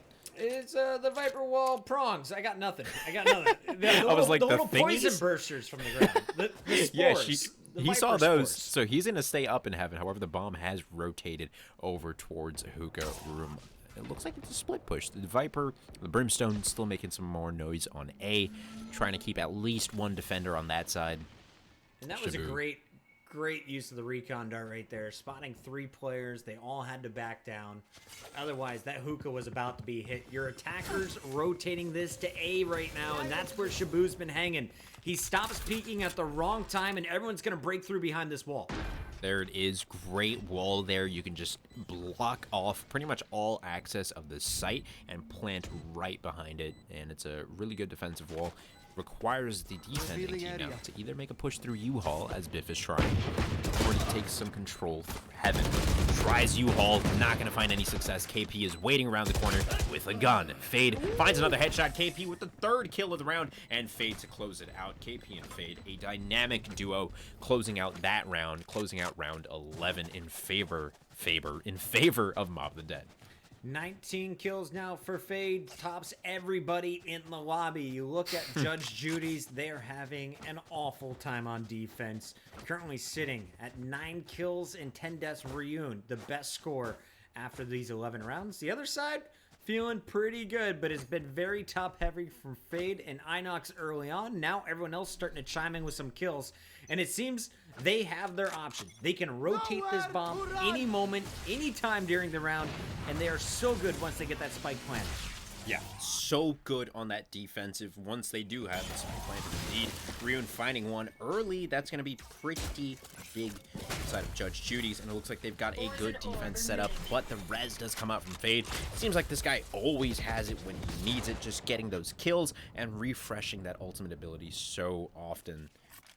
It's the final round here of the half. You might as well go all out. This is where you spend all of your money. This is where you get the total kit and use all of your ultimates. Only one available at this time, and it belongs to the Sova across the map over at the A site. Meanwhile, they're waiting for the B hit, and you can see that mini-map. 4 players from Mob of the Dead, all stacked up, ready to run through as soon as this ice wall breaks. And I like that they're not creating a commotion behind the wall, right? When you have 2 or 3 people shooting at it, you generally hear 2 or 3 people, so you can start getting those rotates in. They haven't made that much noise, so Judge Judy's are still stuck with 2 of their defenders on the A site. I think that's GSK with an op in the back, overlooking his Sage. That's going to be Fade leading the charge with the Viper. KP jumps up close and personal. Fade gets one on Looter through the smoke, and here is the plant. Full site control, and you're just Zig and Ova left alive. And remember, you still have that ultimate from the Sova, but he's got to go big here. There's one. It's actually Biff, excuse me, takes down Ozo. Zig's gonna find another. It's a 2v3. 2v3 still can be done by Judge Judy's. Oh, and as I say that, Ziggs gets wide peeked by KP, confident in his aim and really feeling himself. Looks like this round will quickly be going on over to the side of Judge Judy's. And that is the rarest satchel charge miss that we have seen from Zig. He always connects on those bad boys. Just a bit short, keeps the Viper alive, allows KP to get that peek. But it's pistol rounds again, and this is where we've seen games totally turn on their head. But it's got to go in favor of Judge Judy's. If Mob of the Dead wins this, they are 100% set up to walk away with the victory on Bind and take us to a Game 3 on Split. Imagine being Fade right now. 21-6. The nearest person to you is your own teammate with 10 less kills than you. Like, wow. The confidence they must be feeling going into this pistol round, I can't even imagine. Now we're going to have to see if that translates into their play, right? Is it going to lead to over cockiness? Is it going to lead to a bit of hubris? Or will they tone themselves and like keep themselves in check here as we head into the first round of the second half? It's definitely going to be a B hit, and we are showing you the defensive perspective. This is KP hiding in the back of cargo. Grenades coming in.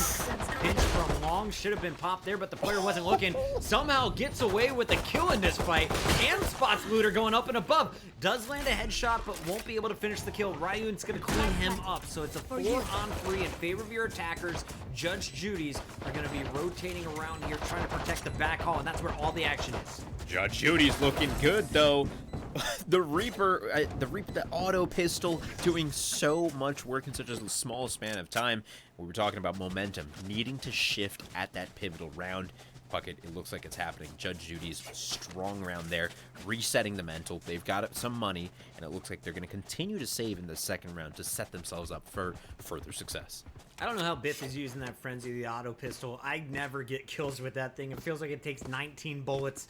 He gets the job done. And now Judge Judy's can take a deep breath. They know they've got the weapon advantage. There's no way your opponent can do work at range this round unless they're willing to break their economy and risk it all or invest in a Marshal, in which case, if you have any body armor, it's got to be a headshot where that player's basically dead. Basically, right? You're not going to be doing enough damage. DSK, though, with the pistol onto Shabu, onto the A site. That is not bad. However, they haven't committed just anywhere yet. Trading with the shorty, and now it's a 4v2 in favor of the dead. No charges left. Ooh, Of all the times to push up mid, this was not the round, in my opinion. They get a little bit cocky, punished early by DSK, but now you look up and, yeah, the score's refreshed. It's a 2-on-2. The Sage is going to try and portal through potentially as soon as he calls it out. I hear them all pushing through hookah, and Biff is already there. There's the intro kill with the Bulldog. It's looking good. 2v1 situation. Mob the dead. On the defense here, Fade is going to try to push through CT here, but she encounters a slow orb, which has its name, would, you know, have you understand, slows you a lot. She walks through it, you don't make that much noise anymore, Fade. Ooh, bold push out, not seeing anybody, is deducing that they must be in long or playing for elbow at this point. Oh, pulls out the wrong ability there. And gets jumped on by Ryun. Really nicely done by Judge Judy's, getting the second round in a row on this second half. Yeah, as soon as you see where that bomb is planted, you know exactly where the defenders are set, and you know you are donezo. With eyes from long and potentially elbow in a 1 versus 2, it's so tough to pull off that defuse and re-break the site. Good patient play there by the attackers. After getting the plant down, backing up, keeping safe angles, making sure they're not going to choke. It was, what, 8-4 coming into the half, 9-3, maybe. Judge Judy's back in it. Let's keep eyes on our attacking squad. Ryun on your screen. The Sage going to be leading the charge with the Vandal. Here we go. Yeah, Sage leading the charge, as you mentioned. Ryun trying to poke into hookah. It doesn't look like they do have that much of a hookah presence. The defense on Mob the Dead is running 3 on A currently, and it looks like the spike is making its way towards B time and time again. Waiting out the smoke here. Viper does retract that. We're still looking for this peak. Wall goes up on B as well, and the rotate comes out from Mob of the Dead. However, it's not overcommittal. They've got 3 on B now. Callouts come out. That 1 is at an elbow, and the long push is coming. The execute, it follows shortly afterwards. However, Ozo on point, finding 1, finding 2. KP finding 3, 4 for Ozo. Now they need 1 more. Mob of the Dead, beautiful defense there. Great stuff coming in. Ozo finds 3 officially, and we're going to see KP, who set that all up. He was the one who threw up his Viper wall, was able to cross. Not only that, he got Ozo to that elbow position. None of the attackers saw it coming, and when they did pinch in, they were stuck between 3 guns. The Viper, on defense, can definitely be put to use, and you just saw a great example of it from KP. First, it was the Venom at the front of hookah, slowing down the attackers. The Poison Orb held them at the window, and it was the wall that allowed them to reposition on the B site. Really, really well done. Defensive Viper, man. It's the wave. Here we go. They've given up going on B entirely after seeing what she's capable of, and it looks like a 5-man This push. is nutty. Look at this arrow real quick. and I don't know if he got the bank he was hoping for. It doesn't light up anyone at those boxes. If not, props to the defense of just sitting in safe spots. But I thought he was going to see everyone. We were about to see a rush on A because there's only 2 defenders here right now. I was definitely ready. He was lining it up and all, and I was like, oh, we've seen this in the past. It does not end well for the enemy team. However, the rotation has come out from the Mob of the Dead. They're running 3 on A with that Viper in KP still playing hookah. It's the same positioning. We've seen this before. It's a set strat. All right, question here for the attack with 50 seconds left. Are we going to keep slowly inching into A? Are we about to rotate? Well, we know and they don't. Is B site only has 1 player holding the floodgates. This position, though, from Ozo is so key. And as I say that, you look at the kill feed, and DSK just shut down everything outside of that portal. Everyone was inching up to that cubby. DSK, not the man to peek. Not the man to peek. With 5 health to his name, 3 kills under his belt for this round. They know that there's 1 left in showers, and that Raze is going to be just backing up towards short and encountering a Viper. Will take her out pretty swiftly after the fact. KP on that lurk, deadly. TSK can't get past him on the breach, man. How many times now have we seen a triple kill right after some util? It's too good. I know the squad doesn't have a coach, but if I'm the coach, I'm telling them you are never allowed to push A short again. It's not worked for you. It's not going to work for you. Stick to the B site. It's your bread and butter. You got good retake strategies. You have good defensive setups once you take it. If not, go with your bathroom push. But that short A is just too dangerous. It's just not to play, man. It's just not to play here. And it looks like they're taking your advice, Judge Judy's, taking that spike on over to the B site. And it looks like Mob of the Dead are playing 2 up in hookah. It's more aggressive than they usually do, and they have no one watching their long. This could be dangerous for Mob of the Dead, or it could work out grandly. Nice transfer coming in from KP, and he got lucky. There was no one else there out of ammo when he went for the peek. Meanwhile, the Cypher has been spotted on the mini-map, and so has his equipment been outside of hookah. Here comes the push, and KP not afraid to jump into the cage. Finds one, but finds Biff in his face. DSK comes in to clean it up. 12-5. Mob of the Dead, after giving up 4 rounds in a row, they have come back to life and are about ready to send us to a game 3. Insane. 3 kills there from KP rather, and 2 more followed up by DSK. Just nuts. Hopefully Mob of the Dead are looking strong here, but Judge Judy's should have some money here. They're able to get full buys. Ryun looks like he's sticking with an SMG in this round, even though he's got the money. It may well be their last round, so they're going to have to pace themselves out here or full buy as the round commences. Looks like 2 are pushing through the showers. That's your rocket. Zig wanted to get into bathrooms with the rocket, and instead he is going to get cut down by Fade. That is Fade's 23rd kill of the game. He's out, so no res coming up for Mob of the Dead. Judge Judy's could bring back their raise, and it looks like that's the game plan as long as they can get Inox out of this position. Right, as long as they can get him out of this position. Holding down this shower, though. The res does come out. That means they do have access to that rocket launcher. Once again, Zig able to pick it up. It is a 5v3 in favor of Judge Judy's. The ult's coming out. Not going to connect with anybody, though, as they rotate back out of showers. But from the back, KP on the lurk, finding 2 once again. I feel like I've said that exact sentence multiple times because this man on the lurk is deadly. I don't know if you saw it. DSK set that all up. He knew there was no pressure on the back of the A site. He had to use his ultimate. It forced them back into his teammates who were lurking and waiting. Ozo is going to find another as DSK pinches from the flank.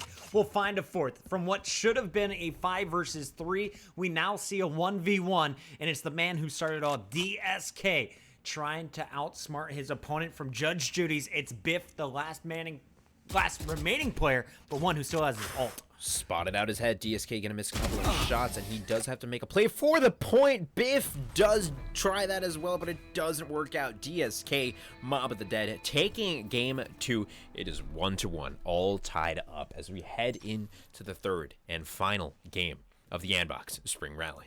I'm grabbing my snipping tool. I'm getting ready to clip out this board because that was some pretty nutty stuff coming out of both sides. Fade starting it off here. And then, of course, you saw KP coming to life late in the game for Mob of the Dead. DSK, though, definitely one of my tournament players of the day. Finishes with 14-8 and was the hero of the final round as they finished that one 13-5. So if you look at our numbers so far, we went 13-9 in favor of Judge Judy in the first game. That one 13-5 in favor of Mob of the Dead. It's anyone's game as we head to split, and we were told by our admins this could come down to a knife fight to decide who has defense first, Jimmy. Yeah, that's going to be spicy. I just saw them actually asking in the lobby themselves, how do we figure out who's got sides and things? Oh, there's a knife fight a brewing, and it really depends on who wins out. All right, guys, well, we got to get that knife fight loaded up, and then we'll get the players in the new lobby. Don't go anywhere. It's the grand finals of the spring rally, and you guys have been watching it all day long on gameday.andbox.com. Keep in mind, everyone watching on gameday.andbox.com, you are in the running for a $125 Andbox gift card for all of their awesome merch. And not only that, we want to thank all of our sponsors, especially the one trying to make you better at your game. Jimmy, how do I get in the Aimlab? Well, Aimlab, I'm so glad you asked, Puckett. You can get it for free. It's on Steam right now. You can pick it up. It's a free program that trains your aim. It helps you with machine learning and AI-assisted software. So if you're looking to brush up on your mouse and keyboard skills, or if you're making that transition from being a console player and you want to play PC, you want to play Valorant, and you want to play in the spring rally tournaments that are to come, pick up Aimlab. They'll help you out. Absolutely, and I want to give a shout out to Corsair. We already mentioned the awesome peripherals these guys make, the stuff that they can put in your computer, but they've got a great program for students as well. Go to corsair.com/student for more information on that, and also check out their Discord. Great community over at discord.gg/Corsair. It's been a great day, and finally we want to give a shout out to Twitch students because Twitch has been amazing. Since Justin TV days, they've been bringing you entertainment in all of the best ways in the gaming world. Today they are catering to the collegiate students and supporting all of you guys who want to take your career to the next level. Stay tuned right here on Twitch for more action. We're going to the final game of the night. Jimmy, are we going straight into it? I think we're going straight into it. If I'm not... I see it. We're going to take a quick You guys commercial thought we break were. first. You thought the game was ready. It's not. Commercial break time. We'll be right back. There it is.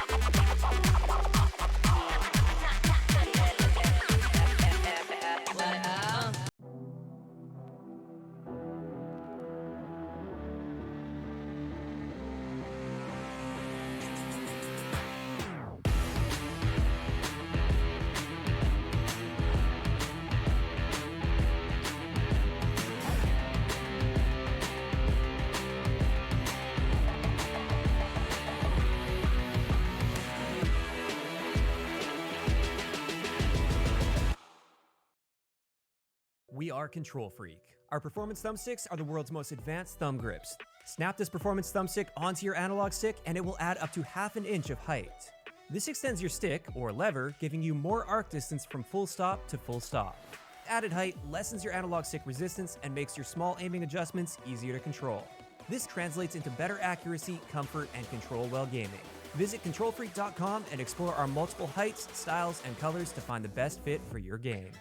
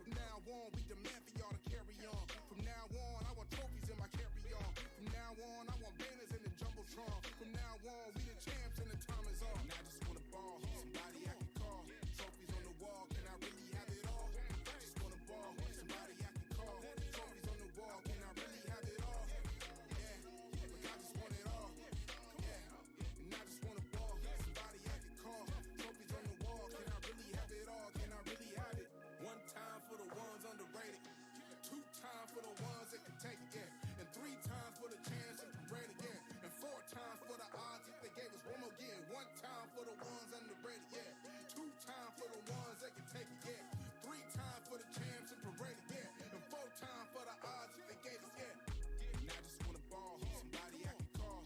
Trophies on the wall, can I really have it all? Just wanna ball, somebody I can call. Trophies on the wall, can I really have it all? Yeah, look, I just want it all. Yeah, and I just wanna ball, somebody I can call. Trophies on the wall, can I really have it all? Can I really have it? And I just wanna ball, somebody I can call. Trophies on the wall, can I really have it all? Just wanna ball, somebody I can call. Trophies on the wall, can I really have it all? Yeah, look, I just want it all. Yeah, and I just wanna ball, somebody I can call. Trophies on the wall, can I really have it all? Can I really have it?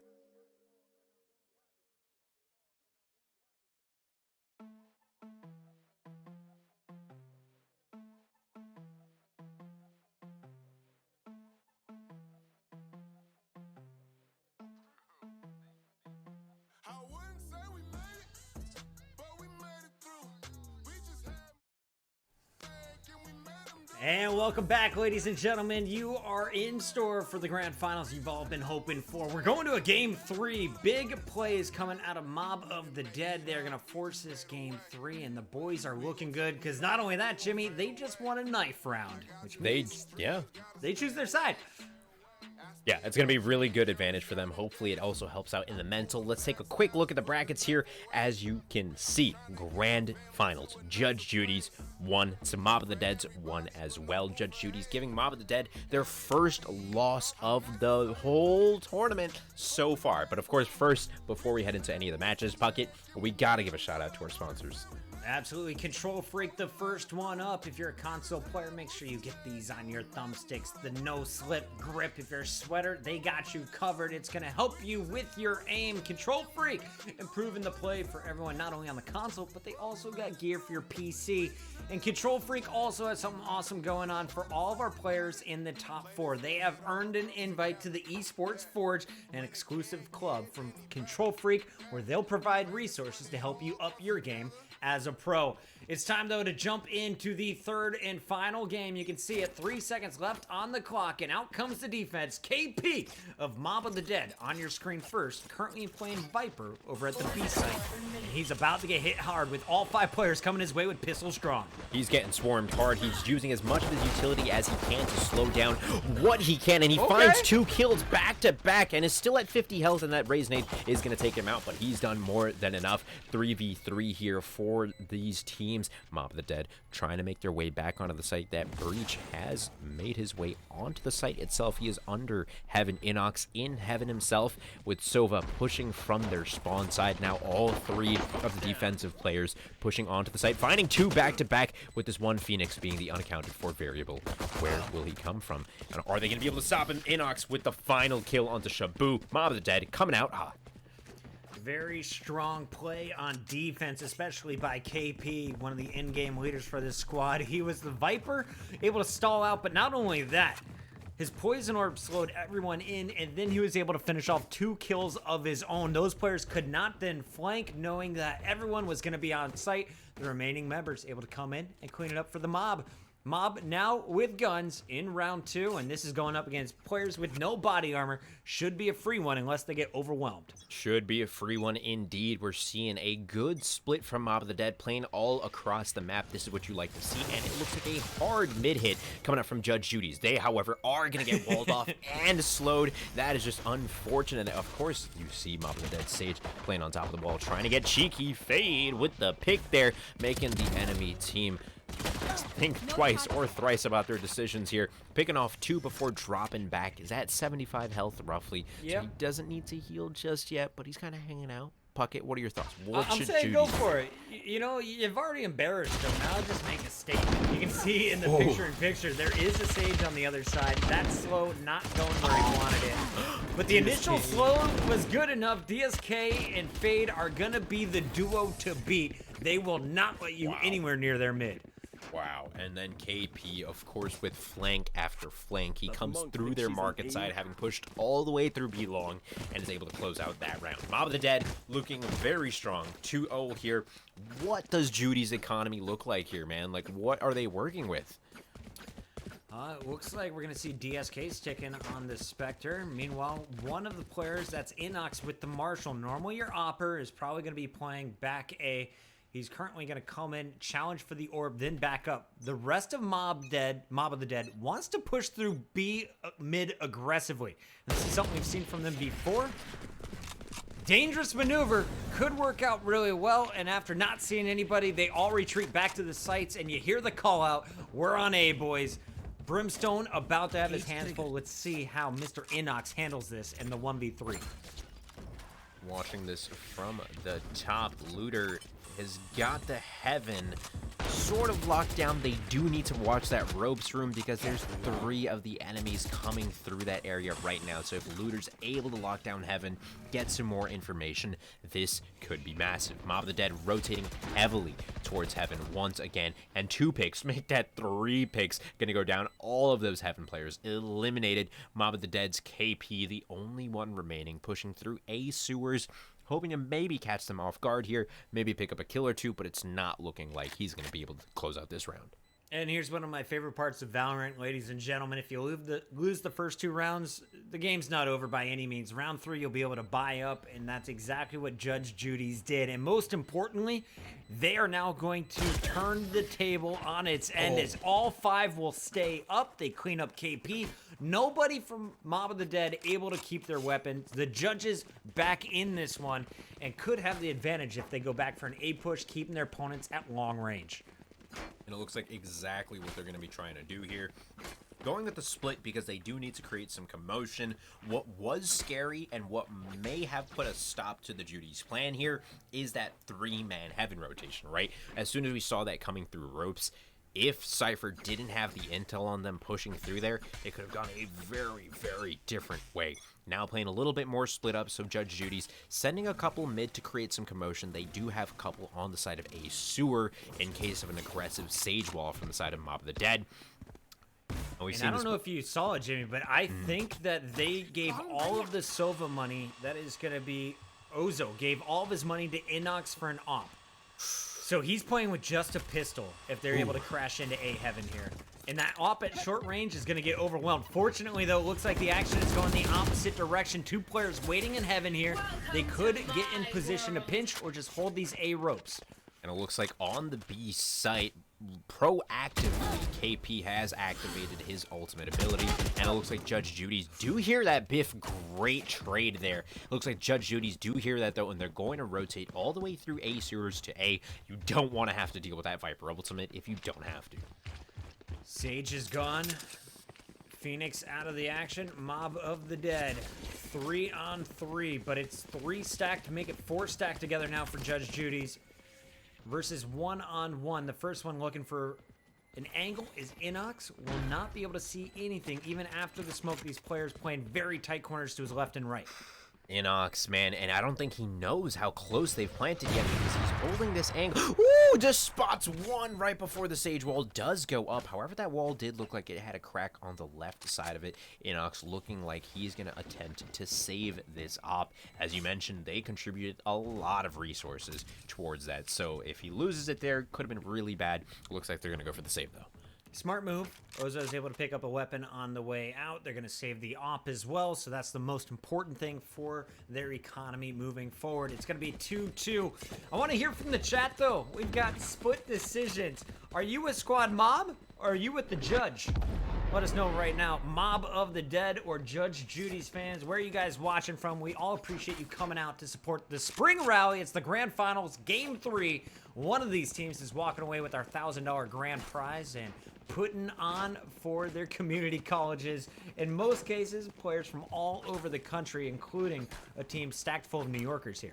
Absolutely, and Puckett, like we've seen in game after game of this set, it is tied up 2-2 after what we thought was a pretty dominant first couple of rounds from the Mob of the Dead. Judge Judy's bouncing back like nothing ever happened. This is going to be a banger of a final game.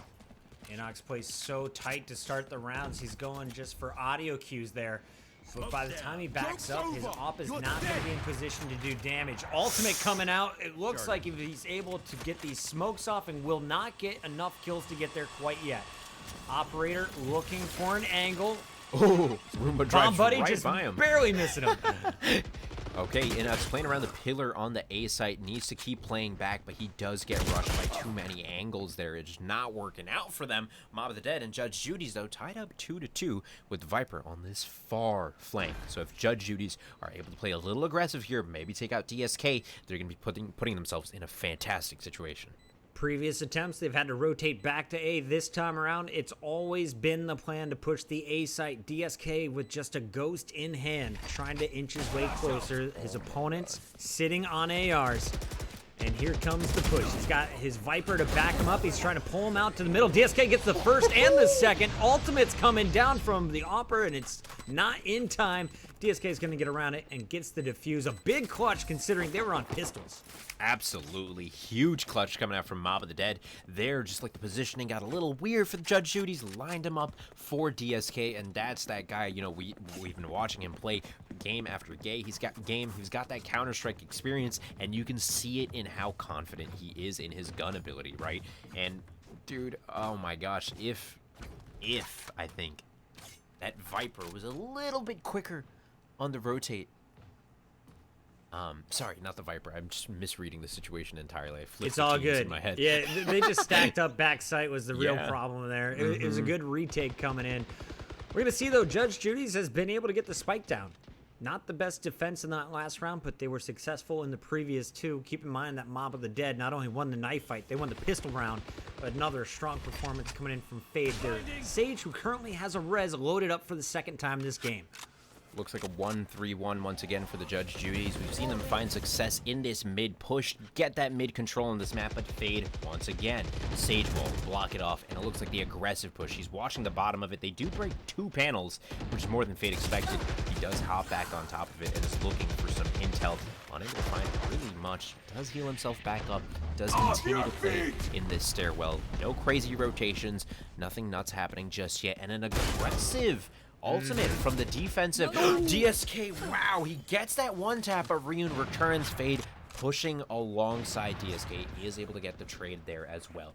4v3 in favor of the defense. The spike has been dropped on A site. Ozo, double headshots, back-to-back, 4v1. Judge Judy's not looking good in this last one. Yeah, that was a really nice job by Ozo to hold the A site. Just the Cypher left now. Looter finds one in the heaven. And he will get pinched. Round is over as the op goes back to the hands of Inox. It was Ozo with the 2 picks there that also saved them a resurrect. You saw Fade was considering going out to get DSK. As those snipes come in, decides to save it, keep it in the back pocket for round 7, which could potentially be coming up here. 1 ultimate invested from Mob of the Deep. They've got 3 ready to go, and they've got the money on their side here in round 7. Yeah, really good move from Ozo there to just stay on site. They hadn't spotted that spike yet, and if they overcommit before they spot that spike, it could lead to a really, really bad situation. Now it looks like Judge Judy's are gonna try to execute on B. Last time they tried, they encountered a Viper ultimate. That's never fun. Encountering some utility, though, gonna be slowing them down just a bit. Key here is just don't show the bomb, otherwise they're not going to be able to make a huge push on it. I think one of the big changes we need to keep in mind in this map as well is that Fade gets a triple, but it's going to be Biff no longer playing the Sova this game. He has instead rotated to the Brimstone, and the Phoenix play has not been super successful on these early attacks. Shabu going to get cleaned up. Ryan, the last one alive. And that's already 4 for Fade. Keep your eyes on the enemy Sage. Will he be able to clutch up Ryun in the 1v4? It's not looking good. Not looking good indeed. Fade from heaven, just so consistent, and KP pushing through his own toxins to get that final kill. 5-2 in favor of Mob of the Dead after Judge Judy's had that little burst of momentum. In the 3rd and 4th rounds, Mob of the Dead turning it back on. Fade already back at the top of the leaderboard, 10-7.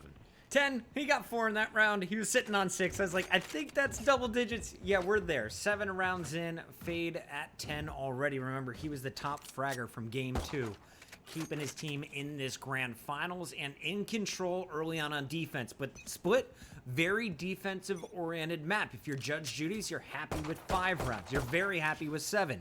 We'll see what they can get done with the rounds remaining. Let's take a look. It looks like this push is coming back through A sewers. I like that they do this because they know Mob of the Dead does have the potential to get aggressive and wall off market.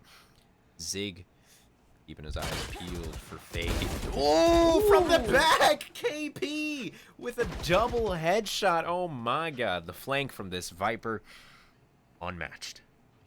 He walked that whole way too. You could see him on the mini-map, taking his time, getting into position, and doing the work. But Ryan's going to bring back Zig, and DSK will fall. So it is a 3-on-4. It's anyone's round, and now you see the ultimate starting to get invested. That is Biff throwing down his from above.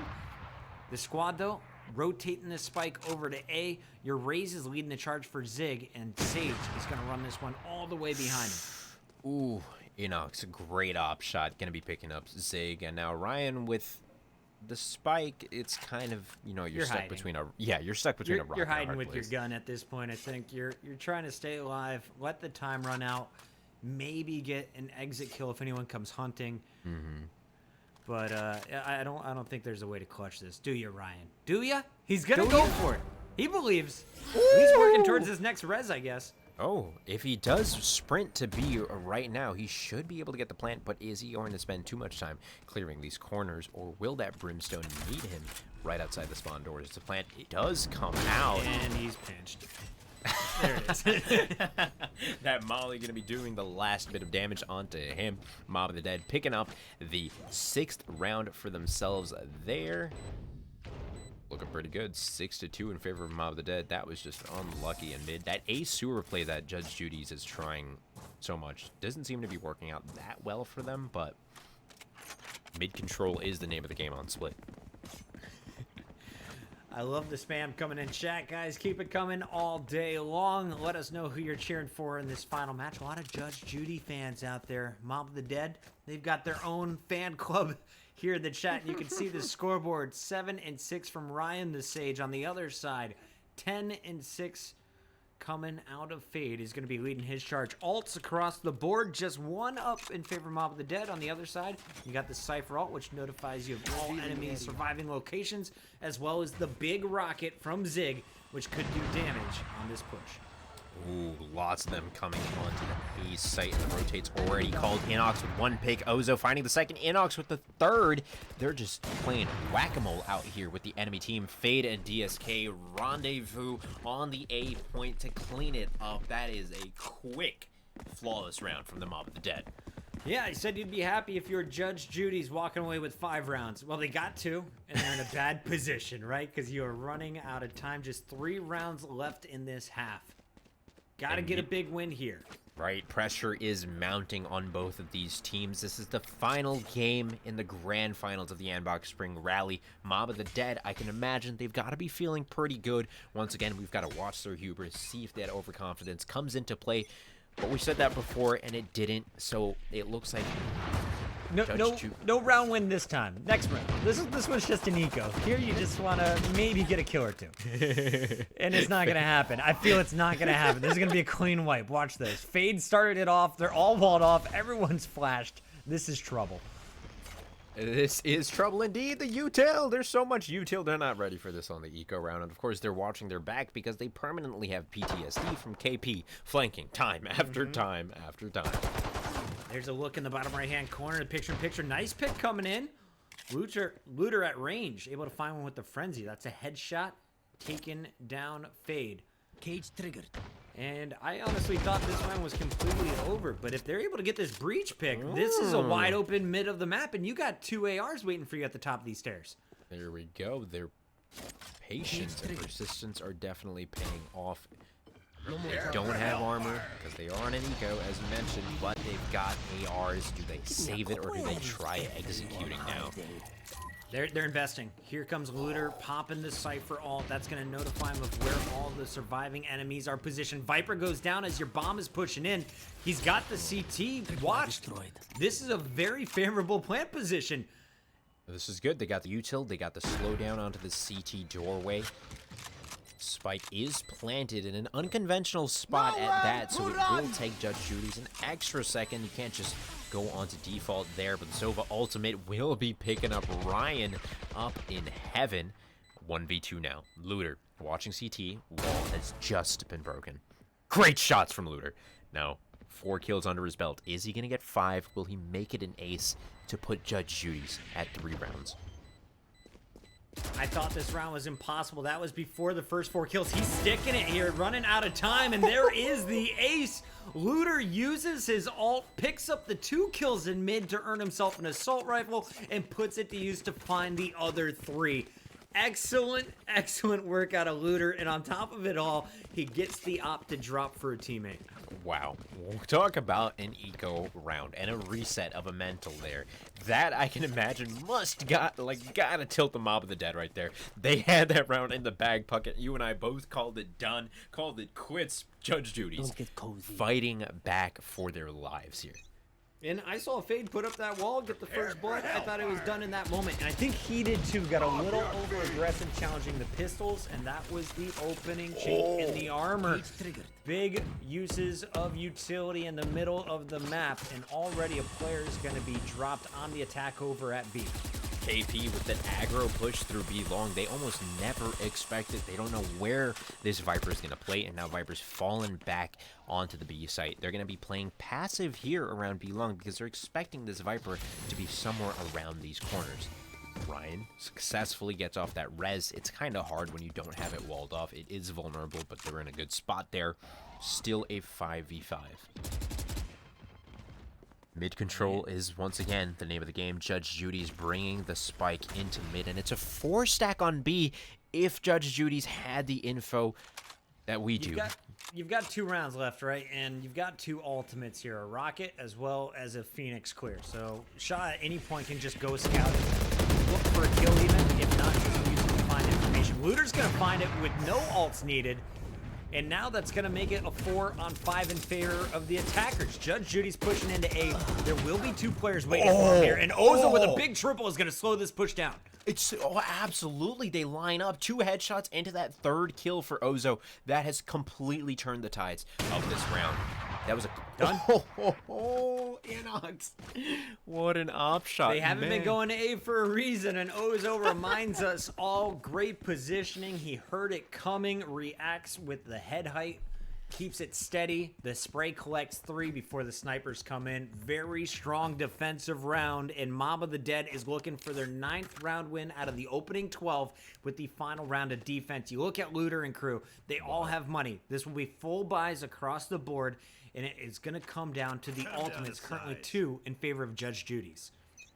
What a round, man. Judge Judy's opening that up in such a beautiful way, only for Ozo to be holding that angle like the madman that he is right outside of Heaven Doors. Beautifully done.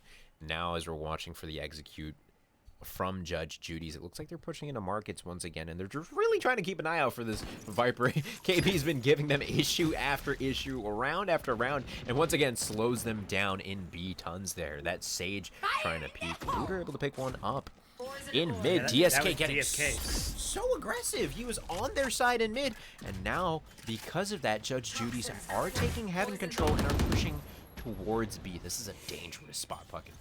You can see that B orb getting collected right now. It looks like that is going to be 1 away now for an ultimate from the Brimstone.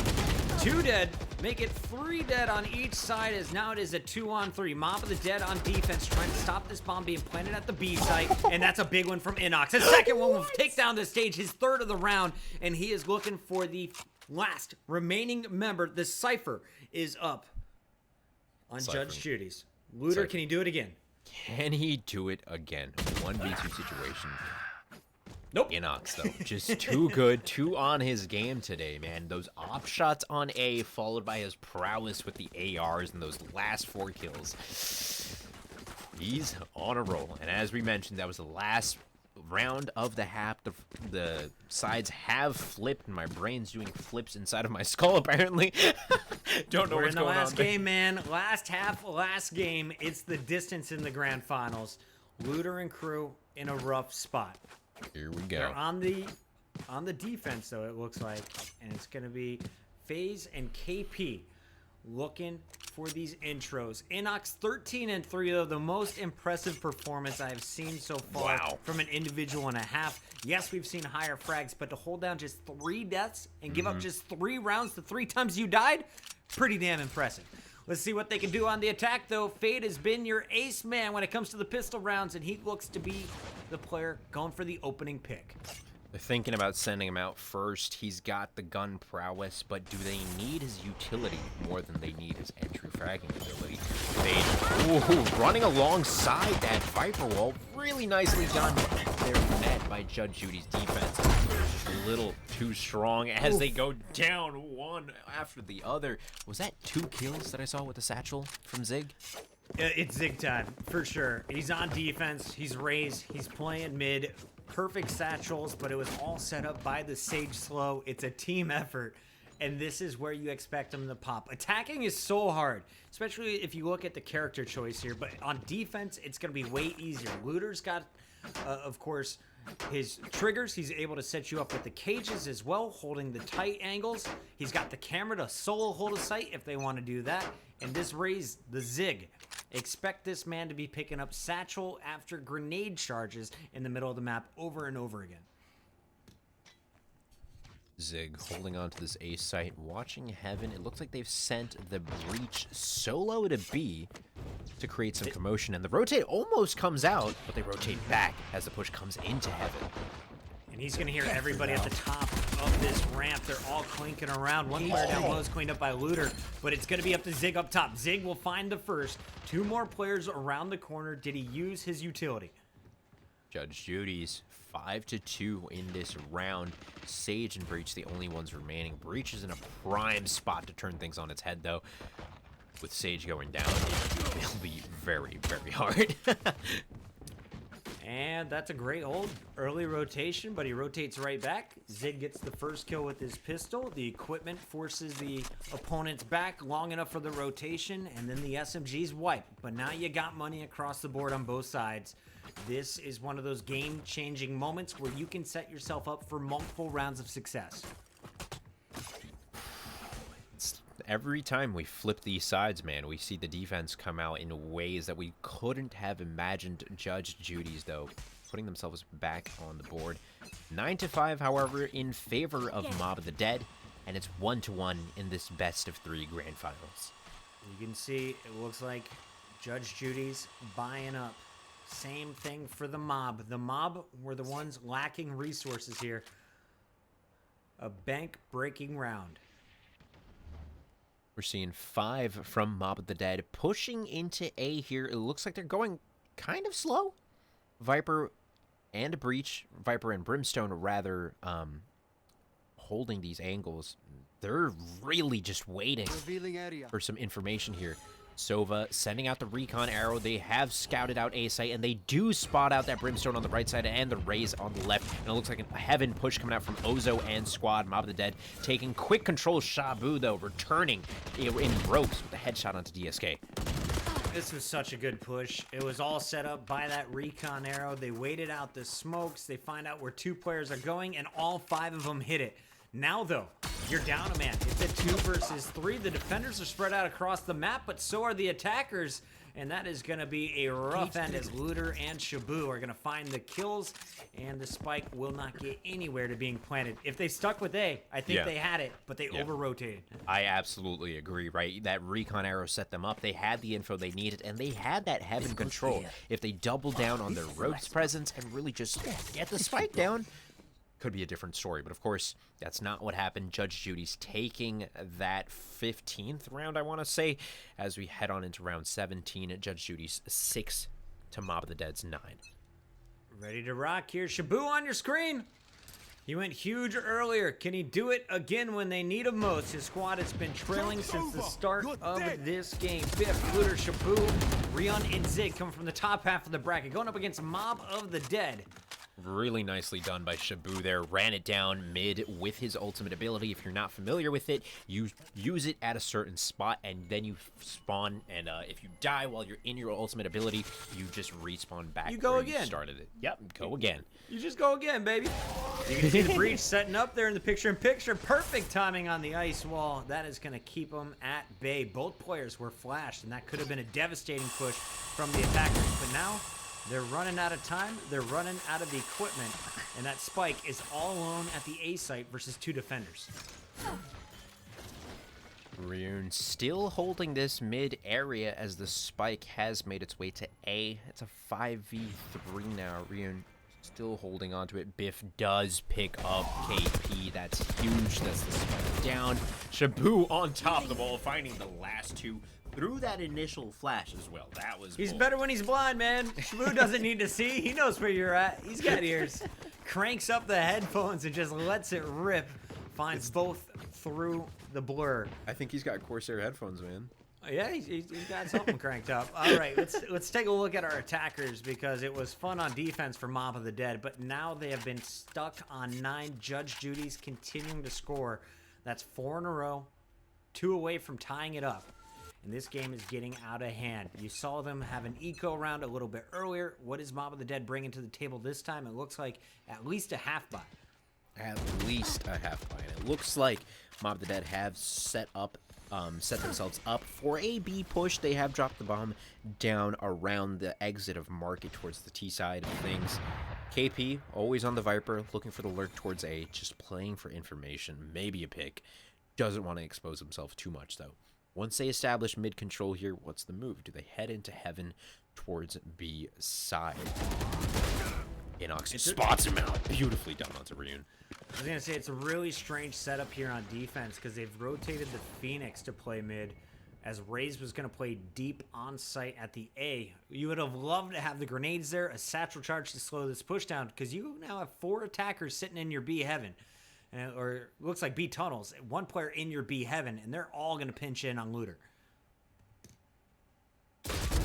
Holding this angle. What a shot. Beautifully done. Got the spike down. Calls are coming out. Everyone's running as fast as they can, but it doesn't matter. Looter and Co are going to mow down the opposition. Ozo, the last one, though, finds 2 back-to-back headshots. And we've seen it do it before. Can he do it again? 2v1 situation. Spike has been planted, so now Judge Judy's have to make the move onto Ozo.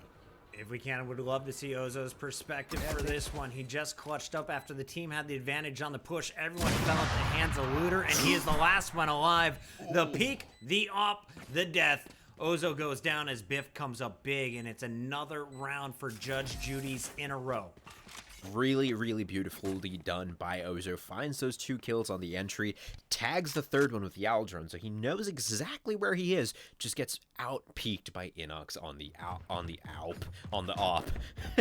Inox just really a force to be reckoned with, and he just finds himself clutching it out in every situation possible. Oh man, it's gonna be a tough round here for Mob of the Dead. Judge Judy's got the res. They've got their Brimstone ultimate. Can call it down, the orbital strike from above at any moment.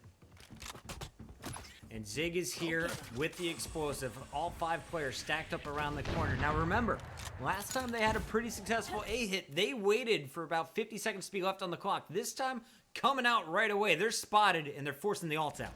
Wow, what an angle on that ultimate ability. Fade able to pick one off in Biff. Inox, however, returning with a kill on Zig as well. Viper time. All right, KP. Let's see what you do with this cloud. Spike's going to go down freely.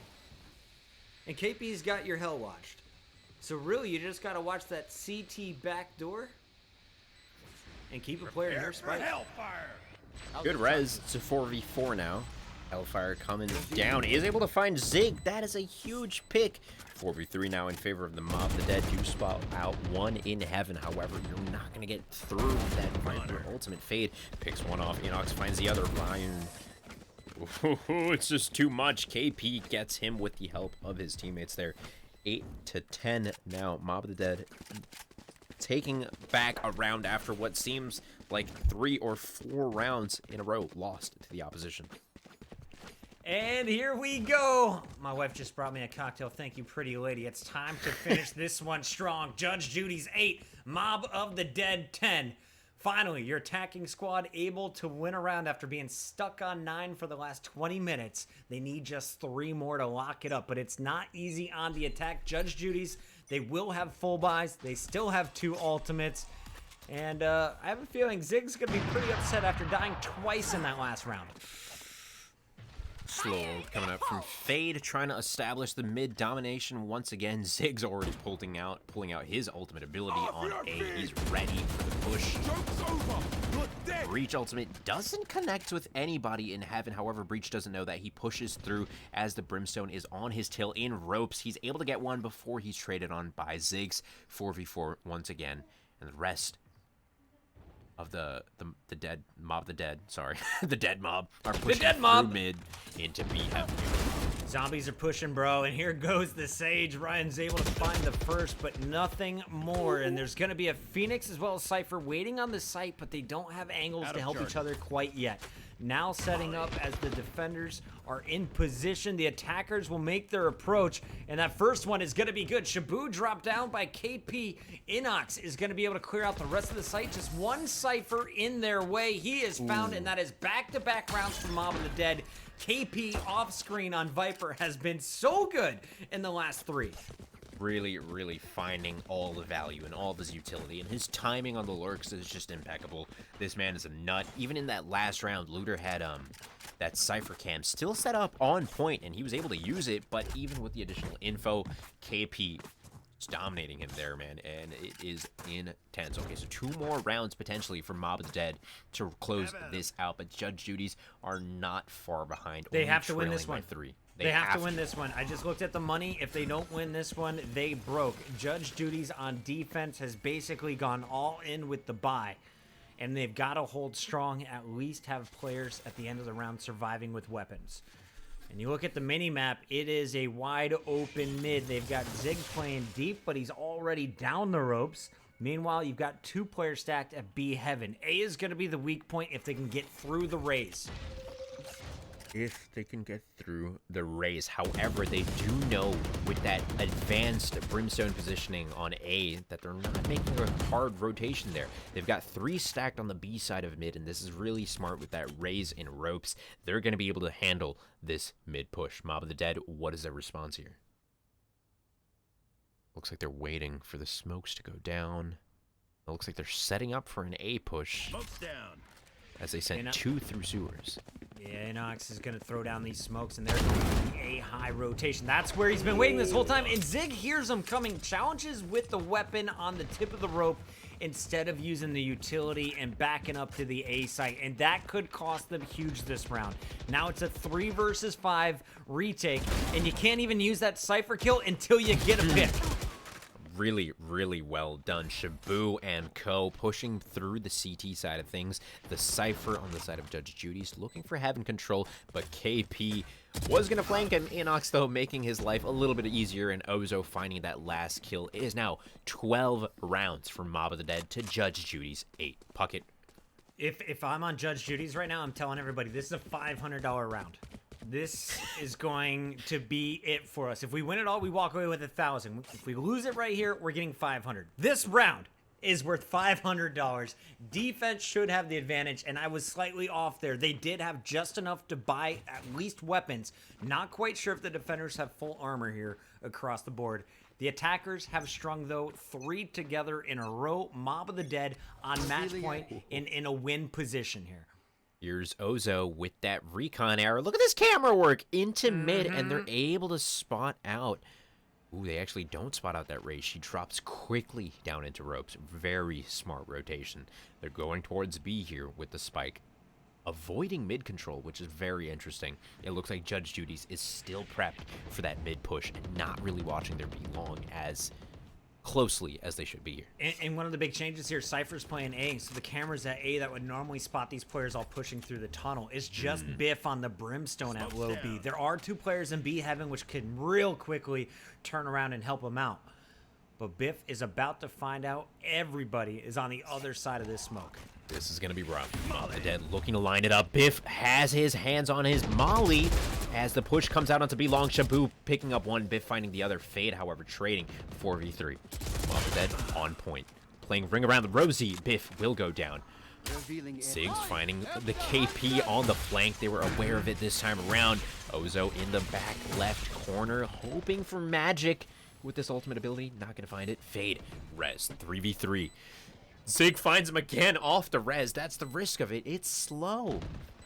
Yeah, sometimes you can use those res to bait. That time he tried to res and escape. And both players are going to get cut out after the bomb is planted. Judge Judy's able to come back and retake the B site. And that was a lot invested from the attackers there. The res was wasted. You saw another ultimate from Ozo go down without finding anyone up in heaven. A costly round, but it keeps Judge Judy's in this game. Dude, I'm scared. That was almost, it felt like almost an overcommittal with that res, and I'm a little concerned on their utility going into this next round. If you look at Judge Judy's, they will have their res in this next round if they're able to pick up a kill on that Sage or pick up that orb mid. So we're going to have to see how aggressively they play. Will they try an advanced wall on the defense here to get that orb and maybe secure a res?